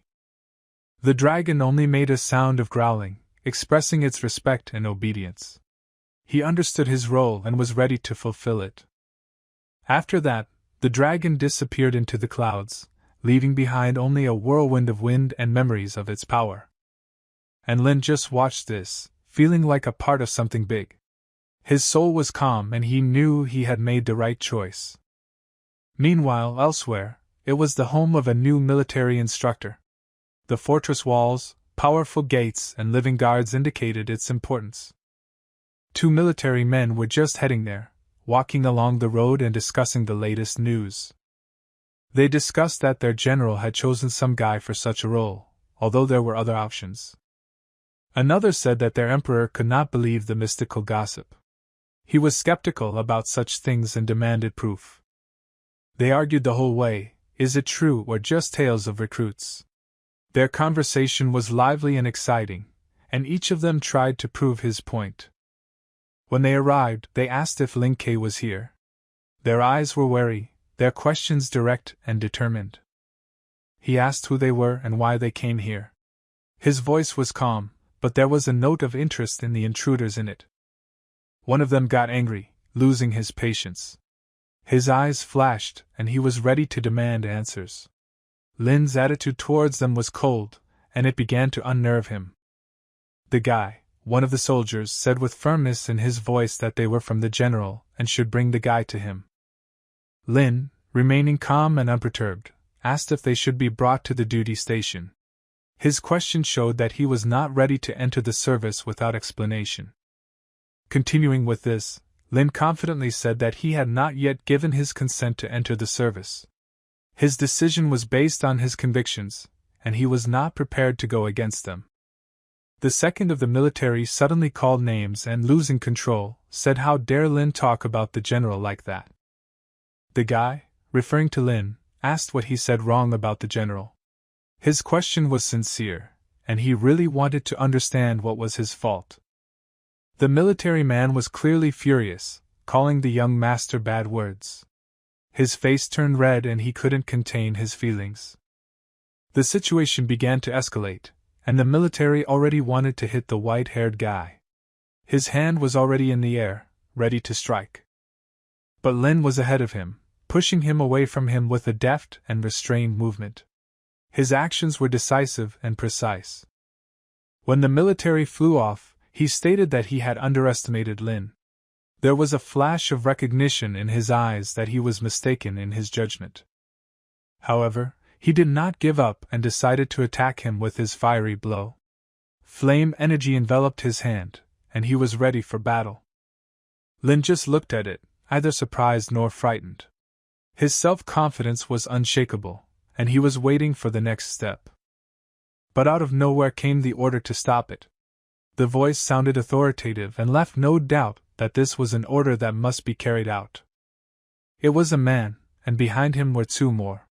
They looked important and experienced, and their appearance immediately changed the atmosphere. He introduced himself as Chi Muji, the commander of a cavalry division. His name was known, and his reputation meant that he was a man worth listening to. The man proudly said that Lin Ke was an honorary immortal. These words added a new element to the conversation, and made everyone look at Lin differently. But the military began to say how a man can believe such nonsense. He could not accept such a statement, and continued to express his doubts. The commander exclaimed that he was saving his life, but he did not understand. His words were almost desperate, and he wanted to explain how important it was to make the right choice. The guy, possibly Lin, laughed lightly. His laugh was light and easy, and he didn't let the situation get the best of him. The man, the commander, began to ask for forgiveness and say that the general personally wanted to invite, but could not because of the law. His words were sincere, and he tried to find a way to mutual understanding. He respectfully said that Ling would have a position second only to the general himself, and this would benefit the people. After hearing everything, Lin still agreed to go with them. He weighed all the pros and cons and came to the conclusion that this proposal was worth his attention. 2 military officers began to discuss the act of one of them, going over the details and expressing their thoughts and feelings about it. Here they finally arrived at the Red Feather military camp. It spread over a vast area surrounded by high walls and gates. All the guys there were training hard, sweat on their foreheads, and their movements were fast and precise. They were ready for battle and thirsted for knowledge and experience. They were commanded by the most famous student from the academy. His name was known to everyone in the camp, and his skills were undeniable. His commands sounded confident and forceful. One of the men, when he found Instructor Su, approached him with a question. His gaze was piercing, and he clearly expected an answer to something important. He asked the instructor Han why he was looking for him, expressing his bewilderment and interest. His voice sounded calm, but there was a feeling that he was ready for an important conversation. He said that a new military instructor was taking over the post today. These words startled everyone present, and their eyes filled with curiosity and expectation. Su was unhappy, for they had already chosen the right person a long time ago. His annoyance was obvious, and he made no secret of his displeasure at the change in plans. This is what the camp itself looked like: military-style buildings, training grounds, weapons workshops. The men bowed to both instructors, expressing their respect and submission. Their movements were coordinated, and each of them looked ready to follow any command. They were instructors Yang, Gua, Fang, and Wang. They were known for their wisdom, experience, and skills. Their words weighed heavily in the camp, and they were respected figures. They began to discuss that the new instructor overcame some guy in a duel. This conversation showed their interest and some envy of the beginner's skills. As they talked, they got to the point where the new head instructor was a student of the academy, Lin Zhou. From such information, Su became angry, because he thought that the general wanted to humiliate him. His anger was on the verge of exploding, and he felt betrayed. The instructor said that he must prove everything by force. Their confidence in their strength and intentions was clear, and they were ready to back up their words with actions. Instructor Su was still unhappy. His face was tense, and he contemplated what to do next. His decision will affect all future events in the camp. Lin rode his horse directly to all the instructors. His gaze was focused, and his gait was confident. He was clearly preparing for an important meeting and for a new stage in his life. His gaze was focused and piercing, as if he could see through all obstacles and was ready to meet any challenge. Everyone immediately paid attention to him when he appeared on the horizon. Instructor Su recognized the boy as Li Kei and was shocked. This name was familiar to him, and his face expressed deep bewilderment and excitement. One of them immediately began to attack the one, as if acting on a reflex or a long-planned plan. His movements were abrupt and dangerous, and the atmosphere became tense. The spear flew straight in the direction of the young master, and its gleam in the sunlight created a sense of imminent danger. Everyone held their breath, waiting to see what would happen next. But he reacted in time and dodged, demonstrating incredible dexterity and reaction. His movements were graceful, and he looked completely in control of the situation. He decided to jump off his horse, making a decision that could have been fatal. But his confidence and calm showed that he knew what he was doing. When he flew, he asked them why they were aiming at him, expressing his surprise and indignation. His voice sounded confident, and he waited for an explanation. They just stood silently and watched, stunned by his actions and words. Their silence was loud, and it spoke volumes. He declared that it was impossible to come here without permission, setting rules and boundaries. His authority was immutable, and no one dared to object. But after his words, he immediately got in the jaw, as if his audacity caused a reaction. Was it an act of indignation or betrayal? Lin asked if he was drunk, expressing his bewildered reaction to the unexpected behavior. There was irony and displeasure in his voice. Su said that he should apologize to Instructor Gue as soon as possible, emphasizing his position and pointing out the actions to be taken. He asked Su Jiqing if this was the right way to greet the chief military instructor, asking a question that needed an immediate answer. He was shocked by what he heard, speechless and unable to believe what had happened. His eyes were filled with confusion and fear. Su told him to stop talking nonsense, because his title was only master. Lin handed the letter from the general to the guy, showing proof of his words and position. All eyes were on this letter. Everyone read the words in shock, trying to understand what they mean. The atmosphere of tension intensified, and every word in the letter seemed to be something more than just letters on paper. One man confirmed that it was a letter from the general, giving weight and authority to the words. Everyone around knew that this would change everything. He could not believe it, and kept thinking that the general had made a mistake. He darted around the room, trying to make sense of the situation he was in. Everyone was against it, thus opposing the general's order. Their protest was bright and strong, and they were ready to act to prove their position. They threatened him, saying that he must leave immediately. Their words sounded cruel, and their faces were contorted with rage. Finally, an adequate person explained that if he has the title of master, then he must show his strength. They have to see a lot of power to take the guy for the head instructor. This thought became a common understanding among them, and all eyes were on him, waiting to see if he could prove his worth. The guy told everyone to attack together, expressing his confidence and willingness to accept the challenge. His eyes shone with determination, and his stamina commanded respect. The instructors considered this arrogance, and their faces expressed indignation and contempt.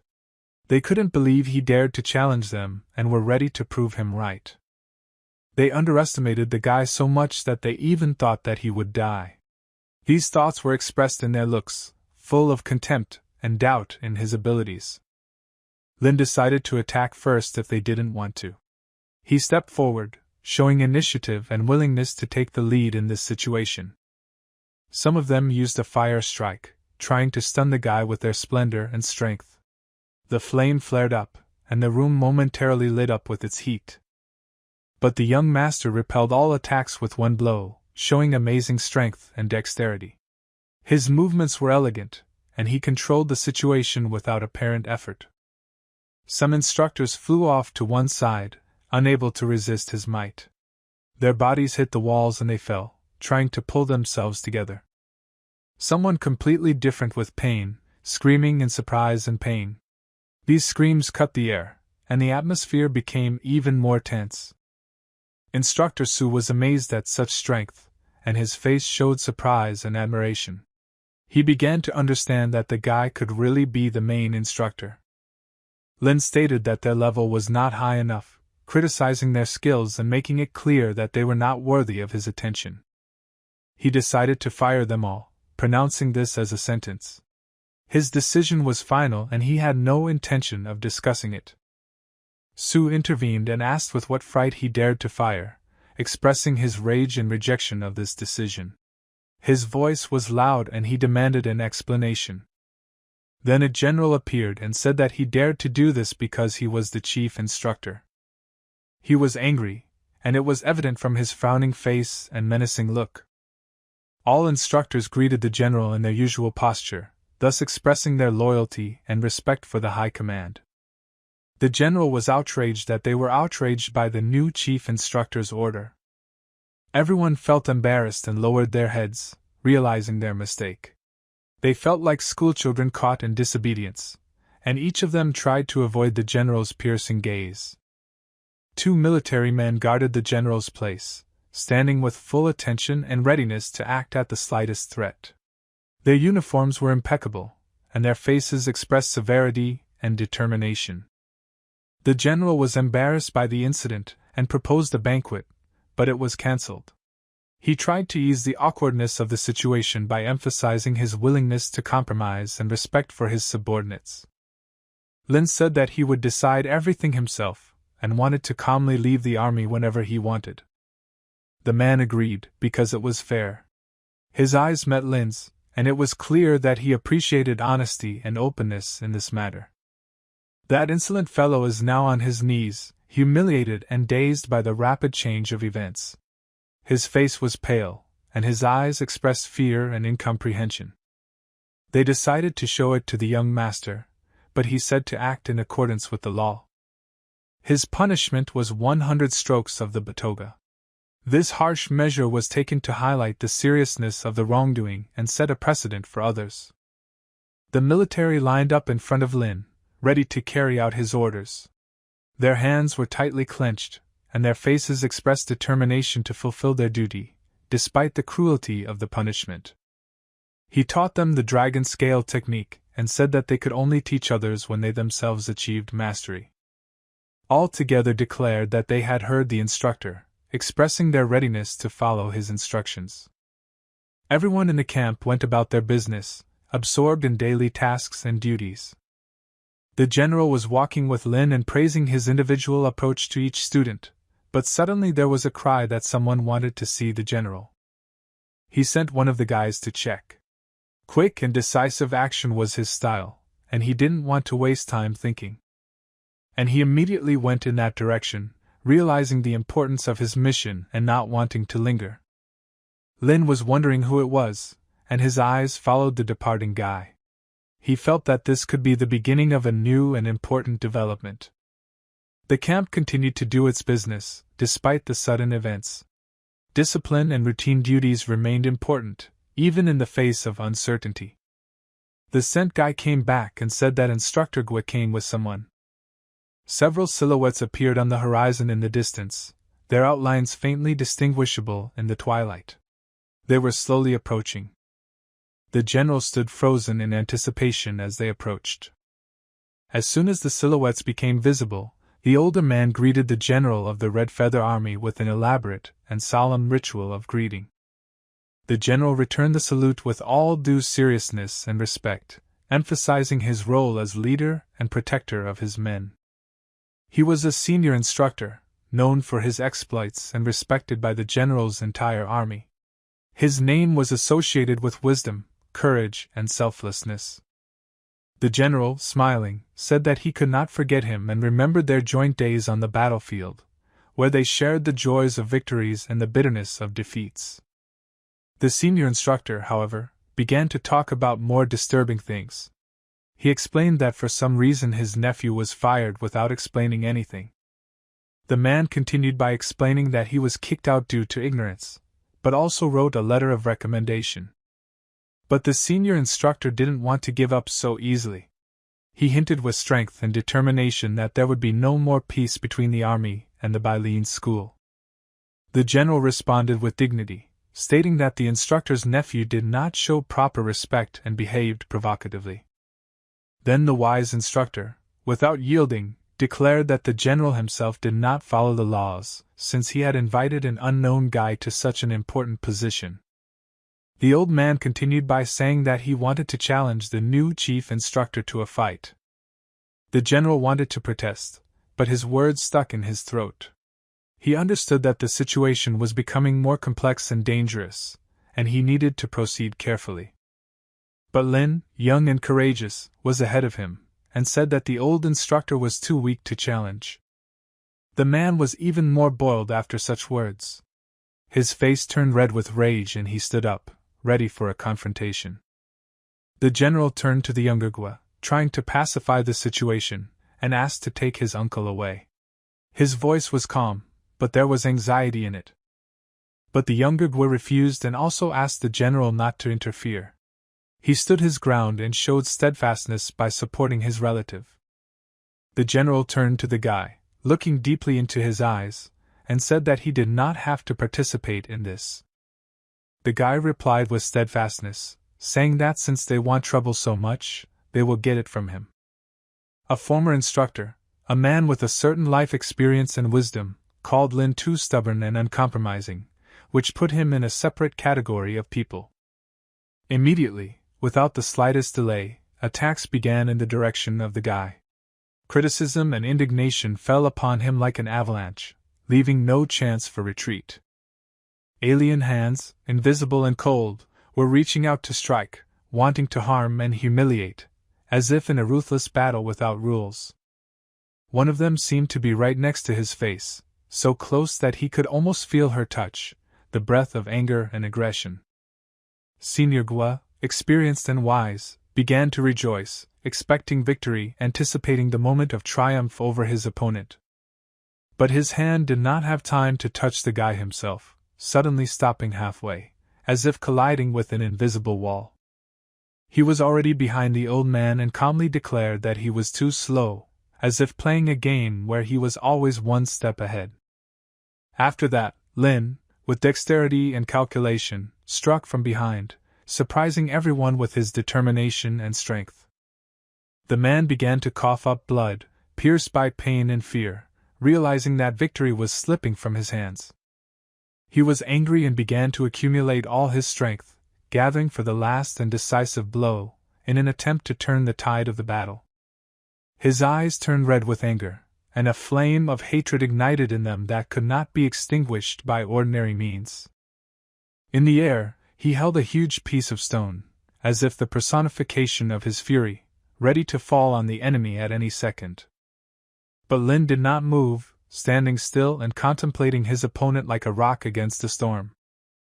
The guy only grinned and stated that it was not bad, showing his confidence and controlling the situation, not giving the enemy hope.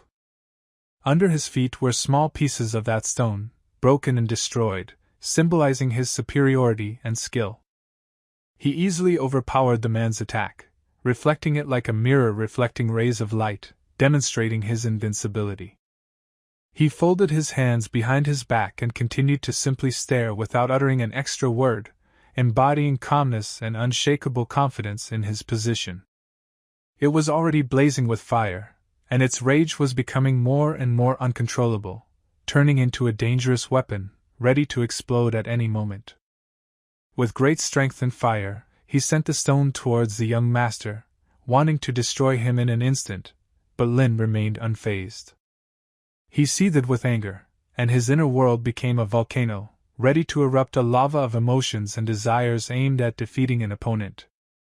He was called by his nephew, a young and inexperienced guy who always looked to his uncle as a model of courage and strength, looked at him with concern. He declared that Lin Ke was too cruel, not hiding the excitement in his voice. His words were full of accusations, and he seemed on the verge of tears. In response, he received a smirk and the words that they ran up themselves, as if it was some kind of game, and Lin was its invincible master. He looked confident and calm. The younger Gui accepted their defeat, realizing that their powers were not equal. His eyes were empty, and he seemed convinced that resistance was pointless. He was about to leave, but he was stopped by the chief instructor, a man with great experience and power, and asked if he really just wants to leave, leaving everything behind. He turned around and asked what he wanted from him, his eyes full of bewilderment and indignation. He was almost ready for a new confrontation. Lin said that he would only let him go with his arm cut off. His voice was cold and ruthless, leaving no room for negotiation or concessions. In Gui's eyes, only fear and horror were red, emotions mixed with reality, and he felt real fear of the cruelty of his rival. He grunted that he agreed. His voice was weak and uneasy, and he seemed like a man ready to sacrifice everything for the sake of his life. He turned to the sage Khan and asked him to do this. A spark of hope for salvation flashed in his eyes, despite the terrifying price. In an instant, he was left without an arm, blood gushed, and pain overwhelmed him, leaving only a desperate cry and relief from the realization of survival. Squinting his eyes, he asked if the young master was pleased, his face contorted in pain, but a shadow of gratitude flickered in his eyes.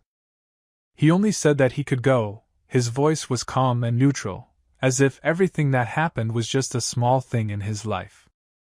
Lin turned to the sage and asked if he wanted to too. His gaze was piercing, and his question seemed more like a threat. He fell to his knees and began to say that he would never dare to challenge his master. His words were sincere and full of fear and reverence for Ling. Then Kay asked why he still hadn't left. His voice was tolerant but still, as if he was already tired of this endless game.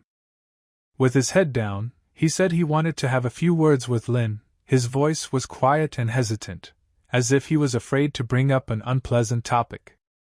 He, in turn, was a little surprised, his eyebrows raised, and he looked at the sage with new interest, wanting to know what he had to say. They were still in the camp, a place full of tension and hostility, where every movement and word could spark new conflict. The sage asked if he knew about Jingzhou's assembly of eminent people. His voice was calm, but there was a note of anxiety and hope for the future in his eyes. Lin asked what kind of meeting this was. His eyes narrowed in bewilderment, and he looked at the sage in bewilderment, waiting for an explanation. He began to explain that martial arts families come to this meeting and exchange experiences. His voice sounded respectful, and he seemed impressed by this event. Most importantly, there is a fair, auctions. Last year, the emperor's family visited all this. His eyes lit up, and he spoke with enthusiasm about the scale of the event. Lin asked incredulously what was wrong with that. He said that there is a lot to learn and that even spies are present. The guy was definitely interested, and he offered to recommend him. His eyes lit up with interest, and he seemed ready to follow this new path. But the master asked what he wanted in return. His voice was strict and distrustful. He wanted to know how this cooperation would turn out for him. He wished to be his companion, but he said that he did not need him, although if the man was useful, he would recognize his merits. His words sounded decisive, and he seemed implacable in his decision. Jianzhou was not far from home, so he decided to check how things were going there. His steps were decisive, and he moved with a goal, knowing what was waiting for him. Just then a general approached him, a man in military uniform. His eyes were piercing, and he seemed ready to discuss important issues. It was the town of Sanhejian, a place full of life and bustle, where each person was busy with his own affairs and aspirations. Lin approached and addressed his aunt, saying that he had returned. His voice sounded warm and he looked glad to be home. The aunt bombarded him with questions as to why he had returned, her eyes full of bewilderment, and she seemed agitated by the sudden appearance of her nephew. He said that for some reason he had a bad feeling. His face was worried, and he seemed anxious and wary. Now they were sitting with her in the house, and he said that it was a long story. His voice was tired, and he looked like a man who had been through a lot. She stated that this was all because the lady wanted to make him her son-in-law, but it was good that the marriage agreement was annulled. Her voice sounded relieved, and she looked pleased with this circumstance. The boy said that he wanted to take her to Linzhou and hire many servants for her. His words were full of care and love for the aunt, and he seemed determined to improve her life. But the aunt refused, saying that this was her and his father's house, so she was not going to leave there. Her voice sounded determined, and she looked ready to defend her principles. The guy said that they would come back to it, but later, his voice sounded accommodating, and he looked ready to put the matter aside. Suddenly, a girl came into the room, who brought clothes. Her movements were light, and she seemed glad to complete her task. She was delighted when the girl arrived. Her face was beaming with joy, and she looked pleased at the sudden appearance of the assistant. Lin called her by the name of Lana, his voice sounding friendly, and he looked pleased to meet her. She recognized him well too, her eyes twinkling with recognition, and she looked glad to see an old friend. Here they both went for a walk together. Their steps were light, and they looked happy in each other's company. Kay began to thank the girl for helping her aunt, but she said that he always helped her. Her voice sounded sincere, and she looked grateful. A blue light was emitted from Lana, which surprised the guy. His eyes widened in surprise, and he seemed amazed by this phenomenon.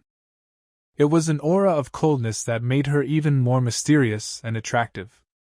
He asked if she was not feeling well, arguing that she had turned pale. His voice sounded worried, and he seemed genuinely concerned about her condition. She said it was nothing and maybe it was from the bleeding. Her voice was slightly worried, but she looked confident in her health. According to her, she just hurt herself recently, but now everything is fine. Her smile was reassuring, and she seemed ready to continue on her way. He smirked and thought of her. His eyes turned thoughtful, and he seemed lost in his own thoughts. A man was watching them. His eyes were cold and observant, and he seemed full of intentions. And they calmly walked on. Their conversation was easy and pleasant, and they seemed unbridled. But suddenly the girl noticed that they were being followed. Her eyes became sharp, and she seemed alarmed. She thanked him for taking her in and said there were other things to do. Her voice was determined and she looked busy. Lana started in the other direction, her steps quick and she seemed determined. The girl's aura was unfamiliar to the boy, and he also noticed a strange man in black. His gaze became cautious, and he seemed to be on guard, sensing that something was wrong. Night had already fallen near the outskirts of the city. Darkness enveloped the buildings and streets. Only the weak rays of lamps illuminated the dark alleys. Lana was standing next to a man, their faces tense, and they seemed full of anxiety. A little further on there were a few more people, their shadows flickering in the dark, and they seemed ominous. The man in black declared that he had brought the girl back. His voice sounded cold, and he looked indifferent. Another turned to her and said that her mother promised him her daughter when she was still in the womb. His eyes shone with greed, and he seemed merciless. She was frightened, because they touched on the topic of her past. Her eyes became wide with horror, and she seemed defenseless.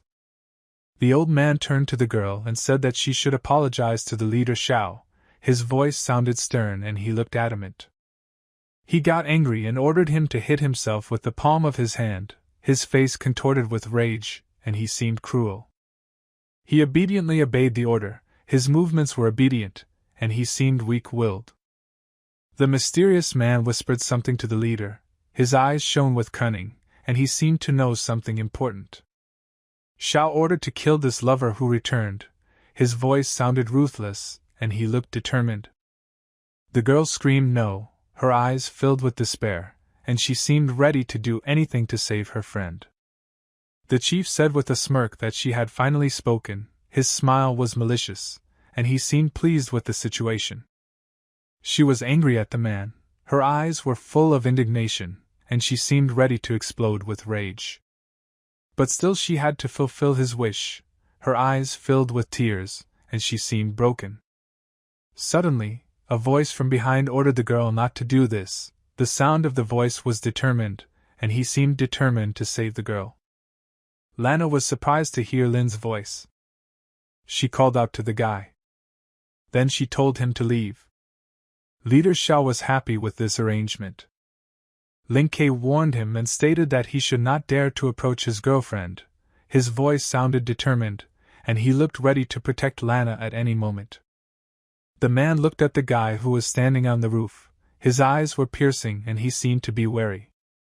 Everyone laughed, saying that he who himself is on the verge of death wants to save his beloved. Their laughter was cruel, and they seemed confident in their hope. To this, Lin didn't say anything. His face remained calm and he seemed unperturbed. The blue-haired man declared that there was one more spectator. His voice was mocking, and he seemed confident in his victory.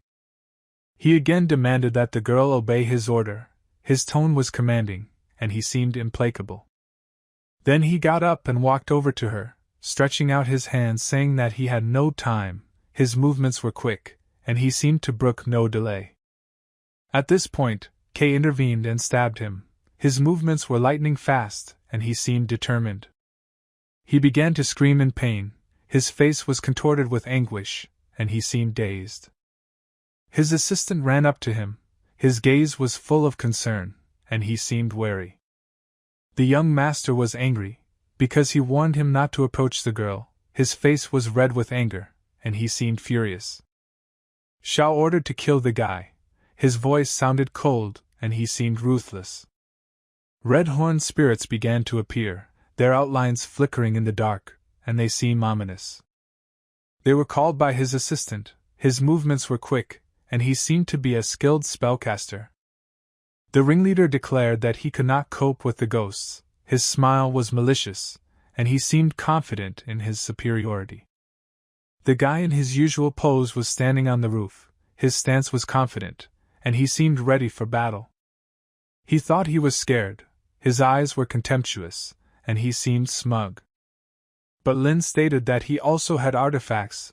His voice sounded confident, and he seemed determined. His eyes were filled with rage and they shone like coals, and he seemed ready to explode his rage. Immediately a fire dragon appeared. Its flame flared up in the night, and it seemed mighty and terrible. He directed his fire at everyone. The flames engulfed everything around him, and he seemed unstoppable. The man was on fire. On the ground lay a pipe with a green skull on it. It seemed strange and mysterious, and Lin could not take his eyes off her. Lin picked her up and hid her. She was cold to the touch, and he could feel the hidden power in her. Lana asked if he was the Lin K she knew. Her voice was unsure, and she seemed confused. The two men at the back sat in fear, their faces pale, and they seemed shaken by the events. He said he was the same but had learned a few tricks. His smile was wide and he seemed pleased with himself. It was still night outside, the stars shone brightly, and everything seemed calm and peaceful.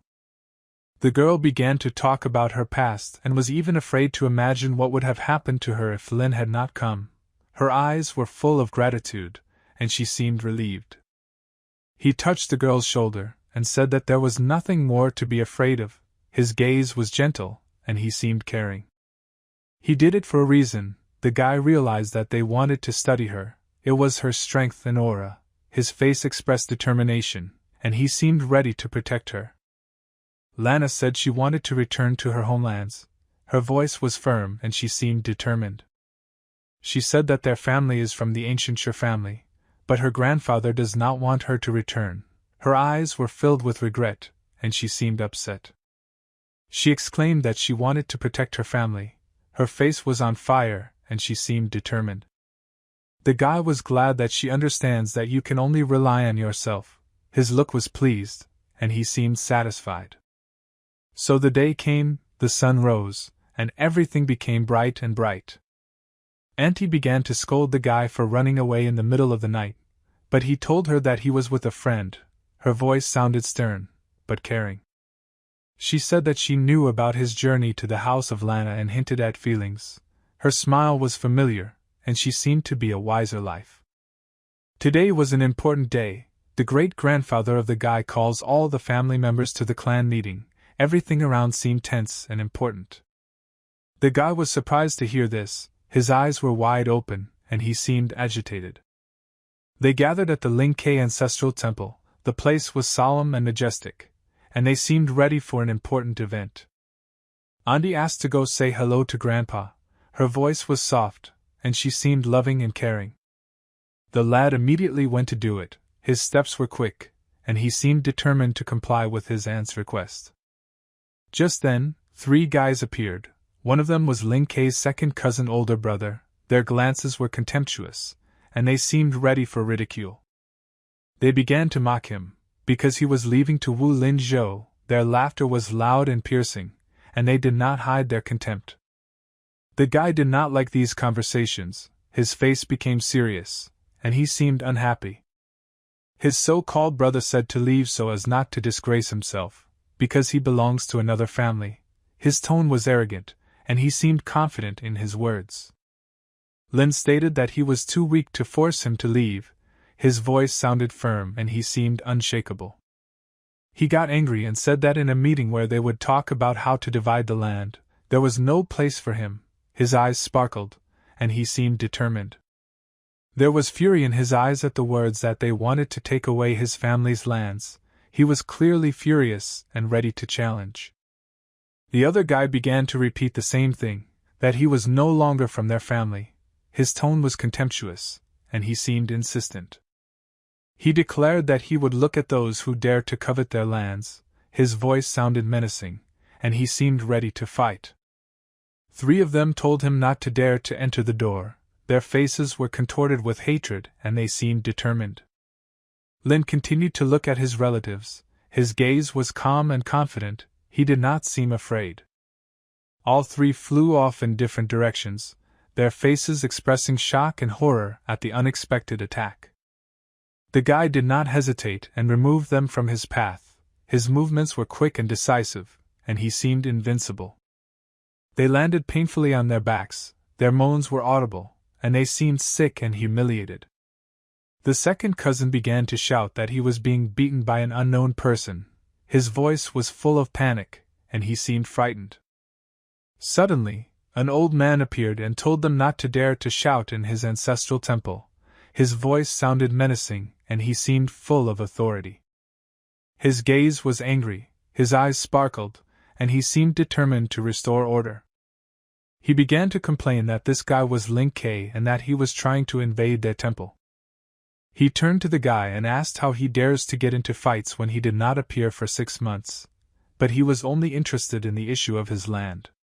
An older man called the guy a brat, and his words sounded reproachful. Lin got angry and told him to repeat it again. His eyes were blazing with rage, and he seemed ready for another clash. He repeated the same thing, his voice did not waver, and he seemed confident in his words. After that, he was already in the air and flew. Kay did not hesitate and struck. His movements were fast and powerful, and he seemed to be completely in control of the situation. He was holding his face and yelling for someone to get this guy out. His voice was plaintive, and he seemed startled. Several men rushed at him with sticks, their eyes full of determination, and they seemed ready to attack. The guy just looked at them, his gaze was calm, and he seemed unshakable. The woman ran up to the man and asked how he was. Her eyes were full of concern and she seemed genuinely concerned. But the most important one finally intervened in this booth. His presence was felt immediately, and he seemed full of authority.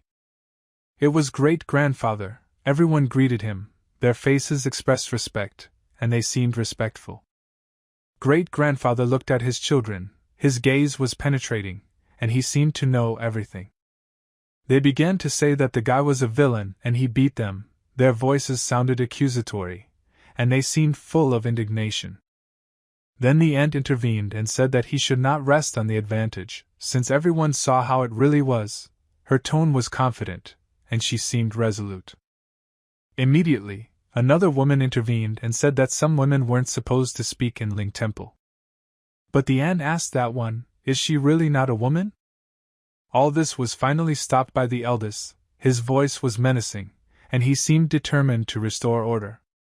He said that only the head of the family had the right to decide all this. His words sounded final, and he seemed full of wisdom. Here they are already in the temple. The atmosphere was tense, and everyone seemed ready for an important decision. The chief sat in the middle, and there were other men nearby. Everyone gathered to listen to what great-grandfather had to say. He began by saying that for what purpose he had gathered everyone here, namely, to divide the lands and conduct an examination of the youth. He turned to Elder Wu and asked him to announce everything. This request seemed important and official, and everyone present was closely following the course of events. The man began to announce how much land anyone would get. The same father of the second cousin received 20 mu of land. And Aunt Ling Jianchun received 1 mu of land. She said that she has a man in her family, and this is her son.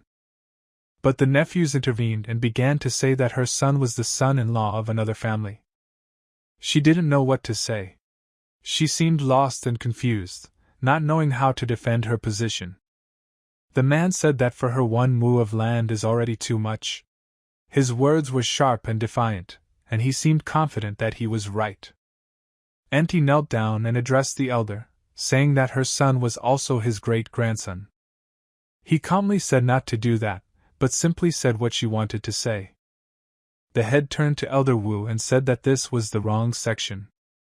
Here the grandson of the head intervened and said that the third brother had no men in the family, so they divided the lands for good.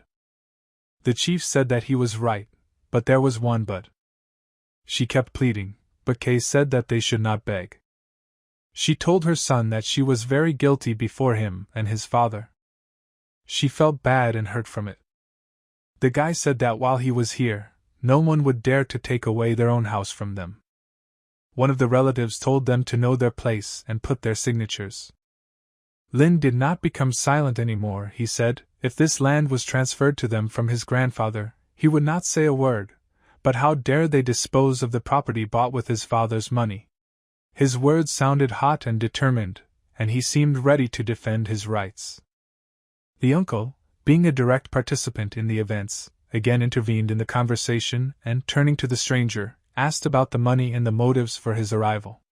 Why did he, the son-in-law of a completely different land, even decide to come to these places? The young boy looked at his uncle. His gaze was impenetrable, and he seemed to consider every word. He declared with firmness and determination in his voice that no one dares to take away what is rightfully his. If someone dares to try to do this, then they will have to use their fists and defend their rights. Everyone present was amazed and surprised to hear such words that left no doubt about the guy's determination. Cousin Sue suddenly appeared in the building, and everyone greeted him with joy and interest. He hurriedly apologized to everyone for appearing so abruptly because of the arrogance of the young guy and his defiant behavior. The other guy, hearing this, supported the cousin's words and expressed his point of view. Sue, turning his attention to Lin, asked with irony if he was really so strong and able to prove his words. Lin, without straying, announced that he was offering the elders to become witnesses of the upcoming battle. The elders, realizing the importance of the moment, immediately agreed and supported this proposal. If Sue wins, he will have to give up all his lands, which has become an important bet in the upcoming duel.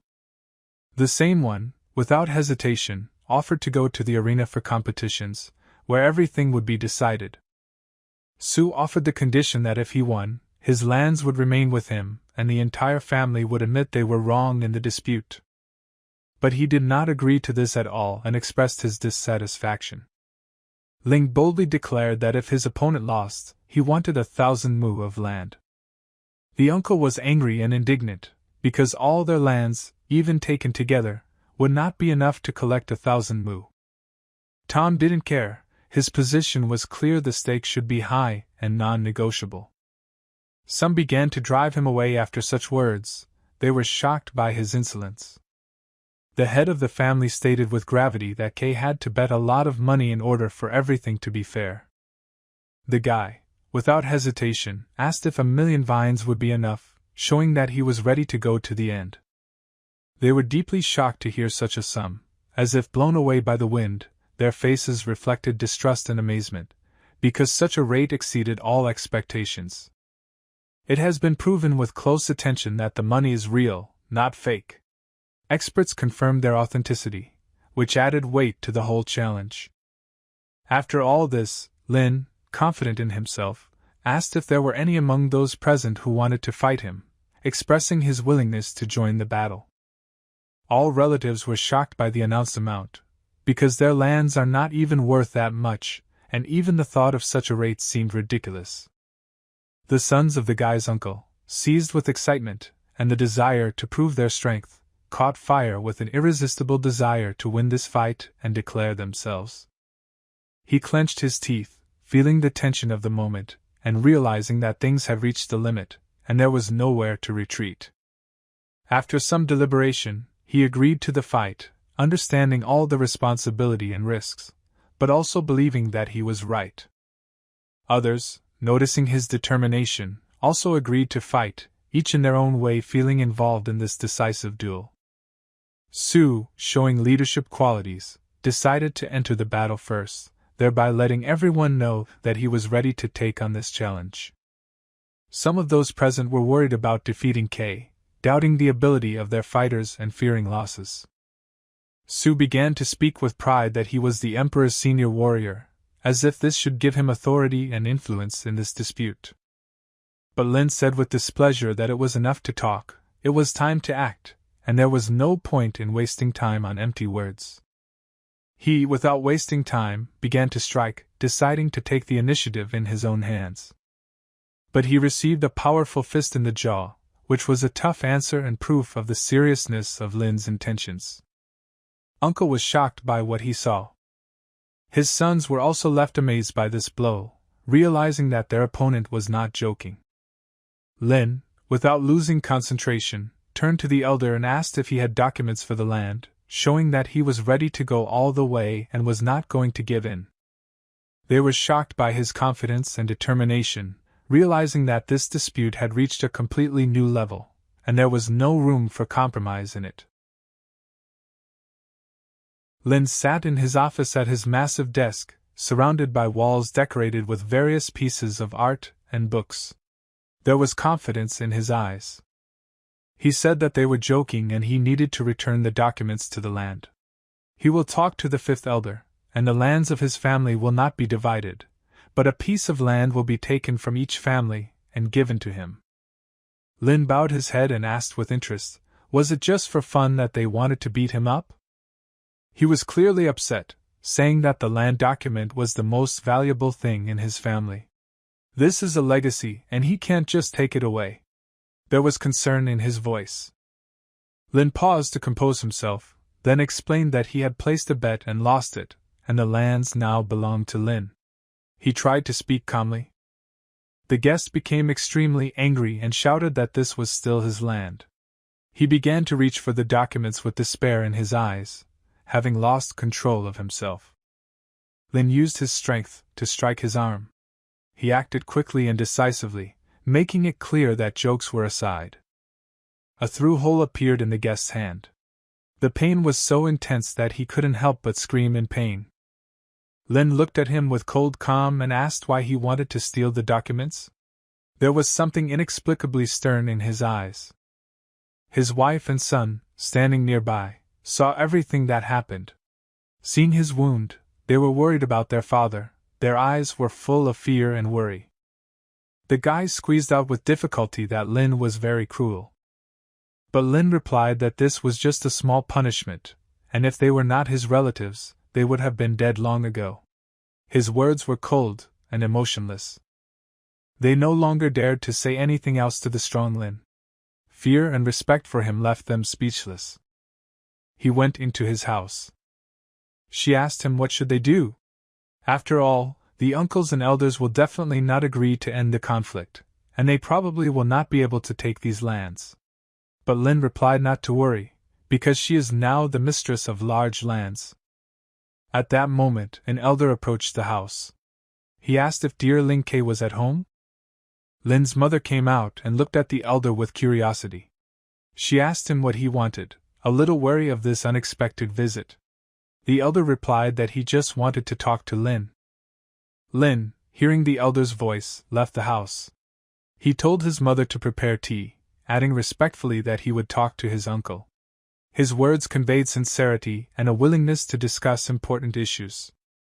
The uncle said that he talked to everyone, and they decided that Lin could choose a plot of 100 mu from any of the territories of Lin's land, and the remaining lands should be returned, because people would be left without a livelihood.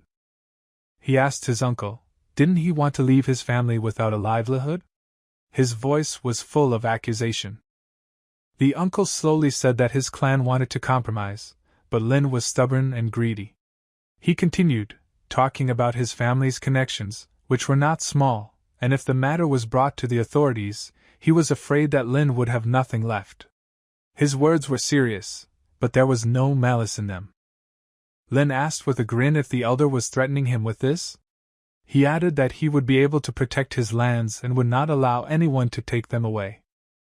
The uncle was upset. He understood that Lin was acting in the interests of his family, but he could not understand his stubbornness. But after a pause, he said that the land documents belong to Lin, but there are no crops on these lands, and we need to wait for the harvest to ripen. Lin, in turn, replied that there was no problem, we'll wait. Meanwhile, in the palace, they told their father that the fifth elder had learned that Lin did not agree to their terms, and they could return to this later. The father replied that these were their fields and they would not give them to him. But the guy said that they signed the bid. The father said that they could say that they were forced to do it, and the authorities will decide, and they can treat them with respect. 3 months later. It was the annual meeting of the Lin family. And according to customs, every family and every courtyard will pay a visit to the Lin family. And this meeting takes place not only to develop relationships with other families, but also to help their family understand the abilities of other clans. The guy, looking at Lin, stated with obvious dissatisfaction that everyone knows how to behave, only some do not know how to establish relationships, and it is precisely such people who can disgrace them all. His words were sharp and straightforward, and there was a sense of reproach directed at Lin. He didn't know where Lin learned to fight, and would he really dare to rebel? There was obvious provocation in his eyes, a desire to put Lin in his place. At this moment, the owner of the bread farm, Mr. Tianfin, arrived. His appearance brought an atmosphere of respect and expectation into the room. All eyes were fixed on him. This distinguished guest was the seventh elder. His presence evoked a feeling of importance of the moment. He came from so far away, but the Lin family's annual meeting was widely known, and he couldn't help but come. He thanked Mr. Xiu for his words, and with his characteristic majesty, asked to go to the backyard. Then people saw General Feng Fin and were eager to greet him. The air was filled with excitement and noise, the appearance of such a high-ranking personality intensifying the impression of this important event. A couple of minutes later, to everyone's excitement, the district judge of Luo County arrived. His presence added formality and gravity to the moment. Everyone present understood that discussions would now begin on issues affecting not only the Lin family, but the entire local community. At one of the recent celebrations, the district judge occupied a prominent place. His presence evoked awe and admiration among the common people, for no one could compare with his importance and position in society. People discussed and argued, not knowing the exact answer to the question of who might appear larger on this day than him. The elder, expressing deep reverence and respect, was truly glad to welcome such a great and respected person as the district judge to their modest but heartfelt celebration. In his eyes, it was a symbol of respect for their community. The judge, paying attention to some details, asked with curiosity and concern, "What happened to your father's hand, dear father?" The question sounded sincere, and there was a sense of concern for the old man's health.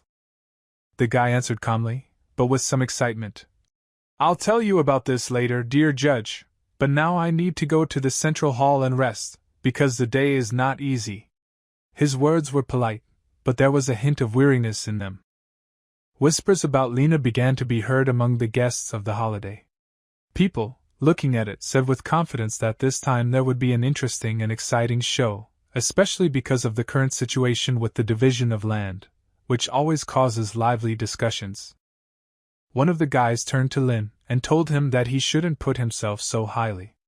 But Lin, not wanting to enter into a meaningless conflict, remained silent, maintaining his dignity and calm.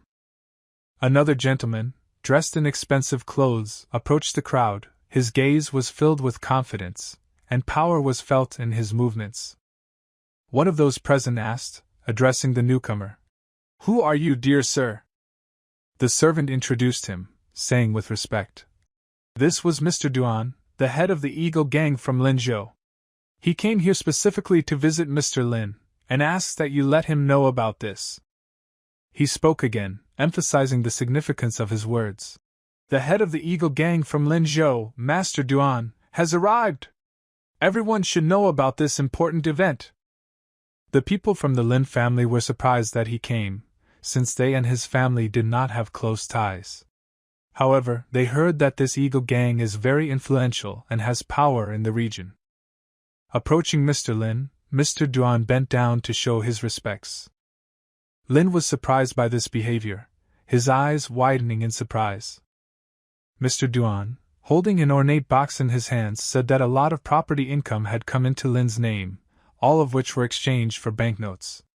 In total, 5 million vines came out, an impressive amount and rare even for a rich person. People were shocked by such a huge amount, their faces expressed bewilderment and amazement, as if they could not believe what they heard. Every person at the celebration was truly surprised by this. Some were even speechless from such an unexpected turn of events. Lin, without losing his composure, asked to put the box aside.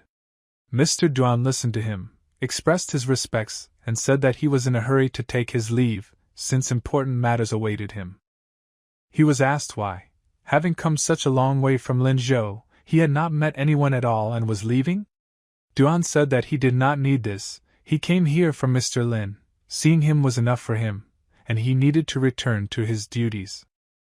People were left in bewilderment, not understanding why the gang leader respected this guy so much that he was willing to travel such a distance to meet him. However, some believed that this was just a performance, an act of a carefully thought-out game, and that local authorities would still deal with it properly. Suddenly, the eyes of everyone present were drawn to the gate where the majestic Lord Ning emerged from. The looks were filled with surprise and admiration, An atmosphere of tension was felt in the air. People were stunned, almost in shock by this event. Lord Ning, a member of the royal family, could not go unnoticed. His presence added mysticism and grandeur to the whole picture. The elder and the district judge, realizing the seriousness of the moment, hastened to greet the Lord. Their faces were filled with respect and awe for such an important person. The judge, looking at the Lord in bewilderment, asked what could make him travel such a long distance and come to this remote corner of the world. The Lord, smiling and looking at Mr. Lin, stated that his only goal was to meet him. These words added mystery to the whole scene. The judge and the elder were amazed by this news, their faces expressing surprise and bewilderment. The elder, without hiding his bewilderment, asked how their insignificant family could have such powerful connections. How did this become possible? The gentleman was stunned. He absolutely did not understand how it could happen that Lord Ning himself came to see someone from his family. He had never heard that any of his relatives knew Lord Ning. The Lord approached Mr. Lin and said that he was very glad to see him. Lin politely asked the Lord not to be so formal and to treat him as an equal. This statement confused everyone present. After all, Lin Ke, as it turned out, knew Lord Ning, and this was so unusual that people were shocked. Even the master, who knows his family best, was at a loss. How is this possible? How could his son know Lord Ning? Lord Ning, to celebrate Master Lin's return to his homeland, prepared a modest gift with care and respect. His eyes shone with joy and warmth. Among the people present, no one could believe that a member of the imperial family would actually respect a seemingly ordinary person among them. This contradicted all their ideas about the world. The same guy who had previously been insolent to Linya now realized with horror that he not only had money, but also connections with the imperial family. And such a powerful and respectable lord brought this young man a gift. These were 2 green rings, shimmering in the light and representing beauty and sophistication. The Lord explained with a smile that the Lord had seen everything in this world, so ordinary things would not surprise him. And this pair of jade bracelets, the symbol of the famous Clear Moon store, was found by him especially for this occasion. People were delighted with the quality of this gift. Their looks expressed admiration and shock, because it was truly a high-quality item. Lin respectfully accepted the gift, and his face lit up with a smile of gratitude. The Lord was clearly pleased with this reaction. Lin once again addressed the Lord with gratitude. His words were sincere and warm. The gentleman was still in a state of shock, and in his mind he could not understand why such a great man would come to him in person to give gifts. Only the members of the imperial family themselves deserved such treatment. At this time, everyone's attention was attracted by a new event. District Chief Lin Zhou, another important person, arrived on the scene. The highest officials gathered at one of the main state meetings. An important bell rang in the hall, and the attendant announced, "Chief of Orchid Lin Zhou, Mr. Kong has arrived." This news instantly attracted the attention of everyone present. The judge, upon learning this, was again surprised. His surprise was caused by the fact that once again a very great man, Mr. Kong, known for his power and authority, came to this building. The district chief, respected Mr. Kuan, was very happy to see his longtime friend and comrade, Mr. Lin. Lin's brother turned to him, saying with some hesitation that he was glad to welcome the district chief, but he did not understand why he had come such a long way here. He seemed not to notice his question and remained silent. With special attention, the district chief told Lin that his mother always remembers him and takes care of him. And when she heard that he had returned, she immediately asked him to visit Lin. However, his brother, with some confusion, told Mr. Kong that his younger brother did not have as high a status as him. And such a great man like him should not stand on ceremony with such a nonentity. But Mr. Kuan, with respect and firmness, reminded him that Lin was a true benefactor. He saved his mother, and he cannot neglect him. The brother was shocked, and did not understand how this was possible. Mr. Kong continued, saying that Mr. Lin is his honorable guest, and anyone who does not respect him, in fact, does not respect him. These words were spoken with great dignity. At this moment, the father practically lost consciousness and began to fall, shocked by new circumstances and unforeseen revelations. He realized that it seemed they could not save the lands, because Lin had great respect among everyone. Darkness and despair seized his soul. At this moment, Mr. Kong suddenly shouted to the elders that things had become extremely bad, because they were surrounded by a column of soldiers. Panic began to grip everyone present. The elders were afraid of this news. They were in complete bewilderment and fear, not understanding what had happened. One of the elders, with concern in his voice, asked Mr. Kong what the Lin family had done that required the attack by so many soldiers. But Mr. Kun answered with incomprehension that he only asked the army to follow him. He was only accompanied by security. He invited everyone to come out and see what was happening, acting calmly and decisively. They went out into the street, where there was an atmosphere of uncertainty and anxiety. The air was tense and people's gazes were filled with fear. There, to their horror, stood a great many armed soldiers, lined up and ready for action. They looked dangerous and ready for anything. Lin, as the most important and authoritative person in this matter, came forward to clarify the situation. His action expressed confidence and determination. The colonel of the Red Feather Army, a courageous and expressive man, was happy to greet Mr. Lin. He approached him respectfully, expressing his gratitude and respect. The elders were shocked that even an army colonel came here. But this is one of the main forces of the imperial court. How did Lin become such an important and influential person? The elder understood that the gang of eagles had gathered here, Laurel Nian, district head of Lin Zhou, Red Feather Colonel. Many famous people, members of the imperial family, the imperial army, all in one place. He never thought that in their family there would be a person who would achieve so much. The elder was so shocked and pierced by the depth of what was happening that he burst into tears right on the spot. His tears were not a simple manifestation of grief or surprise. The surrounding people were in fear and bewilderment as they watched this guy, Lin, who happened to know so many great people. A lot of people really gathered at the scene. These are not just local residents, but also many noble guests and even soldiers. Everyone looked at Lin with admiration, awe and curiosity. The elder, calmer but still full of questions and feelings, slowly approached Lin. Lin, with firmness and confidence in his voice, said that if they came here to tell him something, then let them start talking. The elder, with trepidation in his voice, asked why these people treat him with such respect. What did he do to deserve such attention and respect? Lin replied calmly and confidently that he had not done anything special, he had simply shown them his strength. The elder, with surprise and even some disbelief, asked again, "Force? What exactly do you mean?" Lin replied that yes, the power of martial arts, not knowing whether they had heard of martial artists. The guy continued, saying that a martial artist is the highest rank that can be, and there are very few people in the world who have been able to achieve such a title.